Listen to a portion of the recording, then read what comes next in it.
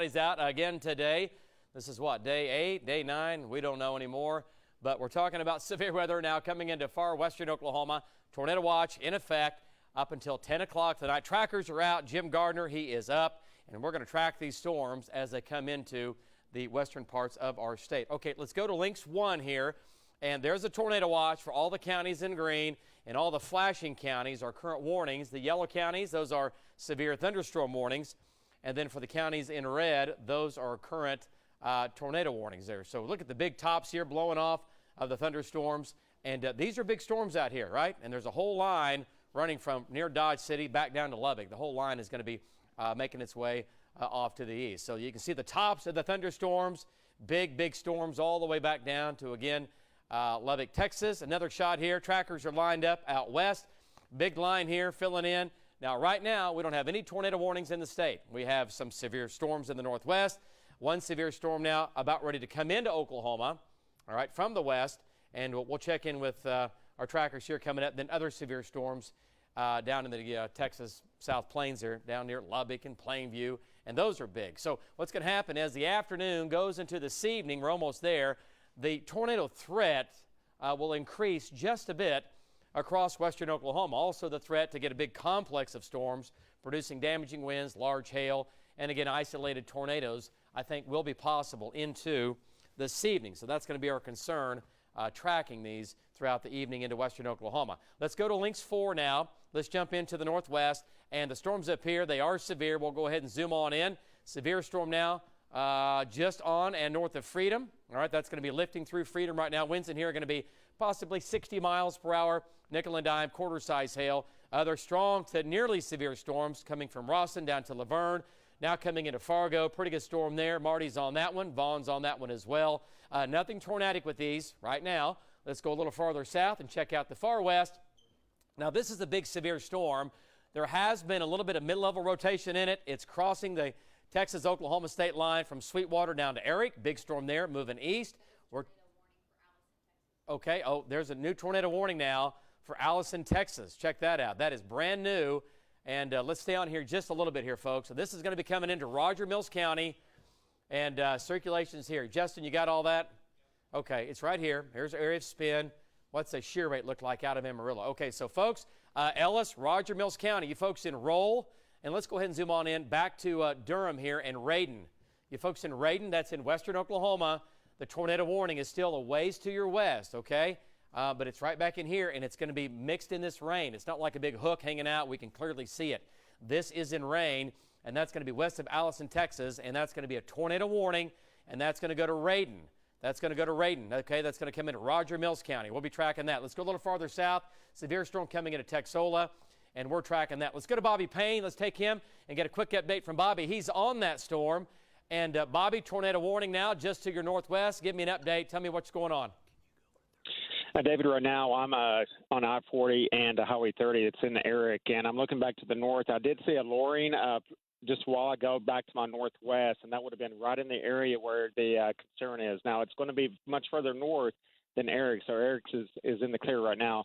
When I was near Shamrock, I was getting 45, 50 mile per hour winds. So right now, I'm going to go north on Highway 30. Back to you, David. All right, great job there, Bobby. And Bobby's going to get back in position here, and we'll see what this thing does. So again, the tornado warning continues out in the Texas Panhandle, but we're talking about this because it will be moving into western Oklahoma. All right, so that's going to be our concern.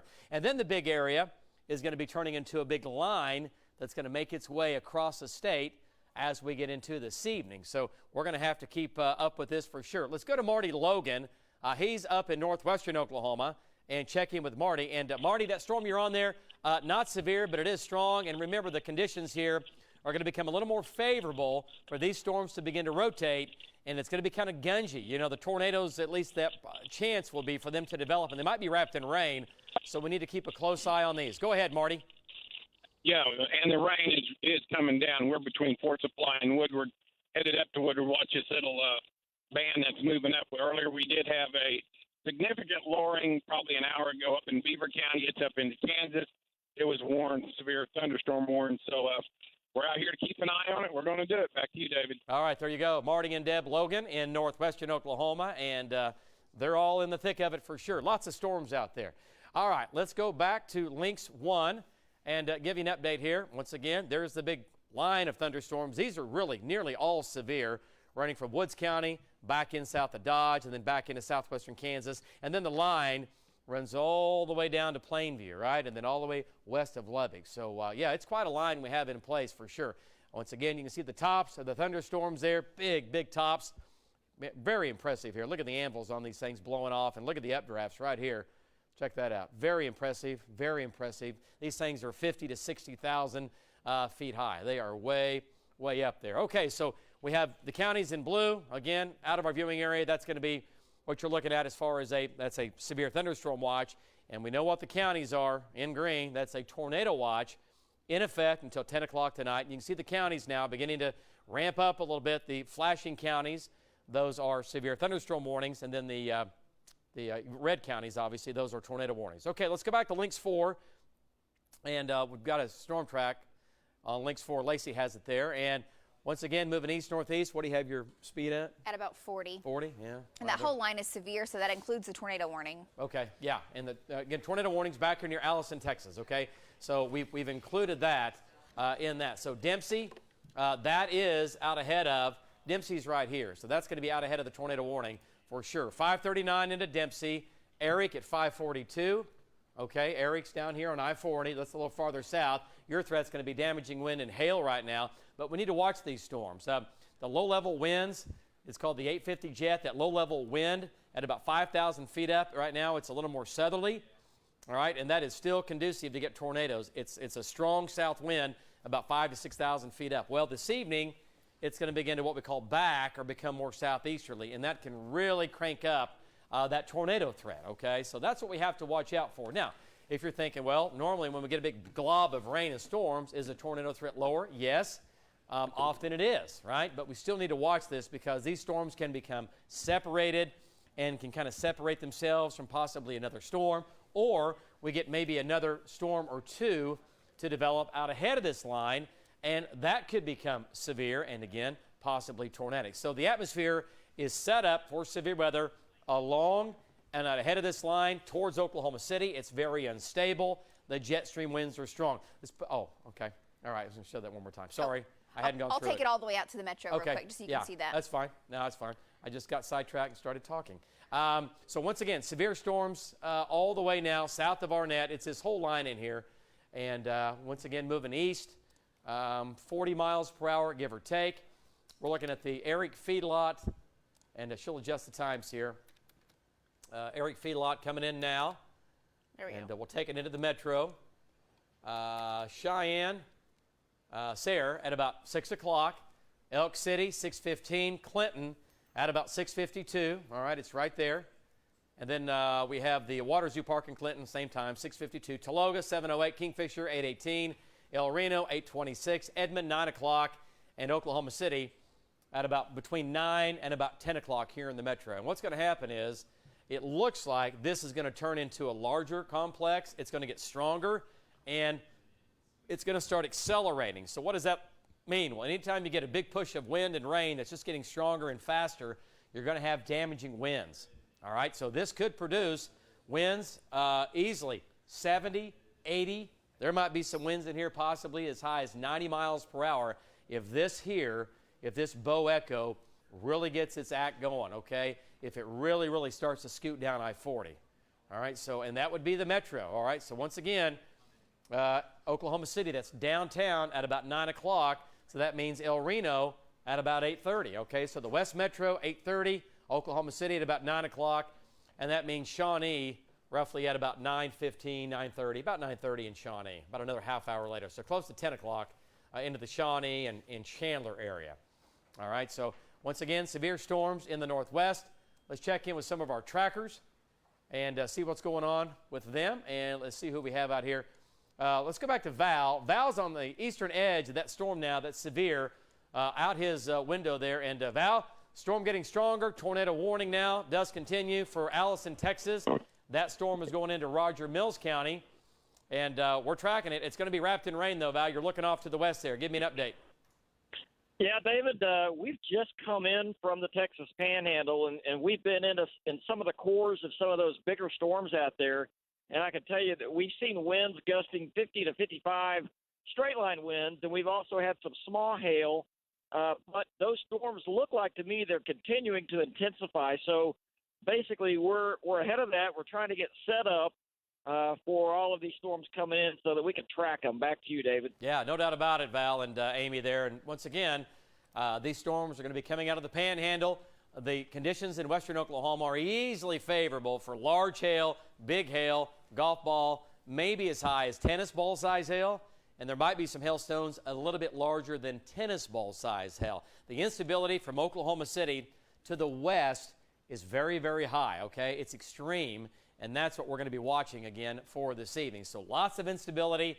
We're going to have plenty of fuel out ahead of these storms. We've got a strong jet stream at the mid-levels, right, about 20,000 feet up. And then we have lots of jet stream energy down low at that low-level jet. And they're positioned just right that we're going to get rotating thunderstorms. But remember, not all rotating thunderstorms produce tornadoes, but they do produce large hail, damaging winds, and possibility of flash flooding and lightning and thunder and all that going on. So that's what we're going to be concerned about. Still a tornado threat, but at the same time, the tornado threat will be there. It's not extremely high today. It's not off the charts high, but it is there. It's not that on the low side either. It's not extremely low, all right? It's kind of middle of the road here for the next several hours, and that will carry on into this evening. Okay, let's go back to Links 1. And once again, the tornado watch continues for all of western Oklahoma, for the counties here in green. Okay, Lacey, go ahead and zoom on in. I thought I had set that up, or it was going to zoom in here for me. All right. And just want to show, just to list all the cities there. Gotcha, Jen. Buffalo, yeah, Woodward, Taloga, Clinton, Hobart, Altus, everybody, the first two-tier counties in. This is the first tornado watch, and then we'll see what these do. As this line gets east, and it's still going to be severe when it comes into the metro later here this evening. It's still going to be severe, but we might end up with a severe thunderstorm watch a little bit later. But in either way, they're marching east. Okay, let's go back to Links 4 control room. Once again, tornado warning. This is out in the Texas Panhandle here, out near Allison, Texas. It's going to Roger Mills County. Still a ways away, but severe storms now coming into Dempsey, Sweetwater. Winds are going to be 60 to 70 miles per hour, going to Cheyenne, going to Morewood, going to Camargo as it moves once again east-northeast at 40-plus miles per hour. We've got new storms developing down here south of Eric. We need to keep a close eye on those. Those are somewhat separated from the storms to the north. We're going to take a break, get a commercial in, and then we'll be back. Stay by News 9. We'll keep you advised. Have you been exposed to Roundup and diagnosed with non-Hodgkin's lymphoma? The active ingredient in Roundup has been linked to this cancer, and you may be entitled to significant compensation. Hire Foshi and Yafi. We've recovered millions of dollars for victims just like you. Call Foshi and Yafi today. For the best price, best experience, and best selection, choose Bob Moore Chrysler Dodge Jeep Ram of Oklahoma City. During the Bigger Things sales event, get new Ram 3500s, $13,000 off MSRP. Or new Jeep Grand Cherokees, $10,000 off MSRP. And even new Jeep Compasses and Wranglers, $7,500 off or as low as $249 a month. Only at Bob Moore Chrysler Dodge Jeep Ram of Oklahoma City on the Northwest Expressway. Online at BobMooreCDJROKC.com. Respectfully, Bob Moore. Have you been exposed to Roundup and diagnosed with non-Hodgkin's lymphoma? The active ingredient in Roundup has been linked to this cancer, and you may be entitled to significant compensation. Hire Foshi and Yafi. We've recovered millions of dollars for victims just like you. Call Foshi and Yafi today. Most local TV stations aren't so local. They actually work for large national corporations. But News 9 is different. One of the last local family-owned news companies. Everyone lives here, goes to school here, drives on Oklahoma roads, and respects Oklahoma weather. No corporate news here. It's just us with our families, win or lose, with you. That's why we can say we are Oklahoma's own News 9. He said, what tools, what resources, what things do you need to really fortify the Weather Center to keep Oklahomans safe? And I'm looking at him like, who are you? I mean, I've met and I've worked for so many other owners that they would never, ever say that. It was always about the money. Committed to your safety. We're Oklahoma's own News 9. Remembering those who made the ultimate sacrifice. News 9 Severe Weather Report. And here we go. Big time line of storms now in far western Oklahoma. These are severe. We have the one tornado warning out in the Panhandle right now, and it's not off the charts crazy strong, but it is an area of rotation that we've been watching that is headed towards western Oklahoma. It could certainly weaken here in the next half hour, and it looks like it might have weakened some already, but we are tracking that as everything is moving from west to east, or really southwest to east-northeast at about 40 miles per hour. So these storms are moving. Now, here's the deal. When you have severe storms that already have winds from the storms at 50 to 60 to 70 miles per hour, and you throw on a 20 to 30 to 40 mile per hour speed, you can easily get winds upwards of 70 to 80 to maybe even 90 miles per hour. And that could happen through this evening. So that's what we're worried about.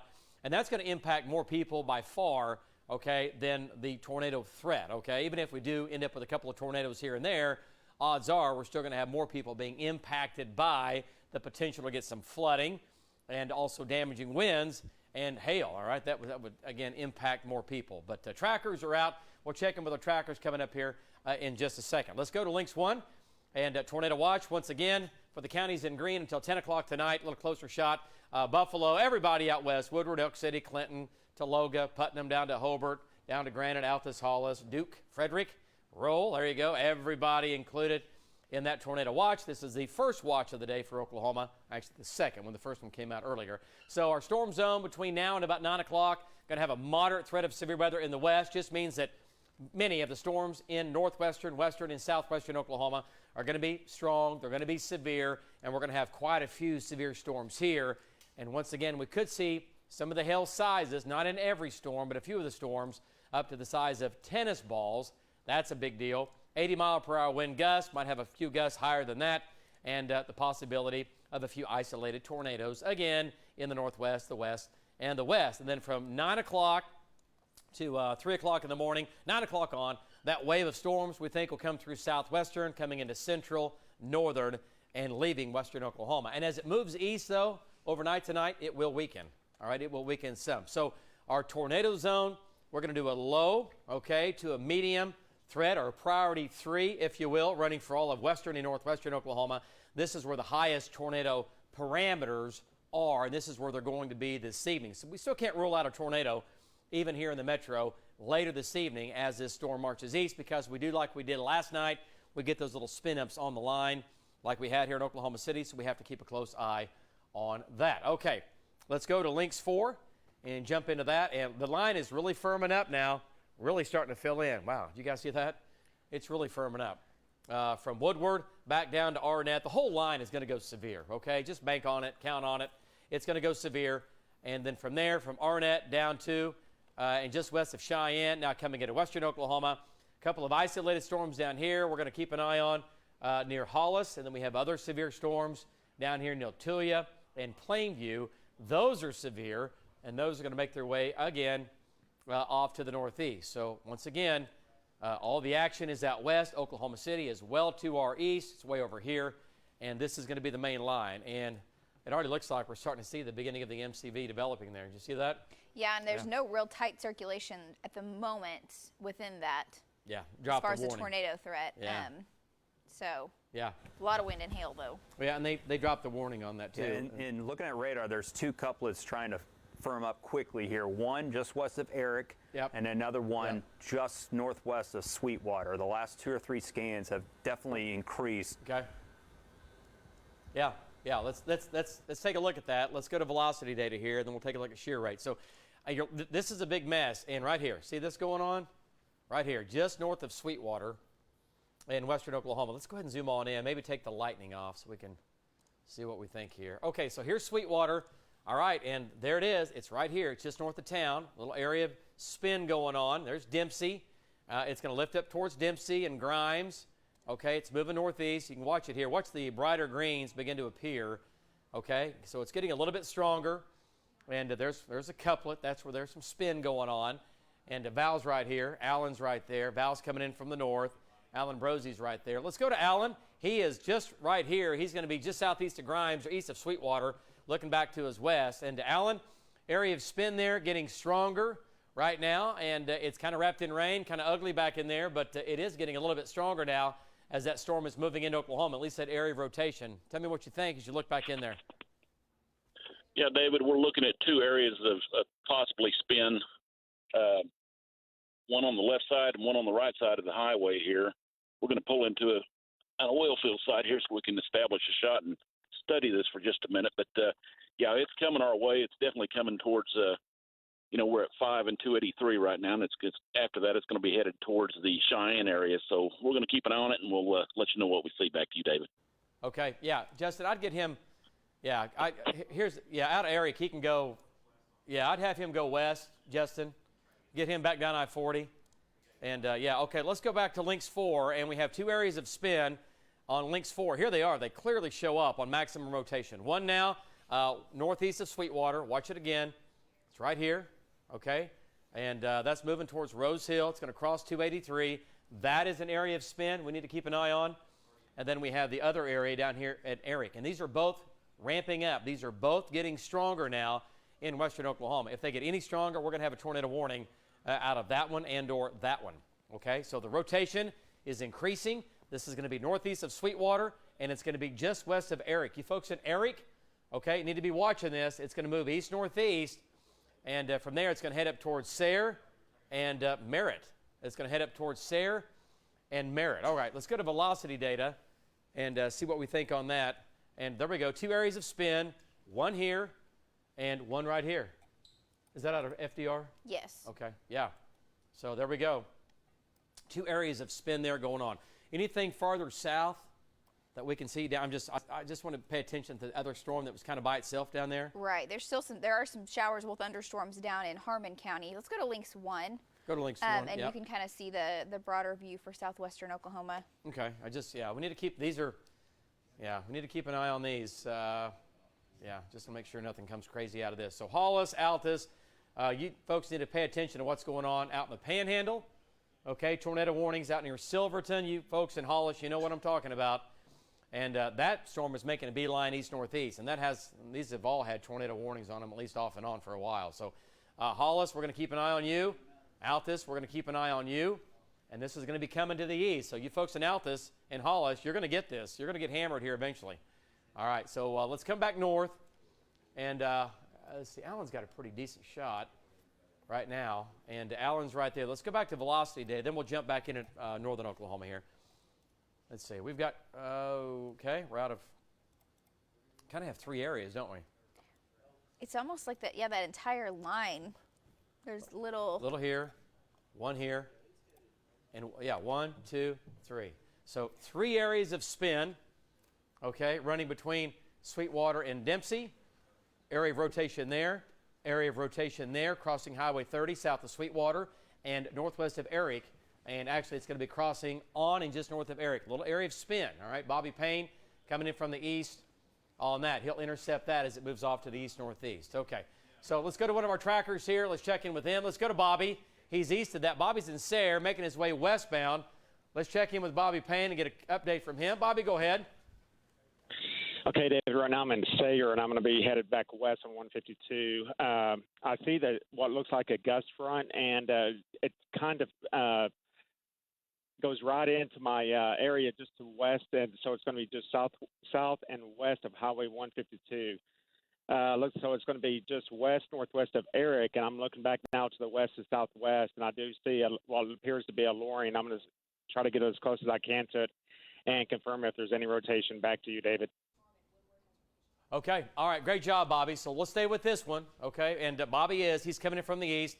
Look at Links 4. Look at that going on southeast of Sweetwater. Let's go back to Links 4 here and take a look at this real quick. Links 4 control. There we go. Yeah, this is all getting stronger in here. What's shear rate look like on that?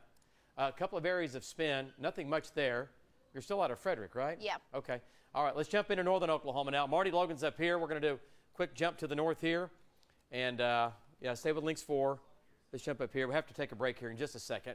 More severe weather, again, coming into Woodward, back down to Fargo, and area of rotation out northwest of Woodward. Marty's all over that. We'll check in with Marty and Vaughn coming up right after the break. We'll be back right after this. 7 News 9 will keep you advised. Most local TV stations aren't so local. They actually work for large national corporations. But News 9 is different. One of the last local family-owned news companies. Everyone lives here, goes to school here, drives on Oklahoma roads, and respects Oklahoma weather. No corporate news here. It's just us with our families, win or lose, with you. That's why we can say we are Oklahoma's own News 9. He said, what tools, what resources, what things do you need to really fortify the Weather Center to keep Oklahomans safe? And I'm looking at him like, who are you? I mean, I've met and I've worked for so many other owners that they would never ever say that. It was always about the money. Committed to your safety. We're Oklahoma's own News 9. Metro tow truck driver is feeling lucky to be... The Oklahoma County Sheriff's Office is investigating this car is really running.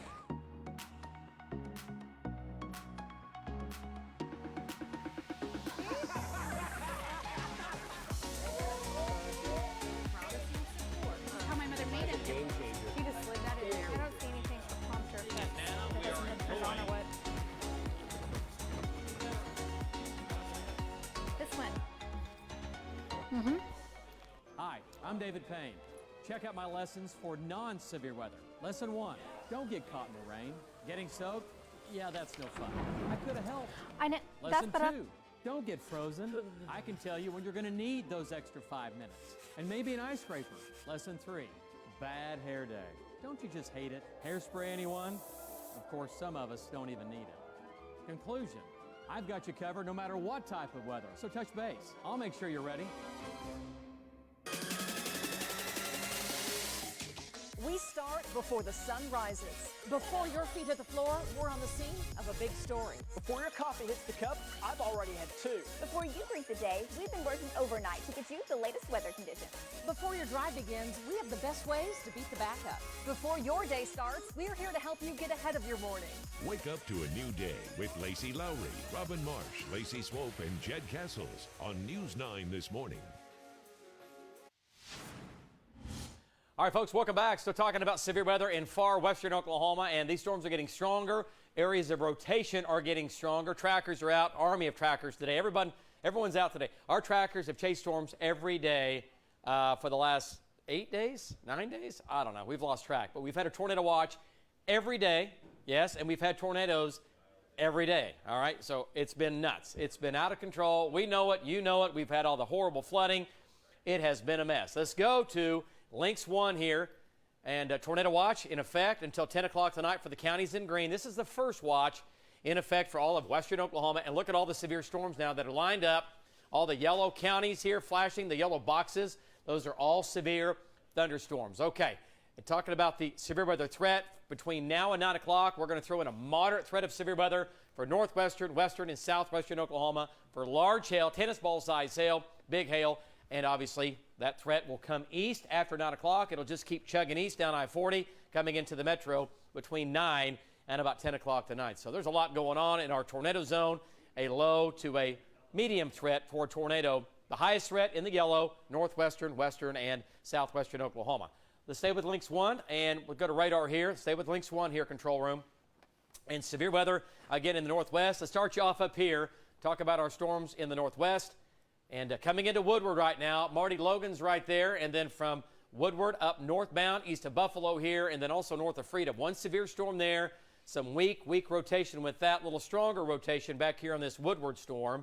And let's see, you're out of Vance. Yep. And, yeah, what does shear rate look like? Yeah, okay, yeah. Yeah, right it's come down a little bit from what it was. Yeah, let's try to get the wind, yeah, it's right there. Okay, so a little bit of a spin now, northwest of Woodward. It's not tornadic, but it is spinning some. Another area here east of Fargo that's trying to possibly spin. So we're watching this carefully. Right now, winds in here are going to be 60, maybe 70 miles an hour, quarter-size hail from Woodward to the north up into northern Woodward County. Keep a track of that. We certainly are.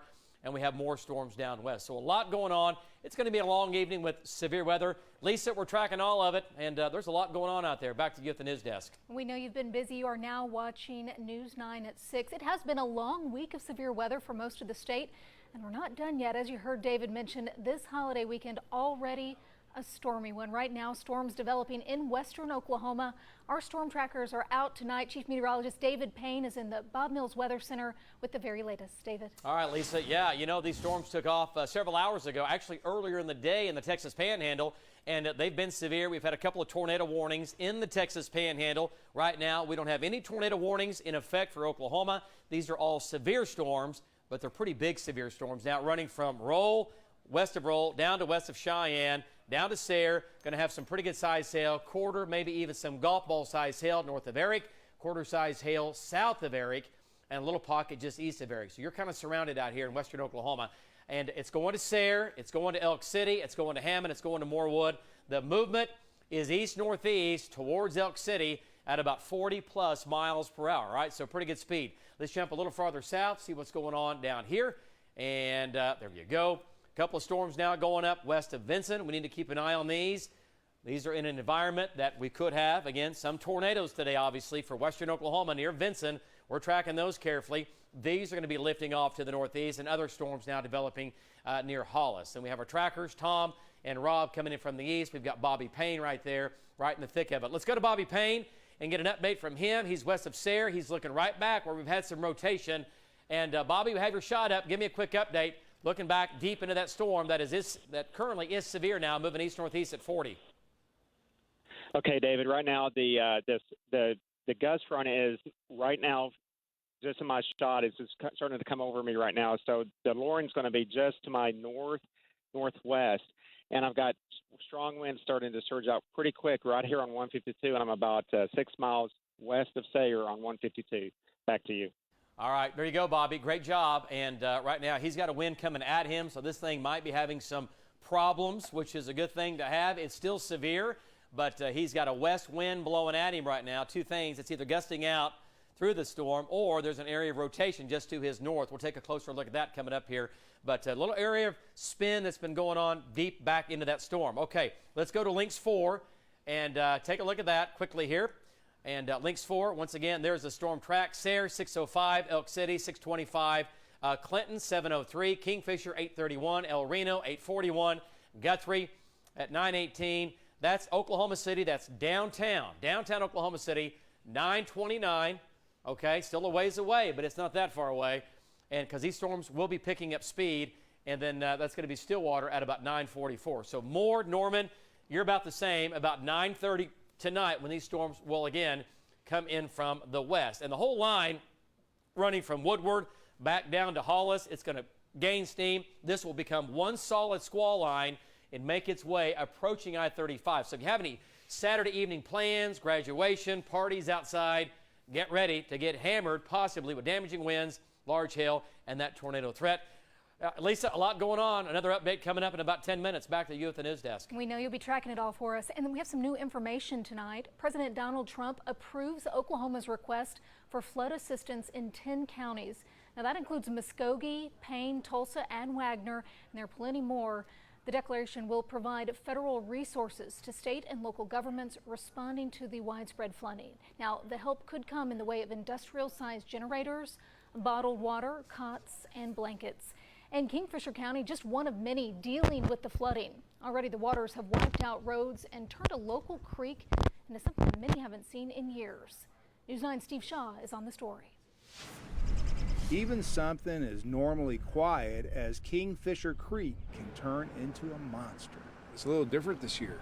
Yeah, it sure is. I keep telling everybody that Mother Nature is bipolar, and please, somebody find her medicine and give it to her. If they don't live down in this area and stuff, just try to stay back, because when they drive through the water, they just make waves, and it just creates problems for the people who still have stuff down here. We're not just talking about flooding. We're talking about water that's washing out roads. You really need to obey the barricades, and the detour signs are there for your safety.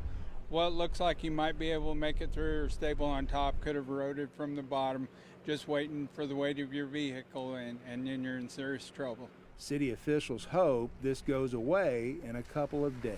2 years ago it flooded and it did not get inside, and then 2007 was the last time it did the major flood, but they worked on the river and stuff since then. Sometimes Mother Nature will not be denied. No, they've had it past this countertop before. In Kingfisher, Steve Shaw, Oklahoma's own News 9. And near that area, a look at a road that's been washed out in Logan County. This is the Crescent Dover Road just west of Banner Road. The photos and videos were shared in the Kingfisher Times. Also just north of Kingfisher, US 81 is flooded right now and it will be closed in Dover tonight. And we have an update on the Keystone Dam. The Army Corps of Engineers is releasing almost 255,000 cubic feet of water per second into the Arkansas River. Now, the Corps says this level should hold fairly steady through the weekend. Due to the increased danger, neighborhoods behind the levee are being urged to evacuate just as a precaution. Also, right now, work is being done to repair erosion in a nearby parking lot. Meanwhile, a state of emergency is underway for all 77 counties in Oklahoma this Memorial Day weekend. Governor Kevin Stitt says Muskogee has been hit the hardest. The Oklahoma Turnpike Authority has suspended tolls on the Muskogee Turnpike. That's from Highway 69 to State Highway 165 for anyone evacuating. And the lake is a popular spot on Memorial Day weekend, but several state parks and lakes are closed due to flooding. High water has forced closures at Great Plains, Fort Cobb, and Lake Thunderbird State Parks. Keystone and Tenkiller are also closed this weekend, as well as Arcadia Lake in Edmond. That's closed indefinitely. Hours have been reduced at the Romano State Park Lodge restaurant and several other areas. You can find a complete closure list on news9.com. And the Oklahoma Blood Institute is in need of donors to help recover from a blood shortage.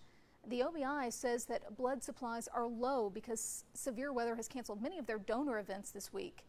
There will be several locations for those blood drives today and tomorrow across the state. Of course, we've listed all of the donation sites on the News 9 app and on news9.com. And if you haven't already, make sure to download the News 9 weather app. You can get real-time warnings on storms happening in your area. In other news, Oklahoma City Police investigating a body found in the Oklahoma River this morning. Oklahoma City Police and fire pulled a man from the water at Walker Avenue. That's right near the dam. Police say a fisherman was walking on the bank, spotted that body, and called for help around 7:30 this morning. At last check, authorities do not suspect foul play. Well, the Oklahoma City Public School District is expected to take over a charter school for at-risk students. The Oklahoman reports the Department of Education found, quote, gross neglect and noncompliance issues at Justice Alma Wilson Seaworth Academy. Now, Oklahoma City Public Schools refers to students to Seaworth Academy and may shut down the school and reopen it later as a non-charter. The school's board is expected to meet in the coming weeks to consider how OKCPS will get involved. And here we go, the latest from the Bob Mills Weather Center tracking severe weather in western Oklahoma. Jim Gardner is up, trackers are out. We'll check in with them coming up. Big line of storms making their way east towards Oklahoma City. When will they get here? And what about that tornado threat this evening? Your forecast coming up. It's the great backyard event at Galaxy Home Recreation. The best deals on pools, all slashed up to 50% off now through Memorial Day. Above ground pools from $19.99. Semi-in-ground pools, the look of an in-ground without the cost. Plus 36 months no interest and free installation off Reno and Meridian. A good night means a better morning. Feel the difference and save up to $700 off Tempur-Pedic adjustable mattress sets at Relax the Back. Also save up to 15% store-wide. Visit Relax the Back today and save. Too many Toyotas. We'll tell you no disasters are exactly the same here in Oklahoma, blah, blah, blah. How lucky can...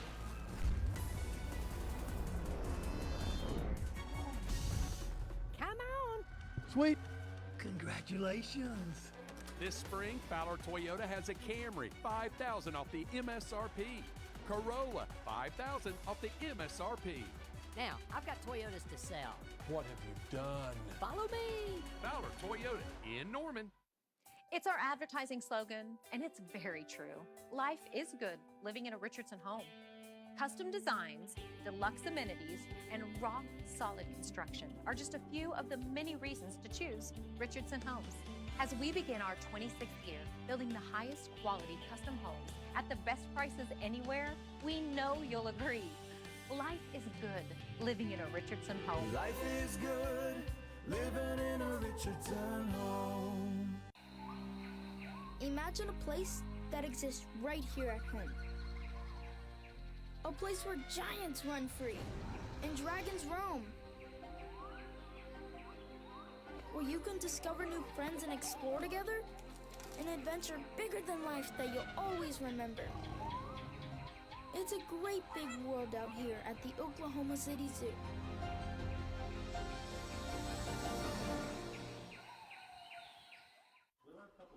Man, that's a cool looking hot tub. Yeah, we should check on the baby. He's so sweet. Maybe too sweet? Internet's down. Your home is only as smart as your internet. Get reliable AT&T fiber and get speeds up to 300 megabits per second and DirecTV. Bundle for $75 a month for 12 months. Limited availability may not be in your area. More for your thing. That's our thing. Call 1-800-CALL-ATT.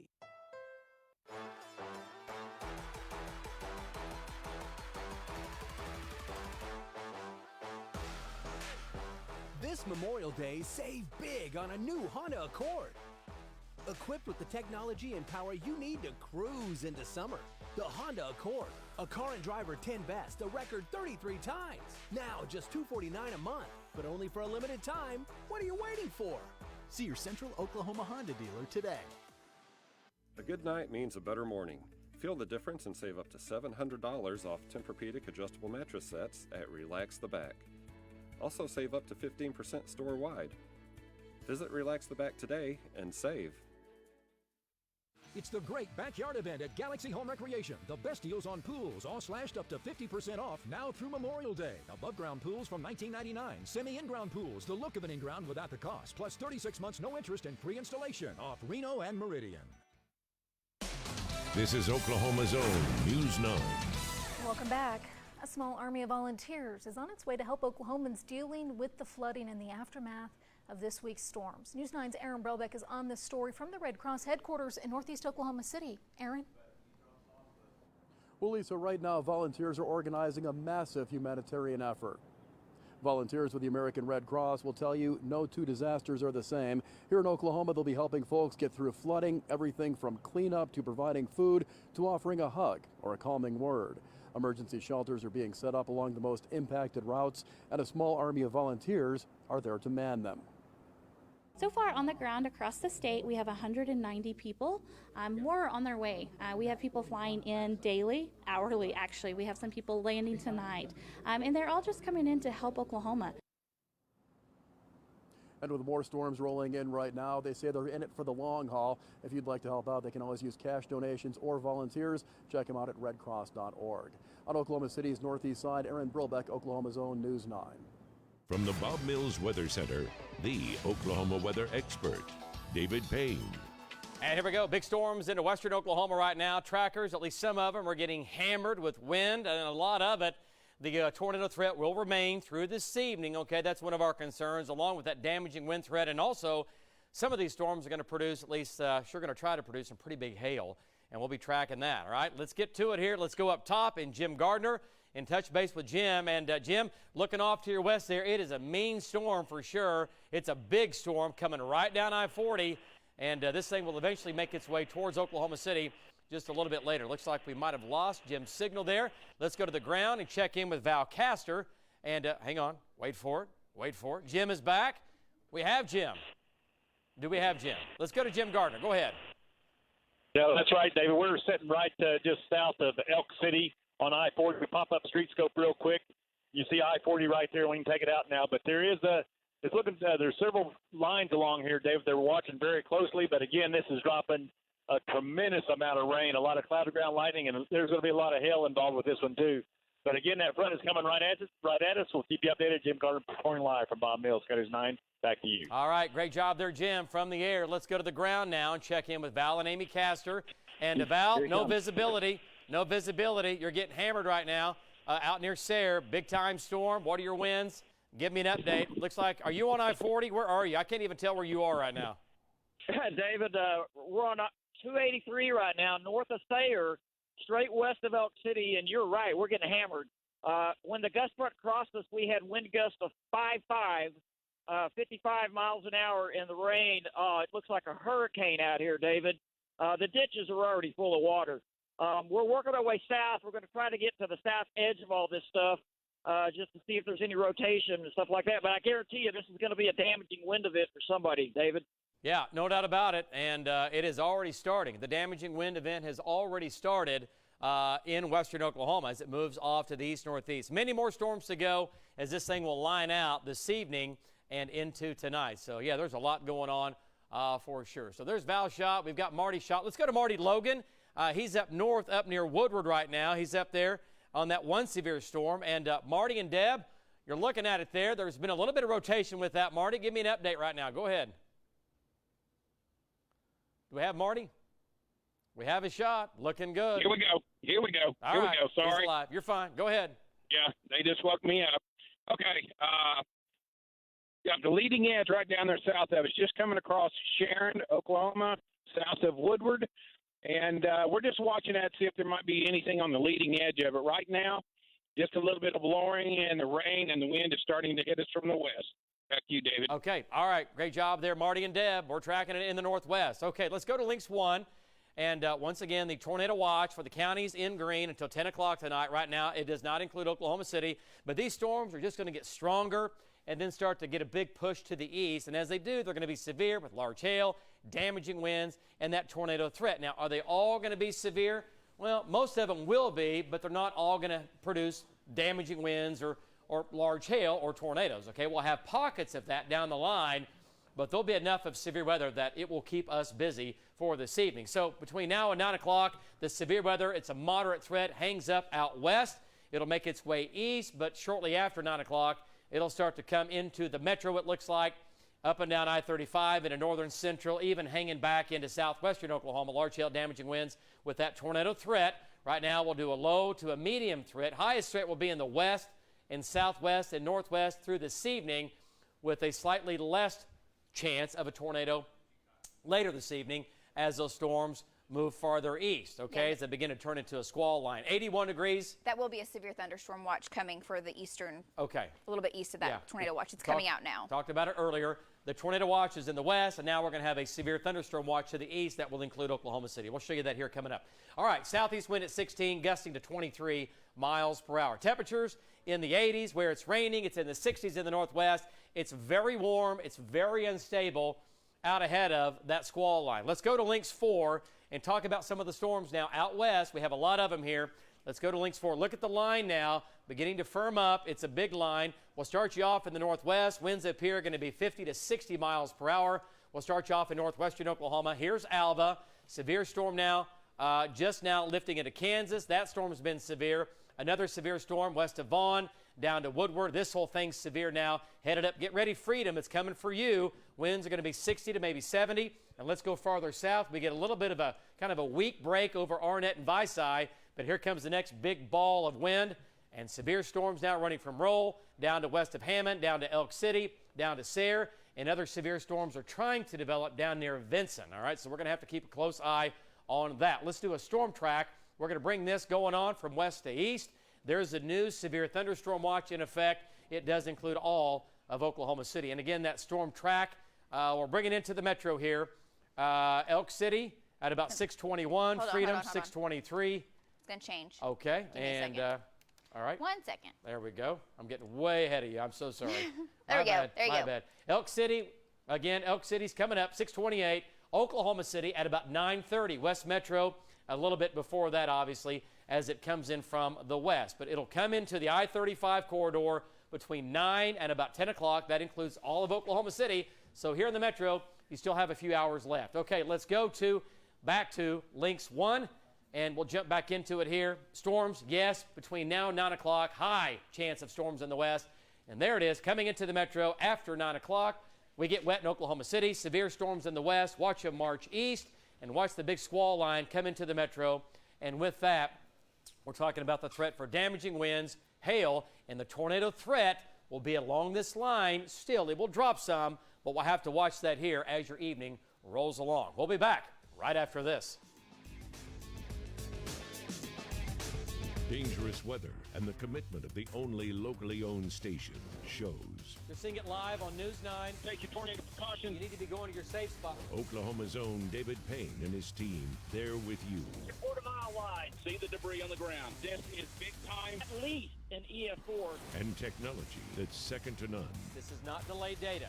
That's why it's so powerful. Wherever you need us, depend on the News 9 team and David Payne, the Oklahoma weather expert. Look at this Western Bacon Cheeseburger from Carl's Jr. Tangy barbecue sauce, charbroiled beef with crispy bacon and onion rings. It's time to give your taste buds a giddy up. The Western Bacon Cheeseburger, only at Carl's Jr. For those who live the life, for those who dare to be different, words don't matter, feelings do. And nothing compares to the feeling of performance from Audi Oklahoma City. Create new memories in the new Audi Q5, only $419 a month. Or venture further in the new Audi Q8, only $699 a month. Experience a feeling you'll never forget. Drive a new Audi today from Audi Oklahoma City. Respectfully, Bob Moore. Big Boys Guns, Ammo, and Range is Oklahoma's largest family-owned, climate-controlled gun range. Shop our huge selection of new and used firearms and try before you buy with any of our hundreds of rentals on site. Big Boys Guns offers private lessons and classes for all skill levels at our 24-lane gun range with distances up to 25 yards. While you're there, ask about our many services such as appraisals, cleaning, board siding, and more. Just 3 miles west of Will Rogers Airport or at BigBoysGunsandAmmo.com. It's the event you've been waiting for, the grand event at Fowler Honda, our grand dealership. President's Award winner, 8 years in a row. Our One win from inventory. OKC. The Over OSU softball team not only 600 could Hondas. punch their What ticket makes to. us so different? You got it. Price, selection, and award-winning customer service. Come see us in Norman or online. Jingle, please. Fowler Honda. I served in the United States Army for 3 years. I'm a retired boatswain chief, served 21 years in the United States Navy. You should always think about our veterans and our flag. Seeing Camp Water Gander, flying the U.S. flag. It makes me feel honored to be working for this company. It's quite emotional to have that show of support.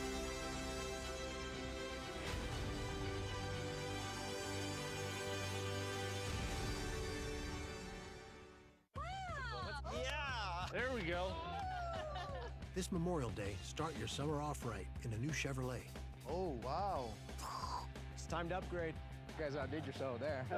I'm gonna go and get a Chevy. An exciting summer begins at your Chevy dealer. Get $3,000 total cash allowance on all Tahoe models when you finance with GM Financial. Or during the Chevy Memorial Day sales event, get 0% financing for 72 months on these select Chevy models. Chevy drives Oklahoma. Find new roads. Whoa, these are no ordinary Carl's Jr. fries. Because these fries have the iconic flavor of the Western Bacon Cheeseburger. It's time to give your taste buds a giddy up. The new Western fries, only at Carl's Jr. Bob Mills, Sky News 9 in HD, brought to you by Bob Mills Furniture. Driven by your Oklahoma Ford dealers, this is News 9 Sports with Lee Benson. One win from OKC. The OSU softball team not only could punch their ticket to the Women's College World Series this afternoon, the Cowgirls could also knock out the defending national champs. Game 3 of the Tallahassee Super Regional. Top of the third, freshman Cheyenne Factor unloads a solo shot to left. OSU would add another in the third to lead 2-0. Trouble in the fifth.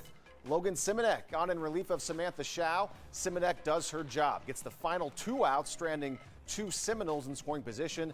OSU up 2-1 at that point. Top of the sixth, Maddie Sue Montgomery makes it 3-1 on the sacrifice fly. Simonet gave up a homer in the 7th, but that's it. Oklahoma State wins it 3-2. The Cowgirls are headed to OKC for the first time in 8 years.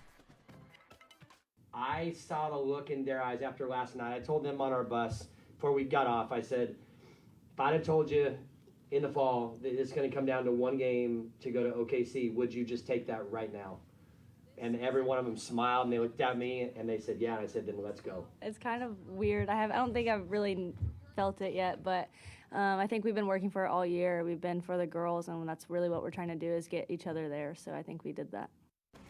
Top-seeded Oklahoma can punch its ticket to OKC with a win over Northwestern. Runs have been at a premium lately for the Sooners, but they brought out the big bats today. Sidney Romero home run, Jocelyn Alo a two-run shot in the third. To the fifth, OU gets a solo shot from Grace Green, just a bullet. 6-0 the score. In the sixth, Kaylee Clifton gets in on the fun. 7-0 Sooners. Then Lindsey Elam crushed.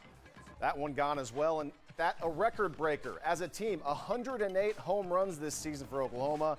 That is a program record. The Sooners headed back to OKC for the fourth year in a row, 8-0 over the Wildcats. To baseball, Oklahoma State faced TCU this afternoon in the semifinals of the Big 12 tournament. A win for the Cowboys would slot them into Sunday's championship game. A loss would force a rematch later tonight with the Frogs. OSU down 6-2 in the seventh. Bases full for Cade Cabanis. Opposite field and out for Cabanis. Grand slam, brand new ball game, tied at 6, but TCU would answer with a 5 spot in the 8th inning. Oklahoma State at the moment trails 11-6 as this one continues in Burketown in the 9th inning. Day 2 of the NCAA Men's Golf Championship, and what a day for OSU sophomore Matthew Wolf. He ties the course record at Blessings Golf Club in Fayetteville with a 66. Wolf and Austin Eckroat sit atop the individual leaderboard. Eckroat 6 under, Wolf at 5 under. As a team, Oklahoma State dominating, 10 under for the tournament. OU makes a move into 7th. Many teams still on the course as we speak. We've got more news and, of course, weather up after the break. Stay tuned for our next half hour. Life is good living in a Richardson home. The highest quality custom designs at the lowest prices anywhere. Rock solid construction, custom designs, deluxe amenities are just a few of the many reasons to choose Richardson Homes. Kick off this summer with a great deal on some of our most popular vehicles at the Honda Memorial Day sales event. Now it's your chance to get an outstanding vehicle with a great offer. Honda was awarded 2019's Best Overall Brand by KWTV.com.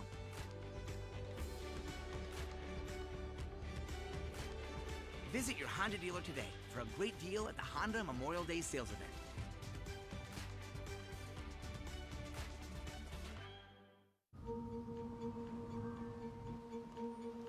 Every branch, on every tree, in every wind, every lightning strike, every wet road, nighttime driver, and rainstorm turned to hail is something you can prepare for. With AAA Auto and Home Insurance, coverage from the people who've spent over 100 years helping members be prepared. Talk with a AAA insurance agent today. Save big on designer furniture from Bernhard at the all-new Design Studio at Mathis Brothers. Bernhard has just authorized additional discounts line-wide off our everyday low prices. Bedrooms, dining rooms, living rooms, get the lowest prices of the year. If you want the very best for your home, the Design Studio at Mathis Brothers is the only place you can find designer furniture in stock. These savings won't last long, so hurry in now to the all-new Design Studio at Mathis Brothers. At AT&T, we believe in access, the opportunity for everyone to explore a digital world full of possibilities, connecting with family, friends, and the things that matter most. And because nothing keeps us more connected than the internet, we've created Access from AT&T. If a member of your household is a SNAP participant, you may qualify for home internet at a discounted rate of $10 a month. No commitment, deposit, or installation fee. Visit att.com/access now to learn more. Hey, sweetie. Right, page 53. Is everything all right? Alex left her cello in my car. Hello? We're getting kicked out of the room. We're gonna have to call you back. We're back. Moving on to page 40. The 7-passenger Infiniti QX60.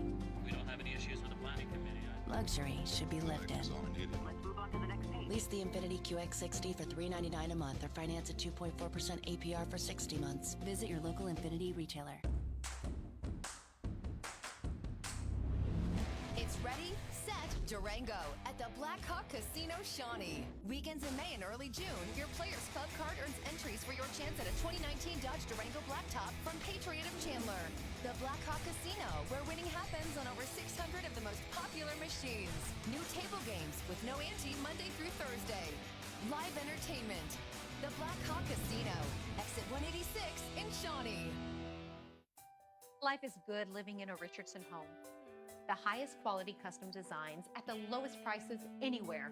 Rock-solid construction, custom designs, deluxe amenities are just a few of the many reasons to choose Richardson Homes. Oklahoma's own News 9 starts now with severe weather. Thanks for staying with us. It has been a long week of severe weather for most of the state, and it's not over yet. Already seeing storms firing up around the state. We have storm trackers all over this one, and Chief Meteorologist David Payne in the Bob Mills Weather Center tracking this one for us. David. All right, Lisa, here we go. Yeah, it's been a long, April and May. We have had a lot of tornadoes, nearly 70 tornadoes so far this spring, and we average about 56 tornadoes for the entire year. We've had a lot of severe weather. We've got a horrible flooding situation up in Tulsa. It's a mess. Trackers are out, some of them getting hammered. We've had a couple of funnels. It's a mess. Let's go up top, check in with Jim Gardner. He's looking at the leading edge of the squall line coming into western Oklahoma. This thing has teeth on it, and this is a big push of wind, hail, and there is some rotation back in there. Let's go to Jim Gardner and get an update. Jim, go ahead. Did we lose Jim? All right, we just lost him, but there's a shot. And once again, this is right on I-40. It's going to be coming into, blowing through Elk City. It's going to Clinton. It's going to Weatherford. And that's what it looks like from Jim Gardner right now up top, looking back at that severe storm. Okay, let's go to the ground, check in with Alan Brosey and get an update. And Alan, there's a bowl on your right hanging down. Have you seen any funnels? What's the wind doing? And you're up near Hammond. Big severe storm there. Go ahead. That's correct, David. We just drove through the town of Hammond. We were northbound. Had a funnel crossing or funnel dipping down out of that bowl just on the leading edge of this storm. It was halfway down right over the township of Hammond. We've got a lot of motion here. Do have some rotation with this bowl right now, David. We had 70-mile-per-hour winds when we first spotted that funnel, and we're eastbound right now, getting ready to go back under it. It's man, it's pretty threatening at the moment, David. But yeah. We don't have any tornadoes on the ground at the moment, but yeah. It only takes a second for these things to halfway, spin down and be on the ground. Yeah, okay. And we'll keep an eye on it for you. Okay, great job, Alan. There's the rotation out right in front of him. This is out near Hammond. That is a rotating storm. Okay, let's go to Links 1. Tornado watch for the counties in green until 10 o'clock tonight. The counties in blue, that includes Oklahoma City, until midnight. Just means the higher threat of tornadoes will be in the west. Okay, let's go to Links 4. We're doing a storm track on the whole line. Well, whole line from Kansas all the way down to Mangum. It's moving east-northeast. Alva at 6:37. Taloga, 6:44. Clinton, 7 o'clock. Medford, 8 o'clock. Enid at about 8:04. El Reno, 8:28. Chickasha, 9 o'clock. Oklahoma City, that's downtown between 9 and about 9:30 here in Oklahoma City. Stillwater at 9:30 and Shawnee at about 10:08. All right, let's zoom in here to this storm in the southwest. And boy, that's a big hail core now coming up. These are going to be some big, gnarly, nasty storms for sure, running from Elk City down to Willow. We got to watch these storms down here hanging out by themselves. We might start to see some circulation down there. Big hail, quarter, golf ball size hail in the line. Once again, going to Clinton, going to Putnam, going to Cordell, area of circulation. Right here, east of Sayre, we're keeping a close eye on that. Another area of spin right there where Allen is. We have two areas that we're watching right now carefully. Let's go to shear rate and see what that looks like.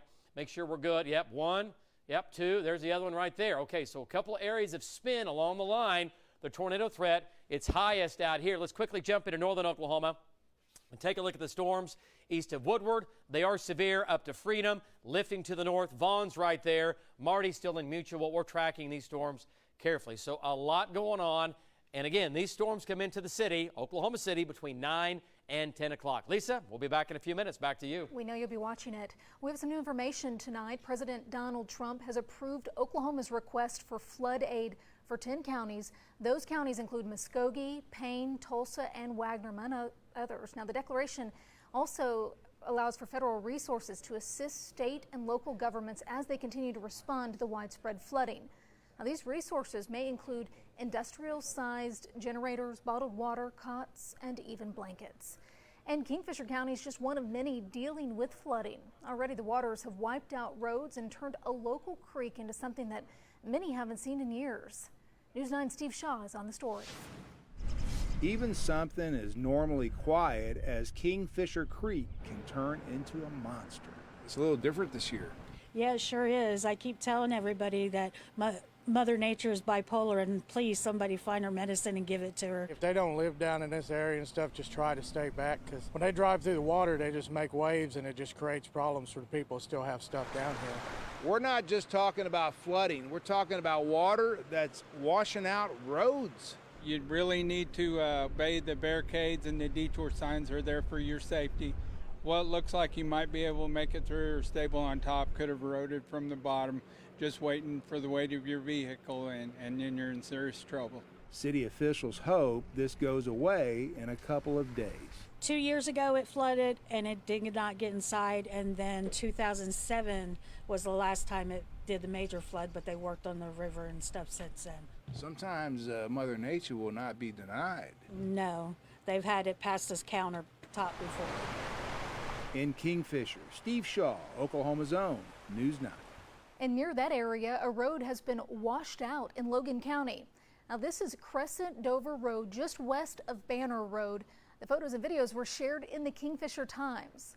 Also, just north of Kingfisher, US 81 is flooded right now, and that'll be closed in Dover tonight. And we have an update on the Keystone Dam. The Army Corps of Engineers is releasing almost 255,000 cubic feet of water per second into the Arkansas River. Now, the Corps says this level should hold fairly steady through the weekend. Due to the increased danger, neighborhoods behind that levee have been urged to evacuate as a precaution. Also, right now, work is being done to repair erosion in a nearby parking lot. Meanwhile, a state of emergency is underway for all 77 counties in Oklahoma this Memorial Day weekend. Governor Kevin Stitt says Muskogee has been hit the hardest. The Oklahoma Turnpike Authority has suspended tolls on the Muskogee Turnpike from Highway 69 to State Highway 165 for those evacuating. And the lake is a popular spot on Memorial Day weekend, but several state parks and lakes are closed due to flooding. High waters forced closures at Great Plains, Fort Cobb, and Lake Thunderbird State Parks. Keystone and Tenkiller are also closed this weekend, as well as Arcadia Lake up in Edmond. Hours have been reduced at the Romano State Park Lodge restaurant and several other areas. You can find a complete closure list on news9.com. And the Oklahoma Blood Institute in need of donors to help recover from a blood shortage. The OBI says blood supplies are low because severe weather has canceled many donor events this week. And there will be several locations for blood drives today and tomorrow around the state. We've posted a list of the donation sites at the News 9 app and news9.com. And if you haven't already, make sure to download the News 9 weather app. This will allow you to get some real-time updates on storms in your area. And in other news, Oklahoma City Police investigating a body found in the Oklahoma River this morning. Oklahoma City Police and fire pulled a man from the water at Walker, that's just near the dam. Police say a fisherman was walking on that bank, spotted the body, and called for help around 7:30 this morning.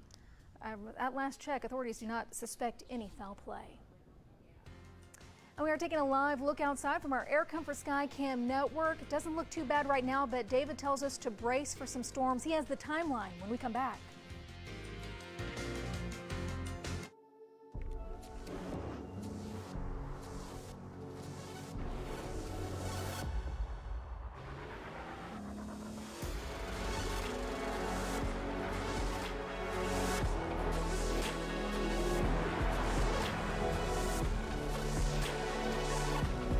The 2019 Nissan Armada. Intelligence with an attitude. Get a low $349 per month lease on the 2019 Armada. Growing your business isn't just one thing, it's a million little things. Should you lease, rent, or own? How fast can you get that far? Does it fit the budget? That's what your local Cat dealer. This is a News 9 severe weather report. All right, folks, here we go. Severe weather again ramping up into western Oklahoma. New tornado warning in effect. Alan Brosie's right there looking right at it. That's the bowl. We had a funnel. It did not touch down, but it was very, very close. We had a funnel. It continues to get stronger. Alan is there. Jim Gardner's up top. Val Castor's out there today. Tom Pastrano, Bobby Payne, everybody. Everybody's out today like they have been each and every day for the last, 3 weeks, month? I don't know. We've lost track on the days. Okay, let's go to Alan Brosie now. Alan, tornado warning on your storm. It's hard to see. Visibilities are not good. Maybe this will clear out for you. You can see better than we can. What's the circulation like from your perspective right there, looking right back at the bowl? Go ahead. Okay, David, it's 2 miles northeast of us right now. We got just a little bitty needle funnel hanging out of the wall cloud. These are short-lived. They don't live very long. They're maybe down 30 seconds, 40 seconds, and they're back up, and it's racing off to the east.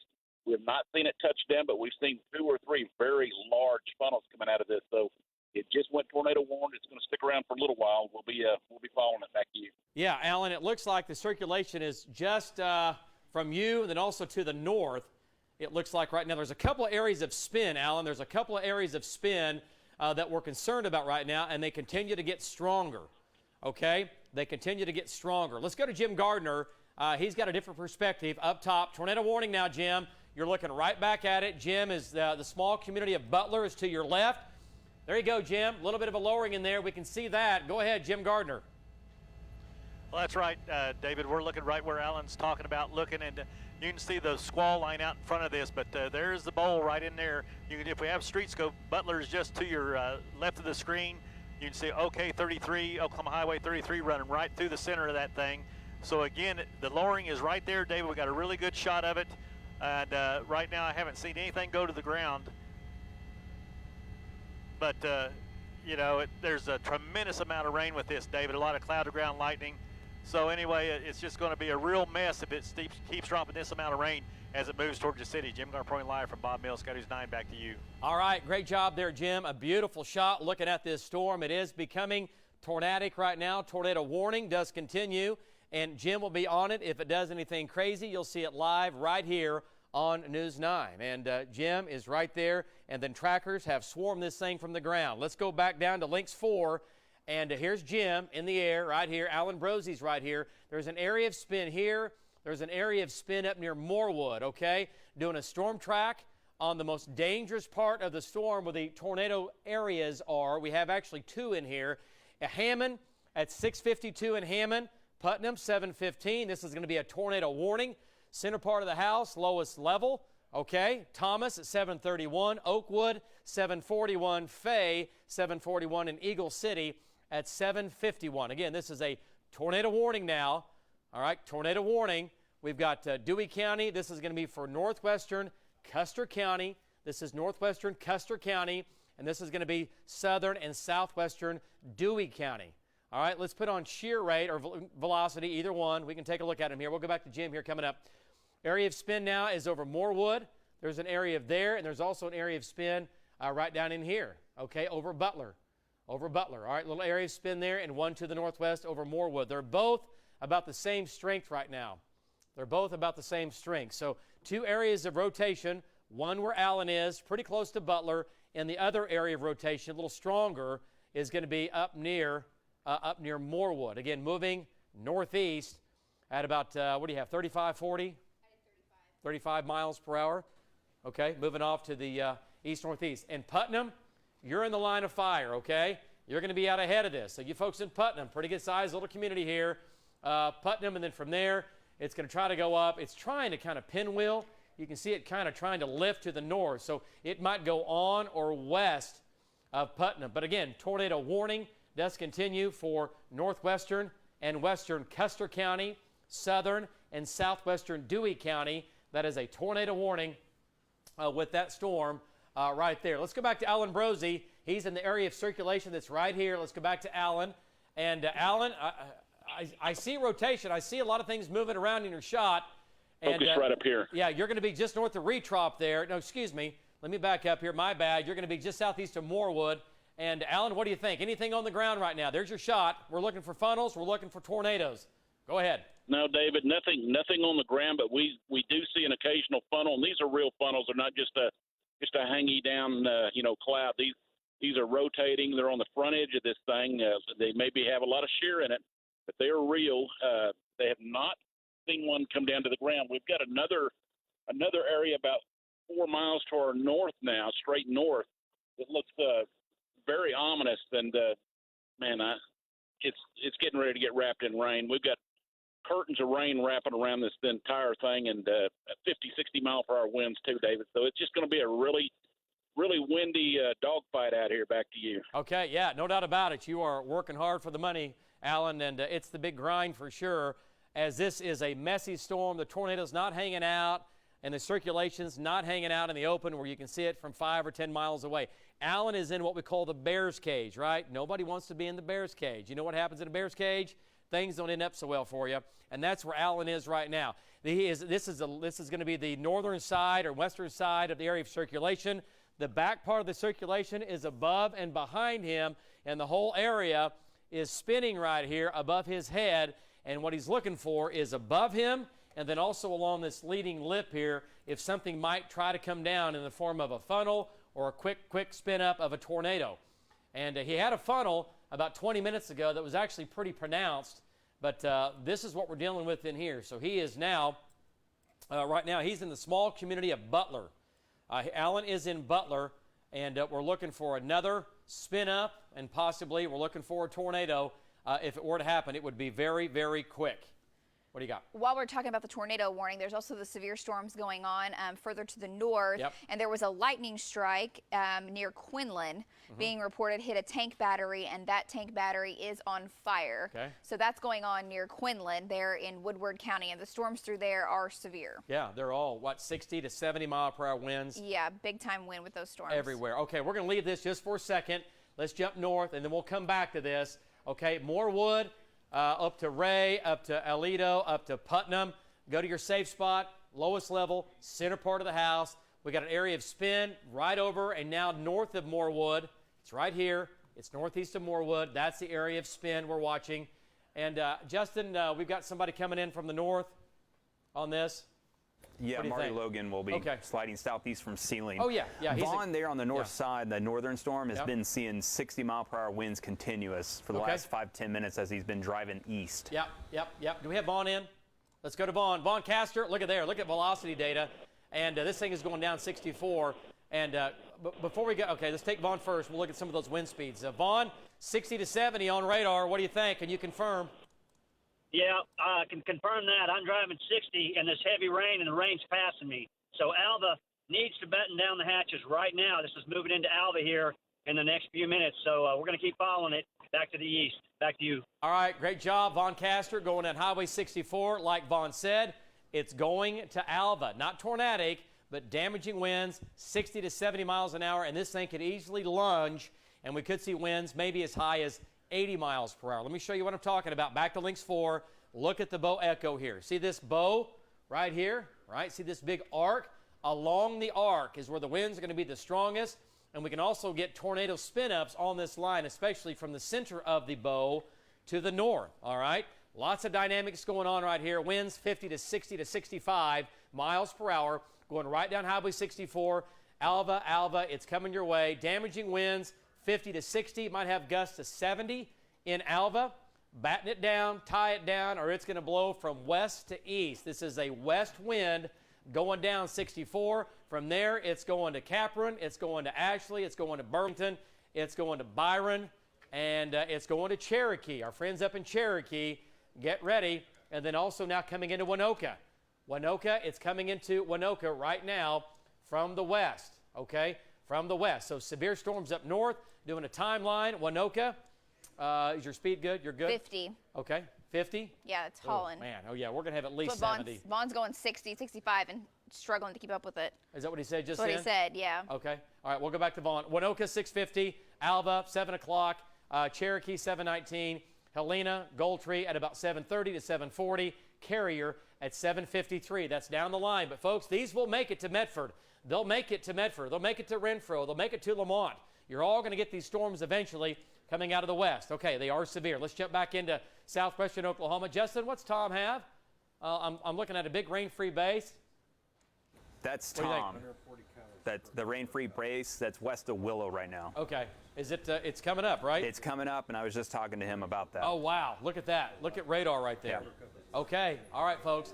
If you're just now joining us on News 9, things are quickly changing. These storms are now moving into more favorable environment for tornadoes into western Oklahoma, and they're getting stronger. the mesocyclones are getting stronger. Things are beginning to ramp up, and that's what's going on.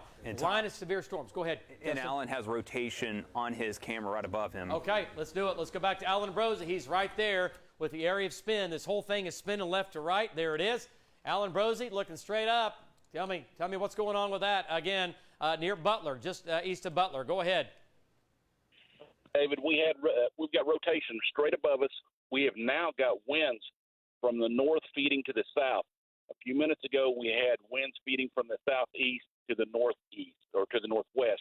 So we know the circulation is above us. Let me see if we can back this out. No, we can't. It's right above us. We're going to go ahead and shoot east and get out of this thing because we got 70-mile-per-hour winds right now, David. 70-mile-per-hour wind. Okay. Wow. Alan, what direction is that wind? What direction is that wind? Okay, the wind right now is going from west or northwest to southeast. Northwest so to southeast. It's slightly above us and slightly ahead of us now. Okay. But we've got rain curtains wrapping around it too. Yes. So the circulation, obviously, you know this, is going to be off to your east. He has a northwest wind, so he's going to go south, make a left turn, and he'll be back in there. He's right there where he should be. It's just literally to the left of his shot right here. It's out his left window. He could reach out the window and touch it, is where that circulation is. But nothing on the ground. If it were, you would see it. From Alan Brose right here live on News 9. And thankfully, we don't see that. But we have an area of spin for sure that we need to watch, okay? We've had a couple of funnels out of this, but right now it's not too crazy, but it is spinning. It is rotating. Winds are 60 to 70, and that's a problem. Okay, let's jump into southwestern Oklahoma. Links 4, control room. And there's the tornado warning now for Morewood, again, up towards Putnam and Taloga. Tornado warning is in this big mess of rain. Again, it's messy in here. This is not good chasing, I promise you. These guys are working hard. And Jim's right here. We're going to go back to Jim here in just a second. It's a wall of wind. It's a wall of wind of 60 to 70 miles per hour running from Woods County, and then we get a break over Woodward, and then it goes from southern Woodward County into Dewey County, and then Dewey, Custer, Ouachita, and then all the way back into southwestern Oklahoma.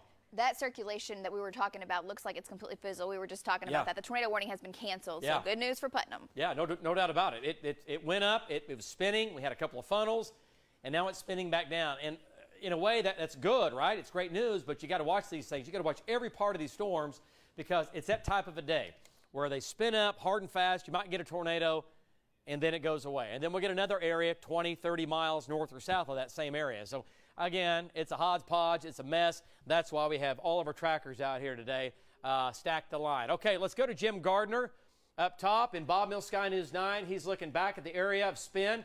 And also, Jim, a little area possibly to your southwest.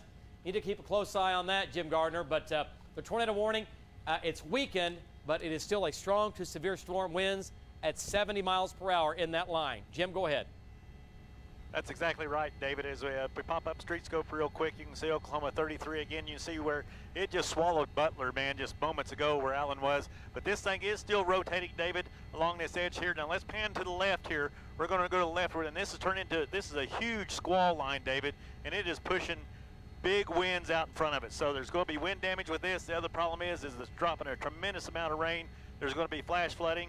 I haven't seen too much cloud to ground lightning yet, David, but this is quite a thunderstorm moving to the east here. Like I said, we'll keep you updated. Jim Gardner live from Bob Mills, Sky News 9. Back to you. All right, great job there, Jim Gardner, up top. And look at this line. This is a line of wind, some hail, yes, and heavy rain, tremendous amount of lightning and thunder. It is a lightning storm in this. Welcome to springtime in Oklahoma, folks. And this is marching towards Oklahoma City. It is coming towards the metro. Let's go back to Links 4. We're going to jump back into southwestern Oklahoma here. Look at that incredible shot from Jim.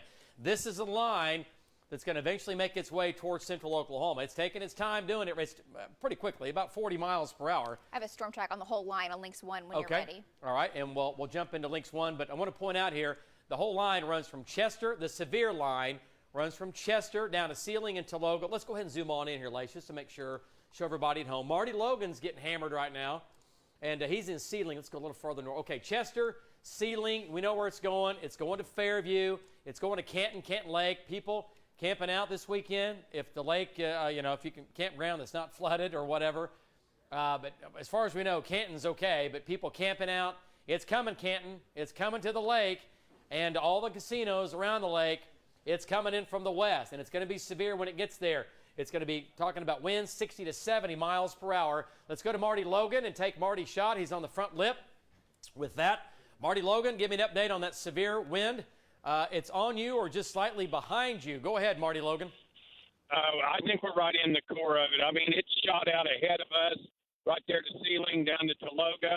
We were getting down in front of the storm that Allen was on just to get another set of eyes on it. And, man, this thing shot out.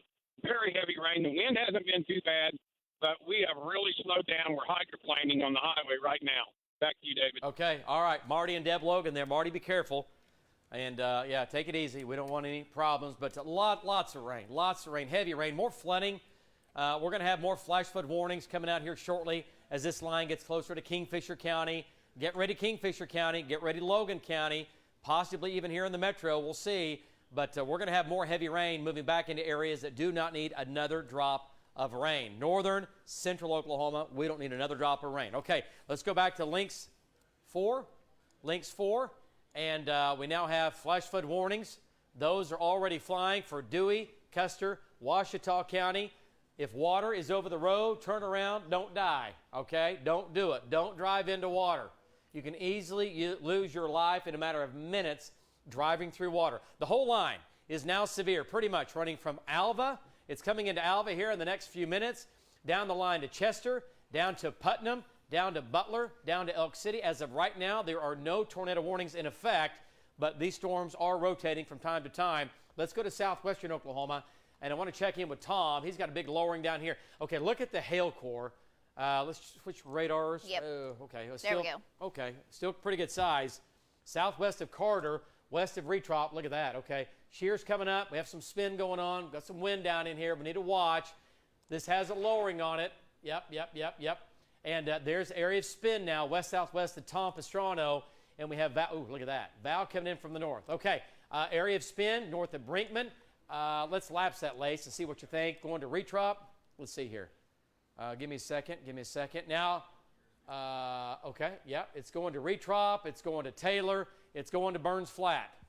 All right, actually a couple areas of spin. This one's weakening. This one is getting stronger. All right, and what worries me about this one, it's what we call tail end Charlie. It's the southern storm. It's by itself, and that has the best chance of producing a tornado most times because there's nothing south of it impeding the moisture and the heat and the instability. All right, so this thing's down here by itself.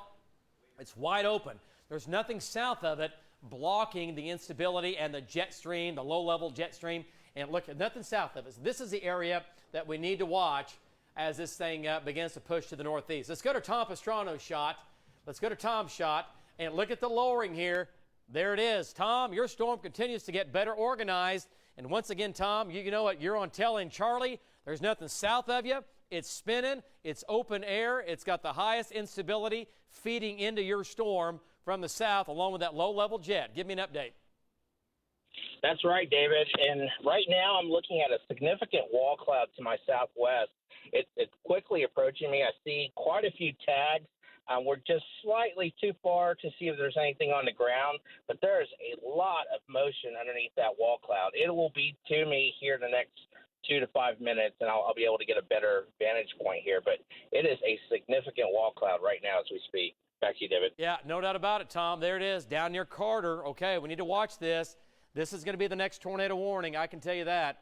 And if it gets any stronger, we're going to issue our own. We're going to issue our own News 9 tornado warning because it is getting stronger. Tom's looking at it. Let's go to Val Castor. Let's go to Val. Val's right there as well.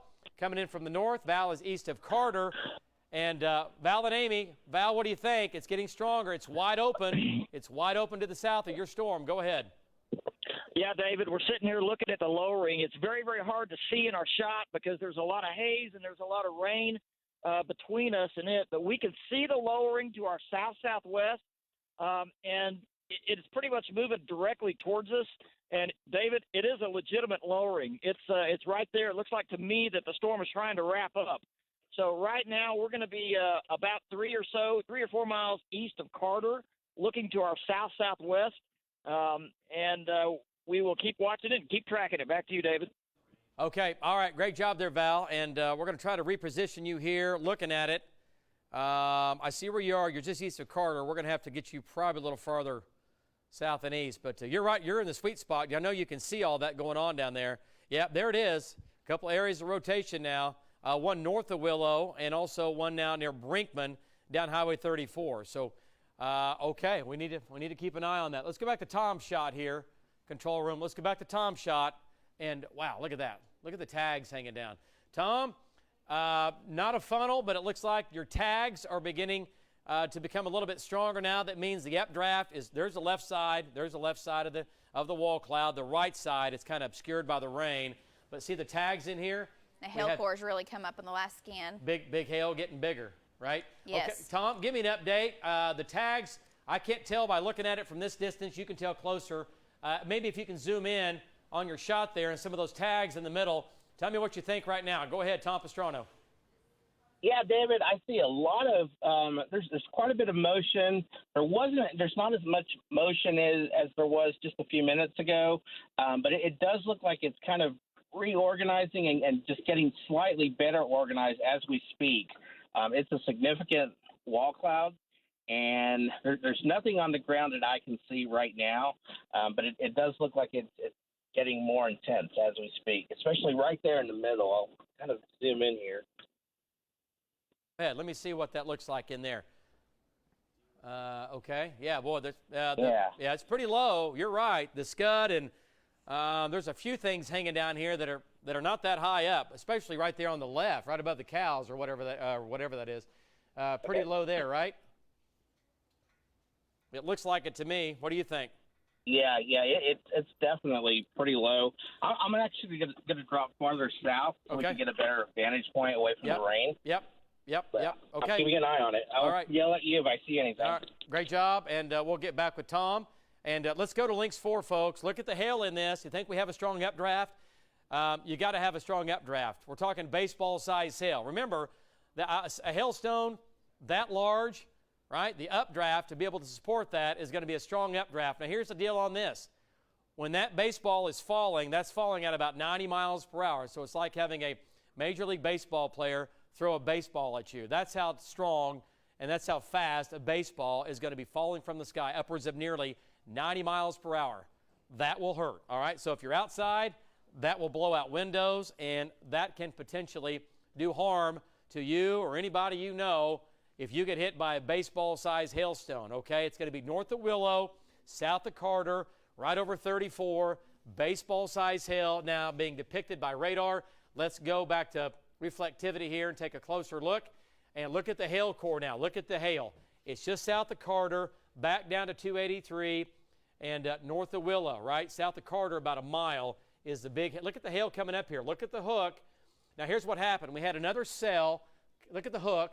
We had another cell coming to the south.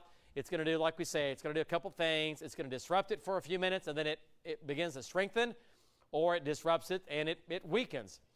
But it's definitely developing a new hook. A little shower in Brinkman coming through Willow. That might energize it. If you live in Willow to Retrop, you folks in Retrop need to be listening up. You need to be watching that. This is developing a hook, and it is getting stronger. Let me show you what we had earlier from Alan Brosey. Take a look at the funnel that he had, and this thing was really, really spinning. And, again, it was spinning fairly quickly there.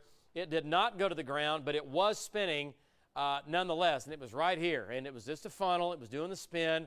This was near Hammond, but it did not produce a tornado that Alan could see from his advantage point. He was right there. Again, it's easier to see when you're there in person looking right at it, when you're right there in person. Okay, let's go back to Links 4 if you want. And Lacey got a volumetric on this, on Links 4, and we put the radar in 3D mode to show you some of the sizes of the hail core in this, and that's going to be a lot of the hail. And that is a hail spike. It's just the hail core is so large. Yeah, it's huge. Yeah. So this is all hail. Kind of fly around this real quick if we can. Just kind of show the folks at home. And here's the hook back in here. All right, big updraft. Got your big updraft going to your downdraft once you get up in here. But that is a mean-looking hail core. Looking at that in 3D. Look at that thing. That is ugly. I don't care who you are. That's ugly. That's a mean hail core. Okay, so that's what we have going on. Tennis ball size hail, that's a problem. And that is now coming into, it's going to Taylor, small community of Taylor, and from there it's going to Burns Flat. You folks in Burns Flat, get ready. It's going to try to make its way in there. I hope it doesn't, but it's coming to your southwest. Okay, so we have the hook there. Whose shot is that? I'm looking at my shots here. Alan, wow, incredible shot there from Alan. And let's go to Jim Gardner. Jim's coming in from the north. Jim's going to come in from the north and get down in here and take a closer look.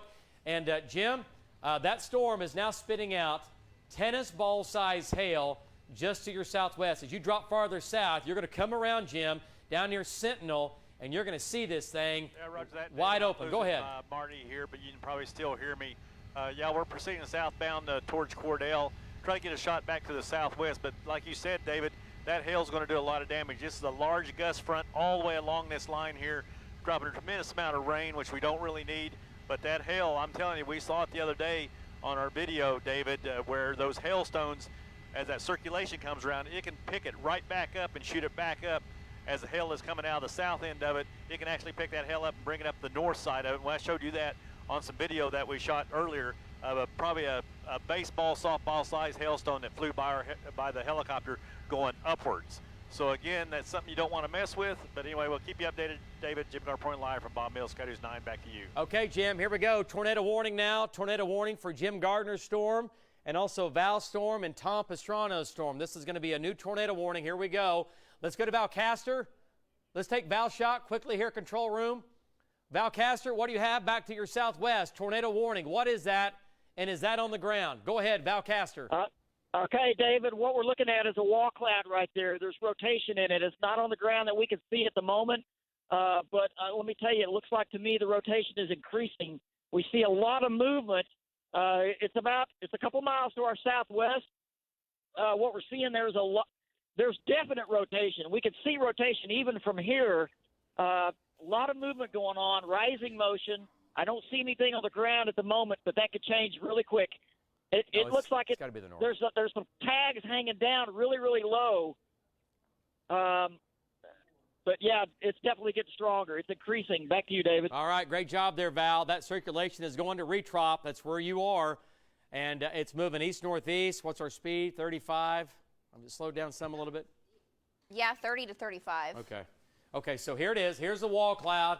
It's ugly. It's hanging down low. We have tags, and all these little tags are just at the base of the updraft. Just imagine from here, 50,000 feet up, 40,000 feet up, 30,000 feet up. There's a big cylinder in the sky that is spinning, and as it spins from left to right, it begins to spin faster, and it begins to tighten up, and as it does, the pressure begins to lower in the atmosphere. You start to lower the pressure, everything, again, lifting and turning, and then it will, again, reach down towards the ground in the form of the wall cloud first, and these little tags are a precursor from the wall cloud, all right, and they're dancing this, they're doing the dance thing, and then eventually, if they get strong enough, or if the mesocyclone can tighten up enough, you'll get a funnel, and then after that, you'll get possibly a tornado.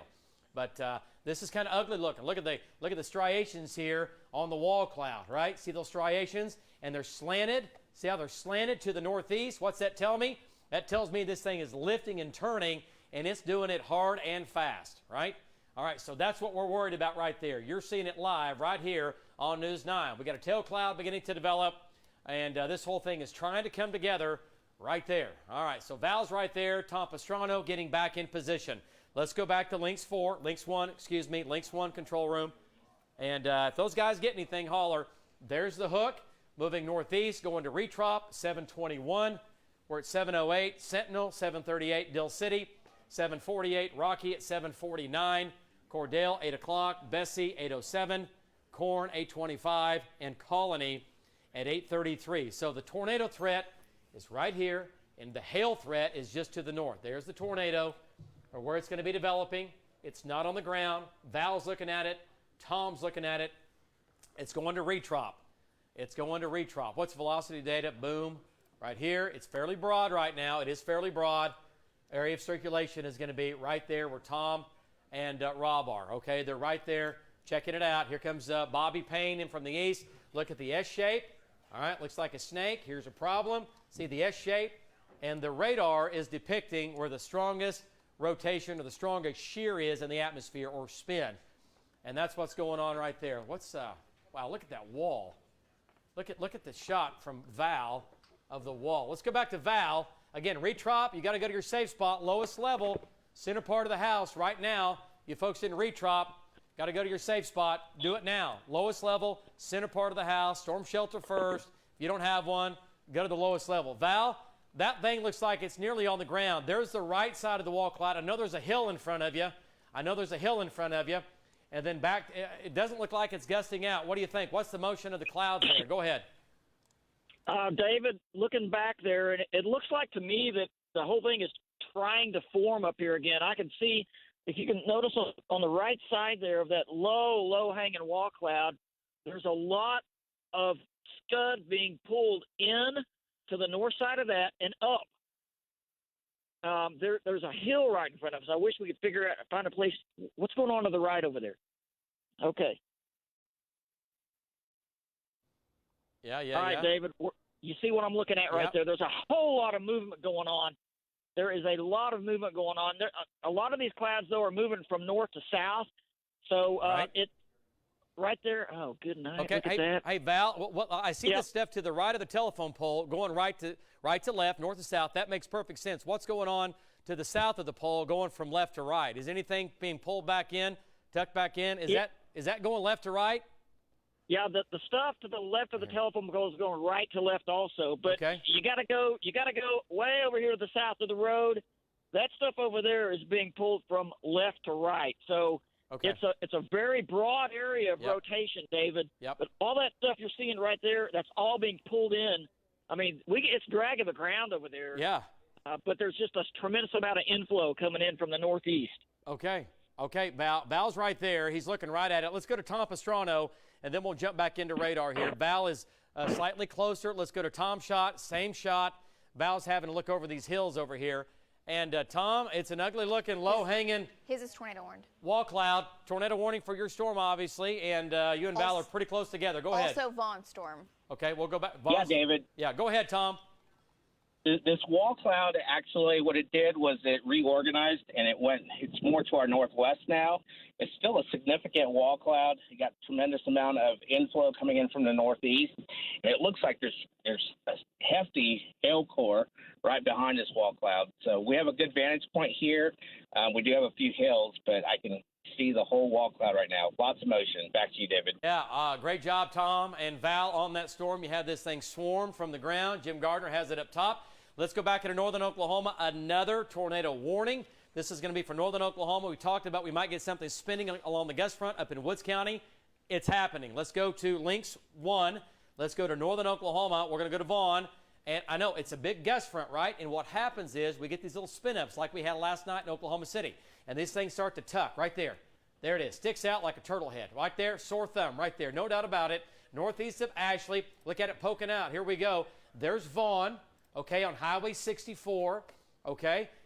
It's moving, yeah. Here, let me adjust this really quick. Yeah, go ahead. It's moving, maybe make it, a little, yeah. So the whole line is severe. The whole line is going to have winds 60 to 70 miles per hour. And look at the couplet here. This is what we call a QLCS tornado developing right here. And you get these little mesocyclones that will reach out, they'll produce a tornado, and then they'll go away. But they can do damage, and they can last for a couple of minutes. They're usually not long-lived tornadoes, but they can produce tornadoes that are on the ground. Let's go to Vaughn. Let's take his shot. I want to see what this looks like from Vaughn Caster. Vaughn, it is exactly 2 miles to your northwest. You're right there looking right at it, and it is moving. What do you see looking back to your northwest at that area of circulation? Go ahead, Vaughn Caster. Yeah, very familiar with these QLCS type things. We get them all the time over in the Tulsa area. So we're watching it. I'm looking off to the northwest right now, David. Of course, I've got a lot of low clouds and rain in front of me right now, but we're waiting on it to approach us here from the west. As soon as I get something confirmation, I'll get right back with you, David. All right, great job, Vaughn. He is all over this thing. Okay, so tornado warning. Let's go to northern Oklahoma again on Lynx 1 and take a look at it here on Lynx 1. And here it is. Okay, storm track Byron 728, Medford 810, Renfro 816. There's Vaughn. There's where the tornado is going to be. See that little tiny hook? I know it doesn't look like much, right? And these are not big mesocyclones. These are not like that. This storm is completely different than what we have going on in southwestern Oklahoma. The mesocyclone is half the size, okay, than the one in the southwest. And look at the kink. Check the kink out, right? Wow, what's that shot from Custer City? Who's that from? No, I'm sorry, no, Dill City. Man, that looks serious. We're going to go back down there in just a second. Okay, so there's Vaughn. All right, so see the kink? That's where the tornado is going to be, right there. Vaughn says he does not see it on the ground, but it is pretty intense rotation. And telling you, what's the speed on that, 50? I did 45, but it could be 50. Yeah, it is It's close. moving. It is moving. I mean, really due east, folks. So right now, it's going to split the uprights. Now, the wind is not. You're going to get trashed with wind up here. You could, with winds 50, 60, 70 miles per hour, running from Burlington to Byron to Ingersoll. And then from there, the wind is going to head over towards Sand Creek and Gibbon and Manchester. Okay? But the area of circulation, again, is going to split the uprights in between Byron and Vinning. Is it Vining or Vinning? That's not even a community anymore. There's Cherokee, between Burlington and Cherokee. All right, it's 4 miles south of Burlington right now. Possible tornado there. If you live south of Burlington, north of Cherokee, prepare for possibility of a tornado. It's going to be right here, 4 miles south of Burlington. It's right there. Shear rate, let's go back to that one more time. Okay. And just to confirm, there it is. It's all matched up. You can see the kink. You can see the kink and shear rate. That's a problem. Okay, let's go back into southern Oklahoma. I tell you what, let's do the big view for the metro here and talk, and then we'll get back up with our trackers. There's that. This line is going to fill in and make its way towards Oklahoma City. It's going to be after 9 o'clock before it gets here. It's going to be well after 9 o'clock, but this is going to head towards the metro. And as it does, this whole line is still going to be capable of large hail, damaging winds, and again, the possibility of tornadoes up and down the line, okay? Even as it comes into the metro, that tornado threat might drop a little bit, but it's certainly not zero, and we will be tracking this line again all evening long. So 2 tornado warnings in effect.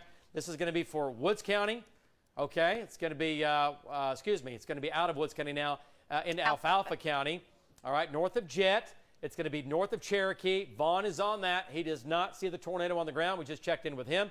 And let's come back south down the line. Marty Logan is on that severe storm coming into Blaine County. Now it's coming into Canton and Canton Lake. And then from there down to Thomas. Alan Brosey's right there. I'm looking at Alan's shot. And let's get back into southwestern Oklahoma. And then we can do a storm track on the whole line. All right, look at the hail core. Wow, that is big hail. That's going to be golf ball to possibly tennis ball size hail. Let's go back to Val and take Val's shot. What's he looking at right now? I see something hanging down. Val? Okay, take it. Go ahead. Get a shot. Yeah. He's coming. There it is, Val. Okay. What is that? Go ahead. All right, David. So this whole thing is trying to get organized right now. We had outflow a little bit earlier, but I got to tell you, as quick as we had outflow, the inflow came back. And that's an indication that this thing is strengthening again, David. We've got inflow, and that's really, really significant. So we're watching it. We're going to go east at retrough here. We're going to go east to stay out ahead of this thing, but I'm telling you what, this storm is strengthening again, David. Back to you. Yep, there it is. Okay, so this thing, that looked like a funnel there for a second in his shot. And, okay, so that's what's going on. Let's go back to Tom. Tom is on the same storm. We'll do a storm track here coming up. Let's go back to Tom. Tom, what do you see there? Looking at that, it looked like we might have had a funnel. Did you see anything? See anything hanging down that's a little scarier than just a tag hanging down? Do you see a funnel at all right now? Go ahead. David, a couple of minutes ago as I was driving, I actually thought I saw a small spin up underneath there. And even right now, you see that darker funnel looking? Let me zoom in. Yep. There's probably spin ups underneath this just based off of the motion and what we got here. I haven't seen any power flashes. It's very dark with the storm. Right. But there is a lot of motion, and there's a darkened area right in there. Right. Yeah. But we're going to have to go east here.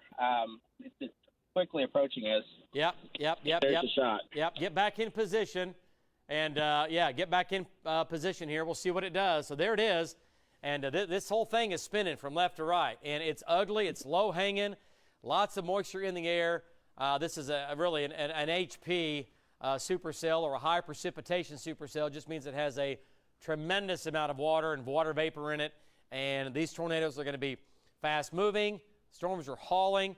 It's going to form fast, and Tom and Val are there. Okay, let's go to links 4. We have a storm track on 4, roads closed. And there you go, running from the Kansas state line down to Altus. Okay, and we got severe storms in the Panhandle that will eventually make their way to Altus. All right, these storms down west of Altus, north of Hollis, might miss you in Altus, but you're going to get storms down there eventually coming out of the Panhandle. Okay, Mangum at 7:22, Hobart 7:36, Watonga 7:47, Medford at 7:48, Enid at about 8 o'clock, Kingfisher 8:30, Ponca City 8:45, Ponca City, El Reno 8:50, Guthrie 9:14, Edmond 9:25, and Oklahoma City, that's downtown Oklahoma City, 9:30. Obviously, earlier on the western sides of town, later on the eastern sides of town. Norman at about 9:54. That will include Moore and Norman. That's roughly at about 10 o'clock tonight. Moore, Norman, 10 o'clock. And then Shawnee. Do we have Shawnee on there? Oh. I'll take it out a little further. Okay, that's fine. We're close. It should be in there. It's, you know what? It's on there. It's actually there. It's just not there. Okay. Anyway, Shawnee is going to be. Let's see. What do we have to the east? It was 10 o'clock. So Shawnee is going to be about 10:30. All right, 10:30 in Shawnee, give or take. Give or take. What happened to Shawnee? We got to find Shawnee. Come on, Shawnee. Come on, Shawnee. There we go. Don't you go rogue on us. What are they? 10:35. 10:35. I said 10:30. Missed it by 5. Dadgummit. Okay, Shawnee, 10:35. All right. So, and then Seminole, you'll be about 10:50, 10:55 in Shawnee. Oh, excuse me, Seminole. Shawnee, 10:30. All right. So there's a squall line embedded in this line. We're going to have damaging winds. This whole line producing winds. Can we turn on the warnings there just to see what we got going on? Yep. And are they all severe now? They should be. Mostly. Mostly. And there's all the flash flood warning, so it's a little busy. But it's a little busy. And the tornado warnings. There's a lot. We have the county flashings here in green. The counties in green flashing. Those are flash flood warnings, the whole line. And then we have severe thunderstorm warnings, the whole line. And then we have tornado warnings up north in Alfalfa County. And then also down south here where Val and Marty are. Greg, when we get Jim up, when we get his shot back, just holler. He's just too far away right now. I got you. Okay. He's trying to get down there on it, but he's going. Okay. Just wait, the second he gets up, yell at me, will you? Okay. So area up north. Let's go back to this. Tornado warning continues. It's crossing Highway 58 just southwest of the small community of Driftwood. Here's Byron. Is it lifted? Yep. A little bit to the north. A little bit to the north. Okay. So let's go back to Vaughn. Let's go back to Vaughn-Castor. And to Vaughn, it's 1, 2, 3, 4. Vaughn, it's 4 miles northwest of you. It's about ready to cross Highway 58. And area, again, what to see? 1, 2, 3, 4. 4 miles due north of you right now, about ready to cross Highway 58. What do you think as you look north into that storm? Go ahead, Vaughn. Yeah, there's a lot of rain. It's all going to be rain-wrapped, David. But it is definitely wrapping up. And I'm getting a lowering to my – whoa. Let's take a look at this right here, David. Just to my west, I've got a really big lowering. I'm going to whip it around just real quick to let you look at it. Go ahead. We got time. There it is. Just due west of me right there is a pretty big lowering. Yep. I cannot confirm if that is rotating or not. We're going to watch it here real quick, but that's coming right at me right now, David. Let me see. Let's see. Yep, there it is. Well, that's it. That's it, Vaughn. You're right there. It's just to your northwest. Okay, so that's it right there. Okay, so it doesn't look like it's on the ground, Vaughn. It does not look like it's on the ground, but it is certainly rotating. And let's see reflectivity there. Okay. All right, Vaughn. Hey, stay with it. I know the roads are not good right now. Lots of water on those roads up there, so be careful. And we'll keep moving east. It's going to go on or just south of Byron. It's going to go maybe a mile or two south of Byron. And yeah, Vaughn, it's just to your north. It still looks like maybe 2 miles. It's crossing the highway right now is where the kink is. It's just to your north. And wind's going to be on that kink, Vaughn. Wind's going to be 60 to 70 miles per hour. 70 to maybe higher miles per hour. Okay, Vaughn's on that. It's not on the ground. It doesn't look like it right now. Vaughn's looking up into it. Okay, let's go back to Links 4. And there it is. There's where the tornado's going to be. It's right here. Clearly see the hook. There's the kink. This is a gust front. If you don't get a tornado, that's great, but what you're going to get for sure, you can bank on it, are going to be winds running from north of Cherokee up to Driftwood, are going to be 60-plus miles per hour, maybe some gusts in here close to 70. That's going to be up and down Highway 58, right? Up to Driftwood. Winds in here, 50, 60, 70 miles per hour. It's going to Manchester. It's going to Sand Creek, and then eventually it's going to Renfro. We'll see if it makes it to Renfro, but right now it's going to try. So you folks in Grant County, heads up. You can see it to your west. Also, new storms developing out ahead of the main line. Okay. Matt just sent us a message saying, Matt Mahler, that the Great Salt Plains Lake and State Park, where the cabins are, probably have a lot of holiday visitors, a lot of RVs on the campground and on the east side of the lake. And that's, it's the holiday weekend. And Okay, so all the lakes, tornadic supercell is actually north of that. The circulation is north of that, but the damaging wind threat will be heading towards the lake. Yeah, and it's going from west to east. So Great Salt Plains is right here, beautiful area. And we know for a fact that the lake's open, right? It didn't close down for flooding, did it?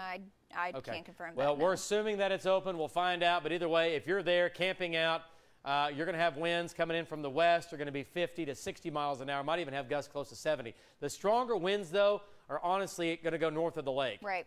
Right here. This is all bad, bad, bad. Winds 60 to 70 up here, okay? But you're still going to get a west wind, and it's going to blow at the Great Salt Plains. Okay, let's go back into southwestern Oklahoma and check out what's going on. I see Bobby shot. Let's go back here with a tornado-warned storm.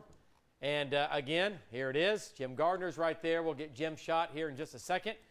And wow, this thing is still hanging on, folks. What does shear rate look like now? Oh, wow.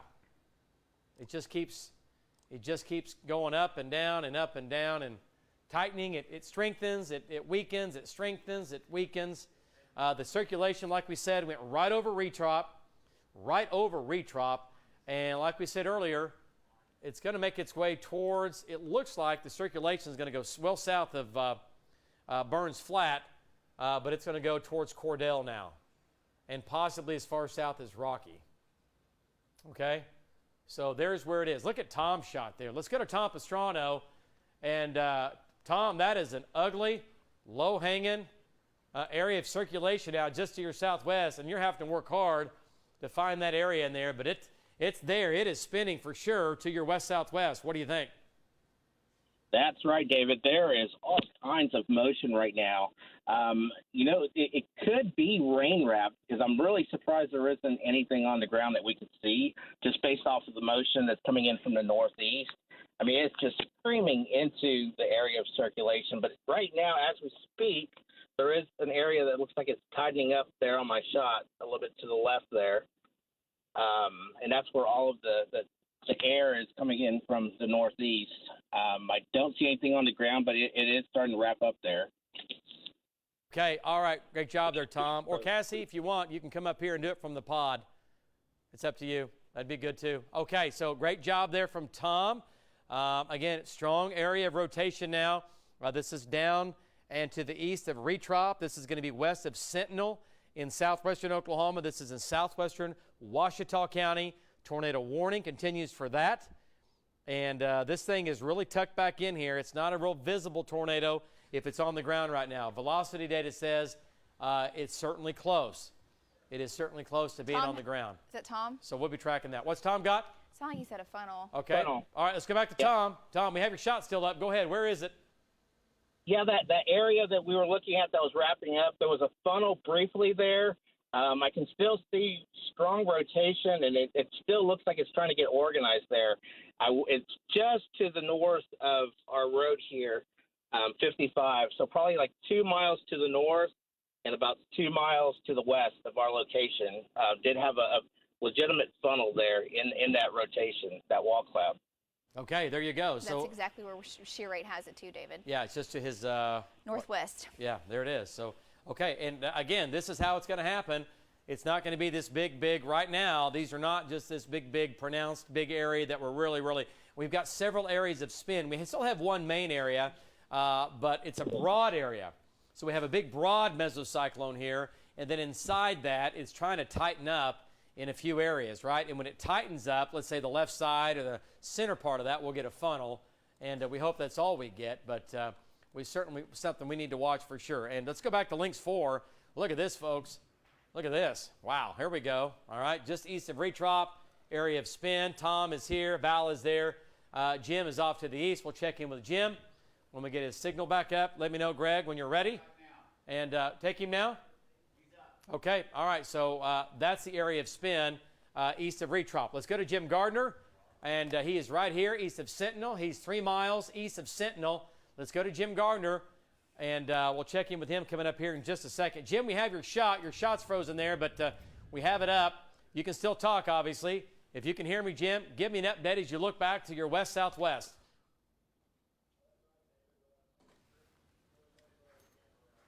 Does it pot him up? Okay, why don't you, all right. Okay, let's take him to the board.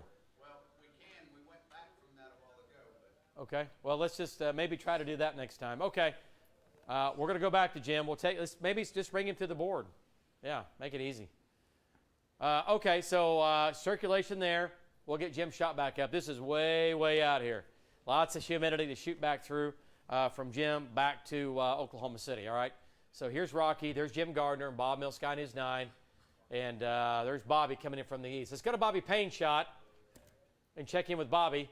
And Bobby's coming down Sentinel there. And Bobby, what do you think? Looking back to your west, you're a little farther out, but a great shot. Go ahead, Bobby. David, right now I'm looking west on Highway 55, and what I'm looking at is a gust front actually wraps into the area north of Highway 55. I've got very strong northeast winds from coming into that area as well. So anywhere I think along Highway 55 and maybe just to the north, if it tornadoes, I think it's going to be right there in that area. Back to you, David. Yeah, there you go. And Bobby, I tell you what, it is really, really spinning. You know, here's the deal, folks. This storm is producing also, well, a tornado threat, yes. Large hail threat, yes. Damaging winds, a tremendous amount of lightning and thunder. But we've had some big hail. We've been talking about some of the hail and how big it is out of this updraft. All this air is going up. These hailstones are flying around for well over an hour, 2 hours, 3 hours, whatever, until they get heavy enough and they fall, right? They get so heavy that the updrafts can't support them. They land in your backyard. Cassie, you've been looking at all the pictures coming in, and there is some huge hail in southwestern Oklahoma. Show us what it looks like. Yeah, no, I've been on Back in the Back looking at Links 2, and what we've been doing is looking at social media and trying to figure out what's all going on out west. We not only have our storm trackers, but you are also our eyes and ears on what's going out in western Oklahoma. That tornado warning that we've got going on Retrop right now, earlier when it was coming into western Oklahoma, just south of Delhi there, it did have up to about tennis ball size hail, and you can definitely tell that's easily golf ball size hail. What do you think that size is there, David? Yeah, it looks like a golf ball here. Yeah. We're pretty close to it, and that's going to be, not quite tennis ball. It is a flat stone, but that's every bit of that. Yeah, so Amanda Beal sent that, and you can continue to send your pictures and whatever else that you've got out there for us on Twitter, on Facebook. We're going to continue to check those and check in back with you in a little bit here, David. Okay, all right, great job, Cassie. Yeah, that's a big hailstone. That hits you in the head at 80 miles an hour. You're going to feel that, and you're probably going to miss work tomorrow. We have a new tornado warning coming, and this is going to be for the circulation that's southwest of Fairview. Yep. Okay, we're going to jump back into northern Oklahoma now. Big hail. There's a problem. Okay, let's go back north, and let's go back to Links 1 and take a look at Links 1. And new tornado warning now going in for Fairview. Marty Logan is going to be coming in from the south. And look at Val's shot. Wow. Look at Tom's shot. Okay, so tornado warning now is coming out. It's right here. Man, it stands out like a sore thumb. Marty is coming in on it. It's going to be you folks in Fairview. Let's lapse that. Let's see what it's doing. I mean, it just came up so quick. Boy, look at that. Okay, it's going into It may go south of town. It's a mile south of town. Okay, new tornado warning now south of Fairview. New tornado warning. This is going to be for Major County. It's 2.4 miles south of Fairview. And look at their shots. Wow, look at Val's shot here. Look at Tom's shot. That's the same storm in southwestern Oklahoma. That is a mean hanging, low hanging, tree hugging, ground hugging wall cloud. All right, tornado warning. Again, look, folks, it's still back in rain. All right, these are sloppy, muddy, ugly, messy storms. There's the circulation. There's the couplet, green and the red, right? Looking right back at you here. We got the stoplight going on, at least part of it. And there's the couplet, what we call a couplet, winds blowing it in opposite directions. right? It's blowing toward and away the radar site. And then our shear rate product exclusively to News 9, showing the area of spin now south of town 2 miles. All right, so that is a problem. And that is a big storm right there. So tornado warning now. If you live, it's going to go south of Fairview. If you live south of Fairview up to Highway 58, and then from there north of Isabella, you need to be in your safe spot. If you live southeast, east, or northeast of Fairview, you need to go to your safe spot right now. Possible tornado. It's going to be right here. You see it as I do. South of Fairview. There it is, crossing Highway 58. Marty Logan is coming in from the south. Let's get an update from Marty. And he's just a few miles away. And Marty Logan, you're not that far away. It's just to your northwest. Go ahead, give me an update as you look to the north. Go ahead, Marty. Yeah, what happened probably about 10 minutes ago, that north end of this line that we're on shot out ahead of everything else. And we've been driving the speed limit and just staying even with it. We are almost into our next town of O'Keene. And we're going to turn and take a look at that. Nothing that I can see on the ground right now. Back to you, David. All right, great job, Marty Logan and Marty and Deb doing what they do, tracking these big storms up in Major County now, just southeast of Fairview. All right, let's go back to Links 1. We'll jump into that storm again up north. And again, it's right here. Here's Fairview.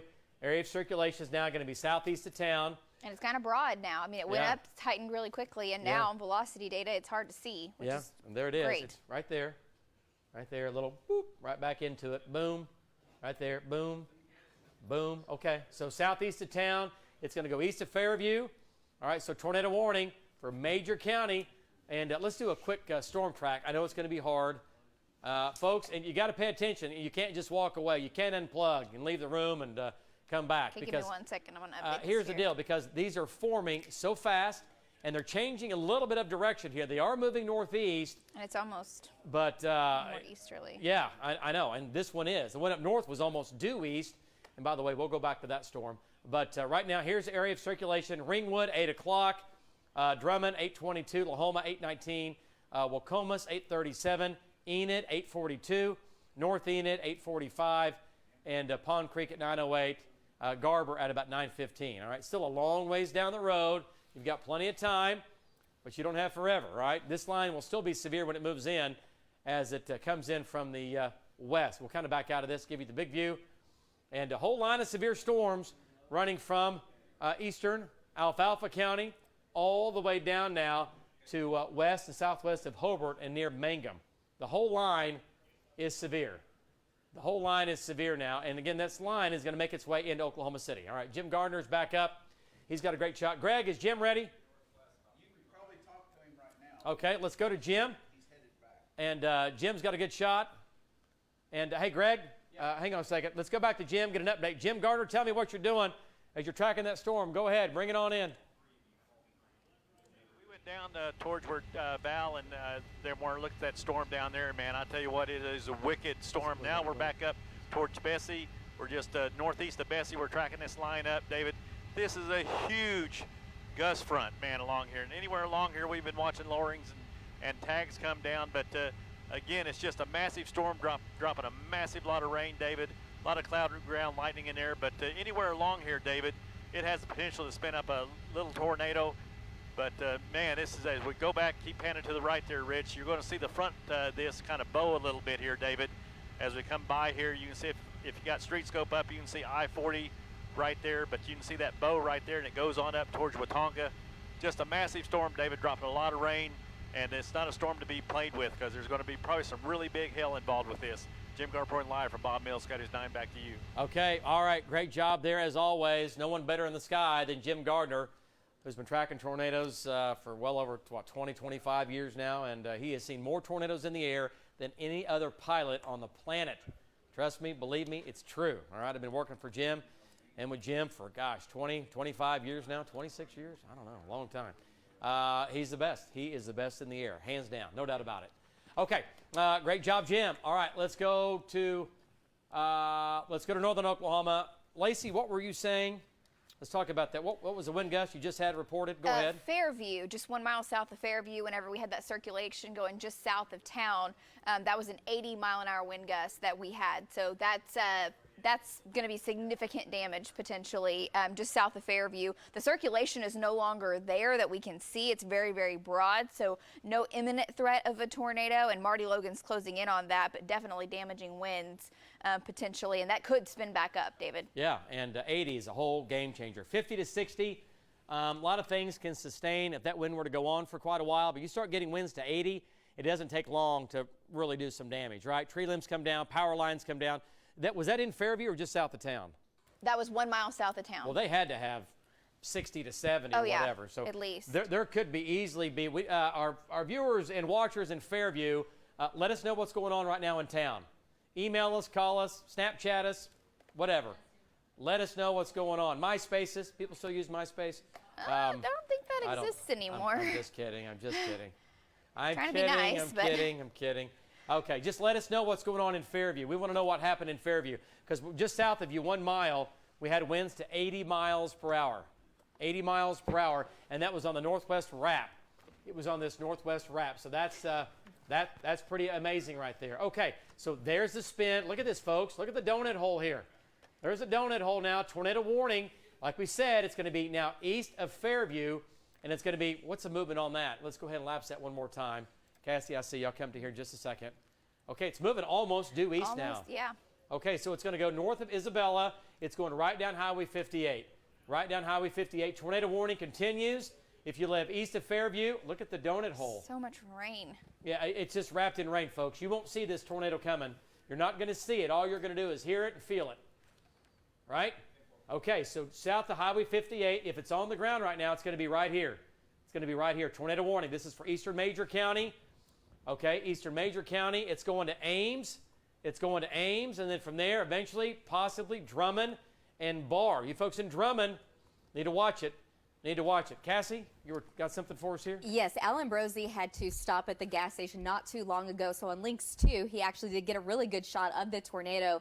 That was near Thomas not too long ago. So it's really hard to see these tornadoes because they're probably going to be rain right. There's just so much going on out there. But he was able to clearly see that tornado in Thomas not too long ago. All right, there it is. Again, that was taken just a little while ago. He was getting fuel. And, folks, that's how things quickly change. So you got to have fuel to chase, right? So he pulls in Thomas, loads up, refuels, and boop, we get this going on. So and that circulation is still there. It's now just southwest of Fay, almost right on top of Allen. Yep. Okay, let's get back to it here, and let's go back into that storm. Let's go into western Oklahoma now. Let's talk about the storms out west. Okay, Allen's right here. He's looking back to his west. Let's go to Alan Brosey and take his shot. And Alan, circulation now still to your west-southwest.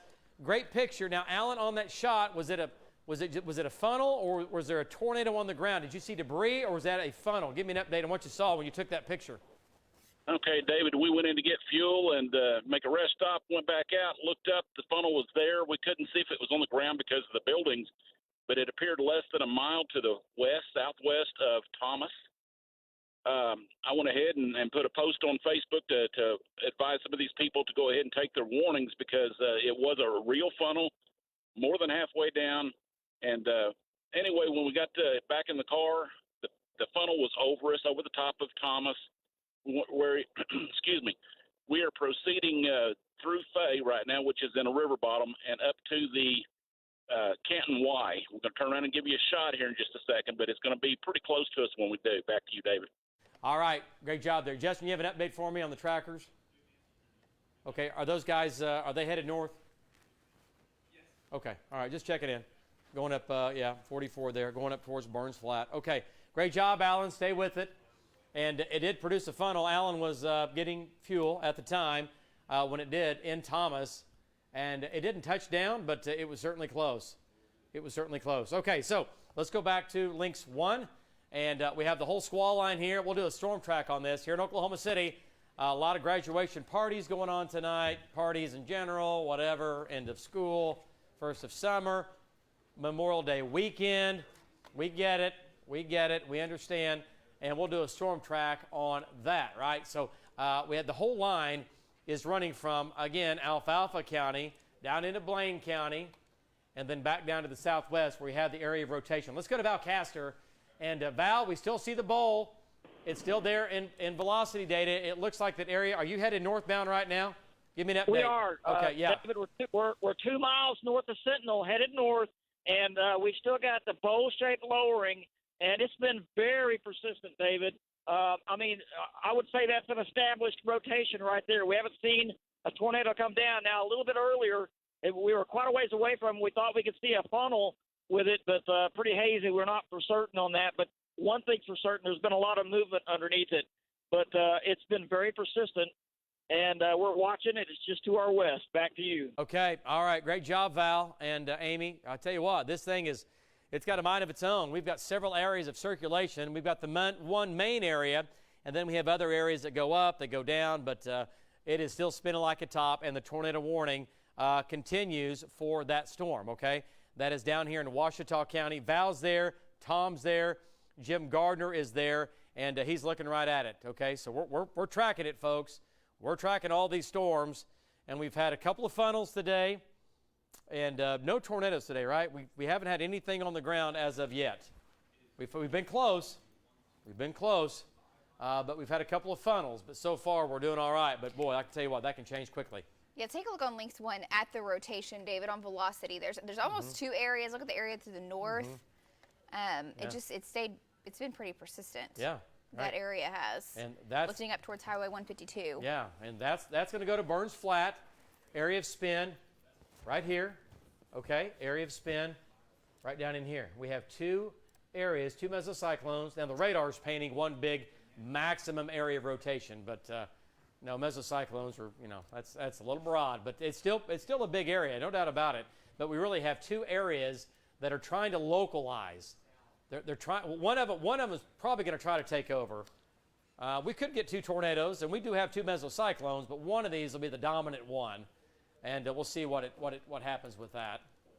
Okay, so yeah, right here. Go back to shear rate one more time. It's going to Burns Flat. Yeah, Dill City. Yeah, Dill City, Burns Flat. Tom's right there. Let's go to Tom and Rob. It's right out his left window. And Tom, kind of two areas of circulation, Tom Pastrano. One to your southwest and one to your northwest. Two areas of circulation. The one to your northwest is a little bit stronger. Give me an update. Yeah, David, I can see that both areas, it still has strong inflow going into the storm. Like Val said earlier, we thought we had something, but it wrapped up into the rain. But this inflow is phenomenal. I mean, it's just really, really going into the storm at a high rate of speed.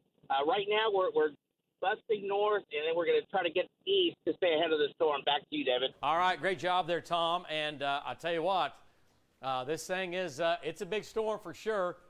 And it continues to rotate. Tornado warning does continue. We've got several tornado warnings going on right now. Again, these are northwest, west, and southwest of Oklahoma City. So the once one again, near Byron has been expired, David. So that's good news for Medford, Renfro. This is moving into Grant County. Vaughn's still there. It's a damaging wind threat still. But as far as circulation, that's gone away. Yeah, that's great news. So, this thing, again, they poke their little head out. They're going to do what they're going to do. And then they get absorbed by the line, and they rotate back into the line, okay? Let's go to northern Oklahoma. And so, again, the tornado warning has now been dropped. Let's go to Links 1. Vaughn's right here, and look at the gust front, though. Damaging winds are still going to be heavily involved with this storm. You can count on it. Let's go ahead and zoom on in a little bit closer. And the damaging wind line clearly showing up on shear rate. Shear rate, it's a great tool.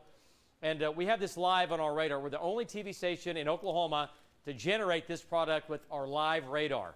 All right, that's what separates us from everybody else, and I'm not trying to be like that. I'm just saying that it's live. It's not delayed. It's not 10 minutes late or 15 minutes late. It's live, right? And that's what matters when you've got a storm moving at 60 miles per hour. That's a mile a minute. 60-mile-an-hour storm is a mile a minute. Think how things can change within 10 minutes, right? 10 minutes time, it's gone through 10 miles of whatever it is, homes, neighborhoods. So that's why we really, really emphasize our live radar. Okay, so here comes the wind. Okay, now coming through Byron, what would the mesonet show up there? Anything crazy? And we'll check in with Vaughn, too. Anything crazy with this? At the moment, no. Not that I have seen. Okay. All right. What's radar showing here on velocity? I'll take it back to base. Let's Okay, see. yep. Right in here is a blue. And 47. Yeah, close to 50 is what it's showing. Hey, that's great. Take 50 all day. Yeah, 50 is great. Let's go to Vaughn and get an update from him. He's in the small little community of Sand Creek. And Vaughn, circulation's weakened. That little area kind of went back in there. It still has an area of spin, but not as strong. And again, winds have come down a little bit on velocity data compared to what they were. What do you think as you get up on that leading edge? You're kind of bumping that leading edge there on that gust front, moving east. Go ahead. Yeah, I'm just to the east of it, looking back straight to the west. And every once in a while, we'll see a little finger drop down out of that leading edge. And all of those got to be watched because this still has the potential to spin up a quick tornado at any point. That's what these do, these QLCS. So we're going to keep watching as it moves east. David, back to you. Yeah, great job. Good advice there, Vaughn. And again, you got it, man. These things will spin hard and fast. Literally, I can leave Vaughn, jump to another storm, and this thing can produce a tornado. Yep. Yeah, look on links 1. Now, Let's go back to links 1. Exact same thing happening. So we had that circulation south of Fairview. Now look to Marty's northwest near Ames. Okay, and I tell you what, show everybody at home. Let's lapse this. Let me show you what I'm talking about. Take this back just a few minutes here. Okay, I'm going to take it to a 15-minute lapse. It went right over Marty's head. It did. Basically. So back it up here. Yeah, nothing. And there it is. It developed right over Marty's car. Went right over his chase truck. And now he's in the back side of it here. And that, ooh, there it is. You folks in Ames, this is going to be the next tornado warning if this gets any stronger. It's definitely getting stronger now. West of Ames, you folks in Ames need to watch this. It's very close to you. And then from Ames, it's going to go on to Barr and then to possibly Drummond. It could lift back to the northeast. But strong area now of rotation east of Marty, across the river. And there it is. Wow, look at that. Boom, right there. See what it looks like on reflectivity. There's a little hook there. There it is. And that's it. And I know we talk about on big days or tornadic supercells, we call it the Screaming Eagle. You got the big V-notch radar presentation with the big hook hanging out. And it's clearly, you can see where the tornado is, right?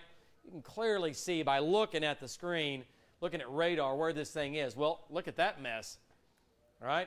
If you're an amateur and you're thinking, there's nothing in there, and you wouldn't even see it, but right here, that little kink right there is where it is, and that's where the area of circulation. I'll hold my finger here. See the hook?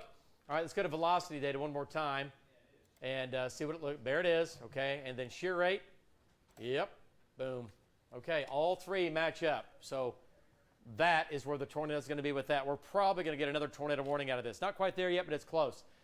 It is certainly close. Let's go back up to Vaughn, and then we'll jump back south here. Vaughn, still lots of wind, still an area of circulation. Rain curtains rotating still. Give me an update. Yeah, David, I'm looking off to my west-northwest. Right there in my shot, you can see some scud being drawn up into that little lowered area right there. And every once in a while, you'll get a kind of a defined area. So this really has got to be watched as it moves off to the east towards Waukeeta and all these towns to the east. David, back to you. All right, thanks so much, Vaughn. We're actually on links 1. Let's take a look at Helena. There is another little hook just like the one that we were seeing out of Marty's shot near Ames. So I'm going to zoom on in here, and shear rates ramped up just north of Helena, about 1.5 miles to the northeast. And if I turn on reflectivity, you can see that little hook. Right there. And then look at velocity, and it's there. So these are what we call those QLCS tornadoes potentially. So they pop up really fast, and really by the time you put a tornado warning on it, it's already touched down and it's lifted. And it could have, certainly. They last normally a couple of minutes, and they form, and really the radar scans, right?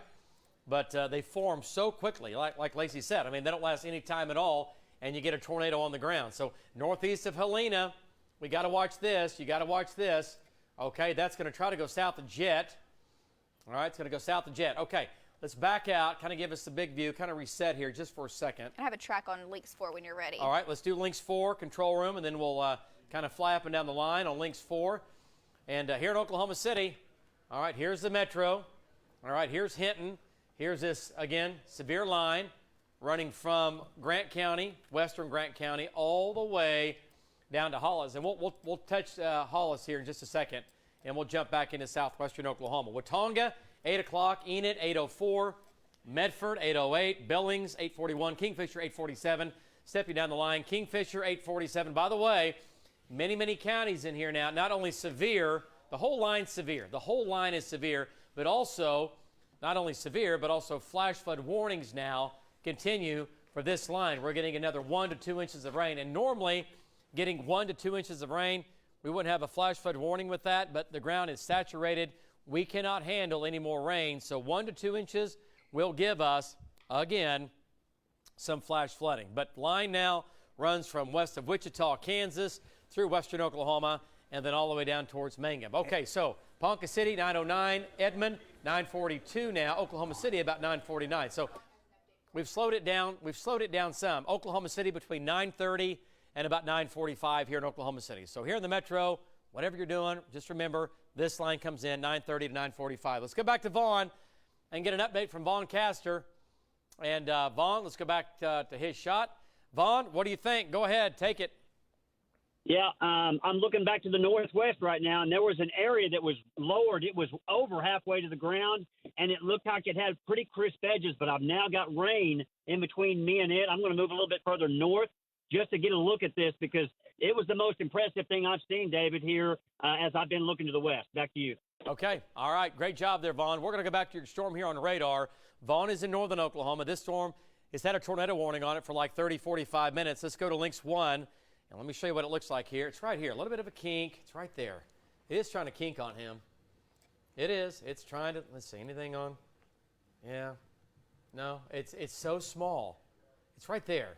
Yep. It's right there. I mean, yeah, he's right where he needs to be. He's looking right at it, and there is a kink. It's right. Radar reflectivity doesn't look like anything, but it is definitely there. All right, let's go back into southwestern Oklahoma. And again, if you live in Grant County, heads up, severe weather coming your way. Let's go back to that other tornado warned storm, Ouachita County now. And folks, we're not leaving anybody out, okay? But just remember, we've got a lot of storms, a lot of severe weather. We've got several tornado warnings, or we've had up to 3 at the same time, so we have to jump up and down the line through this whole thing. So once again, Burns Flat, back down northwest of Dill City. Big storm here, okay? That's the hail core, and there's the hail swath. This is where the hail has been so far. Lots of big hail. We've had not quite tennis ball size, at least confirmed. We've had just under tennis ball size hail when that storm came across the Oklahoma-Texas state line. There's the area of circulation. All right, Tom's here. Val's right there looking right at it. And, hey, Justin, we got Bobby right here. Bobby's looking back at it. We've got Val. Hey, Justin, is 152 closed? Is it due to flooding or construction? Okay. All right, so 152 is closed right now, so these guys are having to work their way to the north and back down to the south. Area of circulation has come down, it looks like, a little bit southwest of Dillson there. It is tucked back in heavy rain, at least pretty good rain right now, just really due west of you, Bobby. Go ahead. David, right now I'm actually looking back to the west, and I do see where the gust front now wraps back into the area that we're really concerned about if it produces a tornado. I've still got northeast winds. I got scud clouds really close to the ground, still feeding back into that same area. So there's still going to be rotation. I think it's going to be broad from what I just saw a while ago. It looked like there were just a lot of tags hanging down, but I'm not really seeing any organized wall cloud right now. But I'm currently in a valley. I'll be up on a here in a second. I'll be able to should be able to see a little bit better. Back to you, David. All right, great job there, Bobby. He's just east of it. Again, looking back at it, it is wrapped in rain. That's the scary part of this whole thing, and that's why we got to keep tracking it. Sometimes these things are visible, but this storm so far, we've had some visibility where we've seen the wall cloud, but right now, that is not the case. Right now, this thing is tucked back in the rain, but that can change. The rain can go away. The mesocyclone will swing to the east. It'll come out, and then we'll be able to have a clear, open view of it. Radar says that it's still pretty strong, and hopefully it'll weaken here. But right now, the tornado watch does continue for, again, all of western Oklahoma, and we've had up to 3 tornado warnings at the same time. Let's jump into southwestern Oklahoma. Go to Lynx 1. Let's talk about our friends in Hollis and Mangum in the southwest down here. Now, here's an area of spin, all right, over Willow. Okay, it's not tornado warm, but I tell you what, Justin, you see that coming out of Willow? That's getting its act together. Okay, so Duke, Hollis, Altus, storms to your north. All right, let's jump back into the panhandle here. Altus, you got hammered last night, and we understand graduations were going on. A buddy of mine lives down there, and they had the graduation going on, the high school graduation last night, and it came barreling through. Winds 80 miles per hour. Might have been a weak tornado last night in Altus, maybe, kind of like what we had today, what we call these QLCS tornadoes that just simply develop along the main line. And for sure they had widespread winds to 80-plus miles per hour in Altus. But Altus, here comes your severe weather. All right, it's over Wellington or back to Memphis. These storms are all severe, and they're going to come right down Highway 62. They're going to Hollis, they're going to Duke, they're going to Altus, they're going to Snyder. So Altus, you're going to get it again tonight. You're going to get hammered, and we'll see. I hope you don't have the winds like you had last night, but you could. You are unstable down here, and we're watching that carefully. Now to the north, we have these two areas of circulation. One now getting stronger over Brinkman again. Another area of circulation over Brinkman. That's the hot spot so far today. And then the other area near Sentinel. Okay, north of town here, south of Dill City. A little area of spin here. So two areas that we're watching. This has the tornado warning on it over Dill City. And it's right here. That's the area of spin. It's going to go about, well, it's going to cross 152 and Highway 44. That's where the area of circulation is going to cross, okay? Highway 152 and 44. And then from there, it's going to go to Bessie and Cordell. You folks in Cordell, you've had a busy spring, right? Yeah, Bobby's looking at the lowering. Yeah. Oh, yeah, great shot from Bobby. Okay, so here's Bobby Payne. Here's Dill City. Here's Burns Flat. Let's see what it looks like. Let's go to Bobby. And Bobby, about 4 miles to your west, looking due west there. What do you think? There it is. You've got it. Give me an update. Okay, David. Right now I am seeing a very large lowering, and it's really tucked right back up into the rain, and I can see a little bit where the gust front feeds in there. Now, there's a lot of motion right there in that area, so it's starting to be really persistent. I'm starting to see a little bit of now right on the leading edge of that lowering that you see in my shot. It is starting to spin quite a bit. So I'm going to watch this close. I haven't seen a funnel yet, but I'll tell you what, if it keeps spinning like that, we'll be pretty close to it. Back to you, David. Okay. All right. Great job, Bobby. There it is, folks. That's the wall cloud here trying to hang down. A couple of tags hanging down. He just said, you heard it from Bobby Payne. He said these are rotating. All right. So maybe not extremely fast, but they are spinning. And he's looking right where the area of rotation is. Bobby's very, very good. And he knows what he's doing. Okay, let's go back to Links 4. Kind of have a storm track. Want to talk about the metro again. Edmond. Oklahoma City, going to be Edmond at about 9:42. Let's back it up. Enid, 8:04. Billings, 8:41. El Reno, 9:03. 9 o'clock in El Reno. So if you live anywhere near El Reno, about 9 o'clock. All right? Yukon, about 9:10. Okay? And then we've got Perry at 9:06. Ponca City, 9:09. Guthrie at 9:37. Edmond, 9:42. Oklahoma City, that's going to be downtown Oklahoma City, 9:50. We've slowed it down just a little bit here, but not by too much. Stillwater, 9:50. Chickasha, 10:07. Pahuska, 10:14. Norman and Moore. Norman and Moore at 10:23. Bobby just had a power flash underneath that base. There it is. Oh, let's go back to Bobby. All right, Bobby, go ahead. Bobby, there it is. What do you think? Is it on the ground? Looks like right there by the telephone pole. Go ahead. I tell you what, yeah, there is a whole lot of motion right now, right underneath that lowering. That's where the power flash occurred, and it was a sequence. It was about 2 or 3 power flashes in the sequence. So there may have been a real brief, small spin up right there underneath that lowering. There is a whole lot of motion. It is rotating. I can definitely see scud clouds rotating. It's turning into more like a bow-shaped lowering. So I definitely think there could have been a real brief spin up right there. Back to you, David. Yeah, there it is. And it's going to be, there's the right side of this. This whole thing is spinning from left to right. And it's what we call trying to localize. It's trying to really, really localize in one area really, really tight. Okay, it's fairly broad, but it starts to spin faster and harder. And then it tries to tighten up. And as it does, you're going to possibly get a tornado, right? And he said he had power flashes. And power flashes are caused by one thing. It's wind. The question is it winds wrapping around the area of circulation? Problem, yes, one maybe. And second is that it's a tornado.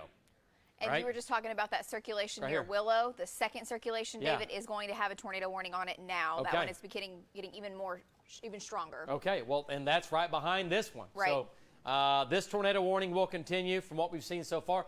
Wow, look how low that is. Yeah, and that's headed towards Cordell. Yes, it is. Okay, let's go back to Lynx 1 and get back in it. You can see it now. Oh, man, Cordell is getting... Anybody in Cordell, let us know what's going on in Cordell. Burns Flat. Yeah, I'm sorry. I can read. Burns Flat. Yeah, I had Cordell in mind. All right, Cordell. It's going to Cordell. Bobby's right here. Area of circulation's here. Here's the hail core. Look at the hook, folks. There you go. Look at the hook. Now what's happening, the low-level jet at 5,000 to 7,000 feet, that low-level jet we call it, it's a southeast wind above your head, and it's blowing above our heads right now at 40 to 60 miles per hour. And those winds are from the southeast above your head. Look at that shot and Bobby shot. We got to keep a close eye on that. Okay, so tornado warning continues with Bobby storm right here. Okay, there's the circulation. Okay, tornado warning with that. Cordell, 8:23. What time is it here? 8:05. You folks in Cordell, get ready. Get ready in Cordell, all right? It's still a ways to the southwest. 1, 2, 3, 4, 5, 6, 7, 8, 9, 10 miles southwest of Cordell. All right, southwest of Cordell, tornado developing. And Bobby's storm continues to get more ominous. That's that storm there, tornado warning with that. And the next tornado warning now east of Willow. All right, east of Willow, another tornado warning on this storm, another hook. Another hook. Now, here's the problem. It's getting dark out. It's 8 o'clock. We all know what this means. And we've had several tornadoes this year. I don't know how many. We've lost count. We had the one big one. Was that last night or night before last? Night before last. Night before last. Yeah. Yeah, the Laverne tornado. Right. Okay. Yeah, well, it didn't hit Laverne, but yeah, the northwest Oklahoma, the grinder, right? But we've had, Rocky was hit this year at night. We've had tornadoes at night this year. We've had them during the day. And there you go. 2 areas. There are your tornadoes right there, okay? And this storm to the southwest, moving northeast at 35 miles per hour, give or take. Brinkman at 812, Retrop 825, Sentinel 841, Dill City 9 o'clock, boom, there it is, southeast of Willow. Spin going on, it's tight. Retrop 825, Sentinel 841, Dill City 853, Rocky 853, Cordell 907, Bessie at about 915. All right, so 2 areas of rotation, 2 tornado warnings, and that's a problem because they're going over the same area from the southwest to the northeast at about 35 miles per hour. And those are the only 2 tornado warnings. So all those brief spin-ups or potential brief spin-ups up north, there are no tornado warnings north, so that's why we're focusing down here. Yeah, and we'll get back up north here in just a second. Let's go back to Bobby Payne. He's looking at this one, and we're going to get other trackers back to the southwest. Bobby, tornado warning on your storm still. There it is. It's tight. It's wound up. What do you think? Give me an update. Okay, David, right now I'm seeing pretty significant rotation now. It's going to be just to my west, northwest, and I've got really strong northeast inflow into that area of circulation. And I've also looking to my south. I've got strong south winds now wrapping into that area. So the gust front is wrapping in there. I've got northeast inflow. So there's definitely a possibility that if this continues to wrap up like what I'm seeing visually, there could possibly be, at any time a small spin up right in there. Okay. Yeah, no doubt about it, Bobby. This would not take much at all to go ahead and produce. And we can see it hanging out. It's going to be on this the wrap is a little bit northeast. It's right in here. So that's good that we can see it. Bad news is we have the tornado warning in effect, and velocity data easily supports that right now. So this is the front collar, we call it, of the wrap of the wall cloud here. And it's not the classic wall cloud. It's more of a mesocyclone, basically wrapped with this lowering here, or this shroud of clouds that are wrapping around, or the leading edge of the collar, if you want to call it a collar, moving. This whole area is moving from left to right, and then it wraps around on the north side. So just pretend this thing wraps around the back side of this. And you can actually see that right in there. See that? This whole thing is wrapping around. Sometimes you can get the tornado right back in here where the rain is, and sometimes it'll tighten up and localize, and you'll get the tornado like right out in here. Okay? It can be here, or it can be back in here. We hope it's nowhere, but we need to watch that. Okay, that is a big, oh, look at this going in here. Okay, this thing is still pulling. Anytime you see everything going in and up, it means it's alive and well and it's breathing. Everything coming at you and blowing out, it's weakening. All right, but this is not. This is going in and going up, coming in. Okay, let's go back to Lynx 1. And there we go. 2 areas of spin now where Bobby Payne is, looking off to his west-northwest. And then well, look at that wall cloud. Wow, it looks different now. Look how much it's changed. It is really tightening up. That right there, folks. It looks like it's centralizing a lot better than it has been. All day. Yeah. Yeah. Oh, no, I totally agree with you, Justin. No doubt about it. Look at the picture there from Bobby. Yeah, and on reflectivity, I mean, you can see the inflow now. It's a lot clearer. Yeah. Oh, yeah. Oh, yeah. Look at this. Look at that right there. Okay, so this might really try to do something here. How long does Bobby have? Is he still good for a little while longer? Okay. All right, so Tom is coming in from the north, and then we'll take care of all this here. We got these storms covered. Here comes Tom and Val. There's the inflow notch, and there you go. There's the hook.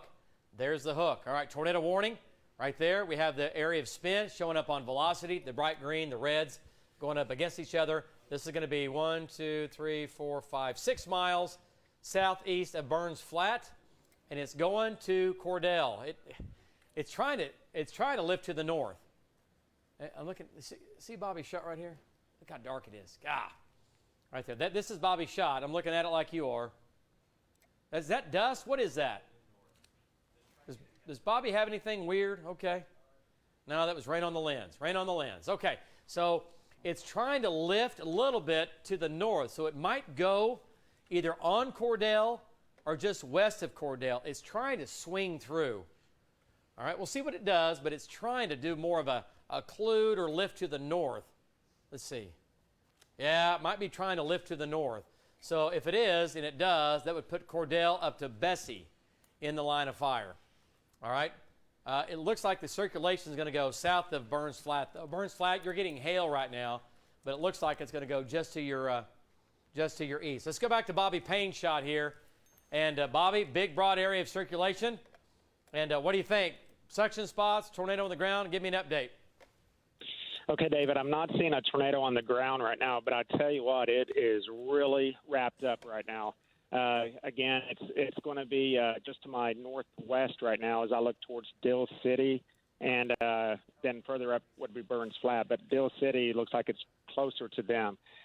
So right now I'm continuing to watch for any signs of rotation. Power flashes. It's starting to get dark, so my eyes right now really area. So if I see anything that just really stands out, I'll definitely shout out to you. Back to you, David. Okay, thanks so much, Bobby. And Bobby's going to stay right there with that. So we have those 2 tornado warnings in southwestern Oklahoma. The whole line of storms is severe. Just want to point out, Marty Logan is closing in on Drummond. Drummond reporting wind gusts in excess of 70 miles per hour, and that's going to be approaching Enid. So that's going to be a damaging wind threat approaching Enid now. And so this is not a tornado warning, but there is an area of circulation there. We're watching that closely. Same thing with Vaughn up in north central Oklahoma, very closely watching for brief areas of spin or brief areas of circulation. So no tornado warning on this approaching Enid from your southwest. Gosh. But that does, they had wind gusts close to, I think it was 75. Let me make sure I'm not telling you wrong. Yeah, okay. 70 plus with that as it came through Drummond.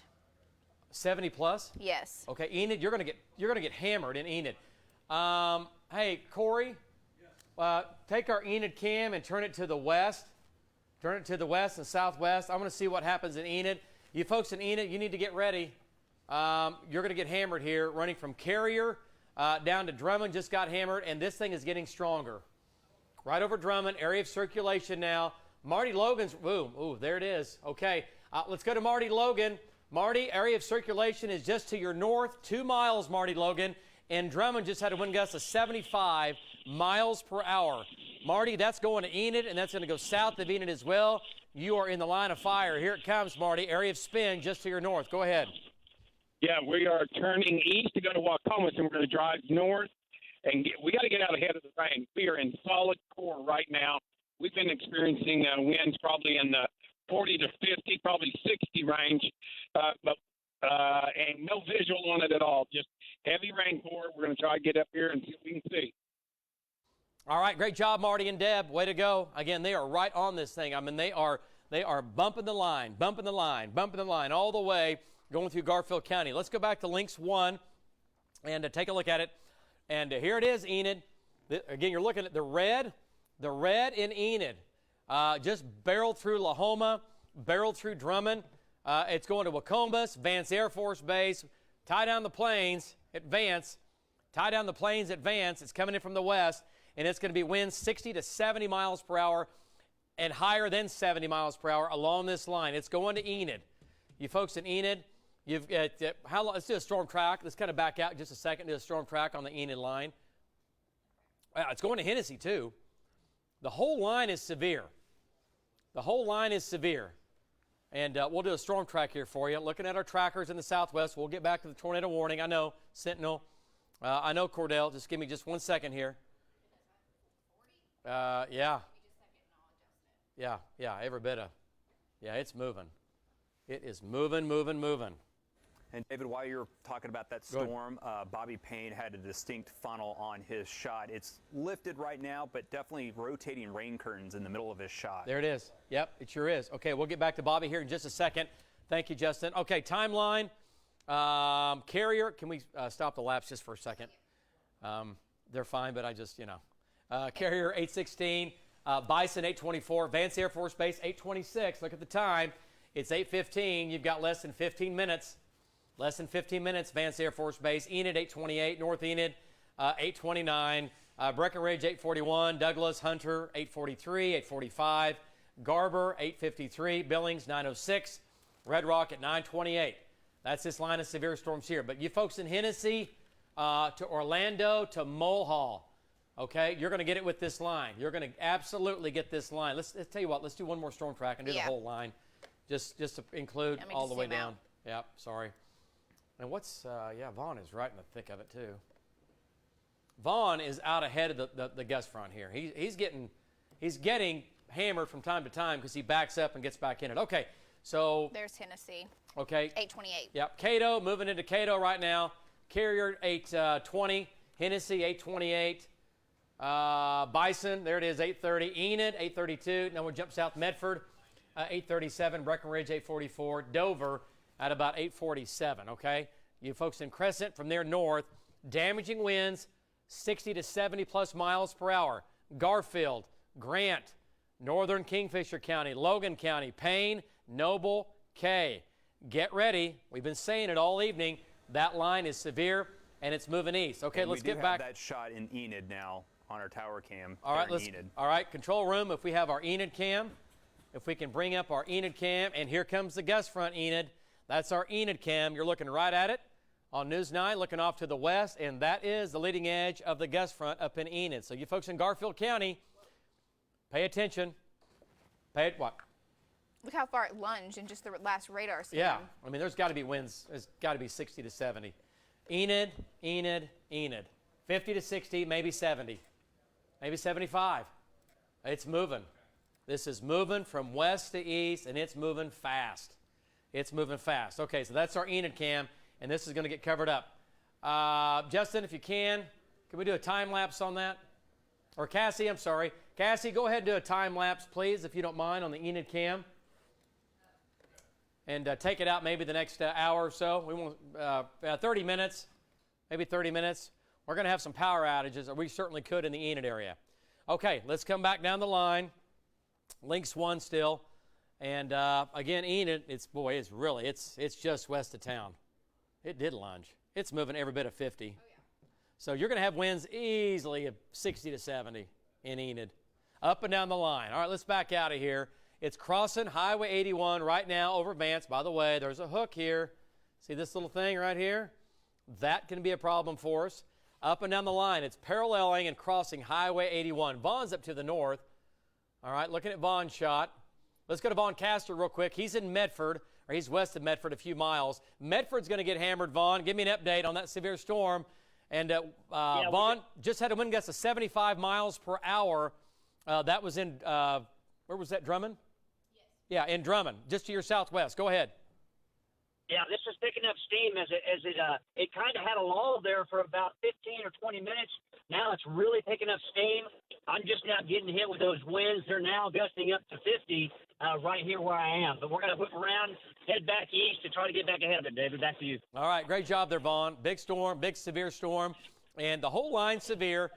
Let's show you the big view. We're going to back out of this and give you the whole big, view of this whole thing running from Kansas all the way into Texas. And every one of these storms now is severe, all right, running from Grant County, all the way down the line, and all the way there. Let's go ahead and let's turn him off. Okay. Real quick. And there it is, coming back into southwestern Oklahoma. And I'll explain. Coming back into southwestern Oklahoma. Hey, did you see the tornado warning down here? Yes, there are 2 coming into southwest Oklahoma. Val has a possible funnel there. Okay, let's go to Val.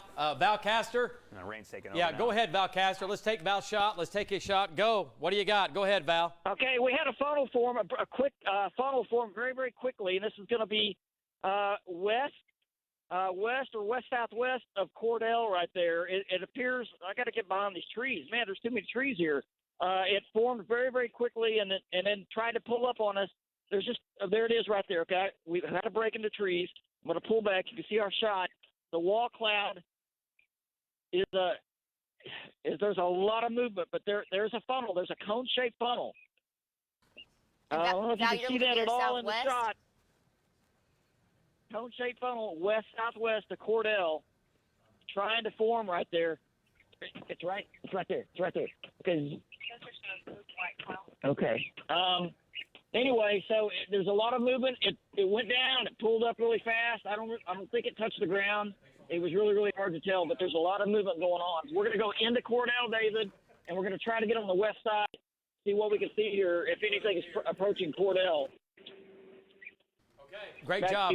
Yeah, great job, Val. He's in Cordell. Okay, so tornado warning does continue. Well, that's the thing. The tornado warning for this northern storm has been expired for Cordell, even though the circulation is still there. The southern has a tornado developing right in front of him. Okay, let's go to Vaughn. Let's go northern Oklahoma and take a look at it. Vaughn, there it is. It is turning and it's spinning. What do you think? Is it going to produce? Is it on the ground? Go ahead, Vaughn. Up near Medford. Go. I'll tell you what, I'm on Highway 11, and it's forming right here in front of me, no more than a quarter mile in front of me, David. The rain's wrapping around it. I had some west winds now gusting about 60 miles an hour. Let me speed up just a little bit more to get kind of a better view of this. It's right in front of me, David, right in front of me, and it had rapid rotation, and it was very low to the ground. We never had a condensation funnel to speak of, but it was wrapping up right there. Back to you. Okay. It's about 3 miles west of Medford. Yeah. Coming right down Highway 11. Yeah, it's going into town. It's going into Medford.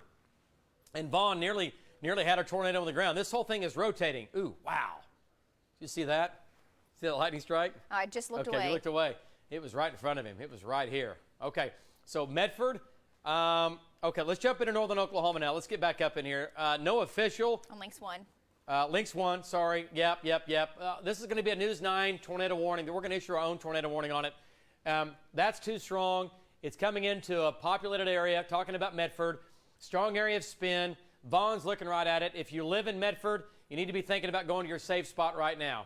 Vaughn has an area of rotation right on Highway 11. This is going to be our own News 9 tornado warning for Medford and west of town. It could weaken before it gets there, but there's a chance that it does not. Okay, so tornado developing now on Highway 11. Vaughn, it's on top of him. See the green up against the red? Look where it is. It's right above his head. Let's go back to Vaughn Castor. Vaughn, this is going to be a News 9 tornado warning for your storm, Highway 11, west of Medford, and it's going into Medford. Give me an update. Go. Yep, it is moving along too, David. It's moving along probably at 50 miles an hour. So you're not going to have a lot of time in Medford to take cover, but you need to now because this is rapidly rotating right here in front of me, David. Yep. Right here in front of me and to my east-northeast. This whole area right here, probably about a half a mile area that's rotating. So we're going to follow right into Medford, David. Back to you. Okay, there it is, folks. You folks in Medford, pay attention. If you know somebody who lives in Medford, you have friends or family in Medford, maybe somebody who's not watching TV right now or just unplugged from the world, you need to tell them this is an area of circulation. Vaughn's on it. There's the right side of the wall cloud. There's the left side of the wall cloud. And Vaughn says this is spinning quickly. It's moving east at nearly 50 miles per hour. It's a few minutes away from Medford, and we're going to issue our own. This is going to be our very own News 9 tornado warning for this storm. Radar supports it, and Vaughn Castor supports it, and he's looking right at it, and it is spinning. He's got rain curtains spinning around it. It's going to go right over town. It's going to go right over town. Okay, all right, so Vaughn has it. So tornado warning for you folks in Medford, up in Grant County. Let's go back to Links 1, show you what I'm talking about here. It could weaken in the next 2 minutes, and we'll drop that, okay? But we cannot let our guard down on this. Here's that area of spin. This is shear rate, okay? All right, we're looking at the line here. The whole thing's spinning. There it is. It's right on Highway 11. Here's Medford. It's 3 miles west of town. Okay, you folks in Medford need to be watching this. It can easily touch down. It is spinning like a top. Voncaster has it. He's looking right at it. Medford, 826. Where are we? You've got 2 minutes. 2 minutes in Medford to go to where you're going to go. Safe spot, lowest level. We're looking for power flashes. He's on the bridge coming in west of town. He's on the bridge coming in to Medford from the west. You folks in Medford know exactly where he is. There's the bridge. And he's west of town there, just 2 miles. And he's coming eastbound. That's where the tornado is going to be. It's not on the ground yet, but it is turning. It is turning. Okay, we're going to leave this for a second. We'll get back. You folks in Medford, tornado warning for you right now.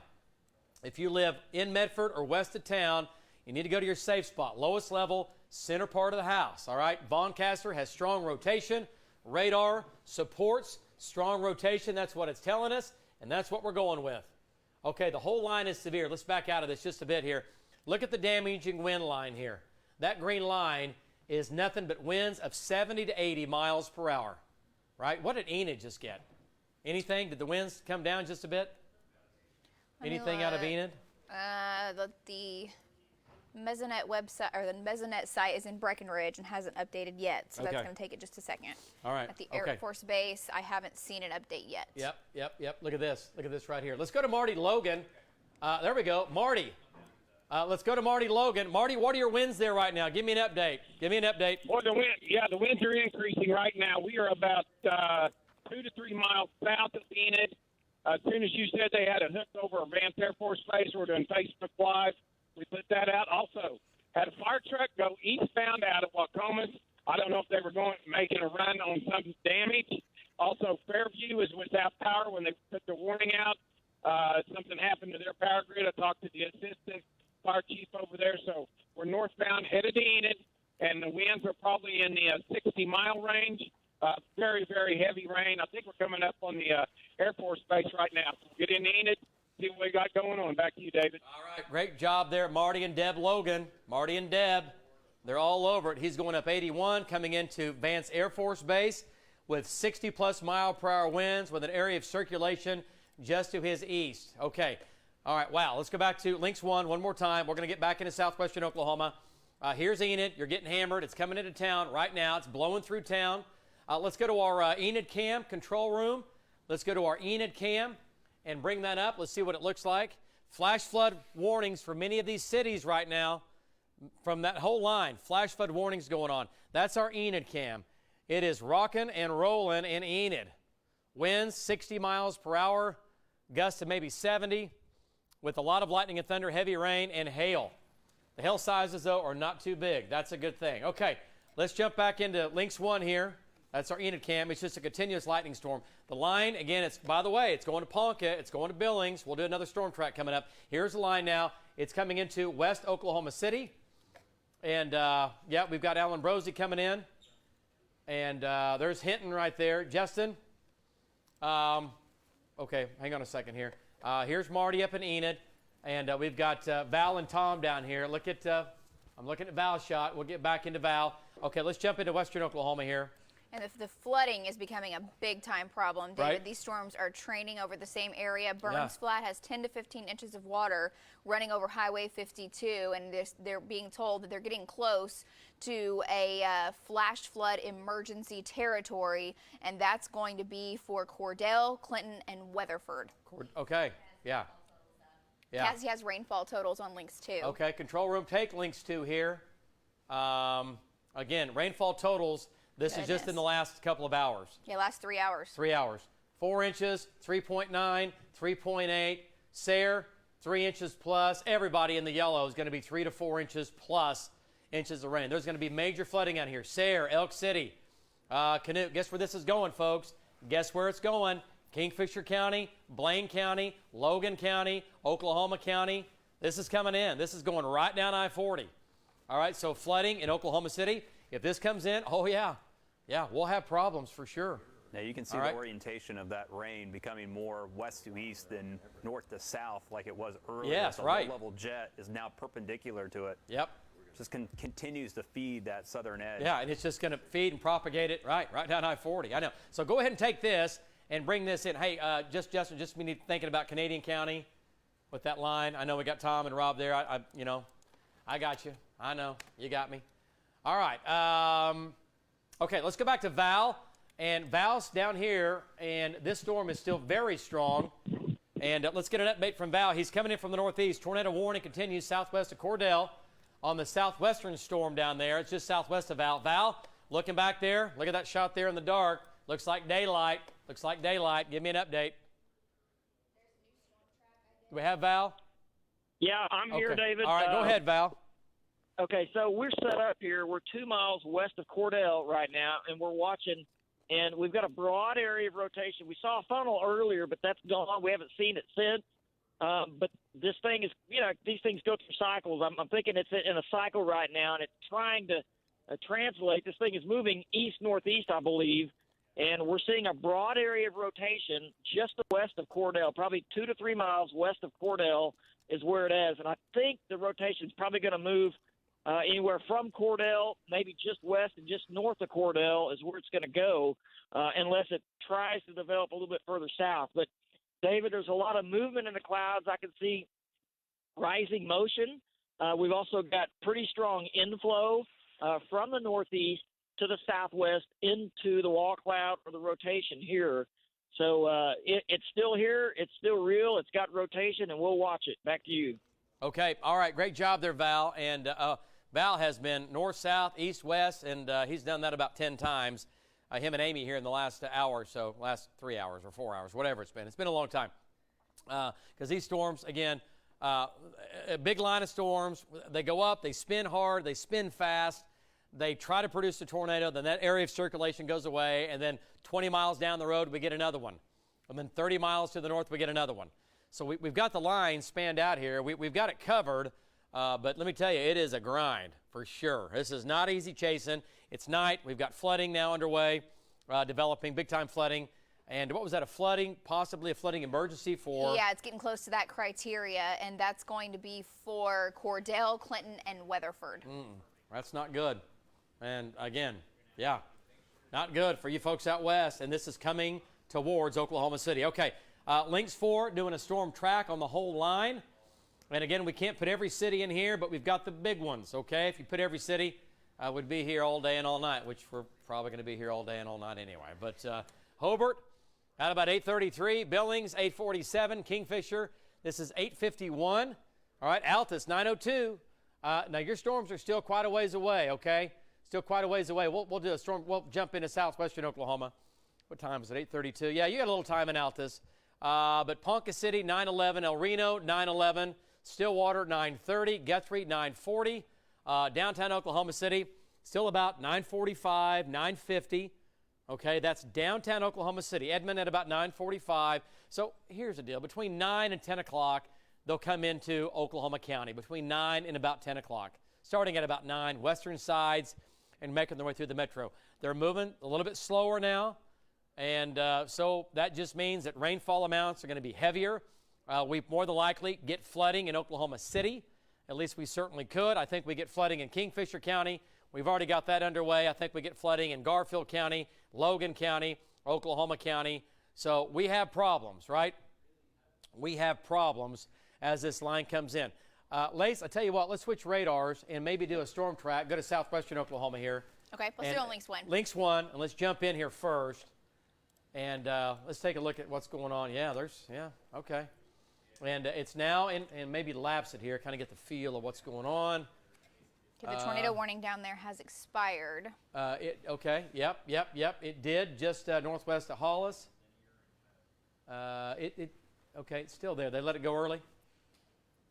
Okay, I still see red. Is it just me? Okay, that's a different one. You're looking back in the Texas Panhandle? Yes, I'm sorry. Yeah, okay, that's different. I was talking about the one near Retrop. Oh, yeah. No, that's gone now. Mm-hmm. Okay, so that tornado warning is gone for Retrop. But again, we've done this all afternoon and all evening. The tornado warning comes, goes, and this is what we've been doing all day. These ramp up. Now, the low-level dynamics are very strong right now from the southeast, right? And see these little showers down here near Carnegie, also down here near Lawton. That is a reflection of that low-level jet, which is just it's a river. It's just a river of energy, of instability, of moisture that fans this whole area right here. And I mean, it's just fuel. It's fuel for this whole line ripping in from the southeast. So this and all the instability is right in here. So this thing is wide open. It's wide open to just keep chugging along. And actually, what I'm a little concerned about is that it turns into kind of more of a wind event, even coming into the metro, and kind of begins to line out. Right now, the tornado warning that was in the Texas Panhandle near Wellington, coming into Harmon County, has expired. So currently, no tornado warning with that. Okay. All right. So we're still severe, and I don't think we're out of the woods yet as far as the tornado warnings, and I think they're going to continue. Let's go back up north. Let's go to Grant County. Yeah, let's go to Vaughn, and we're going up and down the line, and let's go to Vaughn. Let's see what happened up here with Vaughn. And Vaughn is now east of Medford. Circulation went right over town, and the winds in here, folks, are going to be 60 to 70 miles per hour. Hey, Vaughn, give me an update. The circulation went right over Medford, but no tornado. It was close. It was spinning. You're headed down to Highway 11 in Grant County. Go ahead, Vaughn. Yeah, it was. It started tightening up real tight right before it got to Medford. It has kind of occluded a little bit, but I tell you what, David, these kind of things can spin up within minutes and then be gone. So we got to keep on it. Back to you. Nice. Yep, that's right, and it's what Vaughn's doing. He is hauling to the east right now on Highway 11, headed towards Blackwell, and Vaughn's going to stay with that area of circulation a little bit further down the line near Jefferson, east of Jefferson now. We've got the damaging wind threat approaching Lamont and Hunter. Could have winds 70, maybe even as high as 80-mile-per-hour gusts, but I would say 60 to 70 is a very safe bet. Marty is in Enid, and just to Marty's east, we're watching areas of circulation approaching Garber and Fairmont, and it'd be the same deal. Could get a brief spin up out of that, but typically as quickly as these things form, they start to kind of go away. But we're watching these increasing areas just to the east of Enid now. We could check in with Marty. Marty's in Enid for folks in the area. Let us know what it looks like. Marty, have you seen power outages? Well, I'll tell you what our hazard is right now is flash flooding. They've had so much rain. I'll be on Facebook Live. I've even mentioned to the firefighters that they have a swiftwater rescue truck. They may get it ready because there is copious amounts of rain falling right now. All the power appears to be on in Enid. We've been looking for power line flashes and have not seen any. So we're going to continue eastbound through Enid in very heavy rain. Winds have died down just a bit. South of Enid, probably in the 50, 60 range here. Probably in the 30, 40. Back to you, Lacey. All right, perfect. That's because the damaging wind threat's now well east of Enid. That's approaching Highway 15, David, and Garber, Covington, eventually Billings, Perry, quickly racing to the east. Yeah, no, it is hauling, right? We got this thing at 45 to 50. Is that what we're thinking here? So. Oh, yeah. Vaughn was saying to 50. Yeah. He's Vaughn is doing 60 just to stay out ahead of it. Okay, let's go back to Links 1, show you the whole line. And here it is. Here's, okay, this the little kink right here. See this right here? Right there. Little kink. Okay, that's going to go on in north of Covington. Need to watch that. But the red on this, that is the leading edge of a west wind. Okay, that's a west wind plowing east at 50 miles per hour. You easily get winds along this red line of 60 to 70. So listen to me. Bremen, Blackwell, Ponca City, Marlin, Billings, Perry, Stillwater. You're going to get the wind. And you're going to get winds along this line. You might have winds to 50. Some of you might get winds to 60 to 70. Okay? That's going to be in eastern Grant County. That's going to be in Kay County. It's going to be in Garfield. It's going to be in Noble County. The wind corridor now is going to be along this red line and to the east. All right? You're going to get the wind up here, and it's going to go from the Kansas state line all the way down into Logan County. But the stronger winds now are in northern Logan County through Covington, Garber, Billings, Lamont. You've got just a few minutes left up north, and then it's coming on in. Okay, Marty is in Enid. He'll get a little farther east. We'll tap back into that wind there and see what's going on. Right now, though, Vaughn, it's knocking on his door. Where's Vaughn right now? I see him, but it's a shot. Okay, let's go back to Vaughn up north. And Vaughn, what's the strongest winds now? Your storm is beginning to bow behind you a little bit. It's starting to bow out. So I'm going to say winds at least 60, if not 70. What have you had here in the last 10 minutes or so? Yeah, absolutely. I just now got in front of this, and you can say that there is at least 50 all the way to 70-mile-an-hour winds in that apex. I'm right here on the apex of this bow, and that's where the strongest winds are. They're going to be coming into Deer Creek momentarily. I'm right in front of it and watching it, David. Back to you. Thanks so much, Vaughn. That's definitely the area with the strongest winds that we're seeing on radar that you're talking about. Headed up toward, that's like just moved through Renfro, headed towards Bremen and Blackwell, eventually Tonkawa, Newkirk, Ponca City. And that area, the winds are the most intense. Another little tight area of circulation. It's small, just to your north, Vaughn, by about 3-4 miles on Highway 11. Yeah, it's right there. And it's going to be, just like you said, north 3 miles and northwest of Narden, southeast of Renfro. Another little spin, not as strong as what we had over Medford. That is now gone. This is kind of the same but new area. What is? Yeah, it's kind of the same. See that? That comes up and goes back down quickly. So that's going to go to Bremen and Blackwell. You folks in Bremen, Blackwell, Narden, Tonkawa, Northern Oklahoma University, Ponca City, Newkirk, prepare for damaging winds of 60 to 70 miles per hour. It's going to sweep across all of K County, okay? Newkirk, Ponca City, Blackwell, Bremen, Tonkawa. I can't say it enough. Winds are coming in from the west and they're ripping east, 60 to 70 miles per hour. The wind change Vaughn line is getting 70 right now. Is right now. Okay, Vaughn has 70. Just confirmed it. It's going to Narden. Let's go back to Vaughn Castor. Vaughn, what are your winds doing now? What do you got? Go ahead. Yep. West winds at 70 right now, David. Just hit me. I'm right here on this apex of this bow, and there's a little kink forming right now also. So we got to watch out for a tornadic circulation, but these straight line winds are going to do some damage.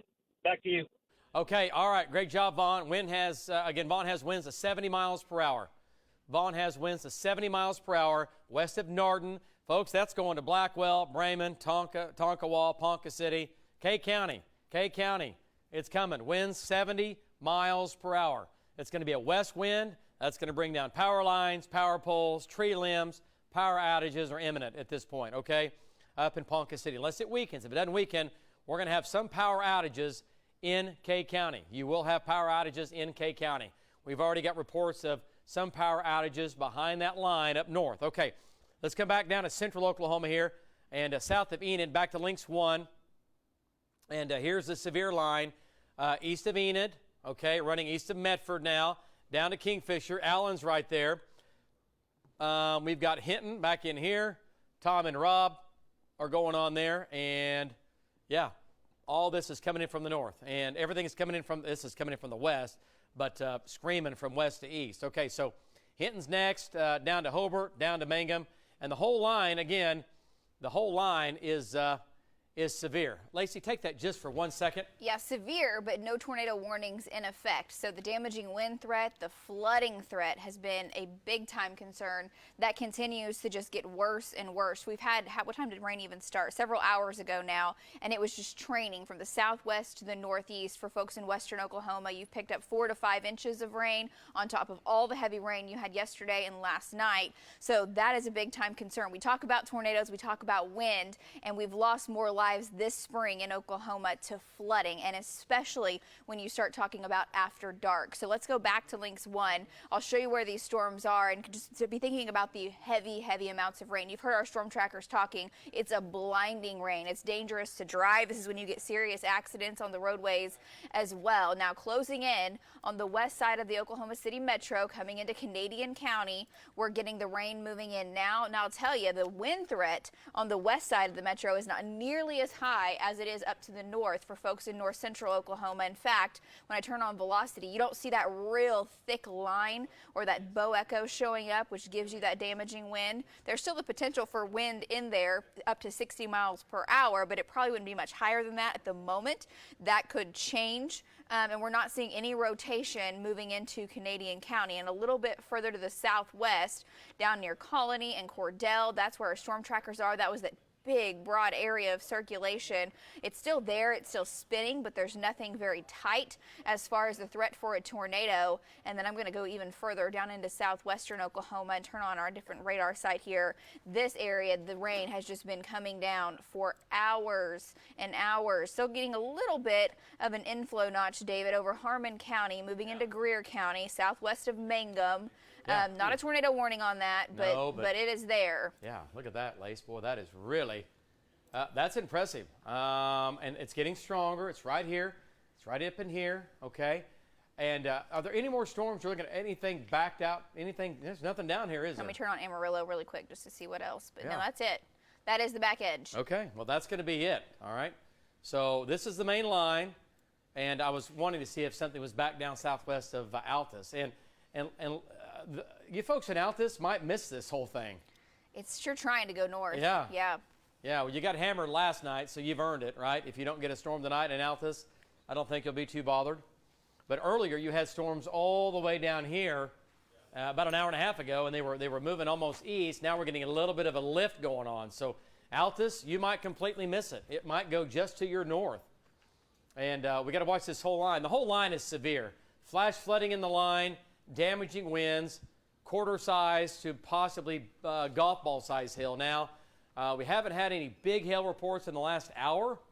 We've had some smaller hail reports. It did produce just under tennis ball size hail earlier when it was in southwestern Oklahoma. One of these storms a little bit earlier that we're showing you a near picture Willow. of that. Near Willow.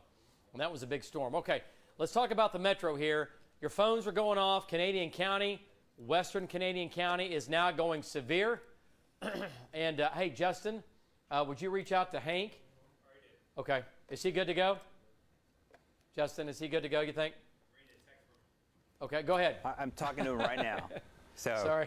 That's all right. Give me 30 seconds and I'll let you know the answer. I didn't know if I was interrupting your eating about going on back there. I didn't want to mess you up, you know. Hey. You got to eat. I got it. Okay. All right, so again, thunderstorms again coming into Canadian County. They are severe, okay? This is going to be for western Canadian County near Geary. And from there up to Kingfisher and Dover. The whole line is severe. Here's Oklahoma City. We've been saying all night it would be after 9 o'clock before the storms made it into the metro. That's still going to happen. It's going to be well after 9 o'clock. But they're now coming into what we call the West Metro. And we call Canadian County the West Metro. Our whole area has expanded and grown so much. So many people that live in Canadian County either work there or work in the city. This is considered the West Metro, okay? And Gary down to the Cherokee Trading Post, back to El Reno. This is where this line is right now. Let's go ahead and zoom on in. And again, the whole line, it's severe. And I dropped the warning on that? Yep.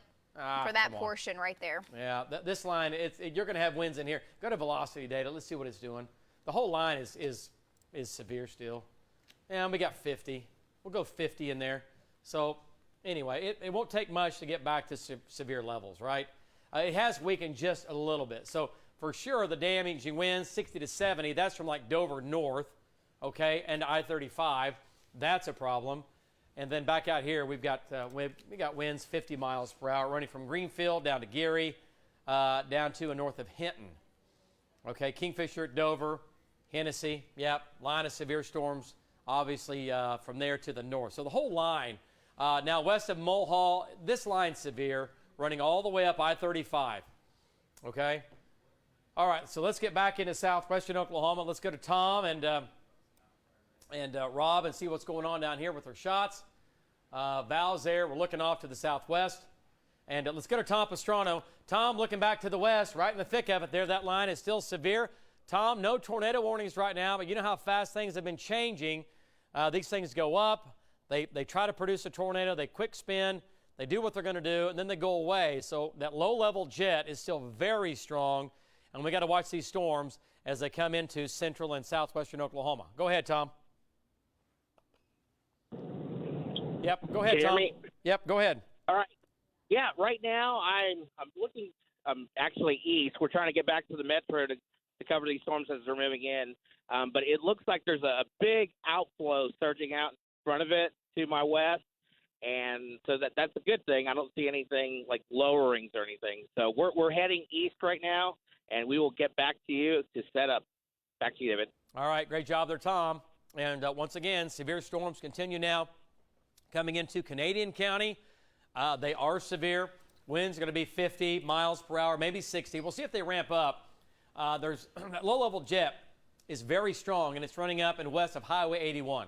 So as this gets a little bit closer to the metro, where instability is high, it's fuel for these storms, it's gas, it's what they need. And again, if they tap into it, these storms could easily ramp back up, and the tornado warnings might return as well. So a lot going on, a lot of storms. Okay, let's go back to Links 1.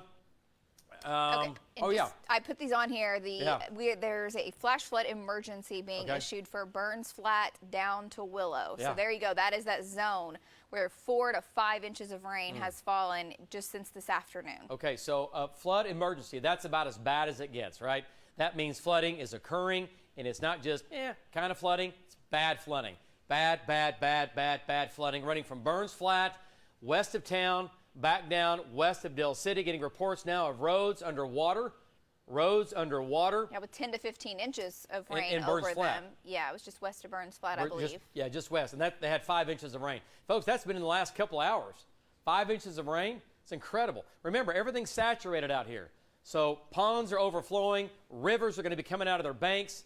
Streams will be coming out of their banks. Do not drive into water. We don't want to see you on TV.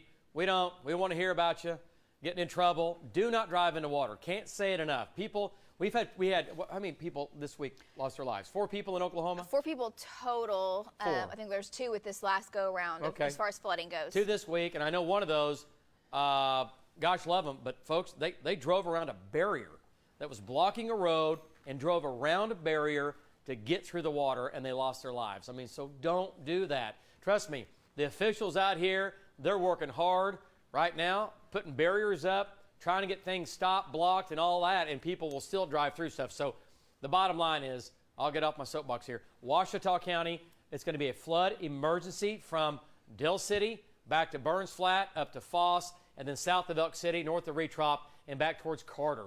4 to 5 inches of rain's falling in here. Okay, there is a flash flood warning. Yeah, okay. Yeah, here, I can turn them on. Back into Beckham County. I didn't see it. Okay, so both Beckham and Ouachita. There you go. It's kind of hard to see with all the other flashing lights we got going on. Incredible amounts of rain in here. All right, and think about all the rain we've had the last 10 days. So this is going to be a flash flood emergency. Wow, Clinton has picked up 2.8 inches of rain in the last 45 minutes. 2.3 inches of rain basically in 45 minutes. That's big time. Okay, that's big time. And again, we'll be talking about that. Here comes Val. All right, coming out of the southwest. We've got Tom and Bobby here. All right, so let's get back to the metro here. And let's go back to Links 1. And, okay, here's the line. And this is why the flooding continues. I'll tell you what, Lace, let's lapse this and just show the folks at home why we've had 3 to 4 to 6 inches of rain. Yeah, I can take it back in just even an hour here. Yeah, look at, there's an hour. It's over the same area. It's just coming down in buckets. It's a toad strangler. It's coming down in buckets. It's endless. It's a waterfall. And it is just, relentless over the same area. The storms are moving a little bit to the north. We're getting a push up here. All right, that's good. But down here, because the 850 jet, the way it's oriented right now, that low-level jet is perpendicular to the actual line of storms here. It's hanging on. It's just feeding this line. It's just feeding that line. And that's why it's not punching east like this is. It's becoming more of a west to southwest to northeast line, which is horrible. Go ahead. David, that low-level jet you were talking about, it's around 30 to 35 knots out of the south. Yeah, 40, yeah. And we have about precipitable water values 1.8, so a lot of water to be wrung out. Yeah, the atmosphere is just saturated. It's just fuel, there's just moisture, and we're going to wring it out, okay? So, again, from Oklahoma City back to the west, we have showers now developing in the Piedmont area up to Kingfisher. Showers developing here, and we'll have to watch that. These are going to be lifting north into this big mass of rain and storms. Okay, so let's get back into northern Oklahoma and talk about the storms up north. Vaughn is still ahead of it. Vaughn is going to be bringing this thing through Cade County, and Vaughn is still in rain right now. Okay, so once again, Newkirk, Bremen, Blackwell, Ponca City, prepare for winds along this leading edge down to about Mulhall, northern Logan County, right in here. The whole line is severe. Even down into northern Logan County, it's severe. Winds along this line are going to be 60 to maybe 70 miles per hour. Let's do a storm track if we can. Yeah, just on the leading edge, just to take it east. So we're bringing our friends up in. This is going to be moving over the area that got another 1 to 2 inches of rain yesterday. That's dealing with really the catastrophic flooding. Yeah, up in Ponca. Yeah, just over north of Tulsa and just northwest of Tulsa. Yeah, Ponca City. You know, if you live in a flood-prone area and your house came close to flooding the last several days, you need to be thinking about that there's a chance it might flood, because you're going to get a good 1 to 2 inches of rain out of this, and it's not going to take long. The good thing about northern Oklahoma, at least, is that the line is moving up here. It is. Yeah, I put the track at 50. Yeah, okay, so it's moving at 50. Southwestern Oklahoma, they're moving, but they're moving over the same area, so they're basically stationary, all right? So at least the storms up north are moving. Okay, so Billings, 9 o'clock, Brayman, 9:01, Crescent, 9:04, Blackwell, 9:06, Tonkawa, 9:06, Mulhall, 9:10. Mulhall, that's going to be the southern edge of the damaging winds down here, okay? Mulhall, 9:10. Perry, 9:10. Red Rock, 9:15. Marlin at 9:17. Ponca City, you folks in Ponca City, 9:21, 9:30 in Stillwater, Guthrie at 9:34, and Meridian, 9:45. And then Shiloh and Yale, that's to our northeast. Yale at about 9:55, pretty close to 10 o'clock. And then once it gets up into Osage County and eastern Pawnee County, it'll be out of our viewing area. But you folks in Morrison, Pawnee, Ponca, Newkirk, you're going to get this line of storms, and they are severe. And again, winds are going to be 60 to 70 miles per hour along that line. All right, go back to velocity data just to check out anything. I know we're shooting through a lot of rain and a lot of wind and some hail. And another kink. Well, that thing has been there. That thing has been there forever. So let's go to Marty. Marty's right here. And let's go to Marty Logan, bring him in it. Marty, there's an area of spin just to your east, and it's not too strong to be talking about a tornado, but it is strong enough that the winds near that area of circulation are going to be really, really heightened probably just a bit. Tell me what your winds are doing now as you're going eastbound on 412. Do we have Marty? Winds aren't, right here. Winds aren't too bad. Well, I say not too bad. Probably in the 40 range, maybe. Yeah, maybe some gusts to 50 every once in a while. Very heavy rain, very heavy. And I heard you say the flooding emergency. I wouldn't doubt they didn't do some more of that down this line because copious amounts of rain. And these lakes up here are we're filled everywhere. So that's going to be our big story, I think, is going to be the flooding. Back to you, David. Yeah, great job there, Marty and Deb Logan. And like Marty said, he has been all over northern Oklahoma. We've all seen the scenes. We've spent many days here at News 9 up into K County, checking out all the damage up there and all the sad stories. The businesses lost, homes lost in K County. We understand all that. And again, the good news, if there is any at all about this, is that the storm is moving quickly, 50 miles per hour. So that's going to limit how bad it could be. Imagine if it were just stalling. Yeah, we'd have. Man, I can't imagine. I Ponca really can't. would go underwater. It would. And there's a lot of Ponca City that is underwater. Yeah. Right now. So I'm just looking on social media, and I know Cassie's doing this too. And I mean, almost every single picture from tonight has not been hail. It has not been, we had the one brief funnel near Thomas that we showed you from Alan Brosey earlier, but the pictures and the scenes and the video is all flooding. I mean, it just looks like a lake. It's like the state of Oklahoma is just underwater, and it's so devastating to see because that affects so many more people than a tornado would. It's so much more widespread with devastation, and we're just adding to it. And unfortunately, we'll have another chance for rain and storms in western Oklahoma coming up for tomorrow night. So let's get back to radar on Lynx 1. We can kind of show you this line and bring it down a little bit further to the south, and that's going to bring it down into Oklahoma City. If we can take, there you go, Lynx 1. So there's Marty. He's on 412. He's headed east, taking this right on into Noble County. He'll be heading into Red Rock eventually, just north of Perry, and he's going to follow that all the way into Pawnee County. A little bit down to the south, Marshall, Crescent, getting the rain now, but the damaging wind potential within this is not as high. 50-mile-an-hour winds possible, but you don't have that real sharp, razor-fine edge of the winds. It's a little bit more broken up, some showers within there. Of course, it's noisy. I'll turn on the lightning for you. This is definitely going to be noisy storms moving in from Logan County, Kingfisher County, Canadian County, and we are getting a few showers now in Oklahoma County. We'll zoom on in here, and Allen's here, Hank is here, and you can see those showers along Highway 74, David, along Portland, back up to Northwest Expressway. Yeah, and we don't need any rain there. No. We don't need any more rain. Canadian County, there are homes still flooded. There are fields still flooded. There are roads still closed in Canadian County, right?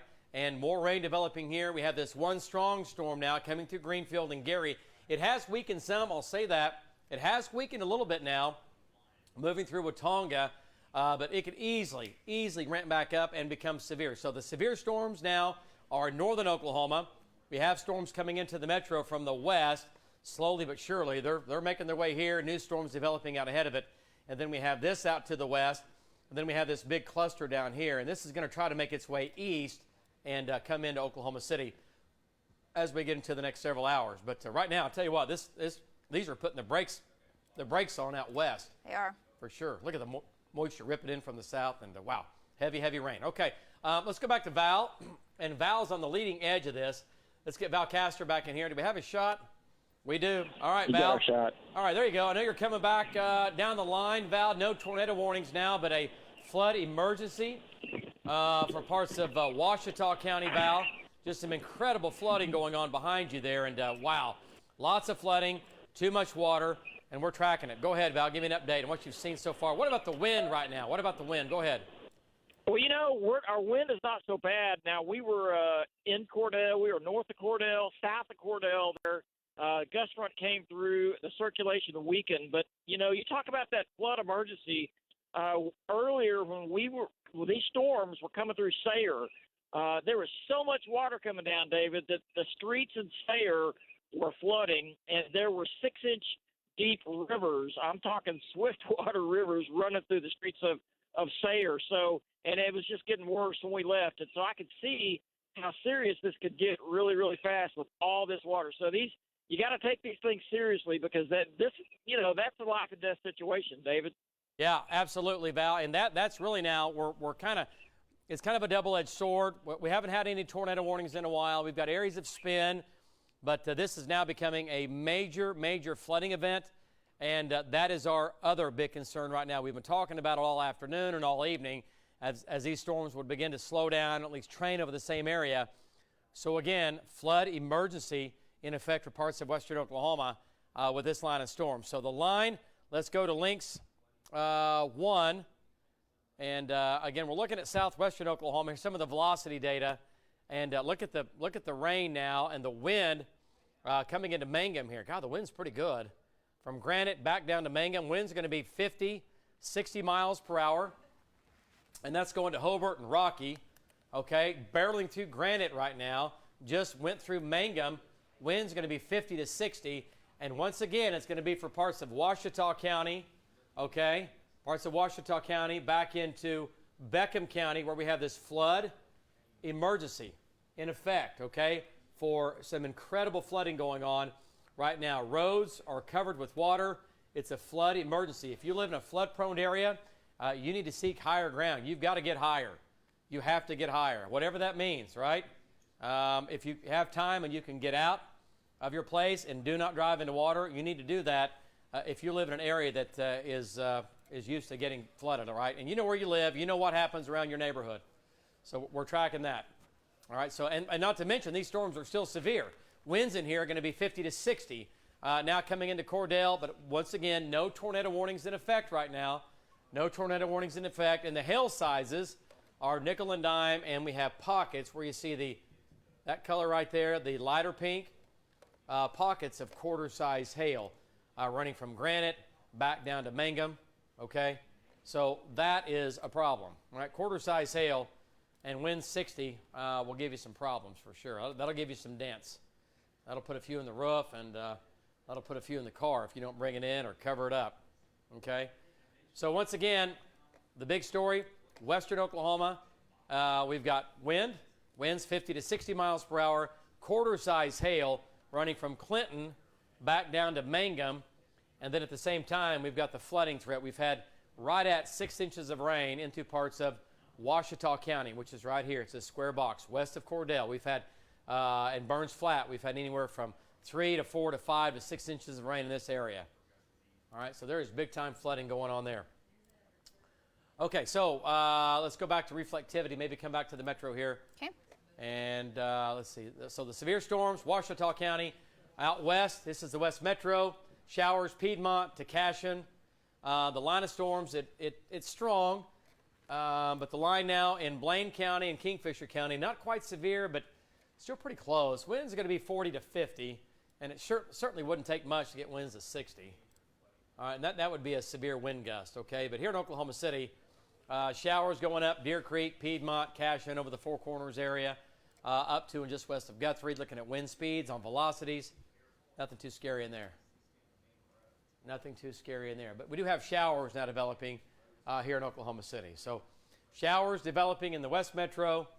And some of the data, we were just talking about this, some of the model data we use several. We have our in-house model that forecasts what rain and storms are going to do and everything else, and also other model tools that we use. And some of the data, Lacey, what were you saying about that? It was trying to bring it east, but it tries to skip it up and over the metro? Yeah, it just kind of keeps everything moving, training from the southwest to the northeast, and the whole thing's lifting to the northeast, and we get kind of showers and storms kind of like we're getting right now, but the main wave goes north of us on some of the latest data. Hard to believe, though, with how much to the east that portion to the south is moving. Yeah. I would think that's gonna move into the metro, but this first initial line is not. These are the storms that were out in the Texas Panhandle earlier.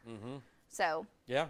The first initial wave is going north of Oklahoma City. Yeah, it is. It's going through Ponk where they don't need it. We don't need the rain here, but they don't need it up there either. But yeah, this is that first line. I find it hard to believe that that's just going to completely lift north of us. I mean, it's still moving east-northeast. It is. So this is the part of the line that we're thinking is going to come into Oklahoma City, all right? So right now, Val's on it. And, yeah, Justin, he's going to be in a good spot. He'll be in a good spot. No matter what, you know, it's all good. Yeah. It's all good. And again, let's go back up north. Let's go to Vaughn. He's in K County now. Newkirk, Ponca City, you're going to get hammered. Let's go to Vaughn and get an update. Vaughn, damaging winds right behind you. Let's take Vaughn Casper shot. What do you think, Vaughn? How strong are the winds there? Yeah, not right behind me. They just went through here, just crossing over I-35 here on Highway 60, just west of Ponca City. I'd say they're 50 miles an hour. They're not tremendously bad, but tell you what, these little spin-ups can happen anytime. So these gusty areas need to be watched, and we're going to be watching them as they move east. David, back to you. Go ahead, Lace. All right, we're still watching that line. Thanks so much for that update, Vaughn. And Vaughn is still working his way down Highway 60, as he mentioned. He's going to come right into Ponca City. And you look a little bit further down the line, down I-35, and this area of circulation moved right through Enid, moved right through Drummond, and it is still there just to the south of Billings. And Marty Logan is on that area. And Marty, he's in the strong winds as well. We've been watching Marty's shot. Marty, right now the winds are, well, looks like they're a little bit loud. So let's just ask Marty. Marty, what are the winds doing where you are? Looks like you're just behind that initial line. Give us an update. Yeah, this is the first time in about 60 miles. I'm trying to get, getting out of some of this wind. But my winds had changed a little while ago from the north, pretty brisk, and now they've kind of come on down a little bit. So I think I'm getting right out on the leading edge again, and still, probably a moderate rain. And, well, wait just a minute here. My winds have just changed out of the south. Circulation, Marty, is just to your north. Yeah. It just changed on me. That's exactly right. That's that area of circulation. It's nothing too extremely tight. It's been there just to your north off and on, Marty, for the last, 45 miles or so. And that is headed towards Red Rock. So Marty's going to be looking up to his north. He'll be keeping an eye on that. And he has taken this thing all the way through Noble County over into Pawnee County. But get ready, Ponca City, all the way down to Red Rock, Perry, Glencoe, Morrison, down to Stillwater. This is moving in all the way down to Mulhall. So winds potentially 60 to 70 miles per hour. And I'll do a new storm track on this because this is continuing to move at every bit of 50. Our trackers are keeping up with it, maybe even a little faster than that on this northern edge. And we'll take that out to the east, taking it through Perry by 9:14, Red Rock 9:19, This will be in Ponca City 921. I'm going to actually add a few additional towns on here. There we go. This will take it into OSU, Stillwater, the OSU campus at 9:32, Glencoe 9:39, Morrison 9:32, Ripley by 9:44. So still the potential that we get a brief spin up along this line. We had areas of circulation that Vaughn was watching earlier. Never had a confirmation of any of that reaching the ground, but he did see several lowerings. He had several small funnels trying to form. Marty's seen that from time to time along this line. So like we've been saying, if that were to happen, that would be a tornado warning that would be issued really after the fact. These happen so quickly, and they'd be a brief tornado, usually a weak tornado, but that potential is still there. The bigger threat, though, is the wind and the flooding rain with this. But like David keeps saying, at least it's moving. This is actually hauling. Now, you're still going to get rain behind it. It's still raining all the way back to Alva, back down to Fairview and O'Keene, all the way down to Tologa. But the initial front edge of that line is moving. We're going to come back down to the line a little bit further to the south now. Switch radars here and zoom on in for folks in Crescent and Mulhall. There could be some hail within this, nickel dime size hail, and the wind threat in Logan County is more of a 45 to 50 mile an hour wind threat. Still getting showers here in Oklahoma City, thunderstorms too. Turning lightning back on, you can see that. That extends back to Kingfisher and Watonga, back down to Hinton. And we still have the strongest storms in the state as far as hail is concerned. That is southwestern Oklahoma, and that is this line right here from Cordell to Rocky to Granite to Mangum, and there's nothing else behind it. But the good news finally for folks in Washita County, Beckham County, is this is moving and getting a shove to the east. And man, that is an intense line, though, of very, very, very heavy rain. And still watching for the potential for brief spin-ups along this. Val, is kind of on the leading edge of that, where it looks like it may still be trying to bow out. Val's just now getting back on the road, getting out ahead of it. Val, you've been looking back to your west. What are your winds doing right there? You know, Lacey, our winds here are not too bad, really. But, man, I tell you what, looking up to the north, looks like a major wind spike going on up there. So I think we're going to try and go up here, then head north and get in position. This thing looks like it might be heading, I don't know, towards possibly Corn and Weatherford and those areas like that. What do you think? Yeah, no, it definitely is, and you're right. That's kind of where the bow is tucking back into that big, huge thunderstorm going right over Clinton, and we are getting a wind spike right on Highway 183, just south of Clinton. Winds easily 60 to 70, and that is headed towards Weatherford. And if that continues on its track, that will be coming into the west side of the Oklahoma City metro. Cassie, you have an update? Yeah, I do have an update, guys. If we can actually go to links 2. Okay, we've got on links 2, we do have an update. We've been getting a lot of people asking about Rocklahoma. A lot of people are going to be out there. They have a big rock concert that's just east of Tulsa and just also east of Claremore. So around there. Can we take links 2? Yes, we are on links 2. Okay. Okay, so I've got a timeline. So this is headed east. I've got it moving at about 35 to 40 miles an hour. Eventually, it's going to be in Chandler about 10 o'clock. Broken Arrow at about 11:23, and Claremore at about 11:32. So I would add a couple minutes to that. I would say sometime between 11:30 and midnight, these storms, this line of severe storms, will be eventually moving into Pryor, where Rocklahoma is currently taking place. I know a lot of people are out there, and some people possibly even in tents. So if you know people out there, make sure that they get somewhere safe. Will you text that to my husband, Cassie? I will, yeah. Lacey's husband, I guess, is out in Rocklahoma. She has a lot of friends that are, of course, out in the Tulsa area. So just make sure you tell your friends if they are at this rock concert, they need to find somewhere safe to be here. Oh, man. Yeah, they have all kinds of safety precautions that they take at Rocklahoma. It's a big event. I mean, I don't even know the number of people, but it's a sea of thousands and thousands of rock fans in Oklahoma. And you didn't want to go to that tonight. I chose to spend my evening with you, David. No, that's so sweet. I know you don't mean it. But other than sweating it out with the people in Rocklahoma. It's a muddy mess, I'll tell you. Poor a lot of people being stuck. Is covered in mud, and he's probably stuck. Okay. Yeah. So, wow. Yep. Okay. Crazy. And again, these storms will make it into, like she said, north of Tulsa. So, all right, let's get back north here. We've got wind coming into Val now, and let's get an update from Val. He's right on the leading edge of this near Colony. You keep it on that shot. Yeah, Val, I'll tell you what, Val, I know you're bringing it east towards the metro. Val's on the front lip now with severe weather coming into Cordell. Val, the wind there, I tell you what, there's a little bow forming. I know you can see that. Look at that gust front. Oh, wow. That's intense. Go ahead, Val. Give me an update. Yeah, you see that in our shot, David. That is looking due north from our location. We're just ahead of it, so we're not really getting too much in the way of wind right here. But I tell you what, up to the north, it looks like it's really getting it straight north of us. You see that shelf cloud wraps in up there, and I'm pretty sure there's some pretty strong winds going on just to our north, David. All right, great job there, Val. Stay with it. Now, Val, look at that. Look at the gust front here. We'll keep Val's shot up here. And any guys on shear rate, anything in here worth talking about on shear rate? Anything? It's broad at the moment, Okay. and it is intense. Okay, yeah. Yeah, it's a big, broad area of circulation. Right. Okay, Val's right there. Amy, they're checking this thing out. You can see the shelf cloud, very pronounced. And now let's take a look at some of the wind speeds. Val's going to bring this thing into Caddo County, Grady County, and then into Oklahoma City. All right, here's another problem we have going on. And this is now north of I'll tell you what, there's maximum rotation. This is up here in the mid-level range, if you will, from weak to strong. And this is getting up there. Yep. All right. So let's take a look at reflectivity on that. Let me see what it looks like, just normal. Okay.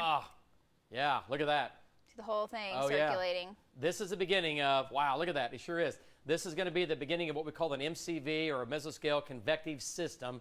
MCV for short. What is that? It's kind of a self-induced area of low pressure, and it's strong, and you can get damaging winds, and you can also get possibly sometimes, yes, tornadoes to be along this line, right? Right? So that's a problem. See this right here? See, it's kind of spinning, and if you watch this over the next hour to 2 hours, all night, this thing is going to keep spinning like this, and you're just going to watch it. You're just going to watch it transform. It is the beginning of it. And then we have another problem. Look at the hail size down here. Yeah, there's big hail. It's big hail. It's coming up. Yeah, that's coming up now west of Hobart, and the line is beginning to make its way. It's moving east and not lifting to the north. So this is what we've been talking about coming into Oklahoma City. Now, we do have some showers here now. So if we do a storm track on this, and by the way, these are all severe now. Val's on the east side of it, okay? And we have Tom and Rob here getting back in position. Marty Logan coming in from the north. Vaughn is up north into K County. One second. Okay, no, you're fine. So running from Clinton to Weatherford down to, and we're going to take Goodness, you think 40?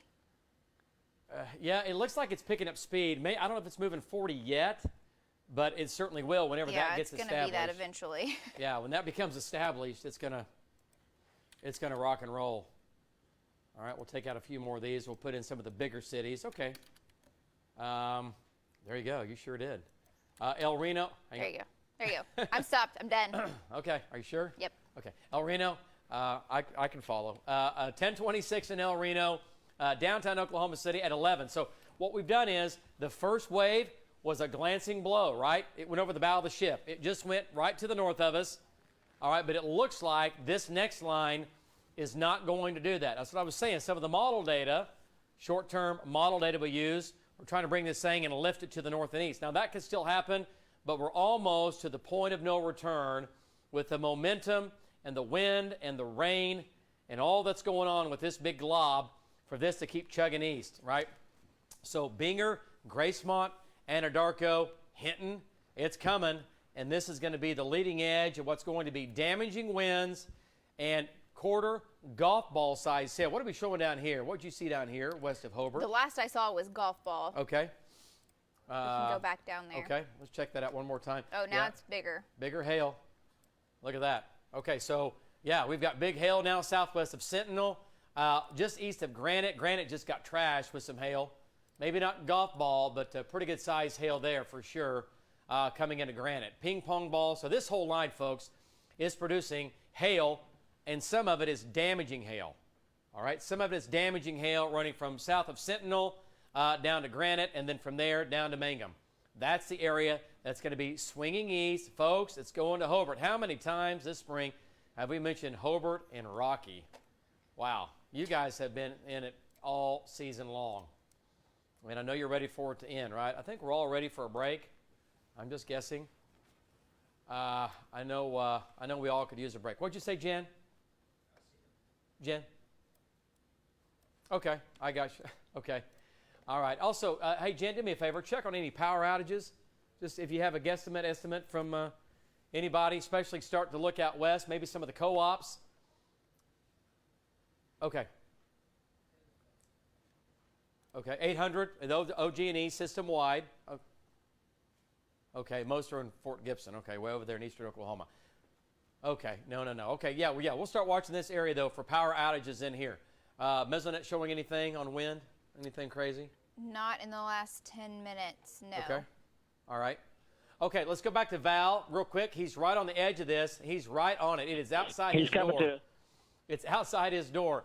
And Val, it's just to your west. I know you're right there. It's Val, the MCV. It's beginning to develop, and it looks like it's going to come out of that northern part of that storm, Val, and that's what's going to come into central Oklahoma here over the next couple of hours. Give me an update as you look at that thing out to the west there. What have your winds been so far? Go ahead. Well, David, our winds are now starting to get stronger. The further north we go, the stronger the winds are getting and the heavier the rain is getting. Winds are gusting now 45, maybe close to 50. And I'm going to say we're about 10 miles south of Weatherford. But, David, I'm looking at radar, looking at velocities. It looks like it gets stronger the further north we go. But we're going to run up here to 40 in the Weatherford area and then kind of bring this in towards the metro. Back to you. Okay, all right, great job. And Val's going to be on the north side of this thing. And we'll have to keep tracking it here. Justin, we probably at some point need to get somebody a little bit southwest, okay, down the H.E. Bailey. Down towards Chickasha. I know Hank's down there, so we can keep the Southwest Metro protected and covered as this line comes in. Also, Justin, let's keep Tom or Bobby or one of those guys in Caddo County. And I tell you what, let's if you don't mind, let's go ahead and move one of those guys west. Let's keep them farther south of 40, and let's get them on Highway 9 or whatever. Let's get one of those guys farther west down in here. Yeah, I tell you what, let's send them down here towards Fort Cobb and Fort Cobb Lake, because they are going to get hammered. All right, they're going to get hammered. And the flood warnings just keep coming out. I mean, they're extending flood warnings for the Canadian River near Bridgeport, Canadian River near Mustang, Canadian River near Norman, the Cimarron River near Winoka. About every single river in Oklahoma. It is unbelievable. Cimarron River near Noble, Arkansas River near Ponca City. The flood warnings are and the flash flood warnings, and we still have the flood emergency going on for folks out west. Okay, and the flood emergency, once again, was for parts of Ouachita. Of Ouachita County from earlier, where they had 5 to nearly 6 inches of rain back in Ouachita and Beckham County, right? Yeah, I can kind of turn that area on just for you one more time to show let's you. Take a look. It was this zone. Right here. This is where they have right here. This is where we have the flash flood emergency in effect. And that means that flooding, it's not possibly going to happen, it's happening, and it's happened. And it continues to get worse. Look at these rainfall totals. 5 inches in Burns Flat, 5.6 just southwest of Burns Flat, 5 inches in and around Retrop, east of Carter. So you got 3 to 4 to 5 to 6 inches of rain in here. You're going to have flash flooding. And I'm talking about the flooding that's moving fast across the highway. If you drive into it, it'll sweep your car away like a toy. And that'll be all she wrote, and they'll find you downstream. So again, I say it all the time, all those years that I storm chased, I would go 100 miles out of my way around an area that's covered in water than drive through it, okay? It scared me all the time when I was storm chasing. I hated it then, and I hate it now. I hate water. I hate it moving. It's just scary, and you need to look at it like that. If I wouldn't drive through it all those years, you don't need to drive through it, right? It's very dangerous, and the road can be gone. It sweeps you away, lights out, party's over. It's a done deal. So don't do it. Just turn around. Don't drown. It's easy to remember, and it'll save your life, okay? Don't do it. Don't do it. Lots of flooding going on. Yeah, the pictures, from all of Beckham County, too, it's 2 inches of rain. You're like, oh, 2 inches of rain, that's not a big deal. Well, right now, that's a huge deal. That's a lot of water for Sayre, for Eric, for Carter, back up to Dempsey, on top of what you guys got yesterday. And it's, almost turning into the same situation as what we're seeing in north central Oklahoma. The rivers, the lakes, the areas, everything that holds water out west is full to the brim and flowing very, very quickly. And we've showed so many pictures. We get so many of the back roads, the dirt roads, and anywhere where water runs under the road is washed out. How many times have we seen that? No. And you won't see it. I call them whistles. There's probably a more technical name for that.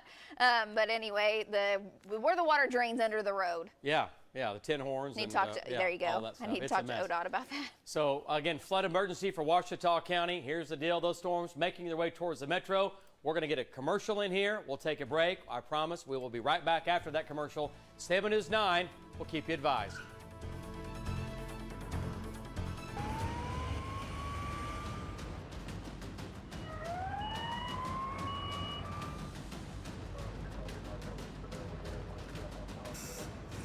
Thursday night at 10 on News 9. Chickasaw warriors have long been known to be fierce and unyielding. Throughout history and even up to the present day, when many still serve and fight for our country. May 25th and 26th at the Chickasaw Cultural Center, we'll remember and honor their valor and sacrifice with the memorial celebration.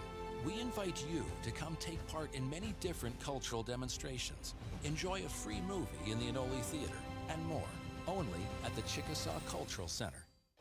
Don't miss one of the world's fastest growing Native American art markets, the 6th Annual Artesian Arts Festival. More than 100 of the nation's most talented tribal artists will come together in the charming downtown Sulphur, which is surrounded by its own natural beauty. Discover hundreds of native works, live demonstrations, music, dance, food, and fun for the whole family. Saturday, May 25th, only at the Artesian Arts Festival in Sulphur. In Oklahoma, there's a spirit that moves us, a freedom that inspires us. Now it's time again to celebrate it. I love the American road. It's the Great American Sales Event at your Oklahoma Ford dealers, with limited time offers on America's best-selling brand and the best in Oklahoma. Now drive a new 2019 Escape with $6,250 total savings plus $750 appreciation cash. Hurry in to your Oklahoma Ford dealer. Call Airco Service today, the company you know. All right, everybody, welcome back, and here we go. Look at the hail core now in southwestern Oklahoma here. There's Hobart. All right, this is Lone Wolf. It's going right up Highway 9, and that is going to be big, big, big hail here. That's a heck of a hail core. And really, the hail actually runs up into southern Ouachita County, right? You can see the purple here showing up near Rocky, and then all the way down to west of you folks in Hobart, you're going to get it right now. Wow, look at the radar showing here. Baseball size hail, that might be a little overdone, but still, yeah, that's way up there. We're going to have at least golf balls, possibly tennis balls, just north. Really, it just went through Lone Wolf. All right, so if you live in Lone Wolf, text us, email us, Facebook us, Twitter us, do whatever. Let us know what just happened. Give us a guesstimate on your hail size or what's going on in western and southwestern Oklahoma here. We want to confirm some of this right now. Yeah, Cassie's looking for pictures, so Yeah. send them in. Yeah, send them in. We'll put them on the air. At least we'll talk about them and show them if we can. This is big hail down here. This storm is very severe. What about velocity data? Let's take a look at that now. Let's look at the wind speeds if we can. And winds are going to be 60 to 70 coming into Babs, okay, just west of Godibo. A little bit of a kink here. Need to keep an eye on that. But this is going to be winds 60 to 70 miles per hour all the way up here and then all the way back down along this line. So winds 60 to 70 miles per hour. So this is coming into the metro eventually. That's our plan. We don't want it to, but it looks like it's going to make it. It's going to move east-northeast and eventually make its way again into Oklahoma City. All right, so winds are going to be 60 to 70 miles per hour along this leading edge right here, this very sharp green edge to the blue edge.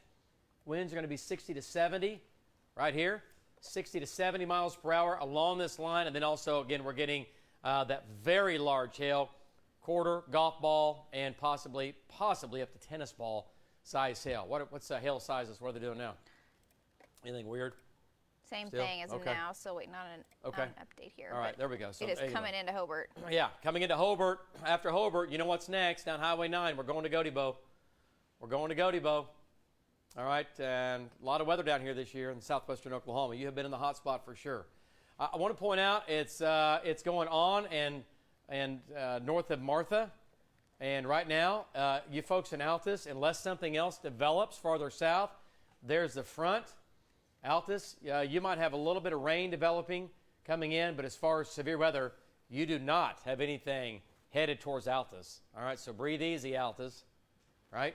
We need to watch it here. We're going to get the line through, but this is going to be some more stable there and behind that green line. That's the gust front right there. That green line, and once that clears you, you still might have some showers in Altus, but as far as the severe weather threat, that's going to be to your north and east. So, again, big-time line here running from Greer County, from Granite to Hobart to Rocky to Cordell, up to Colony. And these storms mean business, okay? They're large.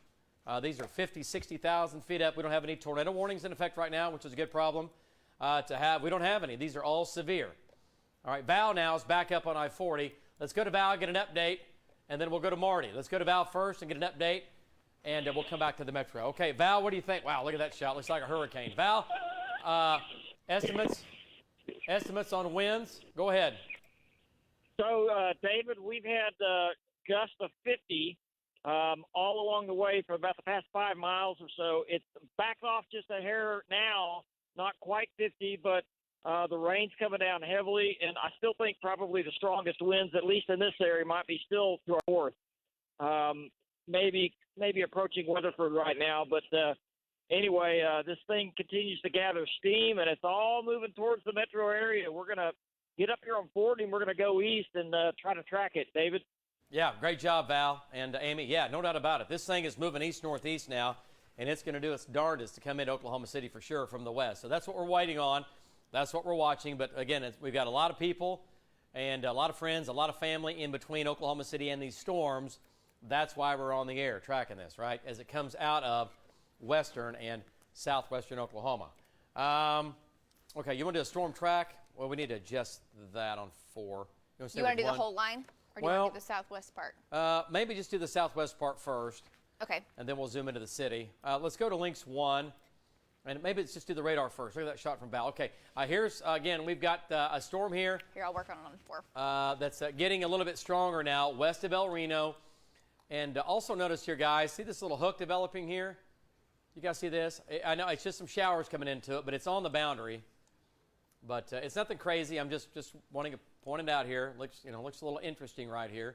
We have dynamics in place. We have the jet stream in place, the tornado watch. It's out west.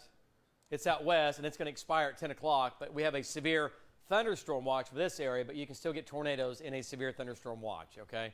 It just means the majority of your storms are going to be severe with damaging winds, hail, and flooding. But we could certainly get a tornado out of this, and we just need to keep watching these storms mile by mile as they come out of western Oklahoma. But Val now is blowing through and east of Weatherford, and then down through Colony. Look at the hail core down to Rocky and Hobart, and it's moving off to the east. Lacey, let's go ahead and zoom into central Oklahoma. Talk about Guthrie, where they don't need any more rain there. And see what, boy, look at the rain going over Kingfisher County again. Don't you know they're just dreading it? And remember, all this water up in here flows down through Canadian County, right? You can see the North Canadian, the South Canadian River, the Cimarron River, and this is right over the Cimarron here, all that rain, and it's just filling it up. None of this water is soaking in. None of it's soaking in. It's over the same areas. So this is going to give us flash flood warnings here. Have the flash flood warnings been issued? They have, haven't they? Let me check. I'm just curious. Logan and anything else? Here, let me zoom out and I'll turn them on for you. Canadian? I wonder if Canadian's in. They should be if they're not. They're literally coming in so quickly, and as you can imagine. There you go. Okay. Yep. Okay. There they all are. There we go. So all the boxes here that are flashing, those are going to be flash flood warnings in green. And again, it goes all the way back down the line. All right. Everybody along and head of this line is now under a flash flood warning. Okay. Now under a flash flood warning, and with the embedded storms that are severe going through there. Let's go up north now. Let's check back up into K County. We're going back to K County, and let's go back in and talk about radar. Then we'll go to Vaughn. Now moving through Ponca City, Newkirk. These storms are severe. And winds 50 to 60 miles per hour. Vaughn is on the east side of Ponca City, and they're moving due east at about 50 miles per hour. That red line moving to the east, that is the leading edge of the damaging winds, okay? So it's now just east of Red Rock, east of Marlin, on top, and just east of Ponca. Let's go to Vaughn and bring Vaughn in the mix and get an update from Vaughncaster. And Vaughn, you've been moving through Ponca City. Give me a guesstimate on the winds. What have you had here? And it looks like you've been kind of ahead of the line, at least bumping it from time to time. Go ahead.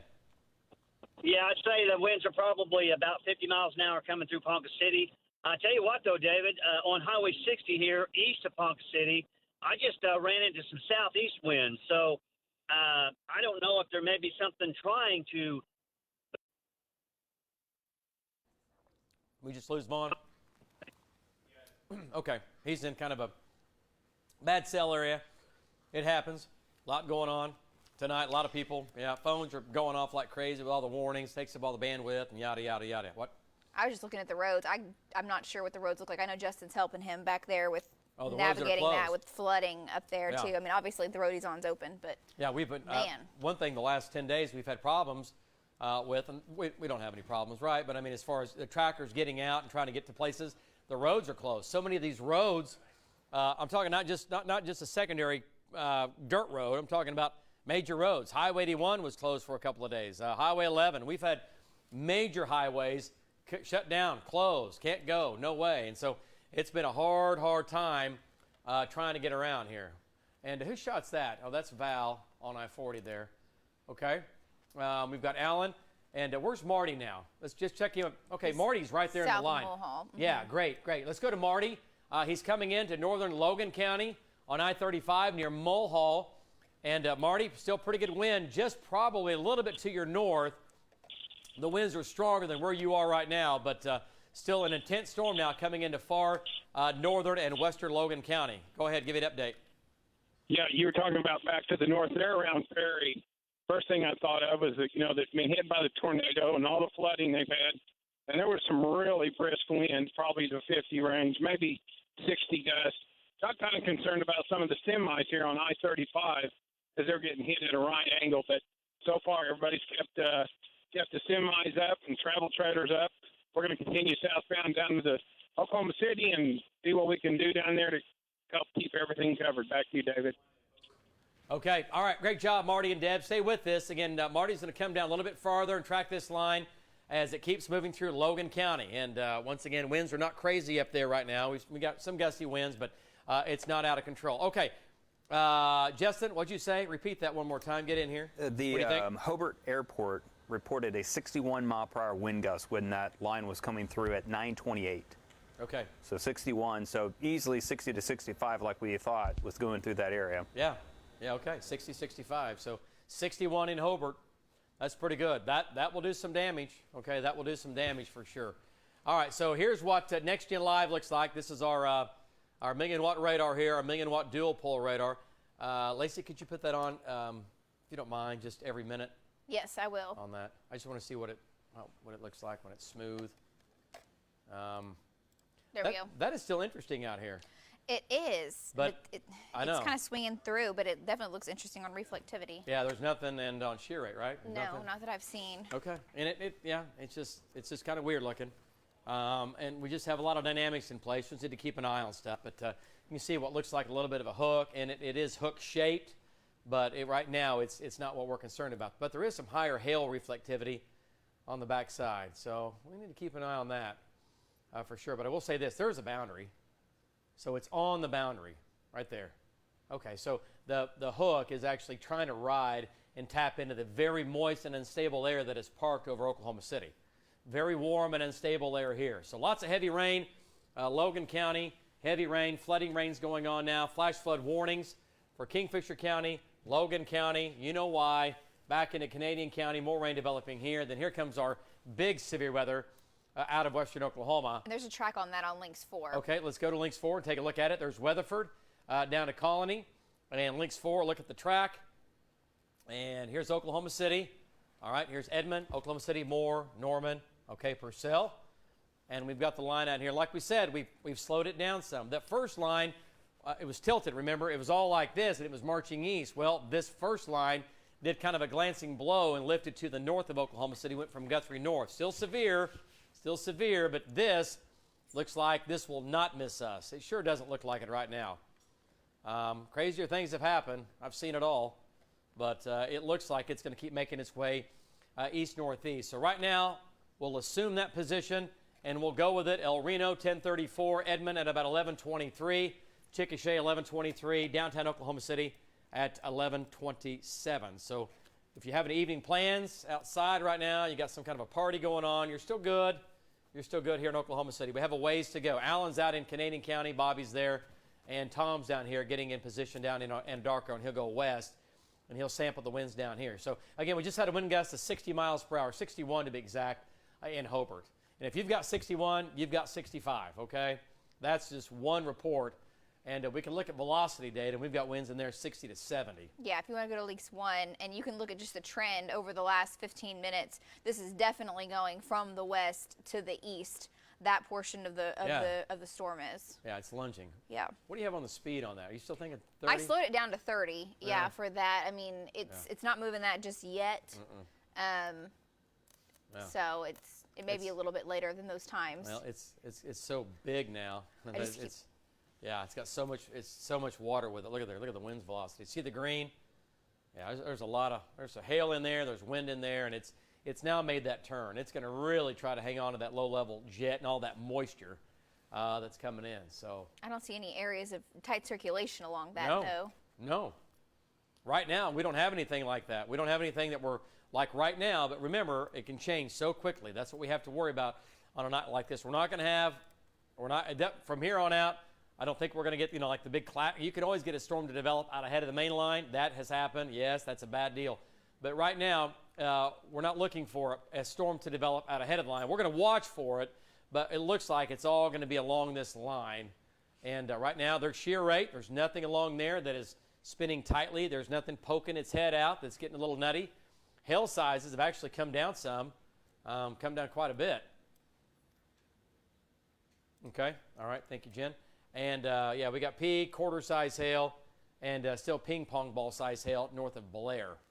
So yeah, there's plenty going on down here, and not to mention the winds are going to be 60 to maybe 70 miles per hour along this line. And hopefully it'll weaken before it gets to Oklahoma City. We don't need damaging winds here. We don't need damaging winds. Man, it's getting a push now. Did you see that? And look how this thing is starting to curve back on itself. That's the beginning of that MCV right there.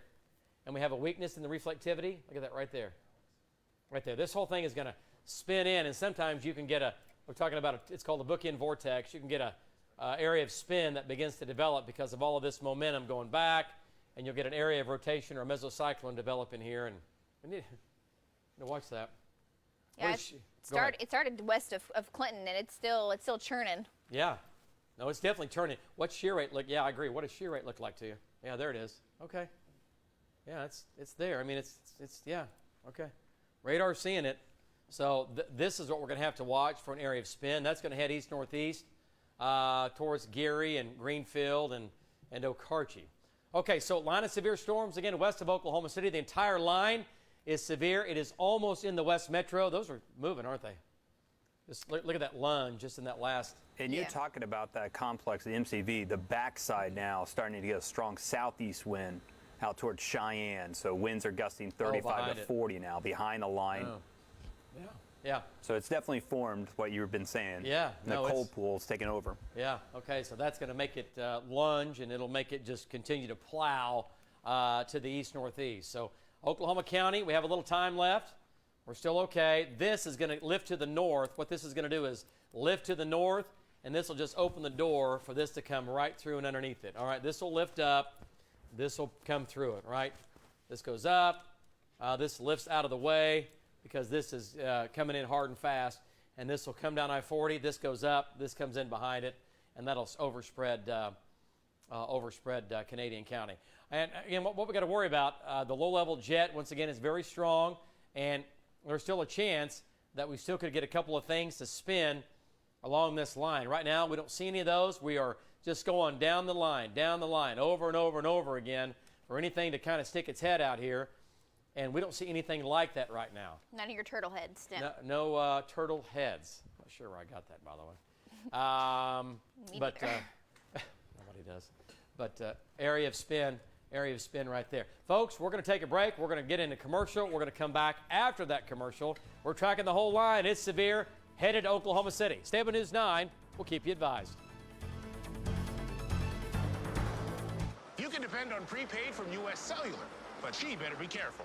She has a different carrier, and hitting a wall in your wireless coverage... Say hi to Dad. Hi, Dad.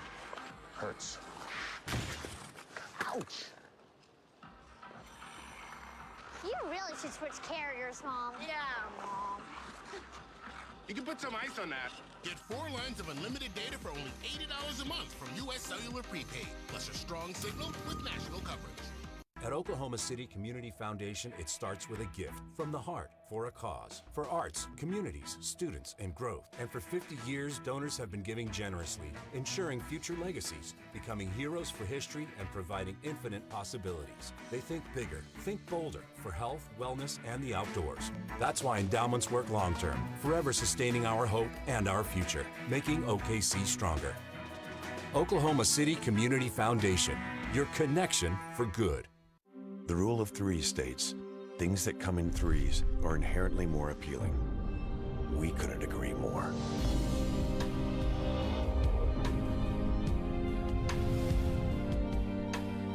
Three SUVs, 1 GMC. Step up to GMC and get over $7,200 total value on this 2019 Acadia Denali. Or current eligible non-GM owners get over $8,200 total value on this Acadia. See your Central Oklahoma GMC dealers. Local, family-owned, Oklahoma's own News 9. All right, everybody, here we go. Our continuous coverage does continue, and Cassie will come to you here coming up. Severe weather, yes, ongoing in northern Oklahoma, Kate County, Noble County, going into Osage, going into Pawnee County. This part of the line is severe. Logan County, Kingfisher County, it's severe in the form of flash flooding, okay? And then we have the severe storms that are producing flash flooding, damaging winds, and some large hail. The hail sizes have come down just a bit, but this whole line is making its way east, and this will go ahead and come on into the metro. But, wow, it has been a mess. So lots of flooding going on. Let's go to the weather pod here and check in with Cassie. Cassie, lots of pictures, and it's before and after pictures. The crazy flooding, it's just out of control. Give me an update. Yeah, we've been getting a ton of pictures coming in on social media, and we were looking at radar. Lacey actually does have, or she did have radar up earlier. We were talking about everything that was coming through the metro, and especially around Kingfisher, just a ton of rain, and we're not done seeing that just yet. I was looking at some of the dual pole estimates, and so far we've seen over 2.5 inches of rain just in the past few hours. Well, Blake Ward sent this in a little bit earlier today, and obviously this took place before the new storms moved in, but obviously we're going to continue to add to this, and this is just, it just hurts to see this kind of stuff. Blake Ward sent this in. This is the east-west 700 road in Banner, so that was up in Kingfisher County, and you can see it's just doing destructive stuff all to the roads. The power line is obviously down there, and it's moving into that person's home as well. So we're getting a ton of pictures like this in Kingfisher County. It looks like we have a flash flood warning? No, yes, we do. Okay. Yeah. Okay, we do have a flash flood warning still ongoing for Kingfisher. We're still adding to these rainfall totals, and it's just going to keep on coming in for at least the next hour or two for that part of the state. Yeah, it's horrible. I mean, the infrastructure alone, we have no idea what the losses are going to be to farmers, ranchers, the infrastructure. It's going to be crazy when it's all said and done. I mean, this is not cheap, right? This is going to take time. This is going to take money to get these roads back in. The insurance claims alone from all the flooding, nobody knows yet. It'll be weeks and months before we get a final figure. Not to mention the wheat crop. What we heard the other day, 20% now. I think I heard 20% of the wheat crop might be in jeopardy, I think, this year, and that's a lot. I mean, red wheat to Oklahoma is a huge deal. We're almost at harvest time. It's weeks away, and if you can't get in the field and harvest it, then that wheat goes bad, and then it's all over with. So this whole thing is just been bad, all right? We've had too much rain. We've had our tornadoes, but the rain has been one of the biggest problems by far as impacting more people, okay? It's impacted by far more people than the tornadoes we've had. All right, so rain amounts. Look at there. Wow, 5 to nearly 6 inches of rain. This is where the flood emergency is right now. All right, running from Foss down to Retrop, and just incredible rain amounts here. So the flood emergency runs from basically southeast of Sayre down to Willow, and then up towards Foss, but really right in here. Right in here. This one box that's flashing, that's that flood emergency, and you don't see those very often. And that just means Katie bar the door. Do not drive, do not get out. If you live in a flood-prone area, if your house is near a stream or a creek that floods and you got 5 inches of rain, I'm sure it was full already. You need to get in and get out because you might be flooding, okay? So just keep that in mind. I was at a loss for words earlier trying to figure out what it was called that runs underneath the road. Earlier I said I call them whistles. We've had numerous people let me know. Tin horn? That they are corrugated culvert pipes. Oh, culverts? Culverts. Okay, yes, culverts. that's the word. Thank you to everyone at ODOT that's chimed in and just all the viewers in general. Yeah.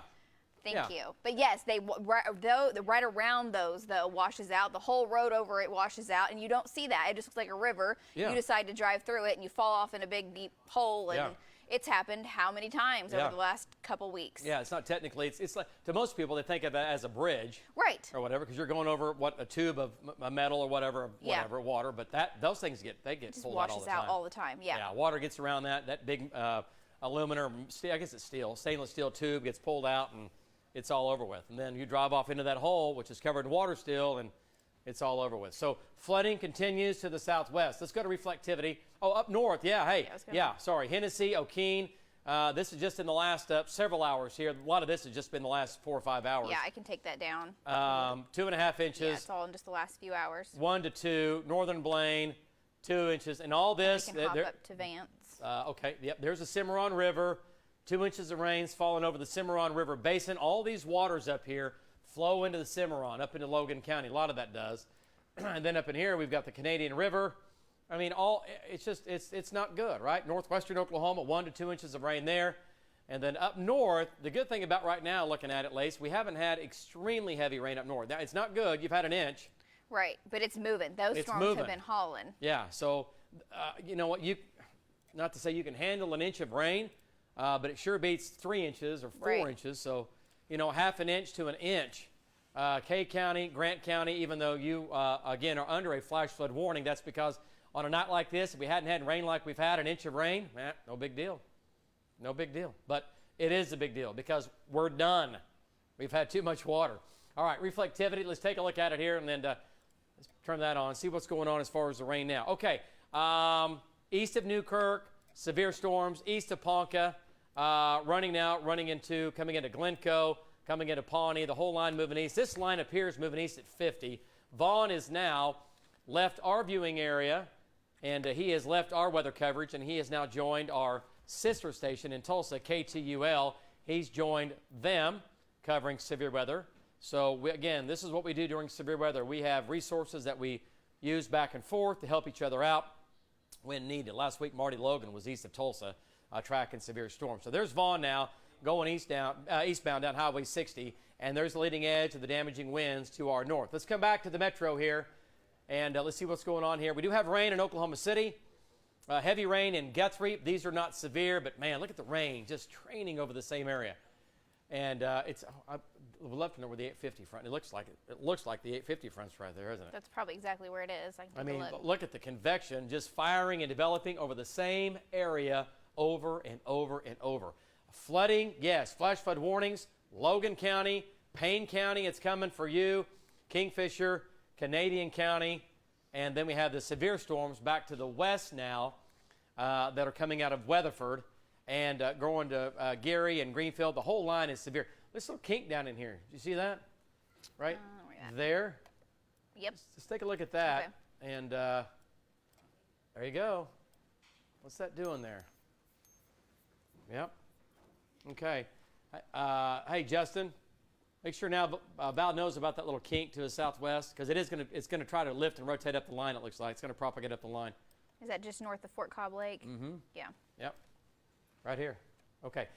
For sure, we have winds in here of 50 to 60, right? This is the leading edge, but we also have a little kink, and that's going to be an area of damaging winds right here. Just east of Eakley, it's going to Lakiba. It's going to lift up towards Lakiba and Hinton.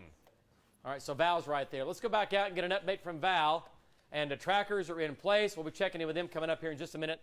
Let's go back to Val. And Val, that's right behind you. And Val, also, there's an area of spin down to your south and down to your southwest. Another little kink on the line. It's going to be lifting up towards you. So just kind of keep an eye on that. Give me an update on what's going on behind you right now. Do we have Val? I don't hear him. Yeah, David, I'm here, David. Yeah, that's good to know about the spin of the kink in the line to our southwest. Sounds like that's just developing.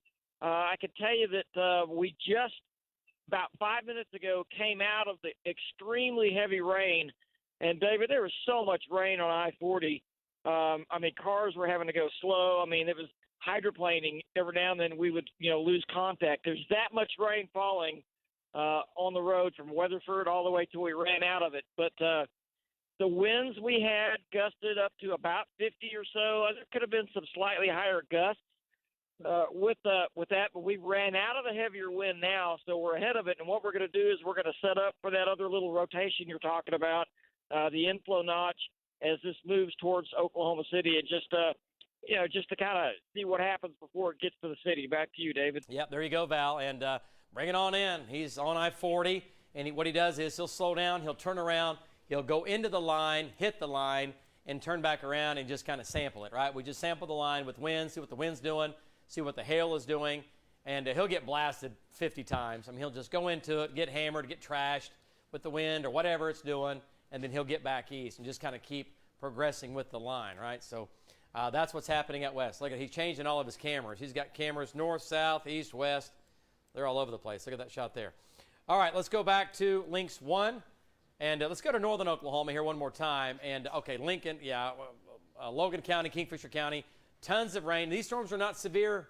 They're not severe. There's your storm track. And Lakiba at about 10 o'clock, Binger, 10 o'clock as well. Hinton, about the same, pretty close to 10 o'clock. Fort Cobb, 10:01. That's going to be Fort Cobb Lake. Watonga, 10:01. And at the same time, we have Altus. It's going to be north of you, though. Yeah, it is. Okay, sorry about that. Yeah, I included that. That's no, you're fine. You're fine. Yeah, you're Altus. You're out of it. It's going to be north of you. Let's jump down here. Roosevelt. You're going to be in it. Going to be a glancing blow or just north of Roosevelt, but we'll call it close. 10:02. Cherokee Trading Post, 10:10. Gracemont, 10:11. Cooperton, 10:16. Calumet, 10:22. Anadarko, 10:26. And we're bringing into the metro here in just a few of those. Watonga, 10:01. Now, that's what this line, that is, here's Watonga. That's the northern side of the line. It's not quite severe once you get up here along Highway 33, but it is strong. So we'll keep tracking that. And El Reno, 10:36. Okay, El Reno, 10:36. That's with this western line. And then after that, downtown Oklahoma City, that's going to be at 11:17. So 11:17, it comes into downtown Oklahoma City. And the whole line is severe. See how this is starting to fold back on itself? Right there, this is what we call an MCV. There's an area of low pressure right here. And you actually see a spiral of the reflectivity of the rain, how it goes to a hole. See that hole right there that's developing? That is the MCV, all right? So Val's there. We've got Alan, Bobby, and Hank all lined up along this line. We'll spread them out. Flash flooding continues in Kingfisher County, Logan County, Payne County. Let's get back up north here. Yeah, and we're hearing from folks in Stillwater as this is moving in. Yep. Let's talk about Stillwater. It's not quite there yet, but it's coming in. Technically, the line, it's got a lot. Hang on, before I do that. Okay. And again, there goes Vaughn. And once again, Vaughn's going down Highway 60. He's going to get back in touch with our sister station. That's Channel 6, KOTV. That's in Tulsa. And we own them. They own us. We're all in this together. So we share resources, right? And that's what Vaughn has been doing all day long. He's been in northwestern Oklahoma. And now Vaughn is going back to KOTV or Channel 6. And he's headed down to, now he's on the air with them, all right? So he's left us, and he's hooked back up with them. Okay, so Pawnee down to Glencoe, down to Stillwater. There's a line of storms, once again, moving east at 50 miles per hour. So winds along this line are going to be 50 to 60, and it's coming into Glencoe. Okay, let's talk about Payne County. We love Payne County. It's a good name. I like it. From Stillwater back through Lake McMurtry and Lake Carl Blackwell. Again, the rain is heavy. These storms are not technically severe coming into Stillwater, but I tell you what, you're still going to have winds to 40 to 50 miles per hour. This is western Payne County. It's going right down Highway 51, and technically the severe storm is going to be in northern Payne County up near the airport, and then from there north up into northwestern Osage County. But Lace, let's take a look at some of the velocity data, see if we have anything weird. A pretty good wind in there. There's still a pretty good wind. Yeah, I'm checking the mesonet to see what they've been getting. Still seeing behind the line, along the line, wind gusts to 40, 45. But that's just, again, at that one site. And that's about what that looks like. This is the brighter green in here. That's going to be 40 to maybe 50 miles per hour. But that's going to Stillwater. Okay, that's going to Stillwater. And hail, a little bit. Small hail, though. That's a good thing about this, right, is that we're not having – we had big hail earlier, but the hail sizes, they've come down some. So hail sizes have come down. But lots of lightning, smaller hail, but still winds are going to be 50 to 60 miles per hour. All right, let's check in back with our trackers here. Val's up on I-40. Let's come back into the metro. Marty's in the North Metro. Tom, let's go to Tom Pastrano, get an update from him. He's looking at this thing from the west. And Tom, what's that thing look like? As you look back to the west there, big-time gust front. Go ahead. Yeah, that's right, David. Looking out to the west-southwest of Anadarko. We're waiting for this to come in so we can sample the winds. Right now, the strongest core looks to be to my northwest. So maybe the strongest winds might be just northwest of Anadarko. Back to you, David. All right, great job there, Tom. And Tom is doing the waiting game right now. He's just a few miles. He's in Anadarko, east of this line, and he's going to let it come at him and let it hit him, and then he'll bring it on in, okay? Let's go back up the line. Let's go to Alan Brosey. And Alan is just northwest of El Reno along Highway 81. And Alan, let's check in with him. Alan, you're in an area that cannot withhold really any more rain. We just can't have any more rain there. And it's coming. You've already had some rain, and now you got this big wall of water to your west. So give us an update. Flash flood warning now in effect for Canadian County. And we know why, because we know what's coming. Go ahead, Alan. That is absolutely the truth, David. We got water in the fields, we got water in the ditches, we got water in the roadway. We were in Kingfisher, and they've got parts of Kingfisher closed. The highway north of there closed. All the ditches between Kingfisher and El Reno are completely full. We're on the tail end of this northern line that just went through. We've got a lot of lightning that's picked up. It's raining again, and we're waiting to swing through, see what's on the backside to the west here. We can see it coming our way. It's it looks like the lightning's increasing from the west, David. So we're going to go up here to the Northwest Highway on Highway 81 and sit and wait and bring this back into the city, and we'll let you know what we find. Back to you. All right, as always, great job, Alan. And I tell you what, folks, if you've been watching here the last 10 days or 2 weeks or whatever, Alan Brosey, he's lost count on how many tornadoes he's seen. Alan, how many tornadoes have you seen the last 10 days, you think? David, I think we're up to 18 or 19. I stopped keeping track, but we've got pictures of most of them. Yeah. I mean, Alan has he has just gone nonstop. So Alan has been all over the place. Some big tornadoes, some small tornadoes, and now he's out tonight tracking severe wind and flooding. So, he's been going nonstop for sure. Great job, Alan. And you and Earl, great job there. Okay, let's come back to Links 1. And Justin, do you have anything to add right now? Anything from the trackers? Not from the trackers, but just kind of observing and kind of looking over the entire radar that the gust front has pushed ahead of the main line now a lot further, especially in southwest Oklahoma, which will likely start to weaken those storms just a little bit as that gust front and that cold air rushes ahead of the line, not right against it. Yeah. But up towards 40, it's still pretty close to where the heavy rain is, so it's not going to weaken those, but down off to the southwest, you can definitely see a distinctive gust front. Yeah, okay, yeah, and he's right on the money. So what he's saying is the cold pool, the cold air, the rain-cooled air is undercut the storms. It's gone out ahead of it, and it's cut off some of the instability. So the storms in far southwestern Oklahoma, those are going to kind of try to weaken some, okay? They're still strong, but the storms up in here in Oklahoma City that are coming in from the west, that has not happened yet. The gust front is basically right with the storms, and so that's why they're still strong. That's why they're still severe. And now we have that severe thunderstorm warning now for Canadian County. This is the West Metro. Down into Caddo County is severe. Binger just got hammered with wind. What's, moving through right now. It's coming in on Val. We just had a 50 in Fort Cobb, and that's well behind the leading edge of the line, but a 50-mile-an-hour wind gust out of the west. But they were pretty close to the bowl, weren't they? They came through, yeah. Yeah, it was right. So they had 50 right here in Fort Cobb and Fort Cobb Lake. They had a 50-mile-an-hour wind gust right here. So the whole line is going to be 50 to 60 miles per hour, right? We're still looking for a tornado threat that has not reappeared. We had many tornado warnings earlier this evening and late this afternoon. Those are now gone, and we hope they stay away. but now we have flooding going on in Logan County and Kingfisher County, and we have a couple of showers. Maybe let's zoom on into the metro here and take a closer look. A couple of showers going up over and just south of downtown Oklahoma City. All right, these are lifting from the south to the north over Del City, going to Spencer, Choctaw, Jones. Just some quick showers moving in. A little bit of lightning. Lightning strike just took place up in the Edmond area. So these are going to have a little bit of lightning with them here in the metro, okay? So if you're out and about, this is going to be a quick shot of rain moving through downtown right in about 5 minutes or less. Del City, and this is going to work its way up through downtown Oklahoma City, up through Chesapeake, and then from there up towards Edmond. All right, this will be this line here. And then we have the other wave of rain in Edmond right now. Nothing crazy out of that. These storms are not severe.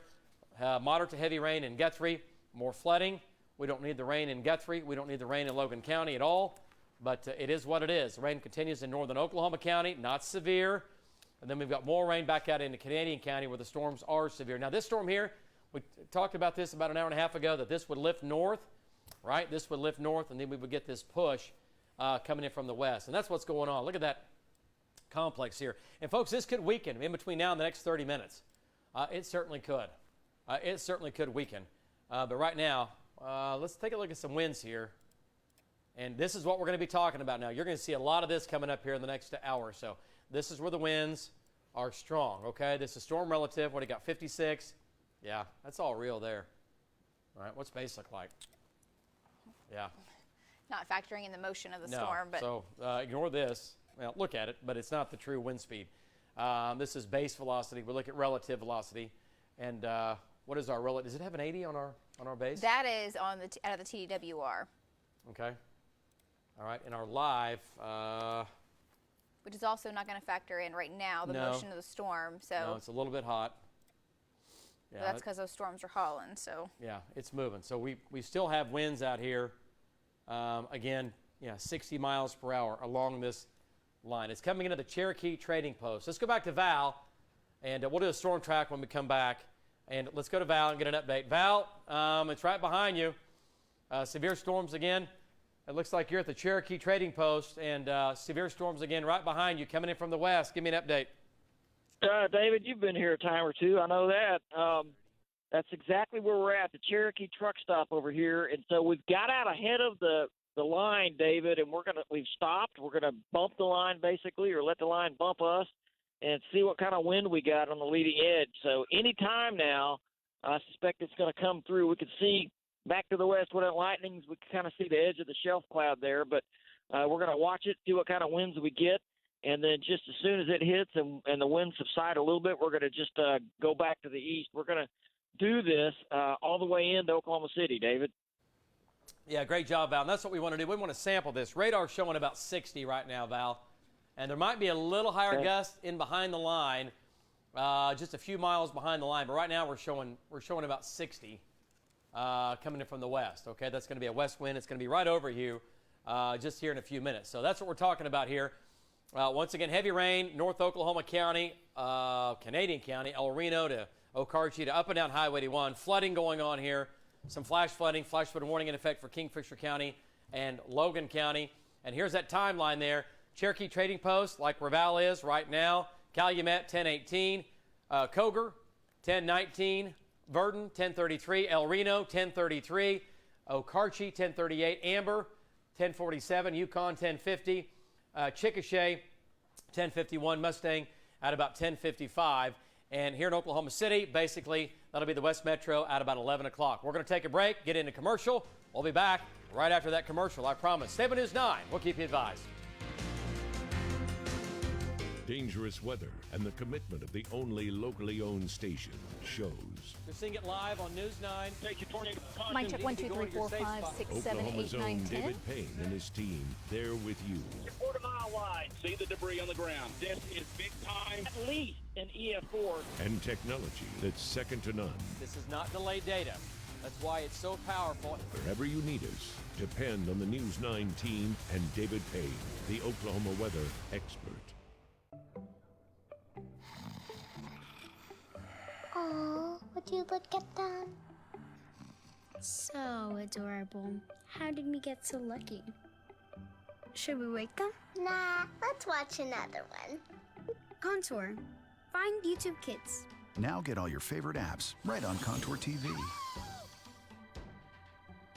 So adorable. Contour from Cox. Growing your business isn't just one thing, it's a million little things. Should you lease, rent, or own? How fast can you get that farm? Does it fit the budget? That's what your local cat dealer is here for. With expert advice, flexible financing, and industry-leading equipment, you can get the job done day after day. Right now at Warren Cat, get new cat compact equipment for as low as $9.84 per month. Welcome to OKC's most unique casino experience. One moment you're surrounded by dazzling lights, jackpotting the latest and greatest machines in town, and the next moment, cheering home a winner in the greatest quarter horse racing show on earth. It's a truly unique 24/7 gaming experience. The only casino in OKC that can make your heart truly race. So finish the season in style on closing weekend, May 30th. Then June 1st with a $1 million Heritage Place Futurity at 5 p.m. only at Remington Park. Some say gyros aren't true sandwiches, but have they studied the nuances for decades? Because I have.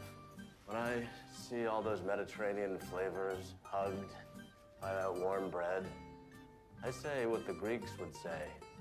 Aftoine on a sandwich.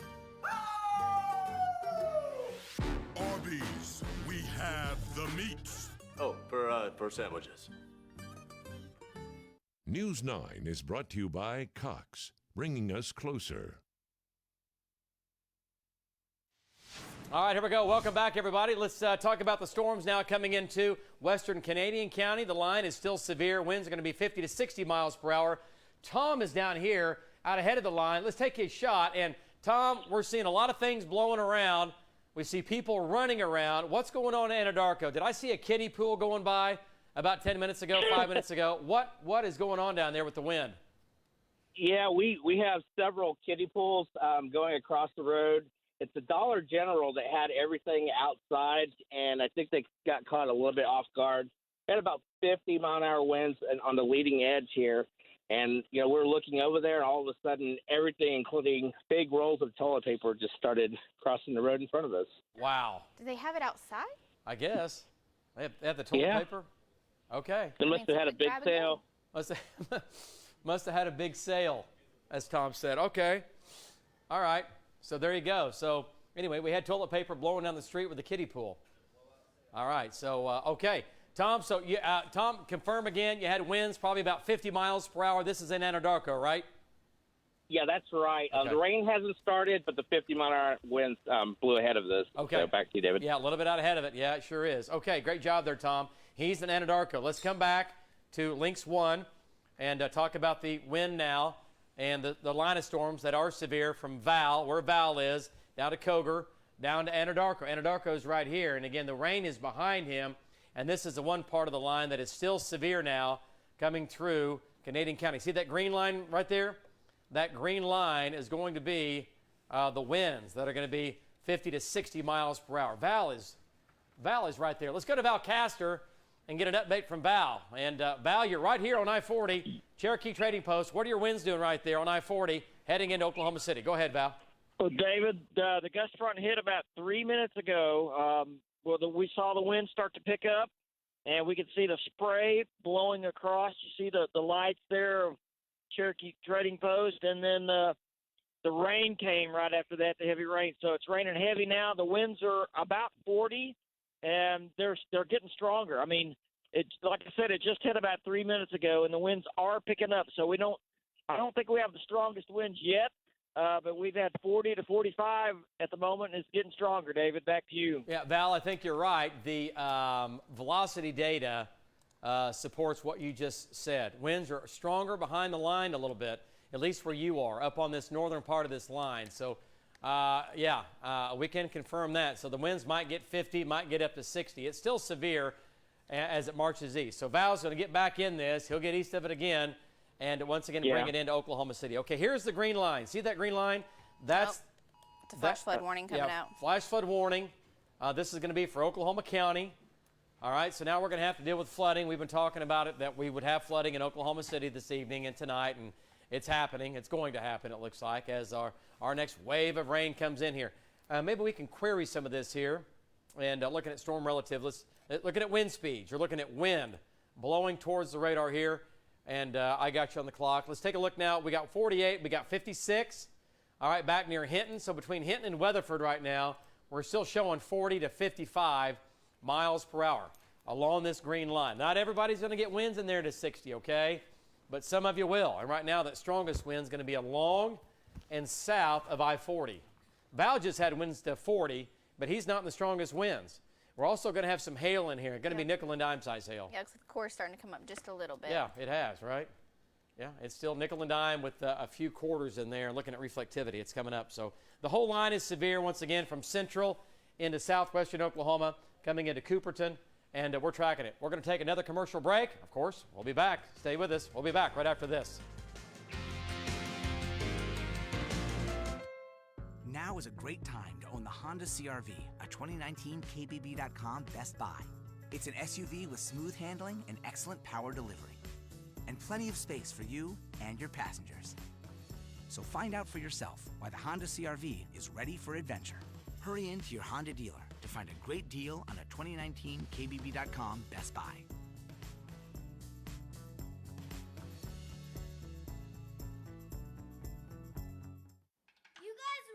This is the Nelson family. Wi-Fi's good. And their panoramic Wi-Fi from Cox. Connected here. They're helping us demonstrate the speed and coverage of its super fast signal. Here it comes. It covers every device and every inch of their home. He's coming back up. And with extenders, every room is connected. Cover every corner of your home with super fast panoramic Wi-Fi from Cox.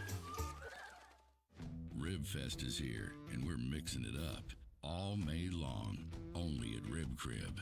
We're bringing you bold new flavors like this sweet peach glaze or this tangy Tennessee red sauce, and serving up crib-tastic combos like Kansas City ribs and chicken.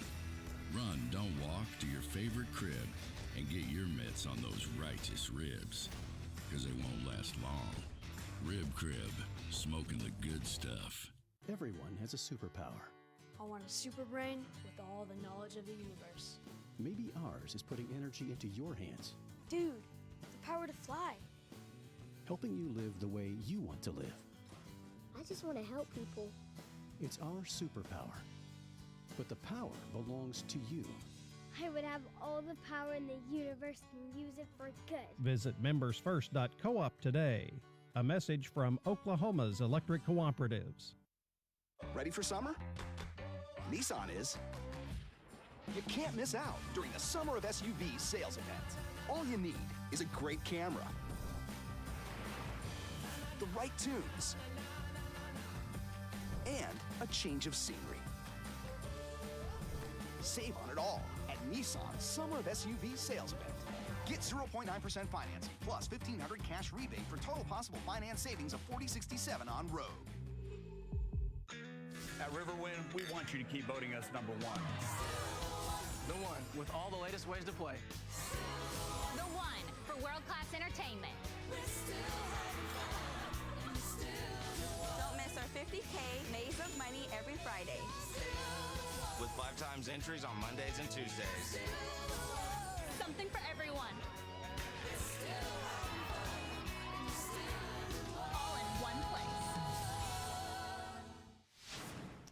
All right, folks, welcome back here. The gust front now coming into Canadian County here. It's this big green and blue line right here. You're looking at Next Gen Live. This is our 1,000,000-watt radar. That is the leading edge of the wind, again, coming into Oklahoma City. Okay, it's going to go right down I-40, and it's going to go from Okarche, El Reno. Everybody in Canadian County is going to get it. Hank's down here, down to the south. Val's coming in. Allen's here. We've got Marty Logan here in the West Metro. He'll wait on it as well. But, folks, look at the wind. Look where it is. As always, right, welcome to Oklahoma City. If you're new in town, this is how we do it. It always ends up coming down I-40, I swear, about 9 out of 10 times. And that's exactly what it is doing now. Let's go to Hank, and let's get an update from Hank Brown and get him in the mix here. And, Hank, the gust front is just to your west. It's got a big shelf cloud on it looking at you, and it's not that far away. We've had winds 50 to 60 here in the last few minutes. But right now, the winds are not crazy strong, but we need to watch this again. So we've had those tornadoes like you had last night, Hank, along this leading edge, at least a little bit earlier. Go ahead. Yeah, David, you can see this shelf cloud. We're here in Union City, just north of Union City, looking to the west. When the lightning lightens up, you can see the base, the shelf cloud that's coming. There's a lot of tags hanging down, a lot of things that look pretty ominous. But we can see a really photogenic roll cloud with this that's back to the west. So it's going to keep coming across us. We're going to wait, get right into the end of the winds, and then we're going to bring it back into Mustang. Back to you, David. All right, great job there, Hank. And Hank is right on the leading edge, okay, of this line of storms as it comes in from the west. So the winds are going to be 50 to maybe 60 miles per hour. It is severe now, and it's coming through Canadian County, all right, and it's coming up to Oklahoma County. If it weakens, that'd be great news, but you can see the bow on the front of this. And I want to look at something right here. What's going on right southwest of Minco? Yeah, that area has been protruding, and now it's okay. Justin, do you see that? Yeah, we see it. Okay, and let's go to. All right, yep, there it is. Okay. All right, it's right here. Okay, it's right. Yeah, it's. There's something trying to go here. We'll see if this updates and what it does. That's the TDWR. Yeah, there it is. Okay, so an area of spin southwest of Minco. It's right here, and these are the areas that can give us small, weak, brief tornadoes. We had one last night at, 23rd, 28th in Portland, I think. Last night here in Oklahoma City. Might have had a tornado, might have been just damaging winds around the area of circulation. And what's happening here is we have the red up against the blue. Okay, that's the couplet. This is an area of spin, right? It's what we did last night. And we're getting northwest to west winds in behind it. And all this wind is now coming in. So this little blue area, you'll get winds in there of 60 to 70 miles per hour. Winds of 60 to 70. Look at that little thing hanging out here, right? All right, so that's what we're talking about. That's going to go to Minco, and we'll see. It won't go as far south as Tuttle. It's going to be north of that, probably. But it's not tornadic, but it is an area of spin. And Hank's going to take a look at it here, and he'll keep a close eye on that. Justin, is Hank going to go down 152 coming to the Southwest Metro? Yeah, that is his plan. Union City, then east. Okay, yep. Yeah, and last night that did bring down some power lines and actually uprooted some trees because the ground is so saturated. So that's possible if we can get one of these to sustain itself. Yeah, I mean, it's easy. And it'll be a small, little damaging wind area, maybe like a mile wide or 2 miles wide. But if it's over your house, it's a problem. We had a lot of tree limbs down and some big trees down last night that were toppled over due to something like that. That's what we have to watch out for. So here comes the wind coming into West Oklahoma City. All right, and look at that. Looks just like a snow plow, right? Just a big push of wind and rain coming right into and through Canadian County. Let's go back out to Val. He is still in it. And Val, you're behind the real heavy rain. It's just east of you. What are your winds doing right there? Give me an update. David, we haven't got anything over about 45 with this line so far. I really think the stronger winds are probably a little south of us or maybe southwest of us at this point. But I'll tell you what, when the heavy rain came through, it didn't take long at all for the heavy rain and the ponding and the water on the road on I-40 here. It's coming down fast. But we are headed east now. We're going to get back ahead of the line and just follow this high wind event right through Oklahoma City, David. Okay. All right. Yeah. And, we're not going to have right now, we don't have winds of 80 to 90 miles per hour. We had that earlier. Okay. We did have winds 70 to 80 earlier in northern and western and southwestern Oklahoma. That thing is wrapping up down by Minco, guys. Hey, Justin, can you silence him? Corey, thank you. And again, we'll get back with Val here in just a second. Yeah, we've had winds today close to 80. All right, we've had winds close to 80 for sure. Okay, so this is on I-40. Val's coming into the metro. Let's get back to radar here. Let's go back to Lynx 1. And Bobby is right here, and this little area of spin is getting a little stronger too. See this right here? Another little kink. And let's go to Bobby. Let's get Bobby in this. Bobby Payne, he's on the south sides of El Reno at Highway 81, just south of I-40. Bobby, there is another little QLCS developing, or a little area of spin developing to your southwest. I know you can see it on your radar there, and it's going to be just a few miles to your southwest. Do you see that little thing starting to stick its head out there coming your way? David, right now I can definitely see it on radar, and what I'm looking at right now is the shelf cloud that's getting close to my location. There are a lot of tags hanging down but I'm not really seeing any condensed area of a wall cloud or anything like that or lowering. There was some lightning right there, so I see a lot of tags and what looks like maybe a roll cloud right on the leading edge of that gust front. But I don't see anything that's really standing out to me right now visually. Back to you. All right, great job, Bobby Payne, and he is on the south side of El Reno, south of the car dealerships on 81, just south of 81 there.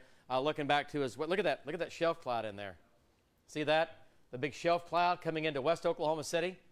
All right, so that's what we're going to be talking about here. Now, the winds are going to be strong enough. We might have some power bumps and power outages here in the metro. Now, the severe thunderstorm warning has been extended for Oklahoma, Cleveland, McLean counties, and there is now a flash flood emergency for Kingfisher County. Okay. So Kingfisher County under a flash flood emergency now because you had so much rain yesterday and last night, and that is now the area where these storms are starting to train. So that's kind of for. Okay, they are going to put a tornado warning coming for that area of circulation that Hank is on. So we have two areas now, David, that we're watching, and really the one near El Reno airport is just as strong to me. Okay, Bobby, let's get Bobby and Hank in here. Hank, you're coming in from the north. This is going to be a tornado warning now. This is going to be we've been talking about this the whole time. And again, everything starts and ends on Highway 81. I'll say it again. Every time. Every time. Every time. I learned that a long time ago. Highway 81 is where it all ends or it all begins. Okay, let's go back to Hank. Hank, tornado warning now. Wow, look at it on reflectivity. Yeah, Hank, it's really wrapping up to your south. Tornado warning now for northern Grady County. It's coming into Canadian County. This is going to be a tornado warning. Tornado warning now for northern Grady County. That's the southwest metro. Hank, go ahead. David, I'm in Union City looking south. That's what the camera's pointed at. You know, there's a lot of little lowerings and things here and some features. I don't see anything right now that resembles a funnel or anything like that. The gust front is just now starting to hit me, and it's probably 40-mile-an-hour winds. If you're looking through the lightning, you just saw that due south. I just don't see anything just yet. But like I say, I may not see it because there's a whole bunch of little different lowerings and features that are right here, right in front of us, David. Back to you. Okay, all right. I tell you what, Hank, it looks very impressive right now on radar. I know you can see it as well, and Hank's going to come in from the north, and let's lapse this, Lacey. Hank, hang on the line here just a second. Let's lapse that. Let's see what the movement here. The whole thing's moving east. Let's see what it's doing. Here it is. Storm further up the line is going tornado warned as well. That's going to be two. All right, we've got two tornado warnings now. One's going to be for Canadian County, like we said, and the other one's going to be for Grady County. And folks, the Grady County's tornado warning, it's going to Moore, and it's going to southwest Oklahoma City. Okay, so tornado warning now for northern and northeastern Grady County. Here we are at 10:30 at night, and this thing is not messing around, right? The low-level dynamics are in place. This is why we've been on the air all evening, because there was a decent chance this was going to happen, and it's happening. Okay, so tornado warning now. Look at the swirl going on. Look at the swirl. It's going to come in. Let's go ahead and zoom on in if you get a second. Here's Tuttle. We'll take the track off, and then we'll go to the north one. Okay, and look at the swirl right here. It's on top of Minco. You folks in Minco, it's almost too late to get into your safe spot, but go ahead. It's going to be just southeast of town here. There's the tornado. Okay, it's right here. It's right over town. It's right over Minco. Wow, look at that. Look at that. All right, so here we go, folks. Okay, Highway 37. It's going down Highway 37. You folks, if you live in Tuttle, if you live along or near Highway 37 in Grady County, you need to go to your safe spot. Go there. Go to the lowest level, center part of the house. This is a tornado warning for the Minco storm. There's the hook right there. There's the hook on this thing, and it's going right down Highway 37. Okay, let's go north to the next tornado warning. And here it is. Bobby Payne is right there, and it's going to be right here. The next tornado warning. Let's take a look at it on velocity here. Or sheer, there it is. Okay, there it is. It's now, Bobby, let's go back to Bobby Payne. Let's go back to Bobby. Bobby, it's right behind you. What do you see behind you, Bobby? It's at I-40 and Highway 81. The tornado is going to be at I-40 and Highway 81. Bobby Payne, go. David, I just landed with a lot of rain. I'm right on the edge of the rain. What I'm getting right now is about 40, 45 mile per hour winds. And these are going to be out, looks like they're going to be out of the southwest right now.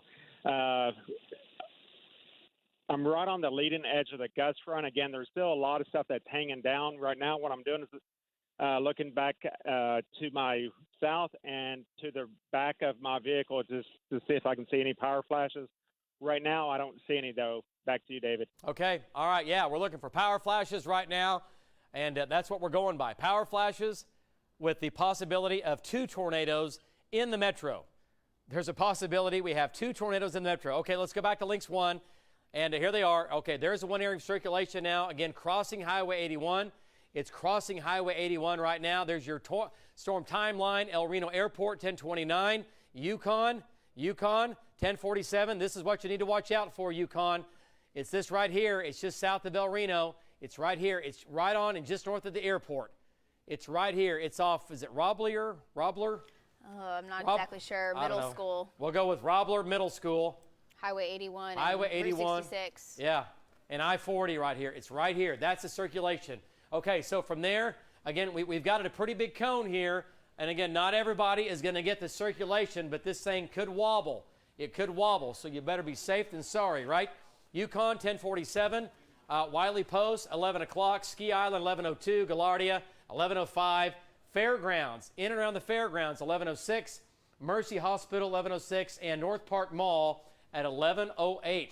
There's where the tornado is going to be. It's on the east-southeast sides of El Reno, and it's going right down Highway 60. Valcaster coming in from the west. We have Bobby Payne in the east, and look at the area of spin. Look at the S shape right here. Okay, it could weaken, it could fall apart. We hope it does, but right now, it's right over the El Reno Cemetery.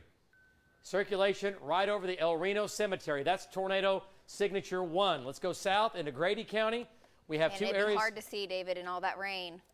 Yeah, oh, no, look, but look at the radar presentation. Yeah. Look how the rain and hail is wrapping it around, and look how this is coming in from the north. That could be on the ground. Yeah, see that right there?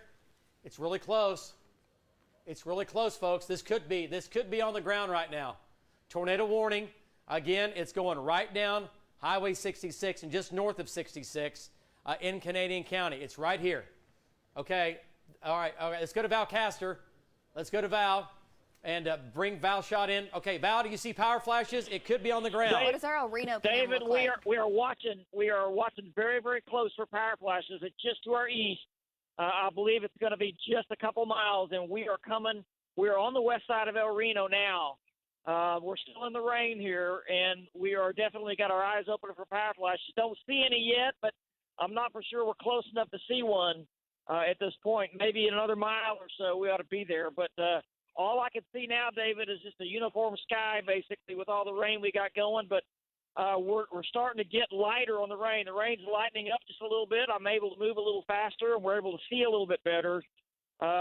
And so, anyway, we're bringing it in. We'll watch it. If I see a power flash, I'm going to start yelling my head off. Back to you. Yep, that'd be great. That's what we want. Yell your head off. We'll get you on the air. Okay, let's go back to Links 1. Let's jump into the southern storm. We've got 2 storms. We'll kind of back out here. This one, there's the inflow notch now, east of Minco. There's the inflow notch right here. This is where the tornado is going to be. It's going to be east of Minco, west of Tuttle. We said it's going down Highway 37, and it is. It's right there.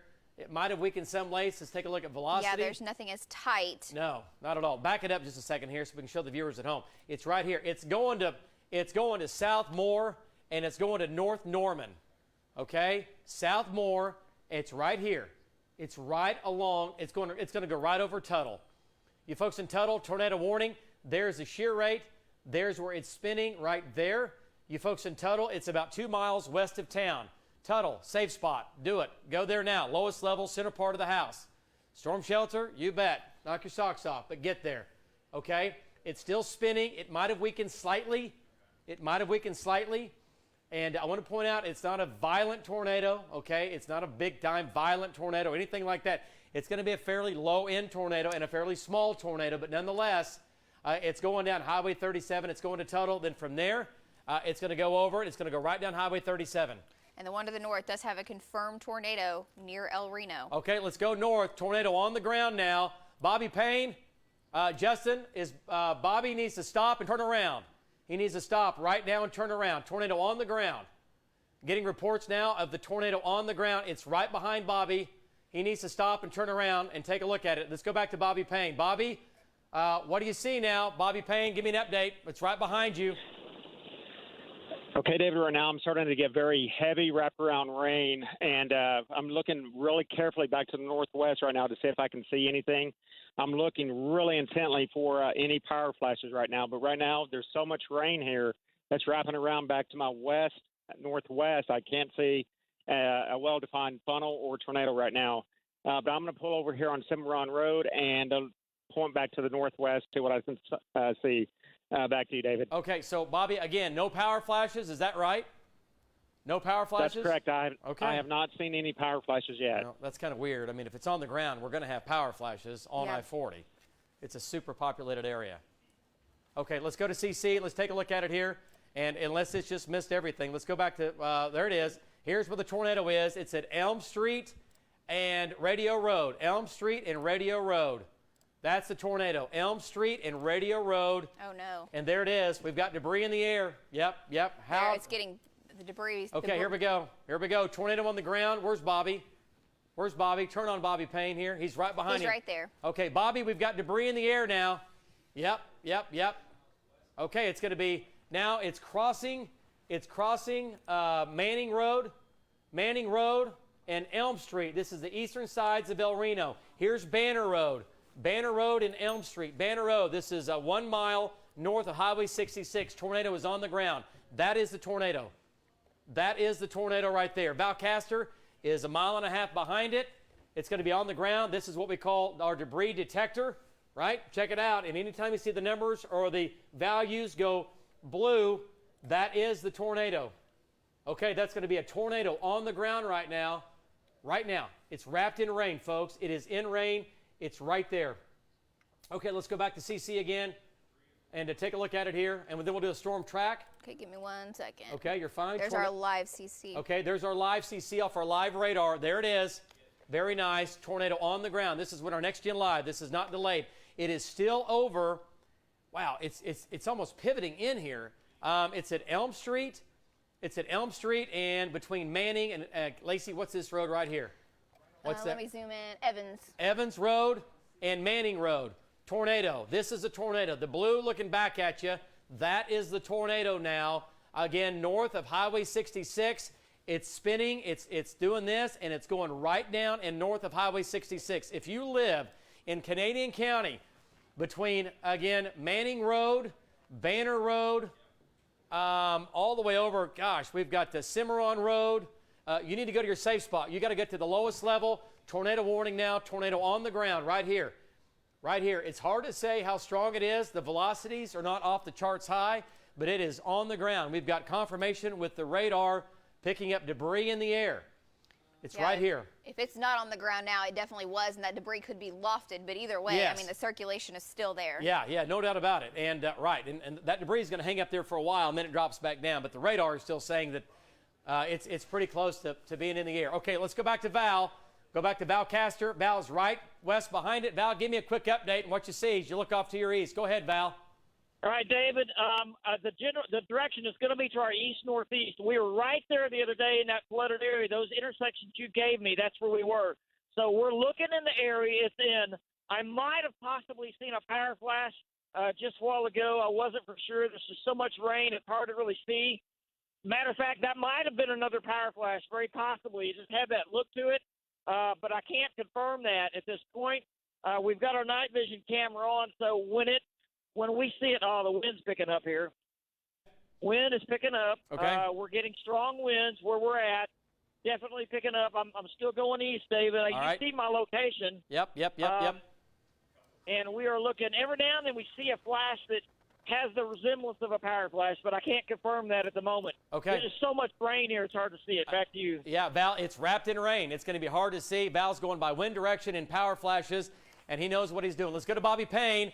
And then we're going to do a quick update on radar. Let's go back to Bobby. Bobby, what do you see? It's right behind you as you look back at it. Power flashes, do you see power flashes at all? Go ahead. It might have lifted. Go ahead.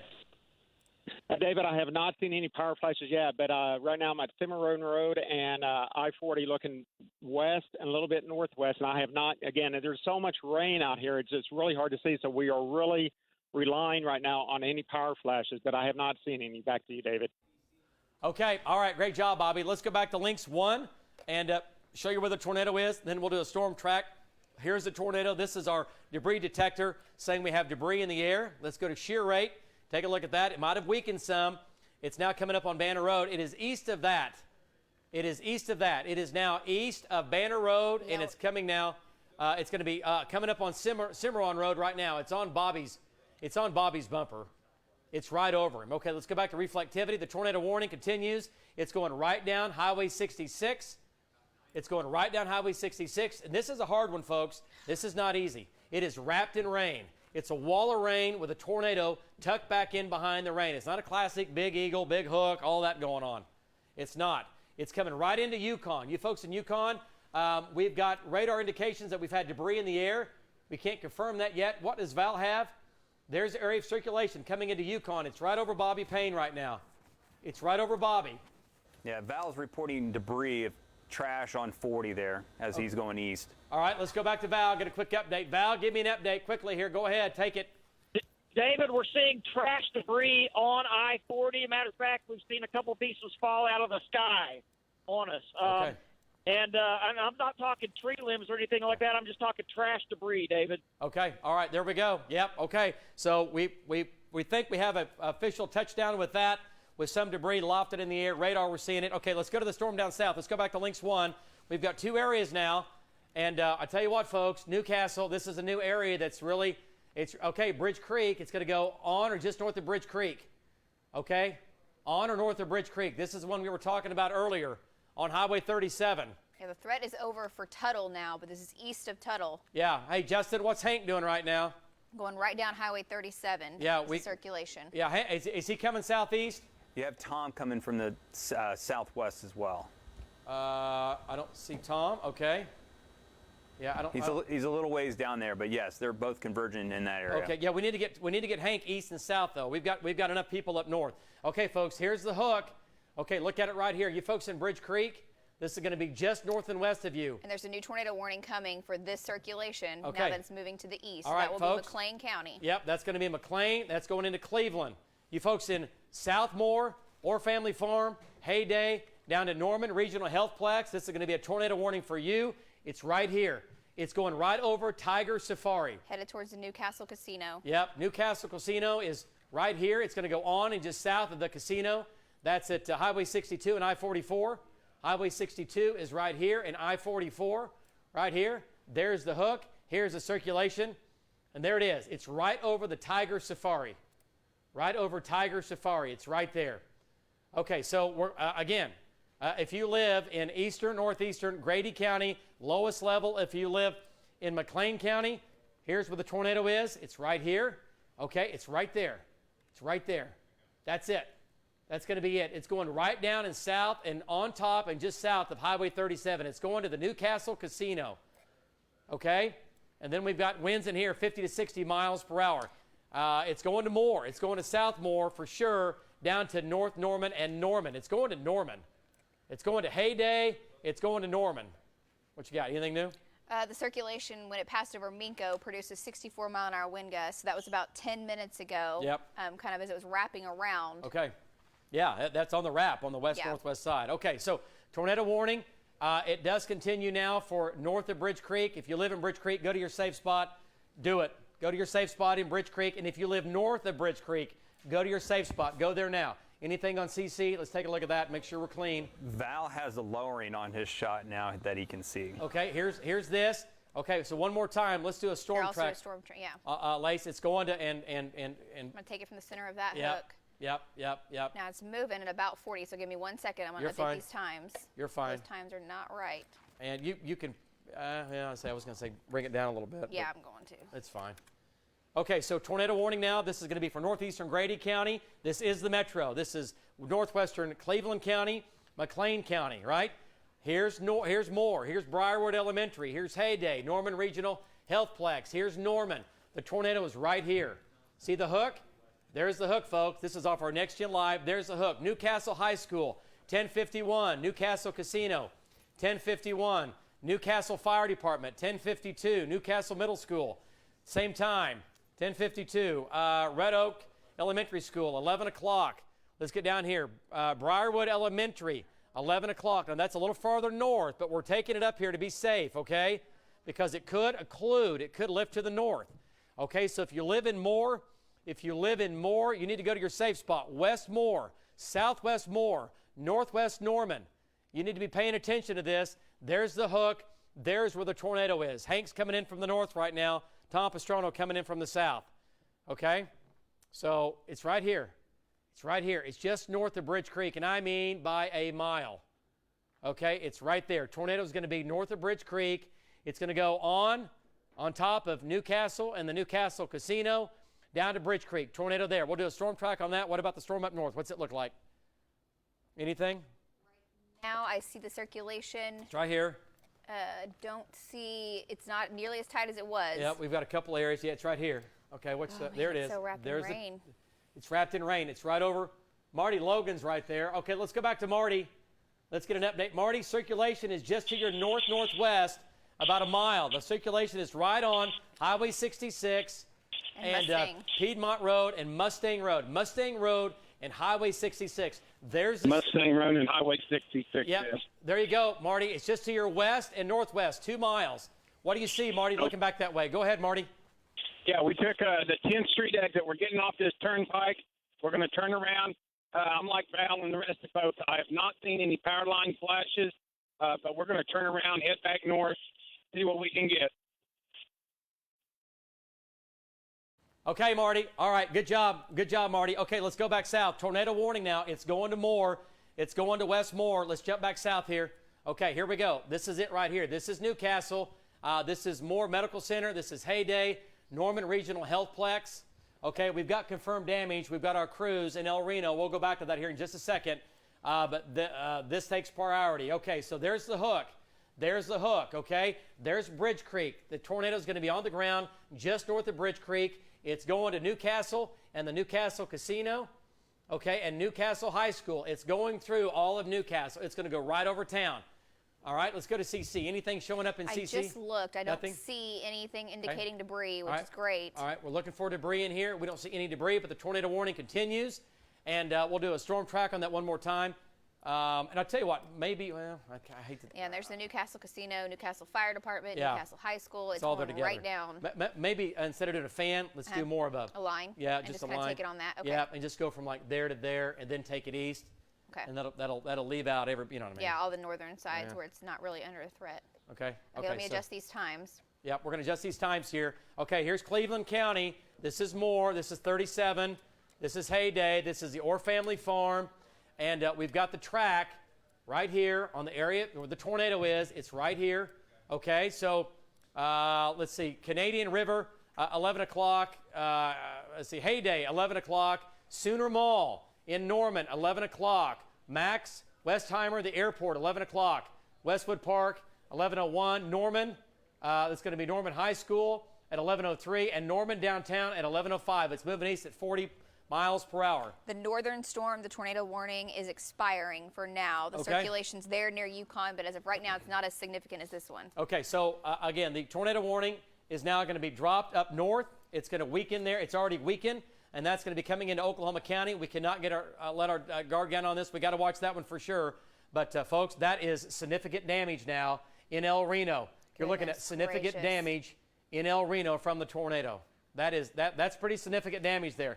Man, it really ramped up. That's what the debris in the air was suggesting. Yeah, hate to see that. Yeah, and this is what we hate. This is a drill bit tornado. This is a drill press. It came down, it produced a tornado, and then it went back up. Right?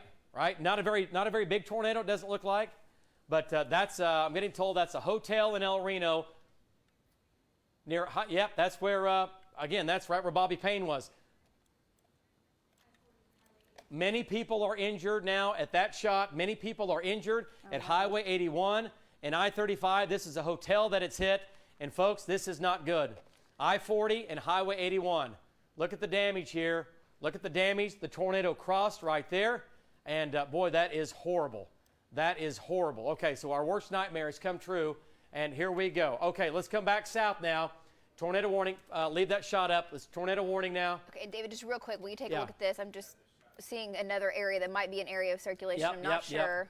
Yep, another area now. This is over Northwest 12th. And, hey, Justin, Justin, trackers flooding east. Ooh, look at that hook on our live, Trackers David. flooding east. Okay, folks, this is going to be a new tornado. This is a new developing tornado northwest of the fairgrounds. You folks at the fairgrounds, this is at Northwest 12th and I-44. Northwest 12th and I-44, another tornado trying to develop here. Okay, it's right here. It's over Northwest 12th and I-44. It's going to Hawthorne Elementary School. It's going over Oklahoma City University.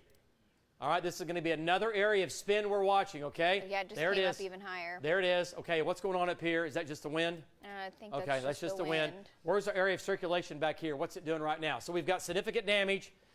Control room, if we can, leave that shot up of the damage. Significant tornado damage at Highway 81. Yes, and we are getting reports that as OCPD is saying that's a tornado on the ground, I-44 and Northwest 10th Street. That is this circulation by the fairgrounds, David. There we go. That's tornado. a second area. Okay, new tornado now on the ground. Power flashes by the fairgrounds. If Power we can look flashes. at some of our cameras, Power guys, flashes at the fairgrounds. Let's go to our trackers. Let's go to our trackers. And there it is. New tornado now on the ground. It's going to OCU. Okay, it's going to, let's go ahead. Let's go street by street. Hawthorne Elementary School, Northwest 23rd Street. You got to get to your safe spot. You got to go now. You don't have any time. You don't have any time. It's coming through the metro now. This is going to be southwest Oklahoma City. There's the state capitol. There's the state capitol. Tornado's going to be on the ground right here. It's crossing Villa Avenue and Northwest 23rd. It's at basically, there's debris. Oh, no. There's debris. Yeah, Val believes he's seeing power flashes. Okay, all right, let's go back to Val quickly. Val, we'll take your shot. Go, go, go, go, Val. Okay, go. David, I think we saw several power flashes to our east-northeast, and that's going to be several miles to our east-northeast. We're on I-40, and we're at I-40, and I don't know the crossroad. I can't look at the map right now, but I think we're coming up on I want to say Council. We're coming up on Council. East-northeast, we saw several what look like power flashes. We have emergency vehicles. There's another power flash. Is east-northeast of us? Another power flash east-northeast, That's David. it. That's it, Val. That's it. It's just northwest of the fairgrounds. Val's seeing the tornado right here. He has power flashes just north of I-40. He has power flashes right here. Okay, Val, stay with it. Keep blasting east. Let's go back to Links 1. And let's get back to it here. Tornado on the ground in the southwest metro. We have the tornado on the ground possibly down south of Newcastle, going right across Newcastle. It's going to Norman. It's right here. We don't see any debris in the air, but this is the tornado right here. There's the hook. Okay, Newcastle, it's right over you. There it is. That's the tornado. It's going to Norman. Go to your safe spot. West Norman, you've got to go now. You've got to go now. West Norman, tornado on the ground, possibly. We know we've had a tornado on the ground doing significant damage in El Reno at Highway 81. It hit a hotel. We've got significant damage at I-40 and Highway 81 in Canadian County, in El Reno. Tornado possibly here just south of Newcastle. Let's come back north to the metro. Tornado confirmed on the ground here in Oklahoma City now. Southwest Metro, it's right here. Folks, it's going right over Oklahoma City University. Oklahoma City University, once again, tornado is going to be on the ground right there. There it is. It's right over the university. All right, let's go to Tower Cam. Let's go to Tower Cam, control room. You called it, go. Tower Cam, we're looking for power flashes right here. This is going to be the tornado now. Right in the center. Go ahead and key me back in here. Key me back in here, control room. I want to see the tornado here. I want to be on top of the screen. Okay, we're looking at downtown Oklahoma City, and we don't see any power flashes right now, but it's right here. Okay, all right, let's leave that shot. Let's go back to radar. Go back to Links 1. We're looking for something hanging down. It's right here. Here's the tornado. It's right here. There's the tornado. Right over Oklahoma City University. We're getting indications of debris in the air. Right over Oklahoma City University. Let me do a storm track on that really. On the ground at the Capitol. It's on the ground at the Capitol now. It's just west of the Capitol. All right, it's right here. This is News 9. We're at Kelly and Wilshire. Tornado on the ground. It's going to go over the Capitol. Okay, if you live near our state Capitol, up and down Lincoln Boulevard, Memorial Park, to just south of the Capitol, you need to go to your safe spot right here. Tornado on the ground. Tornado on the ground. Doing a storm track. Capitol now. OU Health Science Center now. Thelma Parks Elementary School. 1053. The Zoo. 1056. Spencer. 1104. Jones. 1113. It's right here. There's your tornado. This is going to go just a few miles south of us here at News 9. Just a few miles. Yep. There's News 9. It's going to go south of us, just south of us. Tornado warning. Tornado warning with the tornado on the ground with power flashes. We've got indications of debris in the air. Debris in the air right now. Go to your safe spot. If you live on Lincoln Boulevard, west of the Capitol, and then from there, folks, over to Spencer. Spencer, you got to go to your safe spot. If you live, let's go ahead and zoom on in here, Lace. Okay. Let's go ahead and zoom on in. Okay, so here's Santa Fe, right? Martin Luther King Elementary School. Here's the zoo. This is I-44. This is Forest Park. This is North Coltrane. Okay, yeah. Bartell, we've got Sooner right here. Do we see the debris? I don't, not at the moment. Okay, go back in time one more time. Back it up. It's right here. Here's the tornado. It's right here. Okay, it's right here. It's right over, just right east of the Capitol. Right over and just north of the state capitol. We've got reports, and we can tell by our radar is telling us that we've had debris lofted. That we've got everything in the air that's not water, not liquid. It's debris lofted in the air. There it is. There it is. There's the circulation. Okay, so now it's crossing. It's crossing Lincoln Boulevard. It's now going to just pass south of News 9 on Kelly Avenue and Wilshire. Let's go to Tower Cam here quickly. Tower Cam is now getting buffeted with winds. Hey, control room, move the Tower Cam to the south. Swing the Tower Cam to the south about 20 degrees. Make it due south of us here. We're looking for power flashes. Okay, we're looking for power flashes. We know we've had some. We've got power outages as well. Okay, let's go back to radar. I don't see any. Let's go back to radar. And I'm just looking right now at the storm to the south still. Okay. This is our other tornado warning we have down south. We've got two in the metro, two tornadoes in the metro now.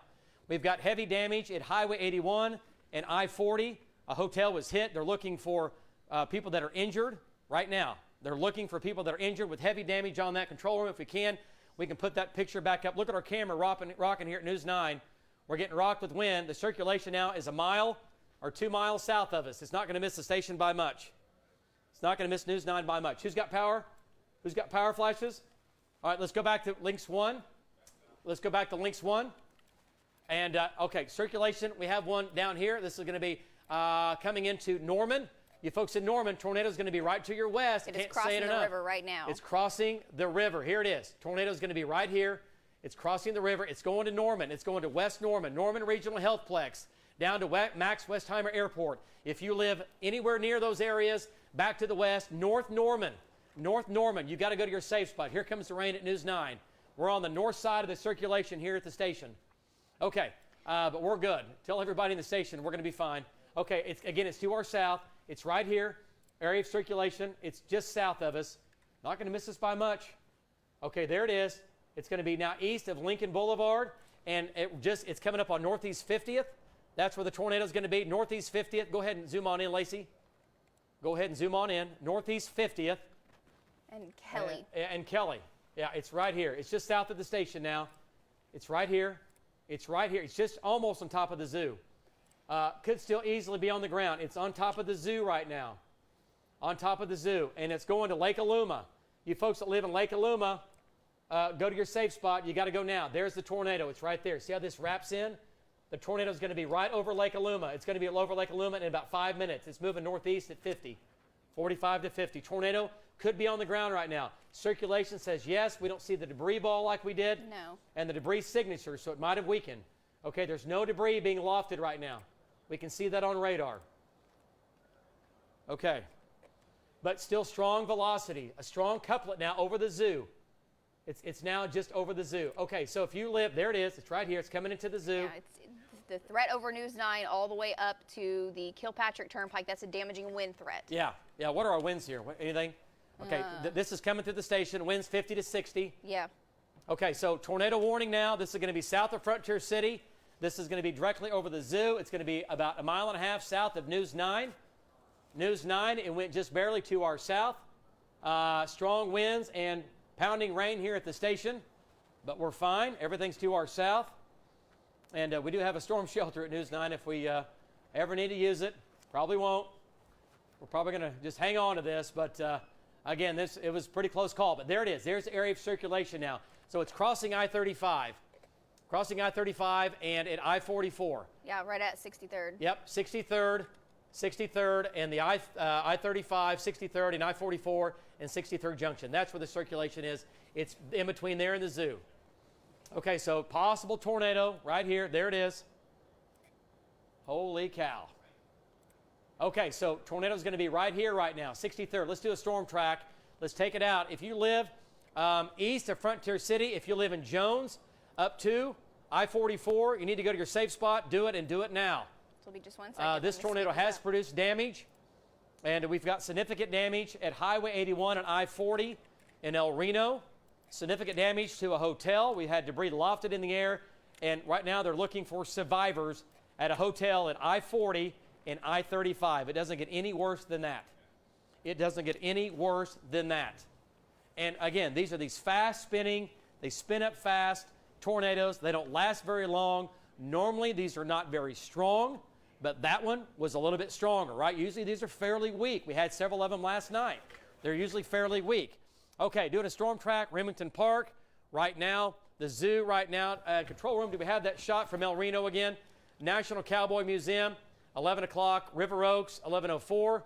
Spencer, 11:06. Jones, 11:14. You'll be on the north side of that. Lake Hiwassee, 11:17. And Luther at 11:26. The tornado is going to be right here, and it's going to try to head up towards River Oaks. And the circulation to the south, the tornado warning has expired down to the south in West Moore, and I don't see anything imminent at the moment. This is definitely the tightest circulation at the moment. Okay, let's just pull out just a bit here. Let's just pull out. Let's go south. Stay with us, folks. Stay with us. Don't go anywhere. All right, so here's more circulation right here.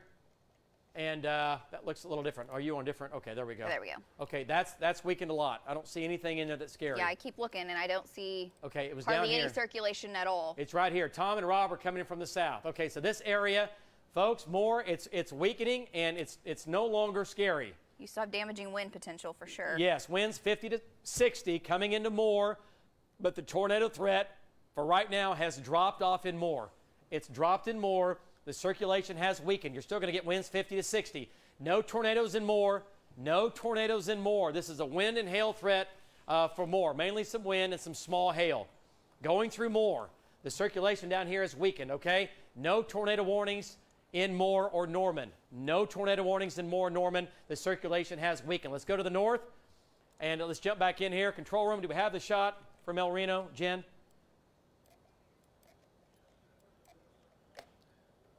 Okay.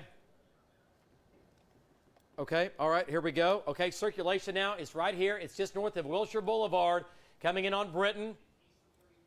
Yeah. Okay, yep. It's right here. Okay, there it is. There it is. It's between Britain and Wilshire. And again, this is going to be 63rd. Britain, Wilshire, 63rd. This is Coltrane. Here is the area of circulation. Okay, it's moving east. It's now on Britain Road. It's right here. Here's the tornado. It's right over Britain Road and east of I-35, coming up on Sooner and Coltrane. It's moving east. There's Britain. There's Wilshire. Here's the area of spin. Again, you folks at River Oaks Golf Course, you have been hit before, and you know what it's all about. So here's the deal. You've got to look to your southwest. If you live at the River Oaks Golf Course or south of the River Oaks Golf Course, down to Britain, down to Wilshire, you need to go to your safe spot, lowest level, center part of the house.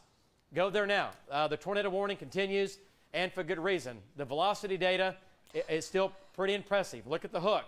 It's right here.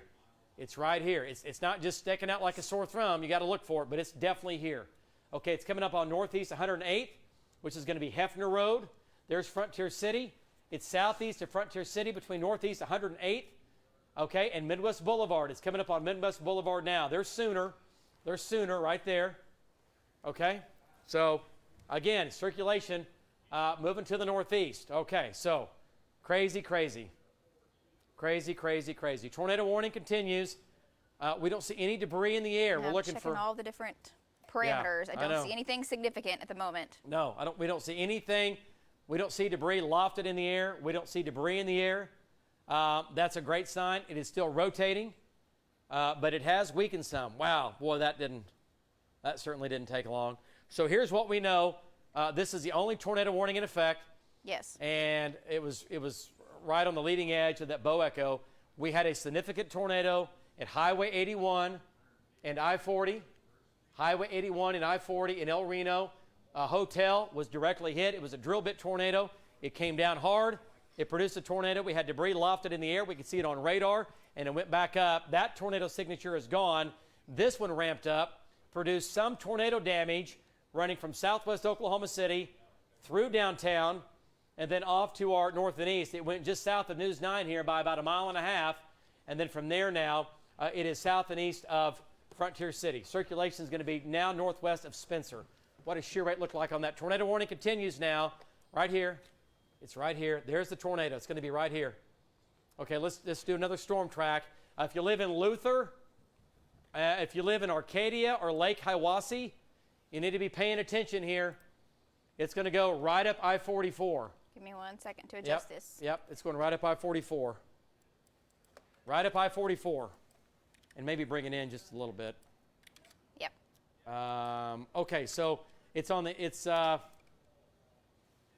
it's right here. We're showing it west of Frontier City. It looks to me like it's just east of there. Yeah, I think it is too. It's just going to be east of Frontier City. But Arcadia Lake at 11:08, Lake Hiwassee 11:15, Luther 11:23, Fallis 11:33, Wellston 11:35, Warwick 11:39, Kearney at about 11:45. Okay, so there.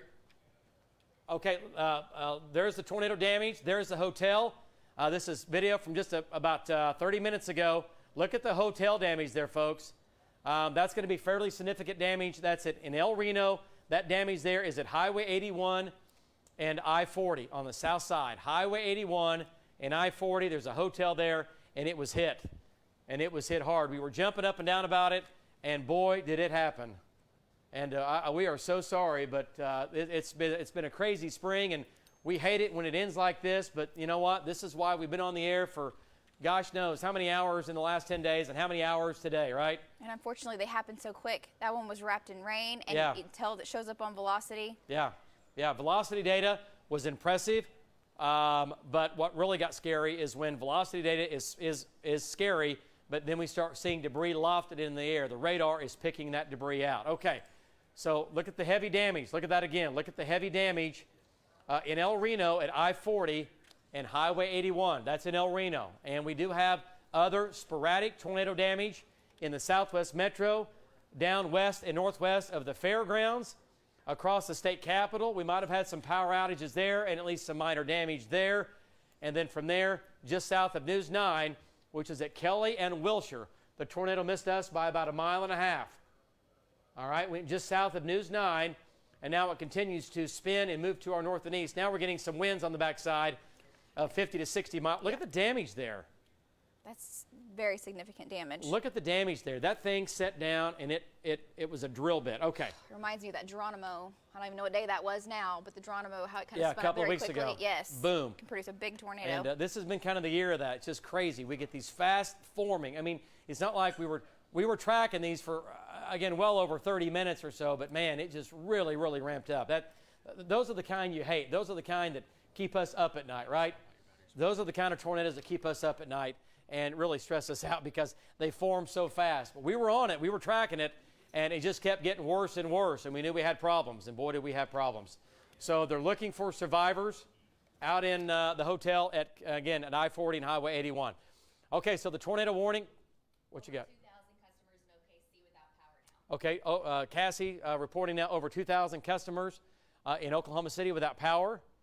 And I'm surprised it's not a little more than that, to be honest with you, because we were getting power flashes coming through the metro with that storm. Power flashes, again, coming through the metro. Okay, so let's zoom on in. Alan Brosey's right here. Let's get a quick update from Alan. And Alan is at I-44 and I-35. Alan, circulation is to your southeast. Do you see any power flashes? We're still talking about damage and big damage on the south side of El Reno. Go ahead, Alan. David, we are southbound on I-35 about Frontier City right now, looking that direction. All we can see right now is just a blizzard or just a hurricane of rain and wind. A lot of lightning. It makes it difficult to distinguish that from power flashes, so I'm not going to call anything a power flash. Now, we're looking in the Frontier City area for damage, and we're going to work our way south and southwest and retrace that damage path. And we'll let you know what we find. Back to you. Okay. All right. Great job there, Alan. And so you're looking at significant tornado damage. It looks to me like EF2 damage out in El Reno. This is at Highway 81 and I-40. Significant tornado damage there took place from this tornado. Okay, so here's Alan Brosey. He's moving through the metro. Let's go back to Links 1, and we're talking about radar data. Let's go back. We'll keep the damage up. We just keep replaying the video. This is just replaying it over and over again. We've got crews on the ground. We've got many of our news crews in the area, and we're going to have updates here shortly on what's going on. Obviously, they're taking care of the wounded. I'll be shocked. It'll be truly a miracle if nobody was hurt in that, right? People are in a hotel. Usually they're not from here. They're from out of state. They're traveling through. They're at a hotel. A lot of these people might have been in bed. Yeah, we know we have injuries. We know that. But significant injuries or fatalities, we cannot answer that yet. That's what we don't know. All right, but right now, from what I've seen, it's going to be EF2 damage. From what I've seen so far, it looks like EF2 damage. And that's going to be winds upwards of 130, give or take, miles per hour, which is still a significant tornado. It's nothing to mess around with. And those tornadoes, the EF2s, even that strength can harm you or kill you. Okay. This particular tornado warning has been allowed to expire, and this whole thing is severe. But, David, look near Jones. Does what look like to you? Yeah, another one. I know, right here. East side of Jones. Okay, so another circulation. Okay, so this tornado warning is gone. This tornado warning is gone, okay? And it just continued to weaken.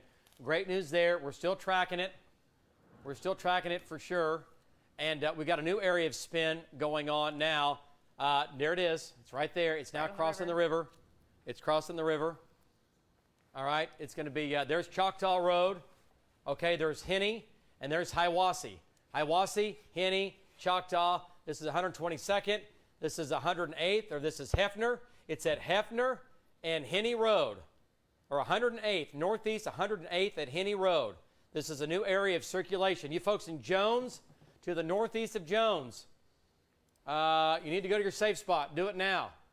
This thing is getting stronger, and we can't take a chance of it going downward, because these have not gone downward. Every one of these has ramped up so far in the metro. They've all just started out like this, fairly small, and then they've gone the other way. Okay, so let's go to shear rate one more time, and we'll pick out, there it is, right there, new area of spin. This is going to be the only thing we're worried about right now. Okay, we've got other winds. We need to talk about winds 50 to 60 miles per hour, but this is where the tornado is going to be, just north of Jones, just north of Jones. This is where the possible developing tornado is going to be, just northeast of Jones here, about a mile. Wow, wow, wow. So we had debris in the air. We saw it with all that. Look at the damage out there, folks. Look at the damage. It's a little hard to see at night, but it looks bad. And that was a hotel that it hit, and there might have been a gas station or a service station close by, it looked like. But pretty significant damage. Looks like possibly EF2 damage in El Reno. That's at Highway 81. It's right on I-40. And remember, it's a hotel. So people are traveling through. They're unplugged. They're, you know what? I mean, if they're not from Oklahoma, most of these people probably aren't, being on I-40. They're trying to get a hotel room for the night or whatever, and you get body slammed by a tornado. Wow. So crazy. All right, so we're talking about winds here. This is down in the Norman area. Any gust in Norman that you've seen? No. I'm just right now just looking for circulation mainly. Yeah. Well, we got a little bulge here, obviously. So right now, let's just be clear. There are no tornado warnings in effect, okay? But let me tell you, you go to the kitchen and you come back and there might be one. All right? That's how things, honestly, this has changed and how fast things have changed. All right, so the Bow Echo continues to be severe. Winds are going to be 50 to 60 miles per hour running from east of east of Guthrie, down to Luther, down to Jones. You see the blue? We're looking at winds in here going to be 50 to 60 miles per hour running from Arcadia down to Luther. These are going to be damaging winds. The tornado warning is over with for northeast Oklahoma City. It's no longer rotating. It's still rotating in the mid-levels, but the low-level circulation, it is gone. Okay? And it's moving northeast now at, again, about 40 to 45 miles per hour. But look at the winds in here. 50 miles per hour to nearly 60.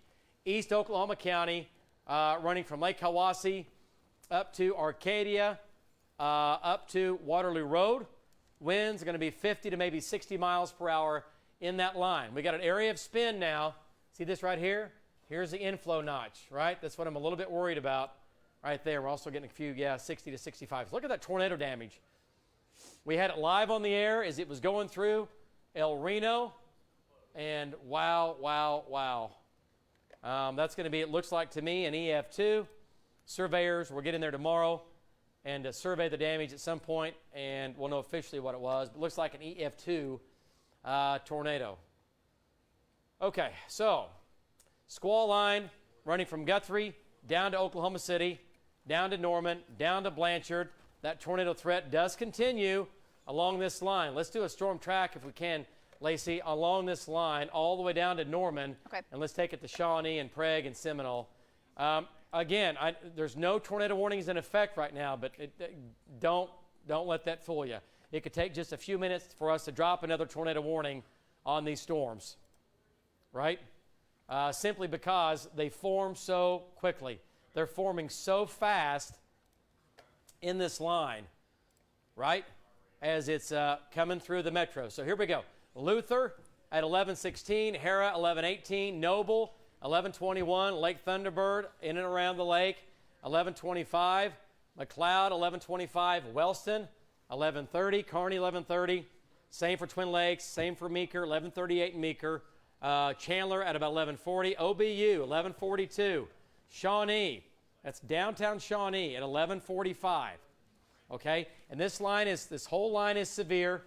Okay, Stroud, let me back up here. Tecumseh 11:50, Macomb 11:53, Tribby 11:53, Stroud 11:56, and Prague at 11:57.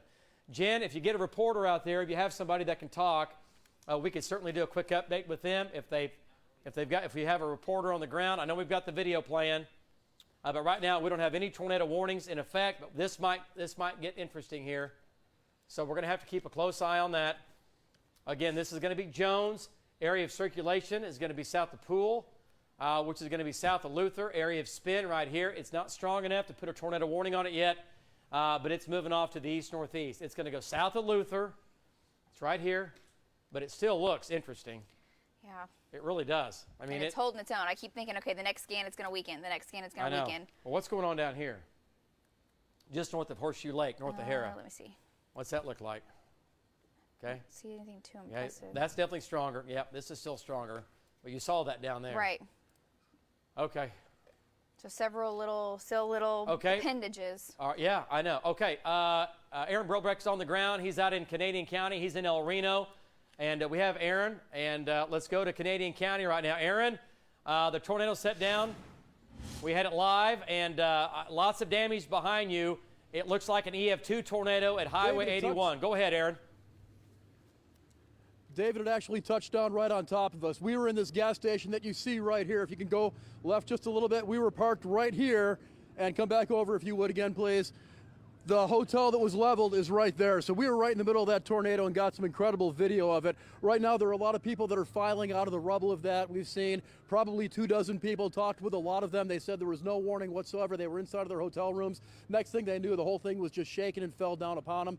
A lot of people that we saw were covered in blood. The police have asked us to step back just a little bit as they try to rescue more victims out of the rubble of that. But I'm afraid of what's going to come out of that because it was a pretty good-sized hotel, and it's reduced to rubble right now. You can't really see that well over there from where we are, but there are cars that are flipped over. We talked with one gentleman who says there's a car and a motorcycle in his room. He had to climb over the car and the motorcycle to get out of his room.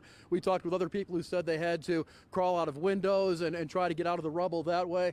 But I'm really afraid for whether there's any people that are still in there that didn't make it. David? Wow. Okay, so Aaron, let's back this up here. You were out there in anticipation of getting a tornado, at least getting some damage. You guys were parked in the parking lot.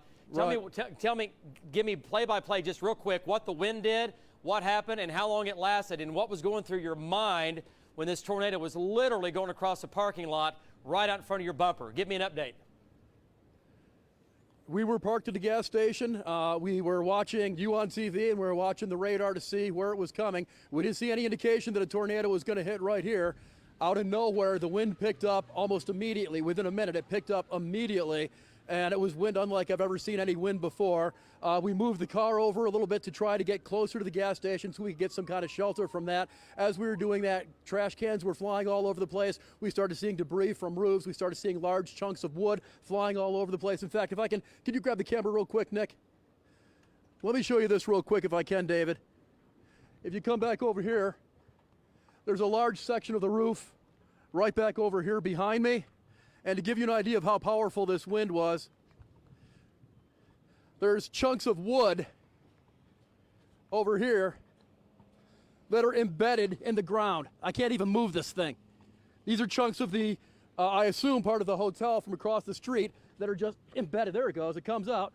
It was just embedded in the ground here, just like this. That's what kind of wind we were talking about here. Aaron, absolutely. I tell you what, buddy, I'm glad you're safe and sound because it could have been so different for you. And we're so thankful you're alive and your photographer. You guys, I tell you what, that is insane. Aaron, look Aaron, I'll tell you what, we're going to play the video. Right here, David. Yeah, Aaron, just stay on the line. We're going to play the video right now of you from inside the car. Let's go ahead and play that for the folks at home. And this is what it looked like. By the way, no tornado warnings in effect. Let's play the video. And there it is. And that's what we were looking at there. Aaron, do you have video of the tornado coming through? Oh, there it is. Okay, here it is right here. Yeah, there it is. Okay, there it is. Now we're playing it. Now watch the wind. Watch the wind here, folks. You're seeing that this is from Aaron. Anyway, watch that. Watch the wind. Okay, yeah, we've got problems. And this is what we were jumping up and down about the winds and the tornado developing in El Reno, and boy, did it ever. And look how the wind, it goes crazy for about a minute, and then it starts to subside, and then the winds die down. Aaron, you are a lucky man tonight. Look at the wind there one more time in his shot. Look at that. That's well over 100 miles per hour. That's going to be an EF2 tornado, not where you are right there, but literally across the street.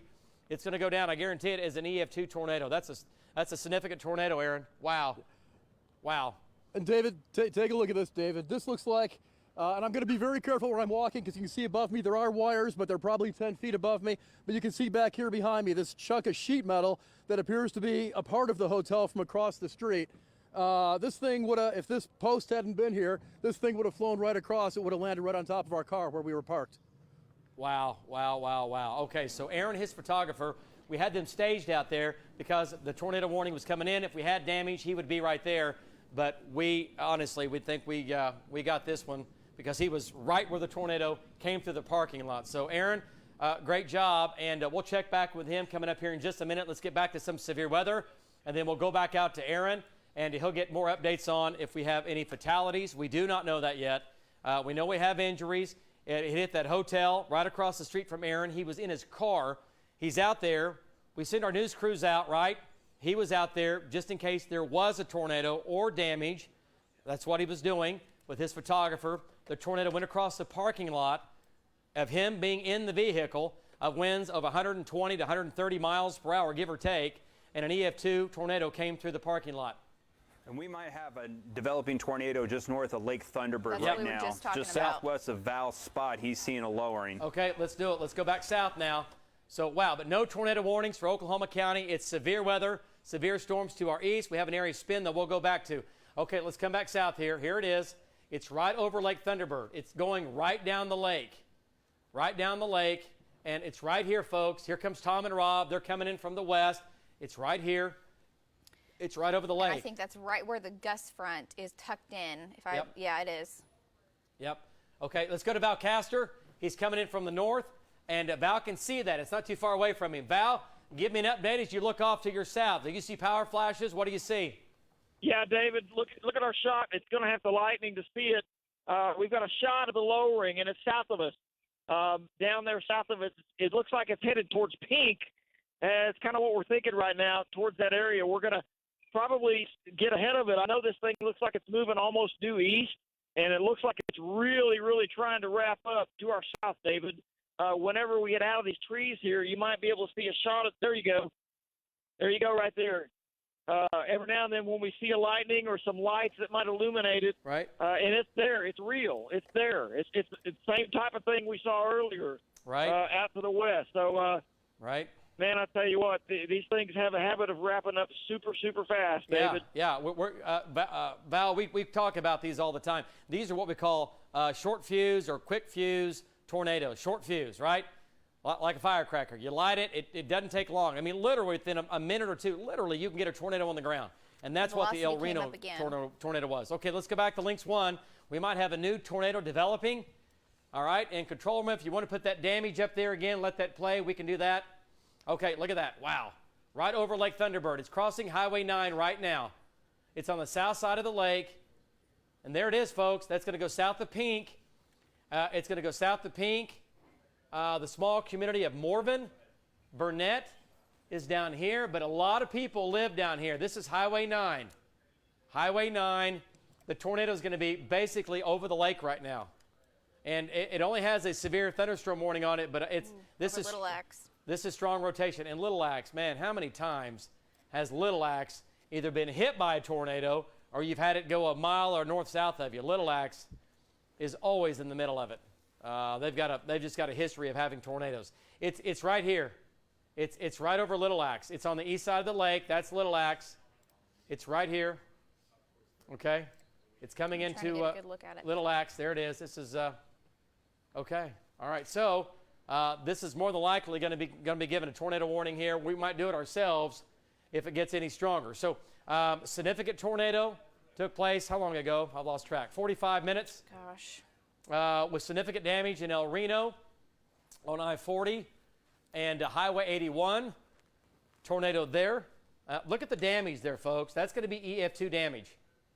Okay? That's going to be EF2 damage. Now, that area of spin, part of that, this is another area. We've had so many areas, but that area is long gone. This is an area up here south of Luther we're tracking.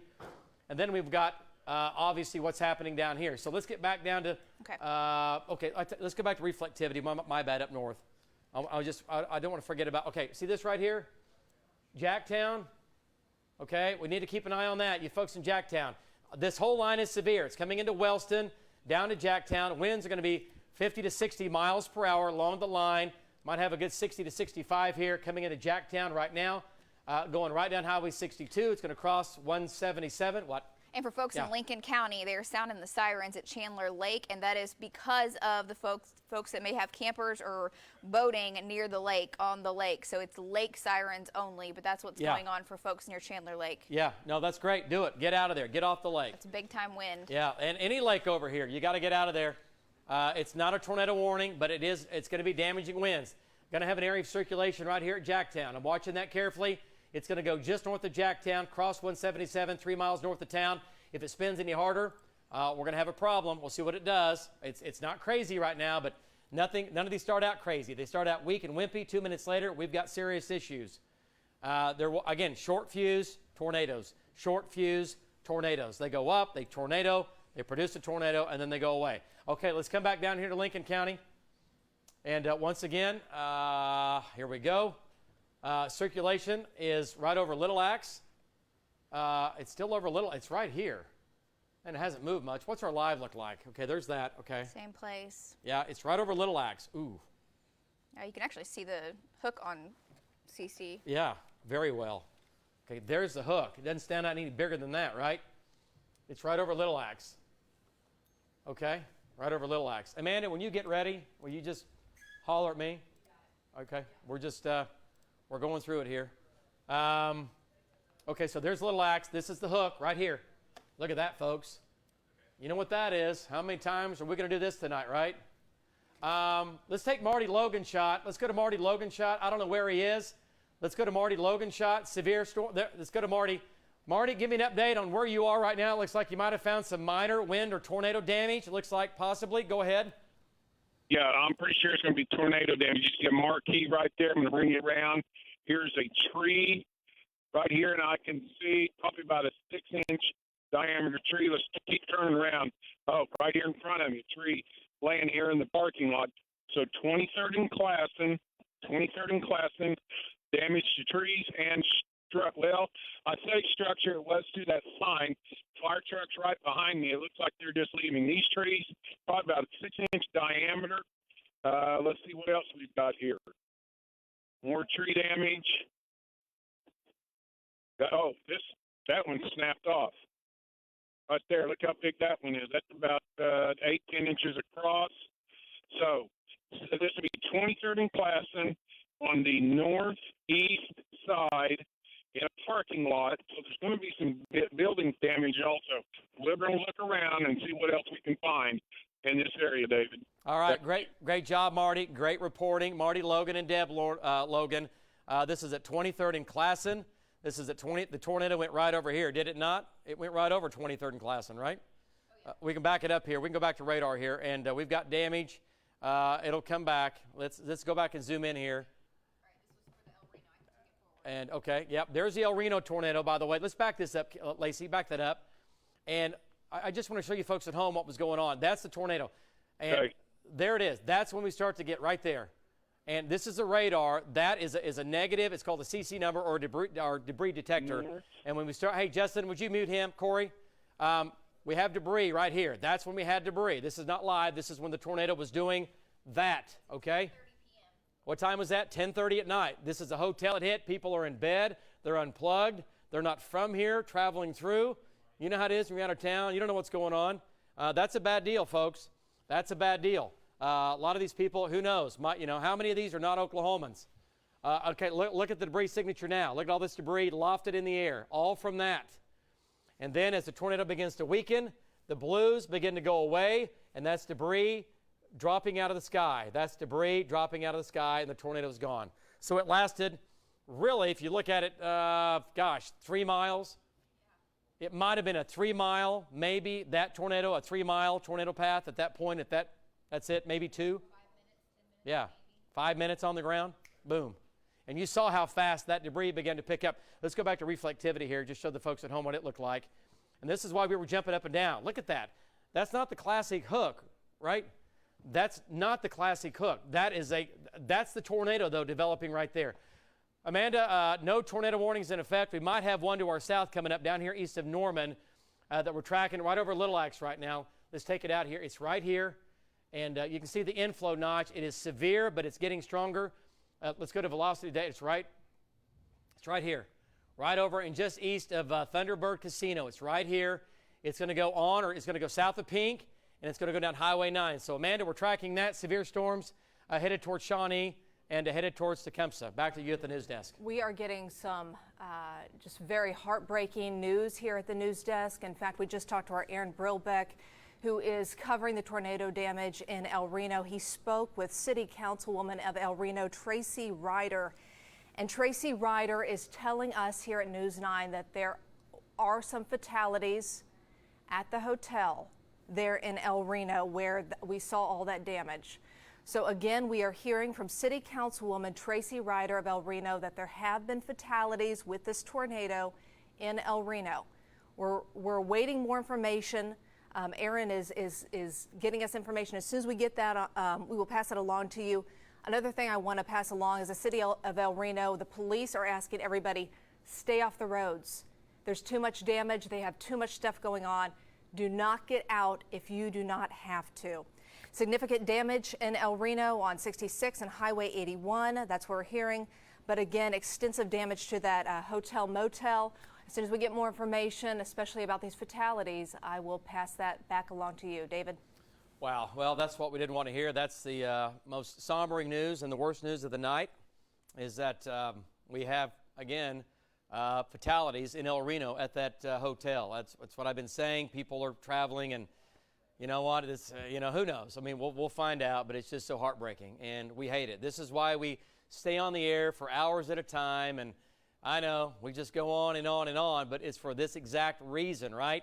It's because conditions were favorable to get severe weather today, to get tornadoes today, and this is why we keep doing what we keep doing, just to give people the best warning that we can, and we sure hate that. Okay, so again, as Amanda said, at the hotel, fatalities there. We don't know how many as of yet, but again, we know we have some.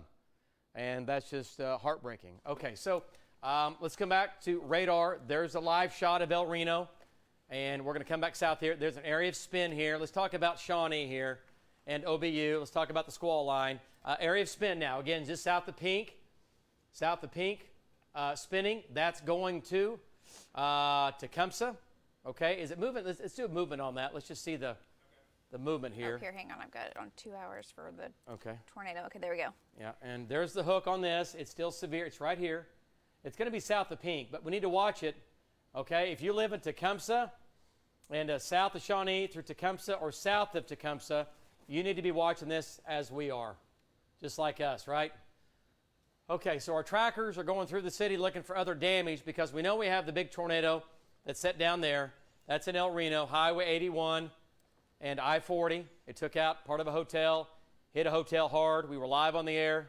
Obviously, when this is occurring, we had debris lofted in the air, picked up on radar. Radar signatures were showing that. We were jumping up and down about El Reno, El Reno, El Reno, El Reno. And unfortunately, they were hit hard. And we know now that we have fatalities in El Reno. So that's about the worst news of the day, for sure. Okay, so the squall line now running from Payne County into Lincoln County. We got to keep going back down into Pottawatomie County. Storm is severe. It's moving east, northeast now at still about, 30, 35? I did 40 just to be safe. Yeah, that's a good call. Always be safe. 30, 35.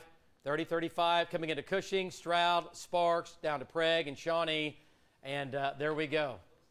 There we go right there. So that's going to be the leading edge. Now we got to watch this line for any spin-ups. You folks in Shawnee, it's coming to you, and you've got the hook back to your west. So don't go to bed, Shawnee. Don't go to bed on me. Stay up. Shawnee, Prague, Sparks, Stroud, Seminole, Cromwell, Little. You folks, you've got to stay awake. You cannot go to bed and think that it's not going to happen to you. I'm just telling you. And we have another severe storm over Carnegie, still moving into Caddo County. Yep, this is the last wave. Yep, another severe storm now. Again, this is going to be in Caddo County. This is going to be near Carnegie. And this actually has a little bit of a hook on it, but this is should be well behind the boundary. It does have spin. It is spinning a little bit. It's well behind the boundary, right? Let me look. Well behind, well behind?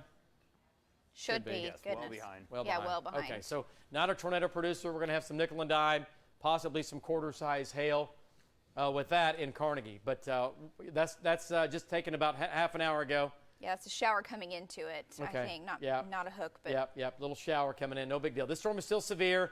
Winds 60 miles per hour, quarter-size hail in Carnegie. Okay, over to Gracemont. It's coming your way down to Anadarko. You're looking at the video. Aaron Brilbeck was at a gas station at that hotel, of all places. He was positioned out there because we had, obviously, the tornado threat and the tornado warning was coming into Canadian County. We were jumping up and down about it. And we will position sometimes crews in case there is damage, right? That's how it works. We position crews around the state some days on days that we think in the areas where we're watching. And he was in and waiting just in case, and the tornado went across the parking lot that he was in, and he had no idea. He was watching us, and he was paying attention, but it happened. It really developed right over Aaron. I mean, it was still spinning, but it wasn't on the ground until really it got to nearly Highway 81. And then it slammed down hard, and you can see the damage there. And Aaron and his photographer, seriously, and other people that were in and around them at that gas station and are so lucky that it didn't go the other way. But the bad news, the horrible news of the day, that we don't know how many fatalities, but we know we have fatalities in El Reno from the hotel, and that's about as bad as it gets. This has been a rough May, no doubt about it. We've had a lot of tornadoes, and you know what, so far, the last month or so, all this severe weather, as we've had flooding in Oklahoma City, but the tornadoes have been kind of to our north and to our south and to our east and to our west. And here in the metro, we were kind of, you know, not getting a whole lot, which has been a great thing. And then tonight, it's all out the window. Okay, so there's a storm track on that storm. Pine Ridge, 1141, Gold River Casino at midnight. Anadarko, midnight. This is going to be the southern storm, not tornadic. It is severe. Lake Chickasha, 1206. Verdon, 1218. Minko, 1226. Amber, 1237. And Tuttle Elementary School at 1238.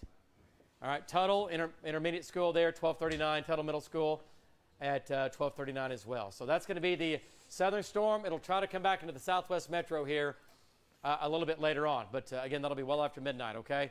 All right, let's go to our east now and talk about what's going on to our east. Now, we got the squall line going into Lincoln County. You got to keep a close eye on this. Yeah, what's this right here in southern Lincoln County? Val's right here. Let's go to Valcaster. And Val, looking off to your west and southwest, that area there is still poking its head out, Val. It is still turning. And I tell you what, it wouldn't take much. It looks about like the others did before they went into hyperdrive mode here on that short fuse tornado. So give me an update. What do you think as you see back to your west? All right, David, listen, we just came across a wreck here. Someone had a blowout and slid off the road behind us, so we turned around. But I'm going to tell you this, as she gets the roof cam turned back around, we see a lowering to the west-southwest from where we are right now. Lowering to the west-southwest, and we believe, David, that that's the circulation that was near Pink earlier. So we're ahead of it right now. We're going to go down a little bit further south and get more ahead of it and watch this thing and see, make sure it doesn't come down. Back to you, David. Yeah, Val, it's got and also, Val, I want to point out there's an area to the north of you that's beginning to get a little bit stronger as well. So we've got a couple of areas along this line, and we're watching this for our viewers off to our east, okay? So control room, I tell you what, control room, put that shot up there in Storm 9, whoever that is. At least put that up on the left side of your screen, or whatever that is, if that file video or if that's, well, I'm just looking at, there was, the camera there was on the hotel. It was on Weather 117. And while you're Marty doing Logan's that, now at 12th in Portland with damage. Okay, all right, 12th in Portland. Marty's there. Let's go to 12th in Portland, and then we'll jump back into this, get a quick update. Folks, it's going to Sparks. It's not tornadic, but it's getting stronger. Hang on, we'll come back to this in just a second. Let's go back to damage here real quick. Let's go to Marty. Marty, give me a quick update. More damage. Wow, look at that. Yeah, we are. I'm just getting out and get a sign has been torn up. We are at Portland and 12th Street. Walking up here to the damage area. I'm looking at a B&B sheet metal building. It says 1221 North Portland. There's a building just to the south of it with considerable roof damage. I'm telling you what, the thing's sitting down right here on this corner. Looks like we've got quite a bit of damage. There's police and fire are up and down Portland right now for about a 1-block stretch. So you got a down power line here. I'm going to walk around it. Oh, yeah, building collapse. I'll see if I can get some pictures and send them back to you. It looks like a home, maybe. Anyway, building collapsed. I'll find out more information. Back to you, David. Okay, that's at Northwest 12th and Portland. That was that second tornado that we had. So here's what we know right now. We've had at least 2 tornadoes from 2 different circulations that came across the metro. The most significant was in El Reno at Highway 81 and I-40. We have fatalities. We don't know the number yet. Amanda is going through that. We'll check back in with Amanda Taylor coming up here in just a minute. Tornado warning coming for Sparks, David. Okay, so again, the tornado warnings just keep coming, but we've had at least 2 tornadoes, if not several more. But the big tornado was in El Reno. Let's go to Lincoln County. You folks in Sparks, let's go to Lincoln County. Look at that. That was from earlier. Okay. That's what we had earlier. Yep. Let's get back to real time. That's what it looked like. Let's go back to Lincoln County here and take a look at it. And there it is right here. You folks in Sparks, tornado warning. It's going to be just on and south of Sparks. Sparks, it's a small little community. It's not very big at all. But if you live in and around Sparks, you've got to go to your safe spot, lowest level, and you got to go now. It's going to be on and just south of Sparks, about 2 miles. I used to hunt back here as a kid, and there's a lot of river bottom in here, lots of water, and not many people live right here, but there are a few for sure once you get into Sparks. And yeah, it's going to go. Let's lapse this and see if it's making its way up north towards Stroud. I know the tornado warning officially doesn't go to Stroud. I just look at it pinwheel. Okay, it's moving more east. Okay, so it's going more east right now. It looks like at this point it's going to go. Yes, we've been talking about this too for how long now? How long? And look, it didn't take long to ramp up. This has taken about 15 minutes to really get its act together. Look how it's spinning through. New spin. This is exactly what El Reno looked like. This is exactly what southwest Oklahoma City looked like, right, with the tornado. And again, tornado warning now, south of Sparks. If you live in between Sparks and Welty, You need to go to your safe spot, and you need to be paying attention again in Stroud, in Shawnee, and also in Bristow and Welty and Okemah and Boley. Okay, let's go back south here to Shawnee. It's just going through OBU. Nothing crazy in OBU right now. Bobby Payne's there. He's in Shawnee. Look at this. Look at the line of wind coming through. Let's go to Bobby Payne, get a quick update. Let's take his shot, control room. Let's go to Bobby. And Bobby, give me an update on your wind right there. You're behind the line. What are your winds doing? Give me an update. David, right now I'm getting about 45, 50 mile per hour winds, blowing rain from the north to the south across Interstate 40. What I'm doing is I'm trying to get east of the line, and I'm going to go up and look and see what's going on up near Sparks. Back to you, David. Okay. All right. Great job. And Bobby has been just going and going and going. All of our trackers. I can't say enough good things about our storm trackers. And they're in the line of fire, folks. They're out in the field. They're in horrible driving conditions. These tornadoes, they were underneath these circulations from the start to finish. It's a dangerous job what they do, right? And, it's scary. And, again, I can't say enough about what they do. Okay, so here's the circulation. Here's Sparks. This is going to be 3 miles south, 4 miles south of Sparks. There's where the tornado is. It's moving, really, pretty much east-northeast. Now, people, yes, live in here, obviously, but the two cities showing up are Welty at 1218 and Beggs at about 1248. All right, now there are other smaller cities in here, but again, it's moving due east. So if you live north of Prague up to the small little community of Arlington on 377 north of Prague, about 3 miles, 4 miles, you need to go to your safe spot. You need to do it now. You need to do it now. Okay? There's a tornado. It's going to be just southeast of Sparks, just south of Sparks, about 4 miles. Okay, so Wellzetta. I'm not sure Wellzetta is even there anymore, but it was at one point. Let me look. But there's Wellzetta. There might be a few homes there, and at one point it was probably a post office back in the turn of the century, named after a postmaster, I'm guessing. But tornado's going to be 1, 2, 3, 4 miles west of Wellzetta. It's going to be 1, 2, 3, 4 miles southeast of Sparks. And the lake, that's Prague Lake that you're seeing right here. There. Yeah, sure is. Didn't see that. Thank you. So that's going to be north of Prague Lake, headed towards the small community of Arlington. Yeah, and, I'm guessing people are probably camping at the lake tonight, right? I mean, it's Memorial Day weekend. Any of the places where people can be camping, they probably are for the weekend. That's true if the parks are still open or campgrounds are still open for all the rain. Okay, so tornado warning. This is for eastern Lincoln County. This is the only tornado warning we have. Okay, for Lincoln County, it's moving east. Okay, we're tracking that. This is going to be southeast of Sparks. That's where the tornado is right there. It's moving due east, okay? So if you live in southeastern Lincoln County, you got to go to your safe spot, lowest level, center part of the house, not good. We'll keep tracking that, and it might have a little bit of a dive to the east-southeast. Did you see that? Yeah, it did. It's kind of moving right here. It kind of went lunged, and then it's kind of doing a little bit of a heebity-hobbity right here. And a little bit of a... The circulation near Pink and Tecumseh, it looks to me like that's kind of filled in some. I don't see anything too tight at the moment. Okay, let's go south, talk about Shawnee. Now, the storms in Shawnee, they are severe. Bobby Payne sampled the winds. We had winds at about 50 miles per hour, but nothing too crazy with the wind down here. But we are certainly watching this line for any spin-ups on the line. Right? Tom is back here at Lake Thunderbird. And we do have some areas of concern, nothing too crazy right now, except for the tornado warning, obviously, in Lincoln County, right here.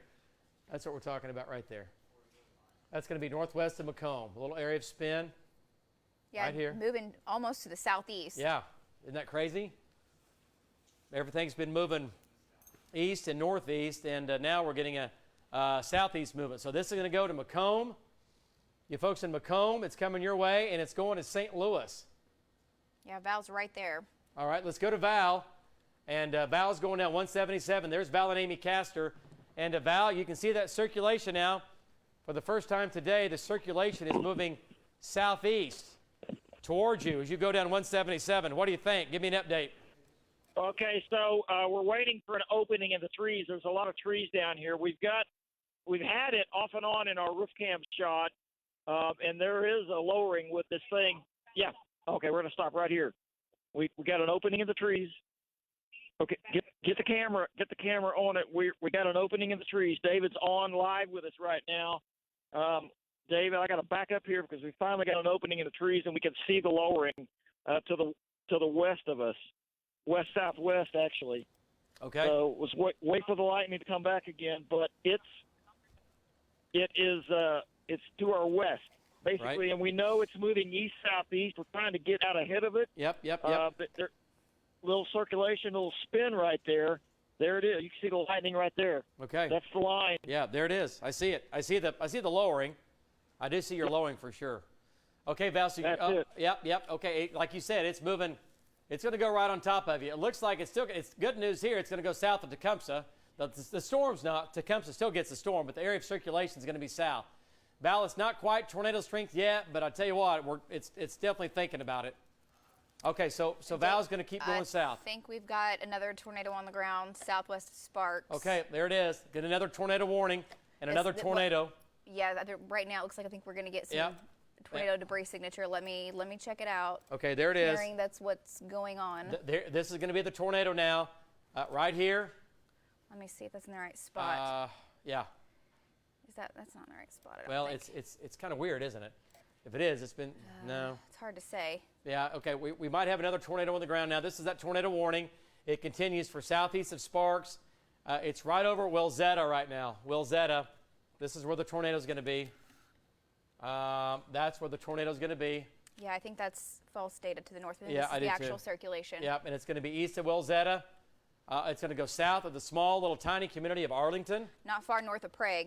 Yeah, you folks in Prague, the sirens are, give or take, blowing in Prague. We don't know, but it is just north of Prague here, about 2 miles. I'm going to do a new track since it's taking more of an east-southeasterly. Yep, Peyton might be in trouble. Yeah. Peyton, Boley, tornado warning now all the way down to Boley, down Highway 62. Let me adjust these Castle. times. We'll adjust the times here. There's the significant tornado damage that we had. And I tell you what, while Lacey does this, let's go back to Amanda at the news desk. And Amanda, I know you have more information on the tornado in El Reno. If anybody is just joining us, the tragic news that we got this evening from that El Reno tornado is that there have been fatalities. That was confirmed to us by El Reno City Councilwoman Tracy Ryder. This is at the hotel. Here is exactly what we know. There have been deaths. We don't know how many. Our Aaron Brilbeck is there as we speak, and he confirms because he saw a scene. It's the sign. It's the American Budget Value Inn that is there. And looking at the map, that is going to be just north of I-40, right along 81 there in El Reno. I can pass along some other information that we are getting, such as damage right here in the metro as well. We have damage at the Trinity Church at Northwest 23rd and Classen. In fact, Lee Benson is getting his shot set up right now. As soon as we get that, we'll bring that to you. There's also damage reported at Northwest 10th and Penn. And then I believe, David, the roof collapse on Portland, that might be what Marty was showing us there at Portland and Northwest 12th Street. Yeah, exactly. And we can check back in with him if you want to. Let's go back to the tornado warning now. And this is going to be for, again, we're leaving Lincoln County, okay, and we're getting over now into Okemah. This is the Okemah area. There's Welty.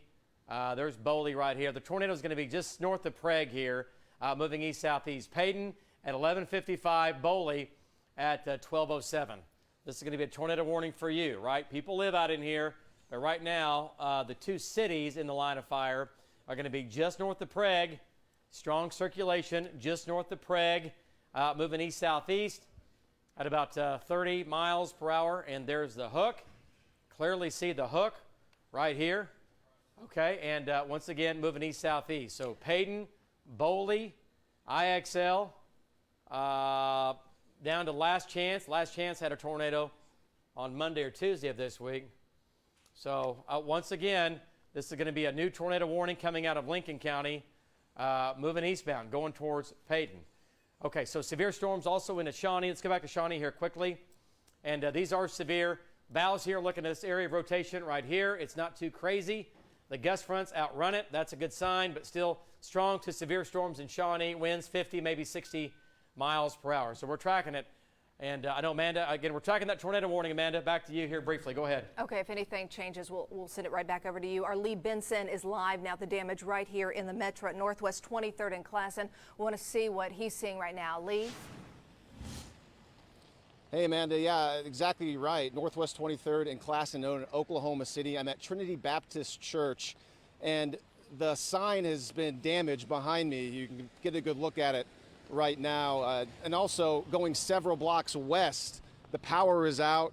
There's been many cars driving back and forth on this road on 23rd Street. We talked to the pastor about 10 minutes ago. He mentioned, yep, the tornado went right through here. There's a lot of trees to my left outside the screen that it's so dark right now you can't see them right now, but plenty of trees ripped up on the ground. And the pastor said everyone's okay. They're going to have some more people come out here soon to help try to clear this debris and get ready for services tomorrow morning. And he said kind of jokingly that we know what the service will be about tomorrow morning. But as of now, everything as far as damage goes, we have the sign here at the church. We kind of see the pathway of the tornado, it looks like. And again, the power is out for several blocks west that way. So that's all the information I have right now here at Northwest 23rd and Classen in Oklahoma City. For Lee Benson, Oklahoma Zone News 9. Lee, we appreciate it. I know the bottom key said northeast. It was Northwest 23rd and Classen. Because storms are still going on, I want to send it right back over to David Payne. Okay, all right. Thank you, Amanda. And again, we've got one severe storm. It's not tornadic, but it is severe down into Caddo County. Winds down here are going to be 50 to 60 miles per hour. It's going to Chickasha. It's going right down Highway 9. And then from there, it's going to go on top of Chickasha, just blowing through Gracemont right now, Anadarko. Not a tornado threat with this. It is a flooding threat, a wind threat, and a hail threat, okay? Nickel and dime, quarter-size hail. Winds crossing 281, 50 to 60 miles per hour. And then just general rain in the city. El Reno is beginning to dry out, which is good for all the recovery efforts going on. As Amanda said, we have fatalities in El Reno from the tornado. And then we have the squall line off to our east with the tornado warning with this cell right here coming through eastern Lincoln County we're worried about. This is the one now that has the tornado warning on that. And this is going to be for Okfuskee County. Okay, there's Okemah. This is Okfuskee County, and this is our viewing area. It's our eastern fringe, and there's the hook right here. It's north of Prague. Look at the hook. Tornado warning continues with that storm. It's going to go north of Boley, and then from there it's going to go north of Okemah. Okay, once again, moving east at roughly 30 miles per hour. So a lot going on. Check that out. There we go. There's that. And wow. And right there, it's crossing from the Lincoln County. Yeah, Lincoln County, Okfuskee County line. Okay, so that's going to be the tornado. So it's going to, obviously, we said it was going to go north of Prague. It still is. It's already now northeast of Prague. And it's going to go just north of the small community of Payton. You folks in Payton, though, if it makes a more of a right turn, it's coming in your back door. All right, right now it's moving due east. So if you live north of Payton here, maybe 2 miles, you need to go to your safe spot. You need to go there now. If you live north of Payton, 2 miles, go to your safe spot. This is the tornado. Clearly right here inside that circle, that's where the tornado is going to be. There's the hook. Everything matches up. That's the tornado warning. North of Payton, and then it looks like it'll say north of Boley. The good thing about it, at least for now, it's staying kind of north of cities and south of cities, kind of in open country, but people still live there. So we have to worry about that. But again, moving east, east at about 30 miles per hour. If you live north of Payton, north of Boley, you need to be taking your tornado precautions right now, for sure. I'll tell you what, let's jump here. Let's go back to Marty Logan here real quick. And Marty's found more damage here in the metro. And Marty, big tree, overturned, tornado damage. Tell me exactly where you are and what you're seeing around you as you've been kind of walking around for a few minutes. Go ahead, Marty. Now, where the building that we were talking about earlier, it lifted the roof off of a building and put it right down next to a house. Boy, there was a lightning flash. About a half a block, here goes the boom, about a half a block east of there at this house, look how big this root ball is. It's tall as I am. The tree runs on up. It's laying on a red Jeep right in there.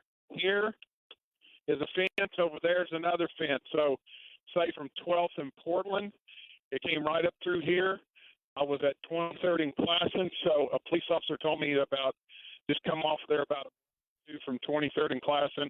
There's more damage areas, so we know it started right there. So probably for about a mile. If y'all have to help me with the length, but from 12th and Portland, 23rd and Classen, that's the area right now that it looks like we have a damage path. Back to you guys. All right, great job, Marty Logan. He's right in the middle of it, and look at the tree. It looks like it's on top of that car, and this is Marty's right there. And again, Marty has been going all week, all day, all night, and giving Oklahomans valuable information to keep you and your family safe. That's what Marty is doing. I can't say enough good things about Marty Logan. All right, so Oklahoma City, no more severe weather for us, at least for now. Now, we've got this storm back here we need to keep an eye on. But right now, we're just getting light to moderate rain for the metro. This storm is severe, running from Gracemont down to Anadarko. It's moving east-northeast. And control room, if we can we just put that the video we had up earlier from over here? Just leave it up of the El Reno damage, if we can do that. Again, there's Marty Logan's shot of damage. And this was from earlier. There's the damage, the significant damage in El Reno at the hotel. That's going to be, it looks to me like EF2 damage. It was on the ground for maybe a couple of miles from looking at radar and also looking at our debris signatures where it was having debris lofted in the air. It looks like it might have been a couple of miles on the ground, but not for very long. And it wasn't on the ground very long for very strong, okay? It wasn't very strong on the ground. I mean, not for just more than a mile or two. It was strong in that time, and then that was it. And like I said, it was like a drill press. It just boom, and it did its deal, and then it kind of weakened after that. But to look at the significant damage, I know it's kind of hard to see, but, man, you can just tell it is all torn up. So what a mess. Okay, severe storm now blowing through Gracemont. Now, I want to point out, this is going to Tuttle. The atmosphere is pretty worked over, but we need to keep an eye on these storms as far as wind and hail. This is behind the boundary, so we're not looking for a tornado threat out of these. The tornado threat is on the eastern side where the warmest area is, and it's still unstable. Still have some hail in here. Now moving through Gracemont, crossing 281, going to have some nickel and dime size hail. It's going to Coger, it's going to Minco, it's going to Amber, and we'll see if it weakens after that. Winds in here are going to be 50, maybe a couple of gusts in here 60. Okay, so that is the scene right now in El Reno. That video is a little bit old. It was right after the tornado. Why? And why were we there so quickly? Because Aaron Brilbeck was sitting in the parking lot as the tornado went through the parking lot. Absolutely amazing. Absolutely amazing. Hey, control room, when you yes, I do. Let's take a look. Aaron Brilbeck, and I don't know what photographer was he with tonight. He was with the photographer. Anyway, this is the tornado going through the parking lot. He was right on the edge of it. Look at the winds there. Over 100 miles per hour. And literally right across the street is where we have loss of life, where people lost their lives with that tornado. That is right across the street from that gas station where he was parked watching the circulation come in. And in case there was damage, he would be on the scene, right? And he certainly was. And Amanda has the update for you when you're ready. Yeah, anyway, that's the tornado moving through the parking lot where he took shelter on the side of the building. It hit him so fast and so hard. So, Amanda, incredible video from them. Look at the wind there. Probably 110, 120 miles an hour. Simply scary, and they're so lucky. But unfortunately, we still have the bad news. Go ahead. Yeah, that video is frightening. We see how fast the winds were going, and the bad news being the fatalities that we have confirmed from a city councilwoman there in El Reno coming out of a hotel there right along 81, just north of I-40 in El Reno. One thing I wanted to add is that they are also checking on a mobile home park. It's right behind that hotel, motel there. This was the American Value Budget Inn. That's the motel that got hit. They're checking on a mobile home park that's just behind that motel. It's just to the west of that motel there, and they're checking out on that. I've seen some reports, and we have nothing confirmed yet, but that some of the homes at the mobile home park have flipped, which probably would not be a huge surprise, David, when you're talking about how high those winds were. No, and Amanda, we're talking about winds to 120 miles per hour, give or take. It might have been a little stronger. Again, the survey teams will go out tomorrow. We'll get a bigger and a better understanding of how strong the winds were when they survey the damage from the tornado. But just from what I've seen, it looks like EF2 damage for sure. Amanda, you've got something else? Go ahead. Well, we're also checking on damage in the city. I want to tell everybody, we just heard from Captain Macy with the fire department. He is saying right now they have no reports of any injuries here in Oklahoma City. Of course, we have seen damage with our own eyes. Our Lisa Monahan joins us right now from Northwest 28th and McKinley. Lisa?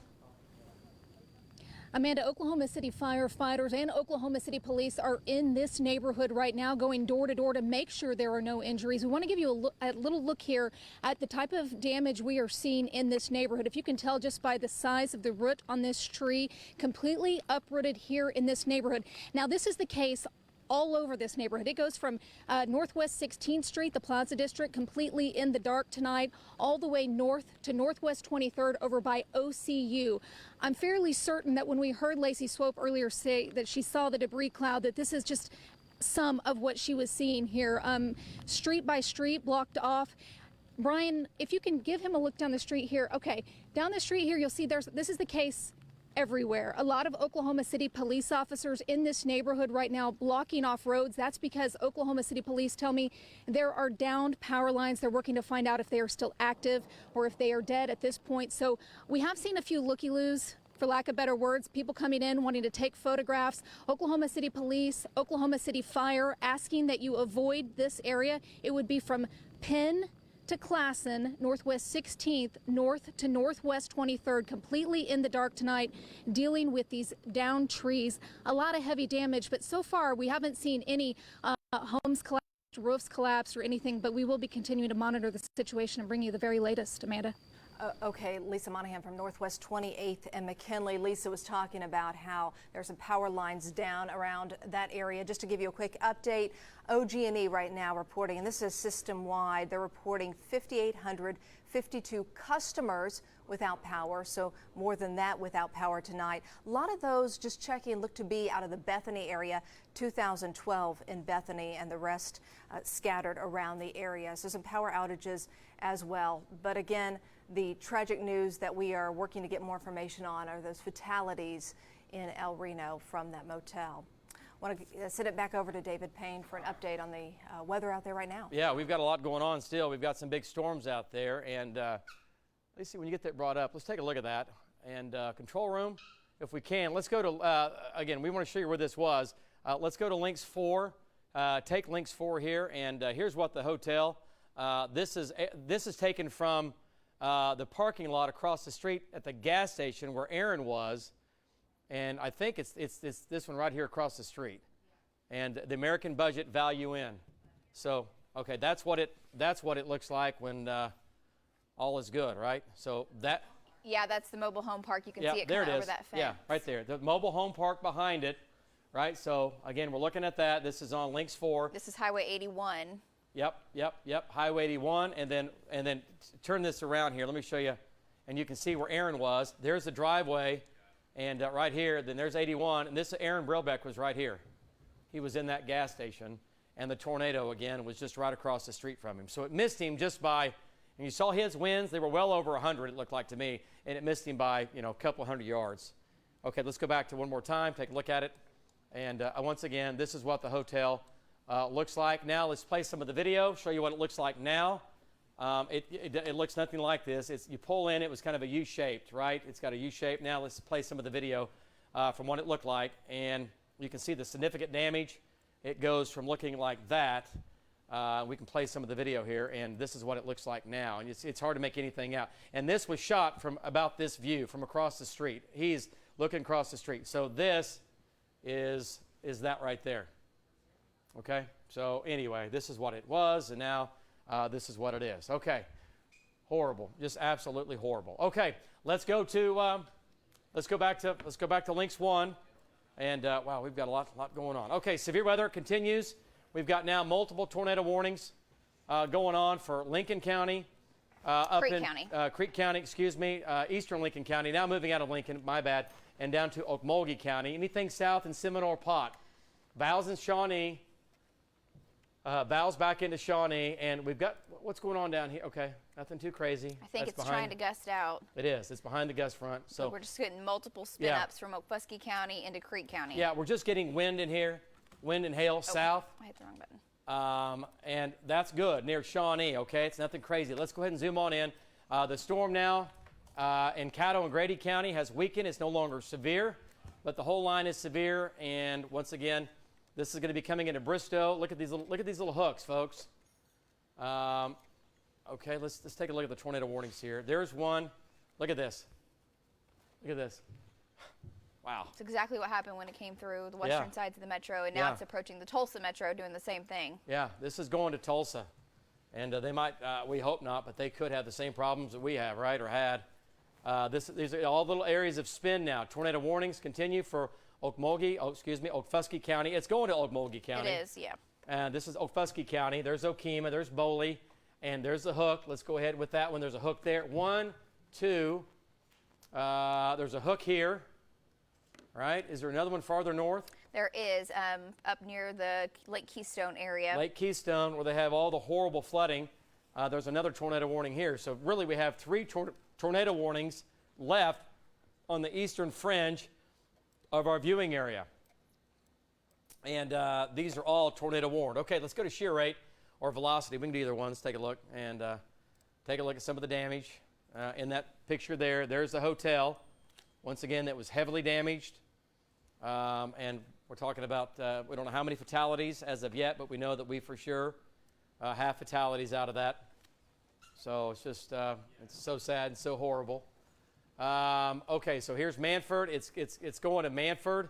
Another area of circulation now north of Bristow. You folks in Bristow, it's going to be just north of town, up I-44. There's the area of circulation there. That's going to Kellyville. That'll be going to Sapulpa, Kiefer eventually. Yeah. If it doesn't weaken, it may be short-lived. Yeah, hope right, it is. Right. And see, Vaughn is with our sister station, right? And we're all one company. This is from Vaughn. He's right here, and he's from Channel 6 from KWTV, and he's watching that, and he's going to come up and get in on that. So, yeah, Sapulpa. If you know anybody that lives Sapulpa, like she said, Kellyville, Kiefer, down to Mounds, and really Sapulpa, it's going right up I-44. It is. It really is right now. So Sapulpa, if you know anybody that lives there, get them up, wake them up. Turn them on. Tell them to watch Channel 6 in Tulsa. Turn them to watch Travis Meyer, because I know he's up there right now. I know he's on the air. He's doing what I'm doing right here in Oklahoma City. Okay, let's drop south. Another hook here. That's getting its act together, just north of Welty. What's that look like on shear rate? Yeah, look. And that's another area of circulation, but the tornado warning, I think, is on the other area down here, isn't it?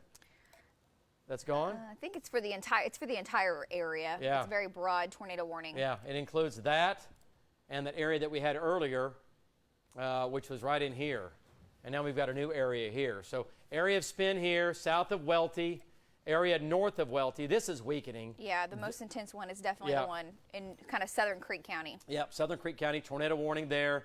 And then the other one now, it's going to be pretty close to Bristow. That's going to go right up I-44 into Sapulpa. Yeah, they both just crossed Highway 48. Yeah, wow. Okay, yep. Okay, so back to Shawnee.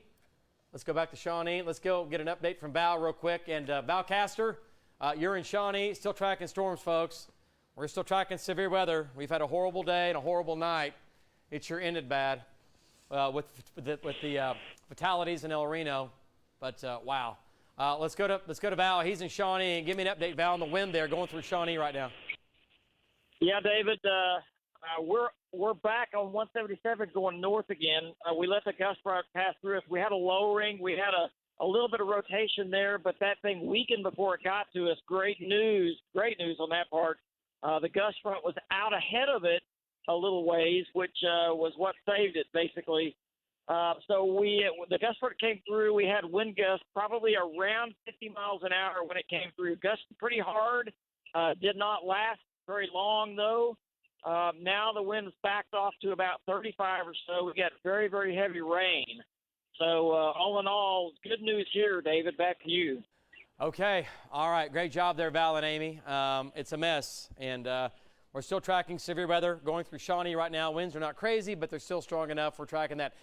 And again, Amanda, we still have tornado warnings on the eastern fringe of our viewing area. They're about ready to move on out. We're tracking them, though, as they move up into Creek County, Okfuskee County. We'll send it back to you, then we'll give another update here in a few minutes. I know you have a lot more. Go ahead. Okay, we are getting new information, also new video from El Reno. In fact, a truck driver was there and shot some cell phone video right near that motel that was damaged, destroyed, and there are fatalities. This is a video that we were sent from this truck driver as he is looking out the window, and those winds, David, I'll bring you in as we talk about these winds. Oh, yeah. You said well over probably 100 miles an hour, correct? Yeah, you know, and obviously the farther away from the tornado you're going to be, the winds are going to be less, but right up on it, yeah, you're going to 60 to 80 to 90 to well over 100 miles per hour. He's probably looking at 80 right there. Just the raindrops just become spray because they're just getting collided and they just become just a spray of wind, but that's incredible. And he was right there. He was with 100 yards of Aaron when it was going through the parking lot that Aaron was in. So crazy stuff. And we're just so sad, and our hearts and thoughts and prayers certainly go out with those that we lost tonight. So wow, crazy wind. And we're still tracking severe weather. Amanda, back to you. All right, David. And yes, that is the heartbreaking part of tonight, is that we have confirmed fatalities from this tornado in El Reno. Our Aaron Brilbeck was there the moment the tornado touched down. He joins us live right now with an update. Aaron? Yeah, this thing, it really came out of nowhere. We were sitting here at this gas station where I'm standing right now. The tornado hit the motel back here behind us. You can see there are still people who are being taken out of the motel right now. We've seen a number of folks come out covered in blood. We're told that there are multiple fatalities. Police obviously too busy to give us an update on how many fatalities. If you follow me back over here just a little bit, you can see there's a large group of folks right over here that were just taken out of the rubble of the hotel right back here behind me. So clearly there were a lot of survivors. There's dozens of people that we saw come out of there. Unfortunately, we've also seen people that did not survive being taken out of there also. So we don't know at this point how many people were killed, but we do have confirmation that multiple people were killed in this disaster. We're live in El Reno. Aaron Brilbeck, Oklahoma's own News 9. We hate to hear that, Aaron. While I have you right here, have you heard anything about the mobile home park that is right near there? It's going to be just to the west of the American Budget Value Inn. Have you heard anything about that yet? Yeah, we haven't. In fact, I'll show you where that is relative to where we are. If you follow me, there's the motel, or what's left of the motel is right there, and directly behind it is that mobile home park. We haven't been able to make our way back over there. We're hearing there may be people missing. We have not been able to confirm that at this point, but there are police and there are fire and rescue people over there. We're seeing rescue crews from all over the area right now here in El Reno trying to help out in terms of finding folks who may still be buried there in the rubble and folks who may be in that trailer park that's just back there behind it. But in terms of any injuries or fatalities back there, we haven't been able to confirm that, no. And we're working on confirming that as well on our end. Aaron Brilbeck reporting from El Reno for us. Aaron, we'll be talking with you throughout the evening as soon as you learn more information. But if you just happen to be joining us, the tornado hit a motel right there in El Reno. It's going to be just north of I-40 and Highway 81. This is going to be the American Budget Value Inn that was hit, and Aaron confirming for us, because he's been out there, that there have been multiple fatalities from that motel. And just west of there is that mobile home park, and we're working to confirm if there are any injuries or fatalities right there. But we saw in the video there was significant damage. You said we have Lisa, is that right? Okay, our Lisa Monahan is also, she's been surveying all the damage in the Oklahoma City area. Last heard she was at Northwest 28th and McKinley. Lisa, are you still in that area? Amanda, we're actually at Northwest 21st and McKinley. To give you an idea, we're between the Plaza District on Northwest 16th and OCU on Northwest 23rd. This is going to be between Penn and Class. And a bit of good news for folks in this neighborhood tonight that have been sitting in the dark since that tornado came through. OG&E just arrived on scene within the last few minutes, working to check on the down power lines I mentioned before. Oklahoma City Police, Oklahoma City Fire have been surveying the damage in this area and reported some down power lines that were of concern in this area. To give you an idea of some of the damage they're seeing, photojournalist Brian Witt is going to show you just how many trees have been uprooted in this neighborhood. Some that are smaller, some that are a bit more significant, completely pulled out of the ground. So a lot of roads are blocked in this neighborhood due to the downed trees as well. So really not somewhere you want to be right now. Now, I can tell you on our way to this neighborhood, we actually passed through the Plaza District. We saw a lot of patrons in the restaurants where they were sitting in the dark. They had just been out enjoying dinner and when the storm came through, and so they were still sitting there in their dark waiting to see what was next. And that seems to be the case here. Now, I talked to Oklahoma City firefighters who were going door to door. They said the good news here, no reports as of yet of any injuries. Just seems to be a lot of damage to the trees and some of the sidings. We saw a few fences that were toppled. But all in all, it could have been a lot worse. We're going to continue to monitor the situation and bring you the very latest. Lisa, thank you. Unfortunately, we do know it could have been worse because it has been in El Reno where we have confirmed fatalities. We got that confirmed earlier tonight from El Reno City Councilwoman Tracy Ryder.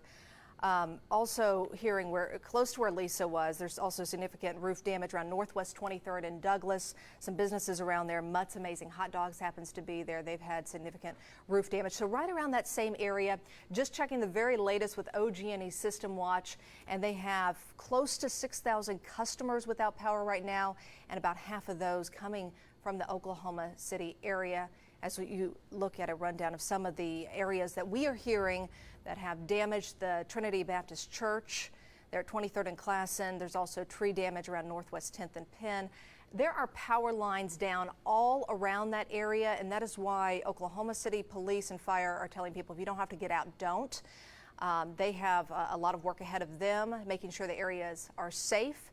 And the same goes for El Reno. They said very early on, the police and fire department there, stay away from that area. Stay away from the American Budget Value Inn because their emergency responders need to get in there. They are still trying to make sure that they have everybody accounted for in that area, and also that mobile home park, which we're hearing is Skyview Mobile Home Park, which is just west of there, that we could see from our cameras has damage there, and we are working to confirm any injuries, working to make sure that everybody is accounted for there as well. This is some video of the motel there in El Reno that our Aaron Brillbeck shot. He happened to be right there at that gas station. That's the parking lot he was in, and significant damage blown all around that area. So just for emergency responders' sake, stay away from that area. There will be a time where they will need your help, and we will make sure we pass along what is needed, but that time right now is not right now. As soon as we learn more information, though, about what is needed and any injuries or fatalities, we will pass that along to you right here on News 9 and, of course, on our app. I want to get another update on the weather. I want to bring back in our chief meteorologist, David Payne, who has been here all day long tracking storms for us. All right, Amanda. Yeah, and we're still tracking storms. They're, again, marching east. That tornado threat is off into eastern Oklahoma now, running from eastern Creek County, okay, and then all the way down to Opusky County right here. And we do have severe storms down in Seminole County we need to talk about. They're not tornadic, but they are strong. Let's get down here and take a look at them. Bobby Payne is down there. And let's go ahead and zoom on in. And it just rained here in Oklahoma City. The storms in Caddo and Grady counties. Now, these are going to come up over southwest Oklahoma City, the storms from the southwest. Let's jump in there real quick. Yeah, they're not severe anymore, but they're still stout enough. We're over Minco, going to Tuttle and Mustang. A little bit more light rain for El Reno. Winds in here are not crazy. Winds are going to be about 40 miles per hour or so. So Tuttle, Bridge Creek, Amber, up to Moore. You're going to get the wind coming in. It's going to get a little gusty, heavy rain, which you don't need, and it's going to get loud. All right, we're watching it though, but nothing scary. Lots of nickels and dimes, size hail in that. The good news is that for all that's going on in El Reno, the lightning is to the south, and the real heavy rain is to the south and east. So El Reno, a little more rain for you, and then it's going to end, okay? And then it's going to end, thankfully. Thank goodness, right? Okay, let's talk about Oklahoma City, Moore, Norman. Again, just rain going on. We do have severe storms that are now well east of Shawnee. Let's zoom on in here. This storm is severe. Bobby Payne's right there. We'll check in with him coming up down here. Let's go to Seminole County. And look at the damage there. That's a live shot, folks. Look at that. Okay, let's keep that shot up there. There's Seminole up to Little, Centerview. Severe storm, not tornadic. It's behind the gust front, so it's not going to produce a tornado. It's going to be a wind deal. And it's leaving. It's on top and north of Seminole. going to Cromwell. Bobby Payne is right there, and it's up near Boley, Prague, Centerview. Once again, this storm is not tornadic here. This is all going to be wind of 50 to 60 miles per hour marching east. Going to Cromwell. Wewoka, you're going to get some rain and storms, but it's not going to be severe right now as you're going to be north of the front. But you will get rain in Bow Legs and Wewoka, and another pretty big batch of rain coming into Seminole. So, wow, look at that shot right there. That's incredible. Okay, so let's go a little farther up the line here. Go a little farther up the line, and let's go up into Creek County. Welty, where are our tornado warnings here? It's north of Welty. Yeah, it's right here. There's the inflow notch. It's right here. It's moving pretty quickly now. Yeah, they're hauling now. Yeah, it's well east of Welty now, so it's about ready to move into, south of Mounds and Beggs. Moving out of Creek County here shortly. Yeah, moving into Okmulgee County. Yeah, so you folks in Okmulgee, though, know anybody that lives there, heads up in Okmulgee, okay? All right, tornado warning continues for the Okmulgee area, and then another pretty strong area. Look at that. Yeah. Near Sapulpa. And that, folks, that's a strong area of circulation that's going to go right into and north of Sapulpa, north of I-44. And that's going to come into the southwestern sides of Tulsa. So they'll be tracking that. They'll be tracking that for sure. Look at that shot there. Can we take that full screen? Control room, just flip that out, or at least take it full or fill this box up. I just want to see that. And look at the damage there. That is, very, very significant damage, at least EF2. And that was right across the street from where Aaron was. And Amanda has another update when that was for going you. on. Okay, Amanda, those shots are just, it's just sad. It's heartbreaking to look at those shots of the tornado damage. Back to you. It is. And we are getting some new information. In fact, I just got off the phone with the fire department there in El Reno. They are extremely busy right now. They did let me know that some help is on the way to help them out. Weatherford, I believe it's their fire department. It's their technical rescue trailer out of Weatherford will be coming in. They mostly do search and rescues. So they have been called in from Weatherford to come help out with that. Their technical rescue trailer to help out with any search and rescues that need to go on in that area, not only at the motel that you're looking at the video there, or live shot rather, but also potentially the mobile home park or any surrounding areas. Also, the National Guard may have been called in to help out. Red Cross has also been notified, and they will be out there helping people out as they always do. Red Cross of Oklahoma will be out there. Mustang may also be sending some people out to help as well. So help is on the way right now. They are very busy, and they are asking people, they wanted me to reiterate, stay away from that area right now because it is still a very active scene, and they are trying to make sure that they rescue anybody that needs to be rescued. As soon as we hear anything more and I can pass it along to you, I sure will. David? Okay. All right. Thank you, Amanda. And again, trackers are still out. We're still tracking severe weather. This is on the eastern fringe of our viewing area. We kind of bleed over into Tulsa a little bit, and friends and family that are in our viewing area have friends and family or work up in here, so that's why we're talking about this. Going into Sapulpa right now, and that's a pretty tight circulation. Okay, that's going into Sapulpa. It's going right up I-44. There's a significant tornado damage, and again, with the fatalities that we know of, we don't know how many numbers yet. We don't know how many people lost their lives, but and we don't know exactly. Did they all lose their lives at the hotel, or is there other damage? We're trying to figure all this out. So by looking at radar, I'll show you what it looked like. We'll get onto that here in just a second. But anyway, tornado warning now going into Sapulpa, eastern Pawnee County, and far northern Okfuskee County going into Okmulgee County. Tornado warnings there. No severe weather headed for the metro. We have a severe storm now coming in north of Seminole.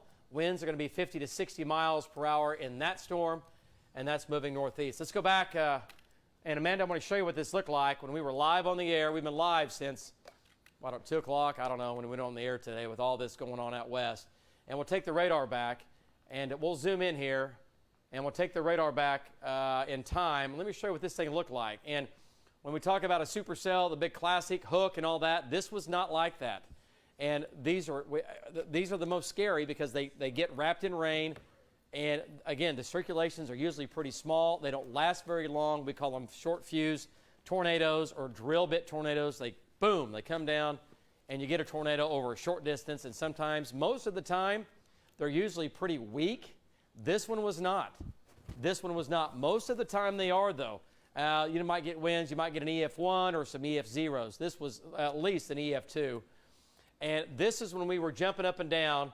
And this is when we were really, really jumping up and down at this point, is that it was coming into El Reno, right? And it was a warning out at that point? Not yet. Yeah.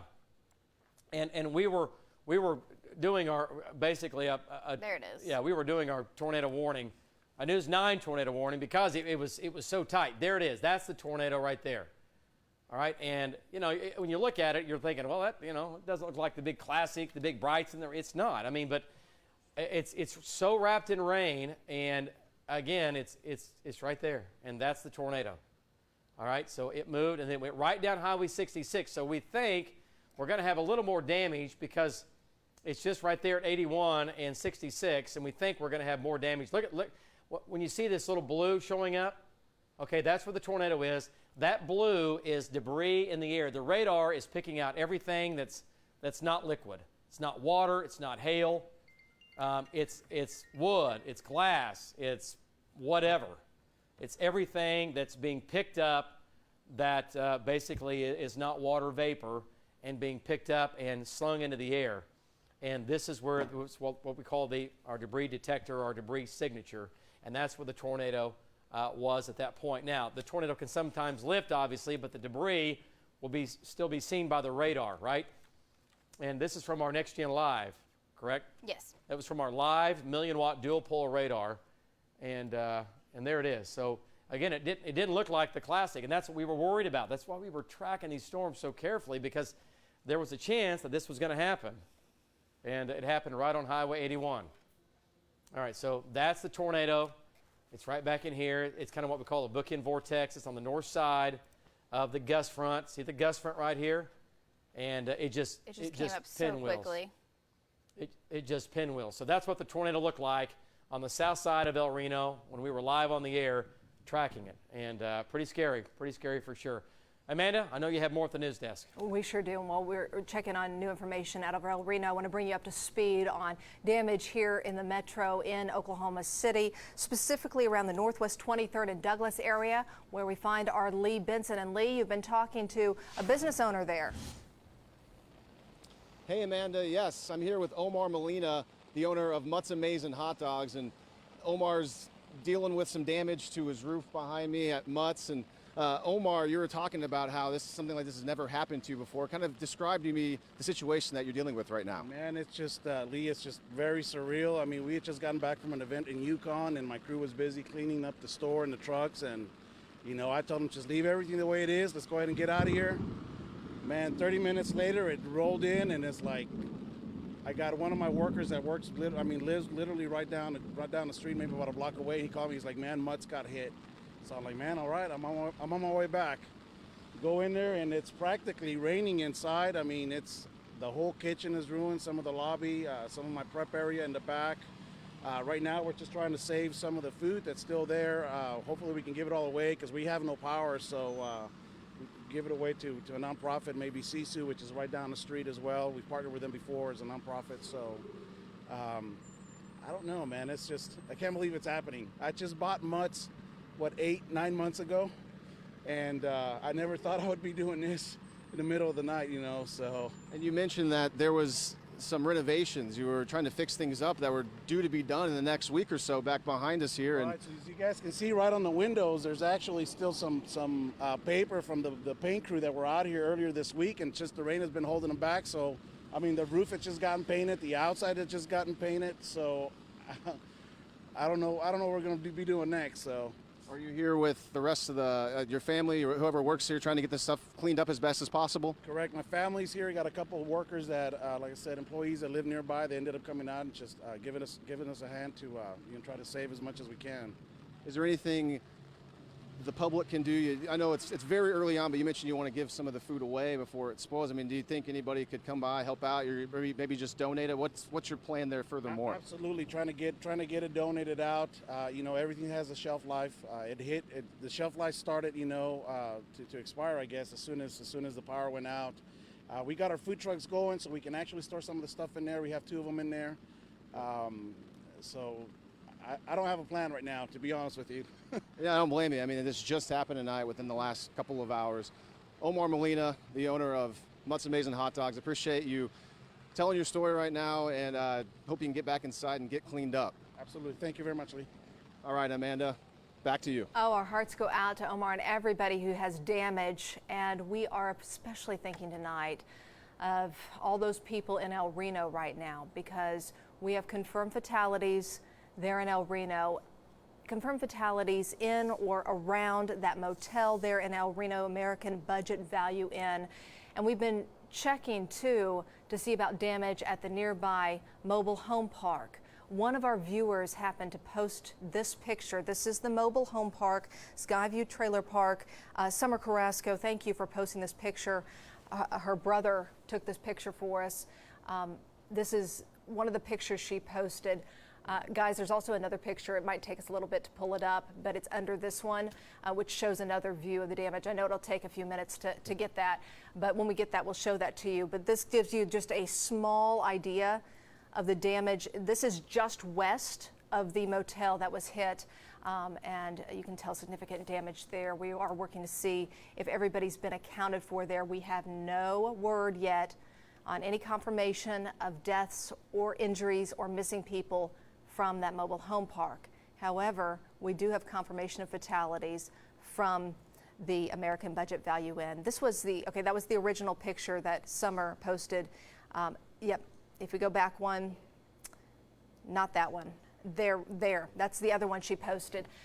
So that just gives you another view at just how strong this tornado was for this mobile home park. So we hope that everybody was able to be safe there, and as soon as we hear something else, we will definitely let you know. But again, the Red Cross is going to be heading out that way. Also, David, I want to let you know as well, Michelle Rivers, another one of our News 9 viewers, is telling us that she was driving along 66 there in El Reno, and she says there is damage to other businesses and homes in that area as well. Yeah, and that's the other thing is that I know we're looking at obviously where the hotel was and the mobile home park right next to the hotel, but the tornado, by looking at radar that I was showing you just a few minutes ago, there's damage that goes down Highway 66. And we're getting our crews back in there right now. My storm trackers, they're making their way back into the scene because we've been tracking this line of severe weather. But now we're going to come back in here and see what we have, because it didn't just end. It did not just end at the mobile home park. It just did not end at the hotel. The tornado continued for at least, it looks like maybe a couple of miles, maybe several miles down the road, and that's where we're going back. So let's go back to that again. Let's go back into El Reno here and to take you back. By the way, severe weather now is basically out of our viewing area. It's in green country. We don't have any more warnings in effect. I want to talk about El Reno, and before we take it back, Lacey, let's go ahead and turn on the lightning. Obviously, first responders, a tremendous amount of resources now flooding to El Reno. And we want to talk about the rain. It's about ready to end in El Reno, and more importantly, it's about ready to end where they were hit hard where the tornado was. So, you know, the whole thing is, it's sad, but we're getting a break now. The rain will move out, a little bit of lightning to the south of them, but this will come to an end, and then that'll be it. Okay, that'll be it. Look at that damage there, though, from the hotel. Right, that's pretty amazing to look at. So a little more rain. Okay, let's take this back. And let's take it back to before El Reno. Okay, this isn't going to be live, obviously. I'm going to show you what this looked like, what this tornado looked like when it was rolling into El Reno. And we were tracking the squall line that came out of western Oklahoma all evening, right? Here's El Reno. Trackers were lined up down this line. It's a squall line, but we kept saying that sometimes, like last night, like often, you get a spin to come out ahead of this. Let's go a little faster here. And just a squall line. We'll take it into El Reno, right? Had this down here. This thing popped out. Look how fast. Look how fast the first tornado warning popped out at Minco, right? And we were all over that, okay? We had Hank down there, and then this happened so quickly over El Reno. I mean, really, folks, live radar picked it up because everything has to develop. But these are what we call, again, short fuse tornadoes, okay? They happen so quickly. And there's the tornado. It's developing right now south of 81. The tornado damage is at Highway 66 and 81, which is right here. Yeah, that's at 1024, David, and then here's 1025, 1026. It's doing damage. I mean, that's how fast it happened. Yeah, okay, back it up like 6-7 minutes before that. And notice how there's no hook. Nothing. I mean, it's some wind. The beginning of it, it's just wind, right? This is all towards the radar, the greens and the blues. That right there, right over the airport, the El Reno airport is where, and I know people joke about it on social media. I say the turtle head starts to pop out, and that's exactly what that is. Just a little head there, right there, that little hook. Go ahead and zoom on in here, Lace. Let's really go in tight. Let's get some of these streets in here. And again, tell me again, the hotel is at 66 and 81, right? It's right here? Yes. It's right here. There's where the hotel is. Okay, so here, this is about 1 minute before the tornado. That's at 10:25. Here's the tornado. It's right there. It's right here now. And there it is, hitting the hotel at 10:20. Back it up one more. Let's see here. Okay, bring it up to 81. I'm just curious. Okay, one more. Back it up. All right, 10:27. 10:27 is when it hit the hotel. And this is why we were jumping up and down about this, because it was ramping up. And then it was stronger, and it lasted from there. We know we have damage at least 1 mile. That's going to be, what is that? What's that road right there? I'm trying to see where you're pointing. It's Alfalfa. Is that what you're pointing at? Okay, yeah, I'm sorry. Alfalfa Road. Road. No, it's not. It's Alphadale. Oh, Alphadale. Yeah, that's right. Alphadale. Then we have Radio Road. And then here's the tornado. All right, and then there's Evans Road. So we know we have damage, and the tornado was on the ground from 81 to Alphadale Road to Radio Road to Evans Road. And then what's this right here? Manning Road. Manning Road. Does it go to Manning? It looks like the circulation was very broad by that point. It's hard to say for sure. Okay, so yeah, I don't see much. And it weakened right in here. There was definitely still debris lofted in the air until it got to Banner. Yes. Okay. Let's go a little farther east now. So we've got 1, 2, 3 miles on the ground, possibly 4 miles on the ground, and let's go a little farther east. If you want to pan over here a little bit, and Banner Road. Okay. So this is basically where it was. So folks, this was a short fuse tornado warning. It ramped up right here, and that's where it got scary. And that's when we started to hit the panic button right here. I mean, that's how quickly. We were live on the air the entire time, but this is how fast it went from that to at least an EF2 tornado and taking lives with it, right? And right here is where the hotel is and the trailer park. So let's take a look at CC. Look at the debris detector here. Let me show you what it looked like with that, and we'll back this up here. And what's your time? I'm sorry. You got your time. My bad. Yeah, we'll go forward here. Okay, now watch. No debris in the air.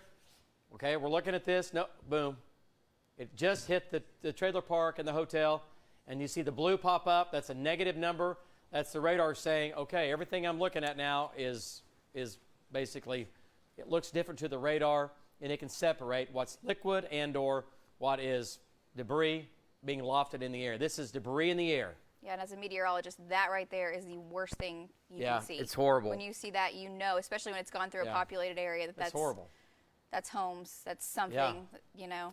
Yeah, it's just horrible. So let's take this all the way out and see how far it goes. It goes to Banner. So that's debris in the air, debris in the air, debris in the air. It's coming up to Banner Road, and then we lose the debris. So we know the tornado probably didn't go any farther east than Banner, but you can count the miles. 1, 2, 3, 4, 5. No more than basically a 5-mile length in path.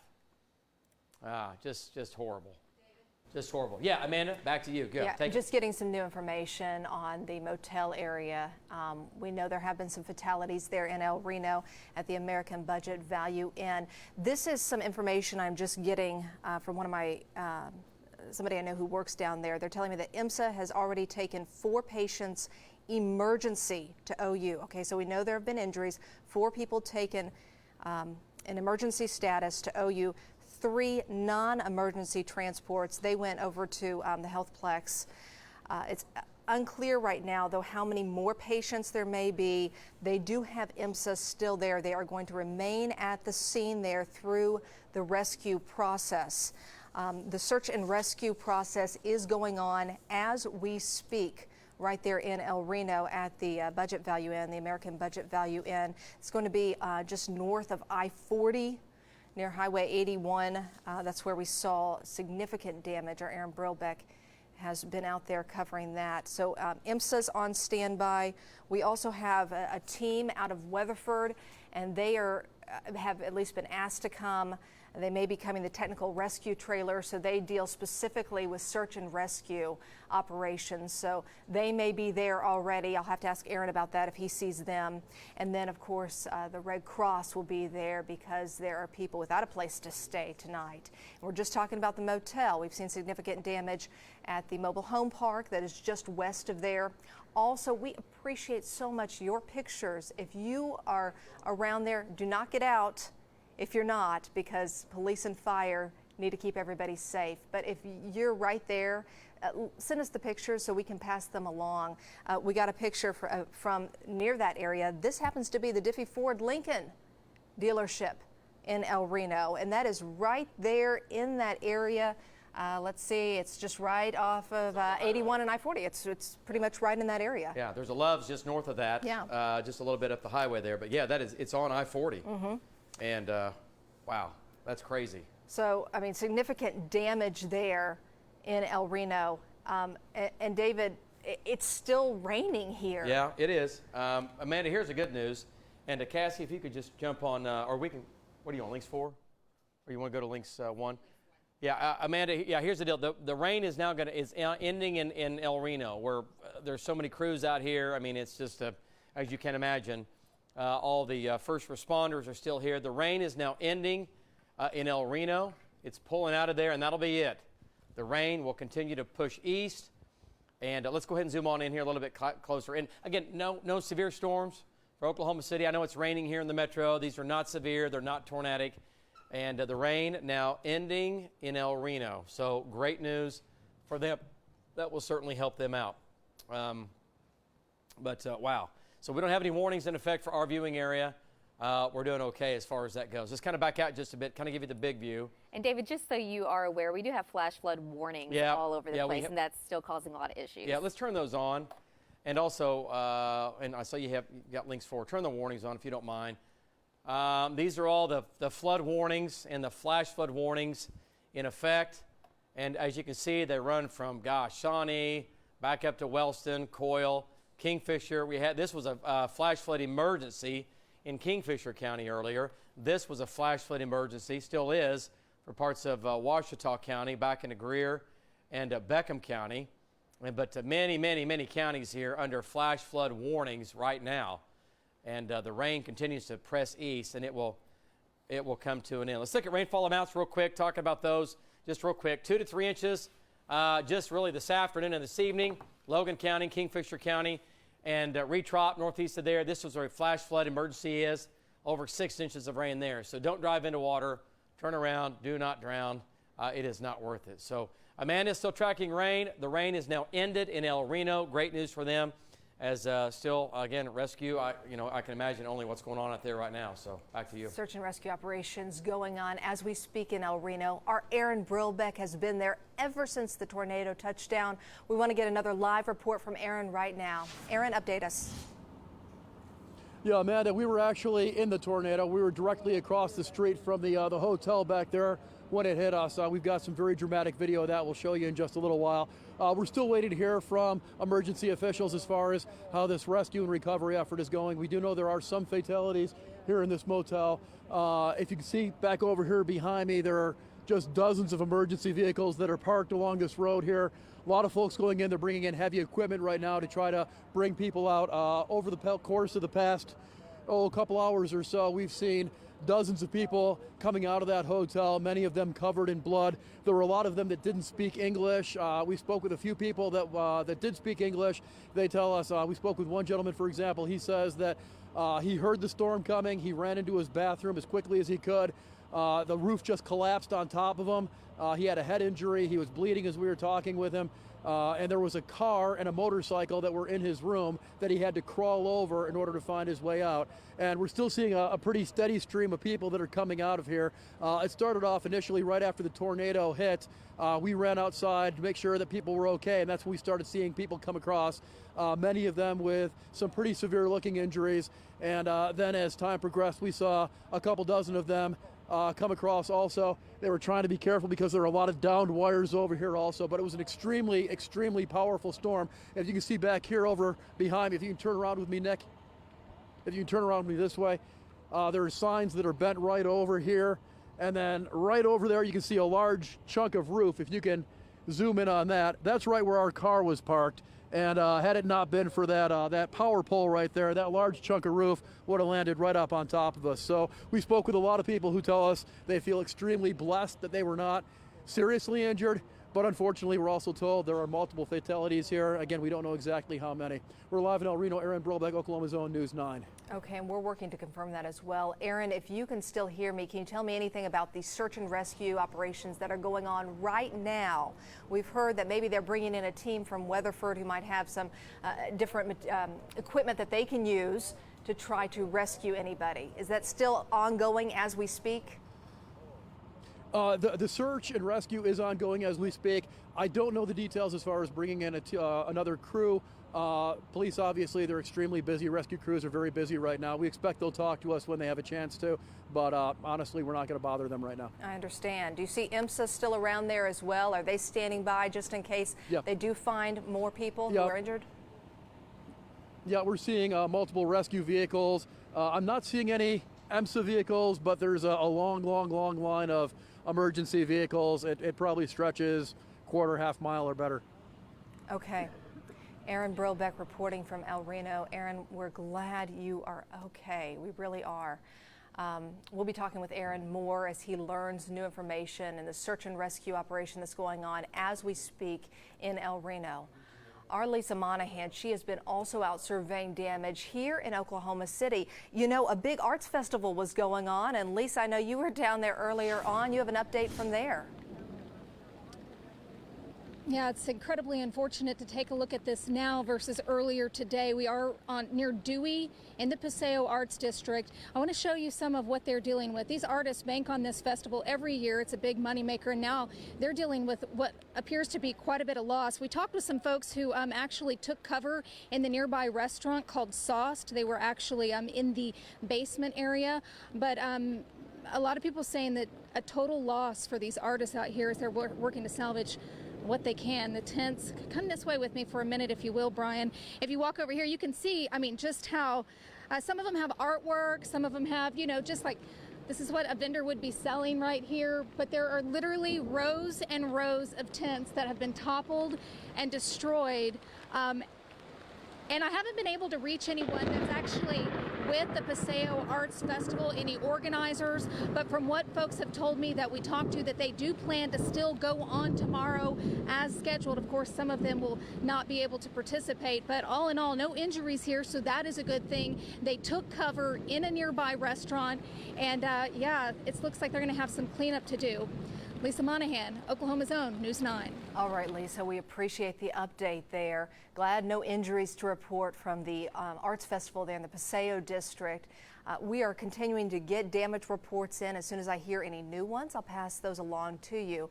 So it looks like I want to bring David Payne back into this conversation because we're talking about two different areas here, mostly at El Reno, which we know we have confirmed fatalities, but then also in Oklahoma City. Yeah, and that's I kind of want to talk about here, the El Reno tornado, then we'll get to the other one here coming up in a few minutes. Let's go to links 1 if we can, and I just want to show you, and again, we're going to have to go back and look at radar data. That's what we're doing here, but the tornado set down right here. Okay, this is right here, I'm circling the hotel, right? And the gas station is across the street. So we know where it's set down. And then from there, I want to back out just a second here. This is going to be Highway 81. This is Highway 66, okay, up in here. So the tornado, what we can get out of it, Amanda, set down right really just southwest of the intersection, like right in here. and it went right across this intersection. And then it actually looked like it might have made a little bit of a turn down here. So what we're concerned about are some of these businesses, and if there are any homes that are in the area that's just north of Highway 66. This is the area in here that we're not getting a whole lot out of, okay? And that's what we're kind of concerned about, because we know that it was large and in charge when it crossed, like I said, when it crossed Highway 66, which is this yellow line right here. So this is where the hotel is, and we know basically it did something like this. We still had debris, and we still had a strong rotating signature with that. And then the rotation basically stopped down here at Banner Road. So, like I said, the path is about 5 miles in length. And then we had the other area of circulation, and we'll show you that. And go ahead, Lace, let's bring that back up. Let me show you that other area, Amanda, that's in the Southwest Metro. By the way, that was not the same storm. It was not the same storm. That tornado disappeared. The El Reno tornado disappeared. And then we had the next area. We had another area down here west of Norman we were jumping up and down about. That thing right there, that looked every bit as bad as the El Reno tornado. See that? And that came through Bridge Creek, right? But that went right over Bridge Creek. It died coming into the western sides of Norman. And we thought that was going to produce a tornado. But let's come into the city here, and we'll track what was coming through the metro. It's right here. And that was a circulation right here. So this, and we were calling out the streets, Northwest 12th and I-44. And the path from that went pretty much right over, right here, right over OCU, and then to the northeast, and went right over the zoo, and went just south of the station here about a mile and a half. But yeah, that was the other tornado. This is where we have sporadic tornado damage right in here. Not as bad, obviously, as the El Reno tornado, but this was the Oklahoma City tornado that went right over Oklahoma City University. And that thing developed. There were bows back here now, but bow was right back in here. It developed, looked like right over the outlet shops, and then continued to move off to the northeast. That was the second tornado of the night, and we had intermittent damage scattered down through this area. So, wow. And again, 2 separate circulations, but look how fast that formed. As fast as the El Reno tornado formed, it did the same thing. These little meso spin-ups, we were saying it all day. We kept saying QLCS tornadoes, quasi-linear convective systems, and it's just it's a monster of a storm system, and there's so much jet stream energy with it at the low levels, at the jet stream, and you get turning. And it's kind of weird how it works, but it's not like a classic supercell where it's all by itself. These things can be wrapped in rain, and most tornadoes don't want to be wrapped in rain. They want to be out in the open and bring in warm air and not cool air. These things will come out of the main line and begin to rotate and quickly, but they happen so fast. It lasted maybe 10 minutes, 5, 10 minutes, this one did. Yeah, and it was gone. Yeah, the circulation started and it was on the ground. Yeah, I mean, it came out. This head poked out. This little head right there. Back it up here 1 second here. At least this little head poked, look, right over the outlet shops. Yeah, right there, it just looks like wind. Yeah, it's just wind coming at us. We have a little bit of a tightening, and then now we've got a problem. So the second this little head starts to pop out, it starts to ramp up. You see the hook coming in, the hook just crawls out of this thing, you get a tornado. And that's what we had going across the city, right? And there it is right there, went right over the zoo, and then that began to weaken. So anyway, just a crazy night. It's really your worst nightmare to have something form that fast and do that much damage. So, David. Anyway, just absolutely incredible. Rain and storms in the metro. These are not severe, producing, again, right now we've got some lightning and thunder out there, Amanda, but nothing crazy. I know you have a lot more at the news desk. Back to you. We are going to have to check east of that motel in El Reno, because you're talking about how far that tornado went. One of our viewers brings up a good point that the VOTEC there, the Canadian Valley VOTEC, it was hit about 6 years ago. May 31st. Yeah, May 31st, about 6 years ago. Well, 6 years ago, almost, yeah. By that big tornado there, and it was heavily damaged then. So we're going to check on that. We have no word of any damage there tonight, but that is in the tornado path just off of I-40 there, and just north of there, I should say. So we'll check on that. We're also checking on damage here in Oklahoma City. Our Lisa Monahan has been talking with some patrons out there in the Paseo district. I want to check in with her real quick. Lisa?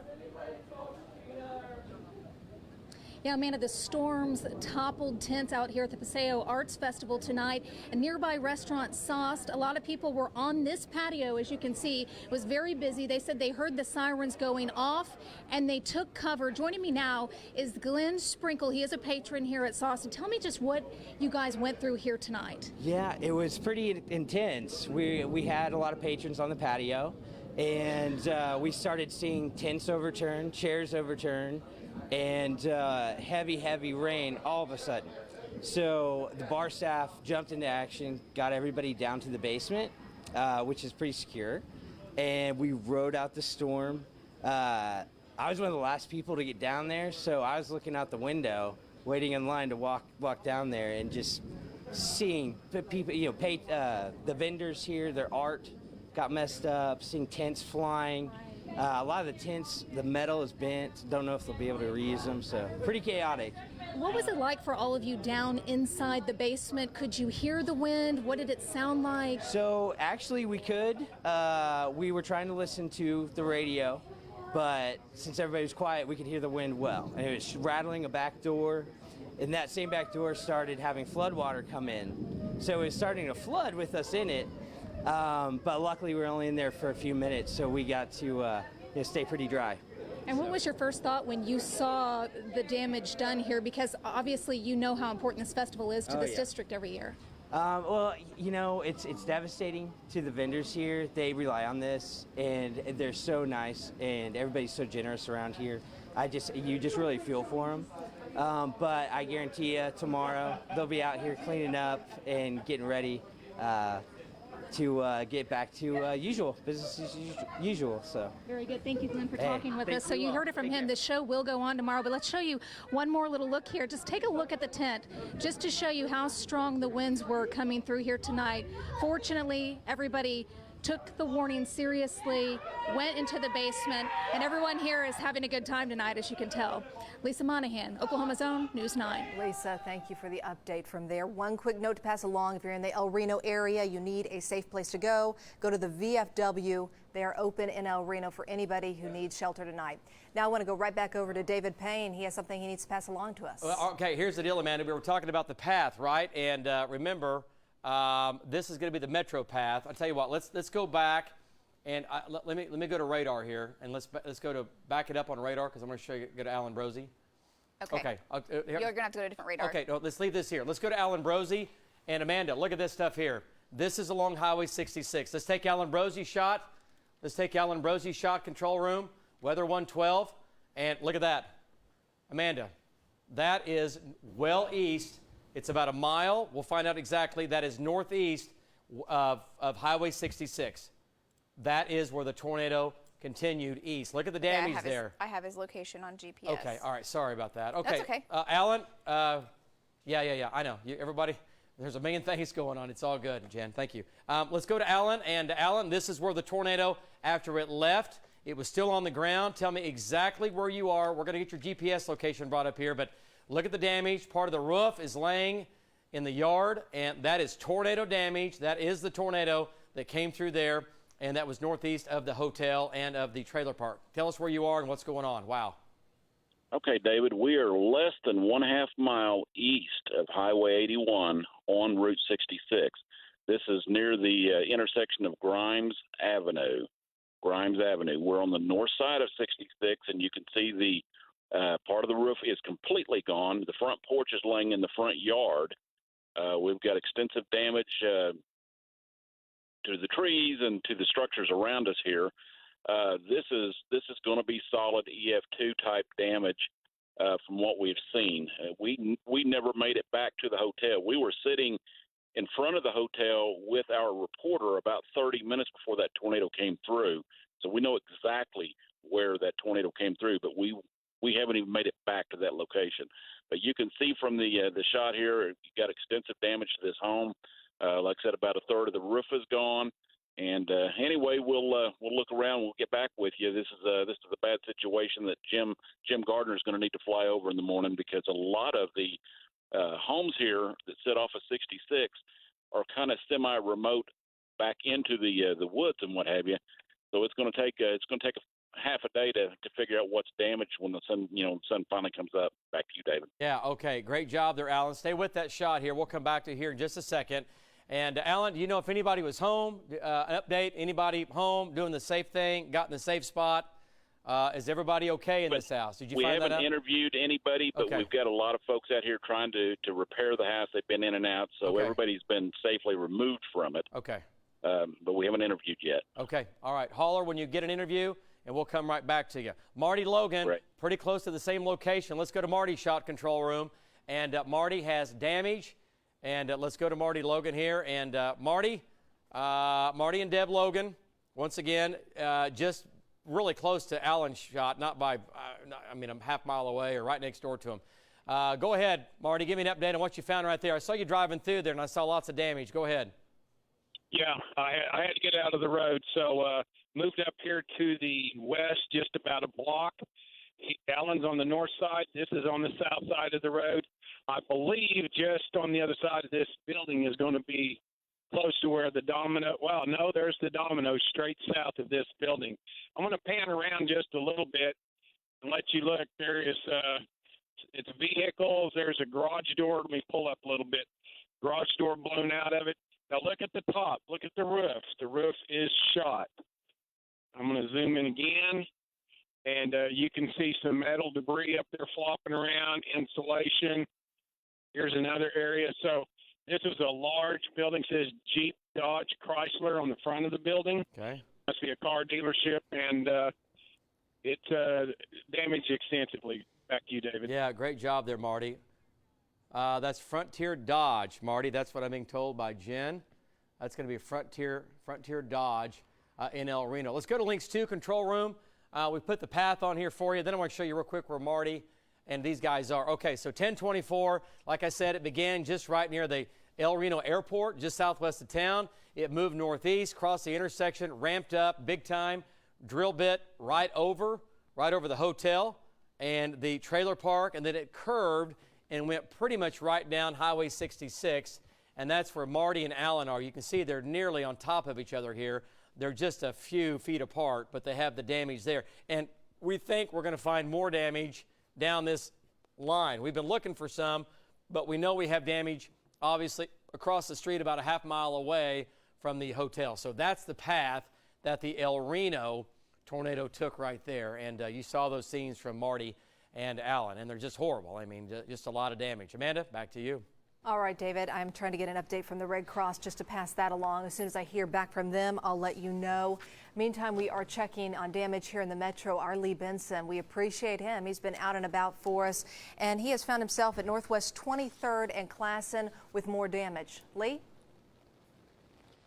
Hey, Amanda, yes, here at Northwest 23rd and Classen. I'm out inside the old Rainbow Record Store, and there's some pretty amazing damage here. If I'm going to have Brian Mueller, the photographer, come over here and look at all the glass blown out of the windows here. Now, I understand this Rainbow Record Store has been vacant for quite some time, but a lot of damage here. And it would seem that a tornado, this was a direct path here, Northwest 23rd and Classen. About an hour ago, we talked to the pastor at Trinity Baptist Church, which is about a block west of here, and also a couple of blocks west. We're at Mutt's Amazing Hot Dogs speaking to their owner, and they have some roof damage. And so this is certainly a spot where a tornado came through here. A lot of glass here on the ground. We will continue to monitor this area and around Oklahoma City. For now, Amanda, back to you. All right, Lee, we appreciate you giving us a view of some of the damage here in the metro, in Oklahoma City, just west of us in El Reno. That is where we have confirmed fatalities. We don't know yet how many people have been killed from the tornado. We are told that they were either in or around what is called the American Budget Value Inn. That is the name on their sign out there, just north of I-40 and Highway 81. But that is where one of the city council members has told us that there have been fatalities. Our Aaron Brilbeck is out there, and he confirms that as well. Now, we are awaiting a news conference from El Reno's mayor, and Mayor White should be giving us an update any moment, and hopefully we'll learn some more information about that. I've had some of you reach out to me and ask about that trailer park that is just west of the motel, and we have not heard any confirmation on any injuries or fatalities there. We have gotten some pictures in from that area, which shows a lot of damage there at the mobile home park. In fact, this is one of the pictures put on our News 9 Facebook page there in El Reno. This is going to be right near that same area as the motel, just north of I-40, Highway 81. This is a mobile home park that's just west of there, and significant damage there. There are people wondering about the residents there, about children who live there.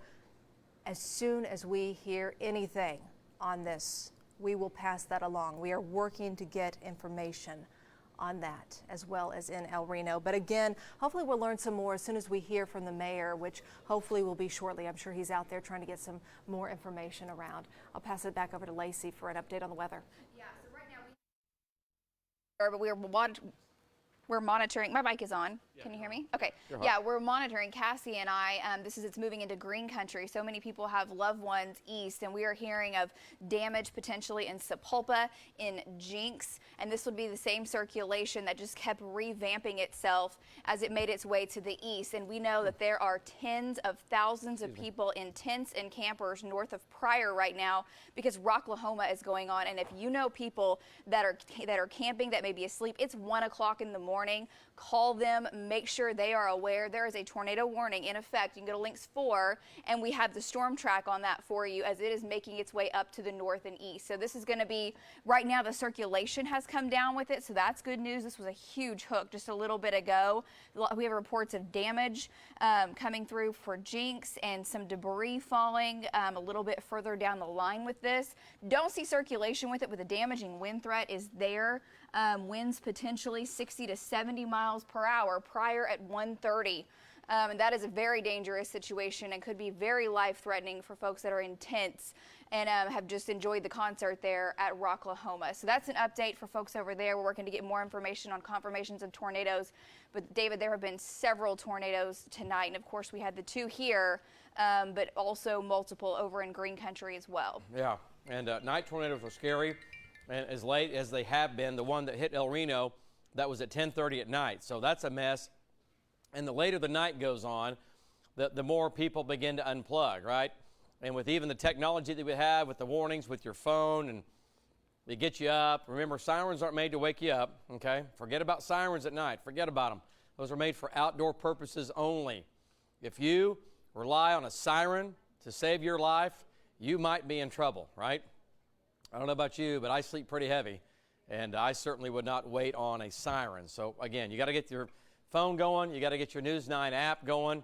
And if you go to bed early, you got to have a way to stay plugged in even when you go to bed. Again, squall line, once again, headed up towards northeastern Oklahoma. And we've, like she said, we've had reports of damage in the Tulsa area. Jinx and Sapulpa, I guess some damage there. So it's not good. Okay, let's come back south. Let's go to Marty Logan here one more time and get an update from Marty. And I think Marty's still there. That's not Marty's shot. Oh, I'm sorry. Yes, it is. My bad. Marty, yeah, you're back on the scene. Wow. It's just, I'm right. Yeah, go ahead, Marty. Give me an update on what you're looking at there. And right across the street is the motel that's been damaged. Debbie, pan that down to the left. We're watching it right now. Slowly pan that. That place is gone over there. We are at the Domino, and of course they're my TV sponsor, so we're parking here in the parking lot. Major damage. I was just fixing to do Facebook Live. Probably walk over a little bit closer and get. It's unbelievable what we're seeing. The damage is looks like a 2-story motel. I can see part of it. It's all the way down to the bottom floor. It's just collapsed. You look right through there in front of that fire truck, and it's down to the ground. And Aaron was right here. Debbie, can you pan it right over to that metal?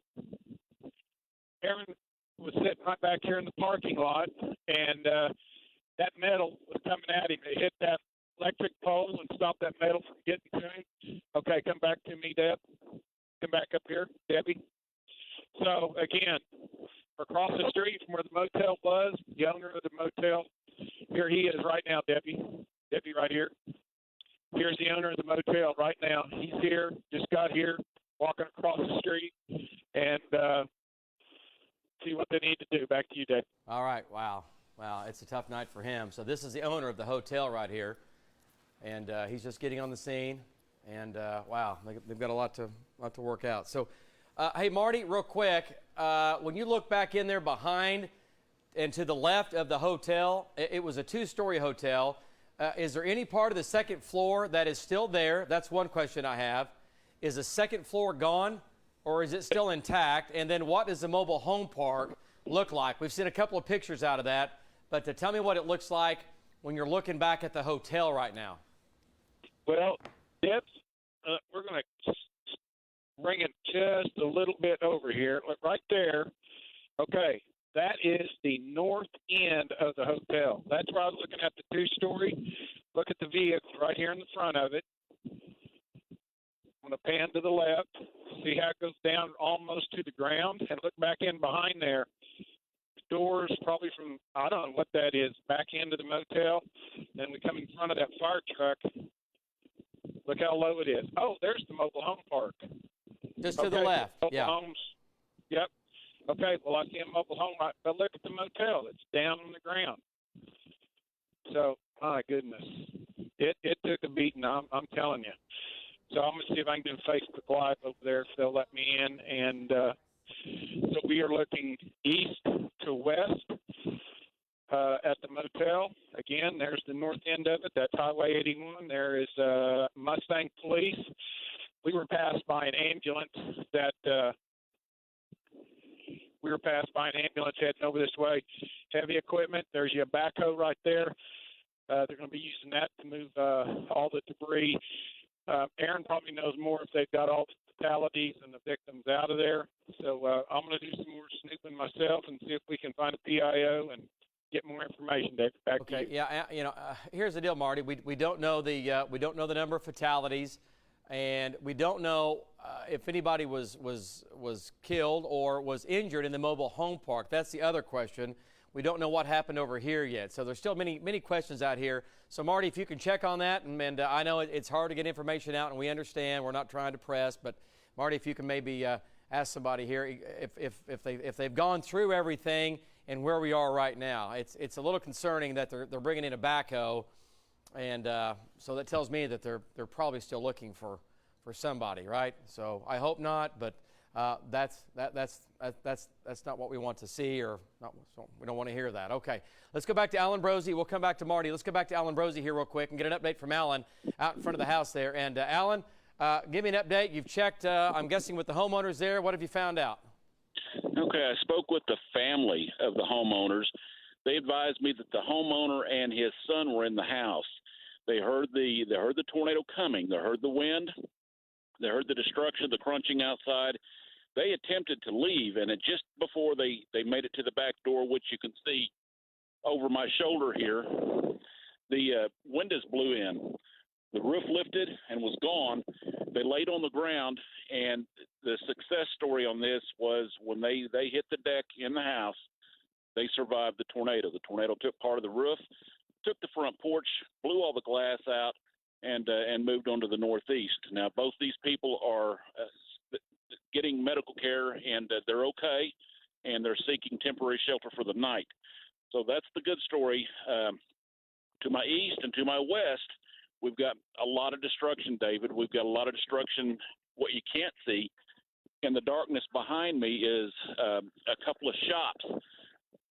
They're big metal shops. Doors are blown in. Some of the metal's been penetrated by debris, and there's a lot of destruction back there too. Like I said, this will be a good flyover for Jim in the morning, because there's going to be extensive damage from my west back to the east here, and it's dark. You just can't get back and see it. So anyway, that's the story we have, and right now that's a good ending for these people, despite losing their home in this tornado. Back to you, David. Okay, all right, great job, Alan Brosey. Great work today. Great work tonight, as always. You've been in the field now for nearly over 12 hours now, chasing storms. So, Amanda, that's the latest from there. They survived it. They were trying to escape, which is not a good idea. They jumped back in the house. They are fine, but you never want to flee a tornado. You want to shelter in place and get to a safe spot. and they were very, very lucky. Amanda, back to you. We are getting some brand new information out of El Reno. We want to keep you updated on the tornado there that happened right at the Value Inn, the American Budget Value Inn. Aaron Brilbeck is there, and Aaron has been speaking with the mayor. Let's go check in with him live right now. Aaron? Yeah, I'm with Mayor White. Mayor, thanks for taking the time to talk with us. Horrible day in El Reno. Tell me what you know about the motel and the people who are in the motel. Basically, Aaron, we had a tornado hit El Reno. It would be the south and east side of El Reno. It hit a motel site and a trailer park and then some businesses along that area. So we're right now doing the search and rescue and make sure everything's all accounted for. We're going through everything and trying to get all the information we can at this point in time. Part of the problem is you don't know exactly how many people were in the motel. Well, I think we're getting information right now, and we're trying to get that information. They've made contact with the owners and stuff like that, so they're getting that information. We should have a lot more information here soon. You're not able to confirm for us whether anyone was killed? No, we're not able to confirm at this point in time. We can confirm that we've had lots of people transferred to different locations, different hospitals, whether it be St. Anthony's here in El Reno, Oklahoma, to other locations in Oklahoma City. We do know, Aaron, that a lot of different agencies all over, from Hydro, from Union City, Mustang, Yukon, everybody, Sheriff's Office, they're all here, all hands on decks. Pafford, our ambulance service, has several units on staff, so they've been transporting people and going and doing their job. I saw you're bringing in heavy equipment too. We are. Basically, there's power lines down. At this point in time, we do know that OG&E, we have had them cut the grid at this point in time, and they have ONG has cut the gas at that point in time, that location. So we're all clear at that point in time. We're trying to remove debris, and like I said, try to make sure we clear the area and get the proper numbers and confirm what the information we have. There's also a mobile home park right behind there. What can you tell me about that? Yeah, basically, Aaron, it's right there behind the location of the, right behind Rick Jones and right behind the hotel. And basically a quarter of it was where a lot of the damage was. Any injuries? Like I said, there's a lot of injuries that have been dispersed to different medical facilities, not only here in El Reno, but also Oklahoma City and surrounding areas. We had gotten reports that 2 children might have been missing. Have you heard that also, and can you confirm that? Well, once again, there's a lot of information going around that's not correct, and we want to make sure we give correct information out. We're trying to get that information to you. So we want to make sure that we have everybody confirmed and we talk to everybody before we do that. You're asking people to stay away from this area. Yeah, Aaron, but the main thing is that I-40 from 66 Highway, from Radio Road exit all the way to basically Choctaw Road, stay away from this area. The main thing is we have all these agencies on the ground. They're trying to do their job. Let them do their job. It helps us communicate better, helps us get in and out, helps us transport victims in and out if we can. We don't need a lot of people coming around. I know people want to help. We want their help. Pray for El Reno. Pray for the people there. Pray for our first responders. I've been in the devastation. We're going to need it. When you see in the morning, it's a pretty traumatic event. But for right now, please stay away. Let the first responders do their job. Do we know if there are other areas where it touched down at all or no? At this point in time, I do not. Well, Mayor, thanks so much. I know you'll be updating us throughout the night. 2 o'clock in the morning is what I heard the next one is? That's correct, Aaron. Okay, we'll be there. Hey, thanks a lot, Mayor. I appreciate you. I'll see you there. That's what we got, Amanda. Thanks very much. Aaron, we appreciate it. So in about 45 minutes, we'll hopefully learn a little bit more. But what we are learning out of El Reno is that search and rescue going on as we speak. Mayor White there not wanting to confirm fatalities, although we have had it confirmed for a while now. Ever since that tornado touched down in El Reno, we're working to get the numbers. We know there have been injuries. People have been transported to area hospitals there in El Reno, also to OU Medical Center in emergency status, rushed there. We're waiting to hear the extent of their injuries. And we know a lot of you are wondering about this trailer park, mobile home park that is right behind the motel. Again, there are injuries, the mayor not wanting to get into any details on that, and he didn't want to feed into any of the rumors that are going around. We're hearing them too, that people are missing, but we got to wait until we hear any confirmation on that. But you got to believe that as soon as we know anything concrete on any injuries, missing, fatalities, we will pass them along to you right here on News 9. I want to go right back over to our chief meteorologist, David Payne, and our weather team. They've been here all day tracking these storms and tornadoes. A deadly day, David. Yeah, and a sad day for sure, Amanda. The weather team's still here. Matt Mahler's in the house for the morning show for tomorrow morning. But the entire weather team here, again, the tracker's still out in the field, and they've been going all day. Can't say enough about the weather team and what they've been doing here the last couple of weeks. There have been some long days in here, and not one person's complained. So, wow, it's been quite a wild ride, and today it's just ended so sad. You know, these storms were coming into the metro. We thought, you know what, they're going to come on in, but we were saying we need to watch these, and we were, and it just went really far south really, really quickly. And we had those two tornadoes, one in El Reno, and then the one in the southwest sides of Oklahoma City that made its way across the metro. That was a weaker tornado, but nonetheless, still a scary tornado. Okay, tornado warnings going on. Northeast Oklahoma, running from where Vaughn is down to west of Muskogee. These are well east of our viewing area. I want to point out for us, Lincoln County, down into Pottawatomie County, these storms are not severe. All right, there's no risk of a tornado in here. These are just a little bit of wind, a little bit of some hail, and lightning, thunder, and you might have some very, very small hail in here. Lots of heavy rain, but this is now ending here in Oklahoma City. The rain is beginning to end and beginning to pull its way out. And there won't be any more severe weather tonight. So if you're thinking, oh, my gosh, I don't want to go to bed, I can't go to sleep now, and all this is going on. We've had tornadoes at night, and it's fine. It's going to be just fine. These are going to move east. This big wave of rain, it's going to move out, and, you know, you're going to be able to go to sleep and not have to worry about severe weather redeveloping overnight. The atmosphere is stable now.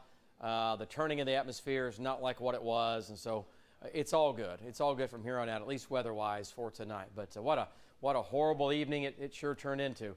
Okay, so once again, I want to talk about the other threat we have going on. Again, McLeod up to Chandler, Meeker, heavy rain in here, small hail, lots of lightning and thunder. It's going right down Highway 62 there, and it's headed eastbound, and it's just going to keep marching east. Meeker, you're next, up to Sparks and Johnson, down to Shawnee, Dale, and McLeod. More heavy rain coming in, which is exactly what none of us need, and we're going to have a little more flash flooding here. So let's talk about the flash flooding and the flash flood warnings we have in effect. Here's the good news. The rain is going to end. It's ending right now, and where we had a flood emergency earlier for Kingfisher County, we still do, because all that rainwater is still running off. Look at these rainfall totals today. And remember, this took place about 6 o'clock, 7 o'clock, 8 o'clock, 9 o'clock, anywhere from Mulhall to Crescent to Dover to Hennessy, 3 to nearly 4 inches of rain here and there in areas that have been flooding horribly the last week. And this is just, again, more rain, more water. Logan County, Kingfisher County, Blaine County, just a lot of water, too much water. So the flood warnings, flash flood warnings will continue through tonight. So there's water over the roads. Don't drive into it. Please, please, please. We've had enough happen today, and we simply don't need to lose any more people tonight because people are driving through water, okay? Let's jump into southwestern Oklahoma. The flood warning and the flood emergency still continues. Retrop, some of these areas picking up 4 to 5 inches of rain. And in a short period of time, I mean, it was coming down here like Niagara Falls, folks. It was just an open river from Burns Flat back down to Retrop. Anywhere from 4 to 5 to nearly 6 inches of rain fell here. So, again, big time flooding going on there. So some roads are underwater into western, back into central Oklahoma, just north of the metro, where we've had just simply too much rain. So, again, no more tornado warnings in effect for our viewing area. There won't be any more tonight. And we're going to push this stuff out of here, and then that'll be it. Severe weather now in eastern Oklahoma. They're still dealing with this. But for us, once again, it's much, much quieter now, and that will continue overnight tonight. But this whole thing, once again, obviously began in western and southwestern Oklahoma earlier today when we got on the air about 2 o'clock in the afternoon, and we're on nearly continuously all the way for the afternoon and into this evening. Wow. So either way, we can take you back here if we want here, Lace. Go back just one more time to what the El Reno tornado looked like. And then I want to go back to Allen. And let's go back to Allen here. There's a shot. And maybe take the radar back, and we can the hotel is right here. Okay, this is Highway 66 and Highway 81. It's right here. And we'll take you back here and look at the area of circulation as it came through the area here. And it's set down at about 1024. There's the tornado right here. There's the tornado. And there's the El Reno Cemetery just north of that. And again, the tornado is beginning to touch down right here. It's northeast of the airport, and it really almost set down on I-40. I'm surprised that we didn't have cars flipped on I-40 at that point. And then right here, it went right northeast, and this is where it really got after it. Yeah, we haven't heard of damage south of I-40, have we? No, we haven't. We haven't heard of any damage down here. I think there probably were some suction spots. It was definitely trying. And there's probably some tornado damage here, but nothing. We haven't heard anything heavy. It was probably light. And this is what it looked like. Again, Aaron Brilbeck, he was in the parking lot across the street at the gas station, right across from the hotel when the tornado went through. And there's the tornado there. Aaron was parked at the gas station, which is literally across Highway 81. It's right across the street. It's 200 yards away. And the tornado went just outside the front of his vehicle, and they were rolling on it, and we got the video of that. It's pretty eerie. The winds are well over 100 miles per hour, and it was just wiping through out of the southwest, wiping through that again, hotel and trailer park. And then when it got over Highway 66, we hit those houses up here. That's where Val's been. That's where Marty been. That's where Alan's been. Let's go to Alan Brosey, and let's take his shot. I have not seen this shot yet, control room. Let's go to Alan Brosey's shot, and let's give Alan. I'll tell you what are we looking at right here? Give me an update. Are you back at the hotel? And if you are, what side are you on? Give me an update. Okay, David, we are at the hotel that is across the street to the east, just north of the gas station that Aaron and I were talking at 30 minutes prior to the tornado. Now, what you're looking at, this is the economy end to the north and east of the one that was hit and had the fatalities in it. And you can see as the tornado hit that one hotel across the street or motel across the street, it threw a lot of debris back to this direction to the northeast, shattered windows, blew in doors, and damaged the roof, peeled the roof back. Of course, it took out power lines and what have you, and that's what we're looking at right now. It looks like this, of course, there's no power over here, but it looks like they've gone room to room to go ahead and evacuate everybody that was inside here. But, the hotel across the street is extensively damaged. This one here is it's heavily damaged. And like I said, it went northeast, and it went back to the house that we were at earlier, which is about 1/3 of a mile to the northeast of this location on Route 66. We're on the south side of Route 66 here at this location, and like I said, it did go northeast. There's going to be a couple of neighborhoods. We found a map to get back in there, and if the law enforcement will allow us back in there, we'll do a damage survey there as well. But, there was two hotels here across the street from each other. This one survived, but it's in pretty bad shape. Back to you, David. All right, great job, Alan Brosey. Once again, this is not the hotel where people lost their lives. This is the one just right across the street, but it has heavy damage. The doors are blown in, windows are blown out, structural damage on the roof as the tornado left the one hotel, crossed the street, hit the other hotel. So that is amazing. But no fatalities, last check, from this hotel. Might have been some injuries from here. You got windows and lots of glass blown out, so we might have had some injuries from there, and we'll find out sooner than later. So, Amanda, again, we just keep finding more damage, again, from where it set down at Highway 81 and Highway 66, and it just kept going northeast, at least a half, maybe a mile, maybe 2 miles down the road, maybe a little longer. Back to you. And heading out to that area right now is the American Red Cross. I just spoke on the phone with Brittany Rochelle, and she is with the American Red Cross here in Oklahoma. She says their canteens, as they're called, are going to be heading out to El Reno. They will be there to serve water and snacks to first responders and also anybody there who needs it, anybody who is staying at the hotel, anybody who might be from across the street and might need a place where they can get something to eat or drink. Now, they are also working with first responders there and the emergency manager to see if any other shelters are needed by the Red Cross, but we can tell you that the VFW there in El Reno, they have stepped up. They have opened up their doors. They are opening as a shelter for anybody in El Reno who needs it right now. So if you need a place that has electricity, a place where you can just get maybe some sleep, they say they have some bedding there for you. That's going to be at 1515 South Rock Island Road. That's going to be between East Elm and Southeast 27th right off of I-40. Again, the VFW there in El Reno opening up for a shelter for anybody in El Reno who needs it. Just about 15 minutes ago, we heard from Mayor White. He is the mayor of El Reno, and he gave us an update on what he can tell us about what has happened there. Most of the damage, most of the fatalities, although he didn't want to confirm it, happened right around the American Budget Value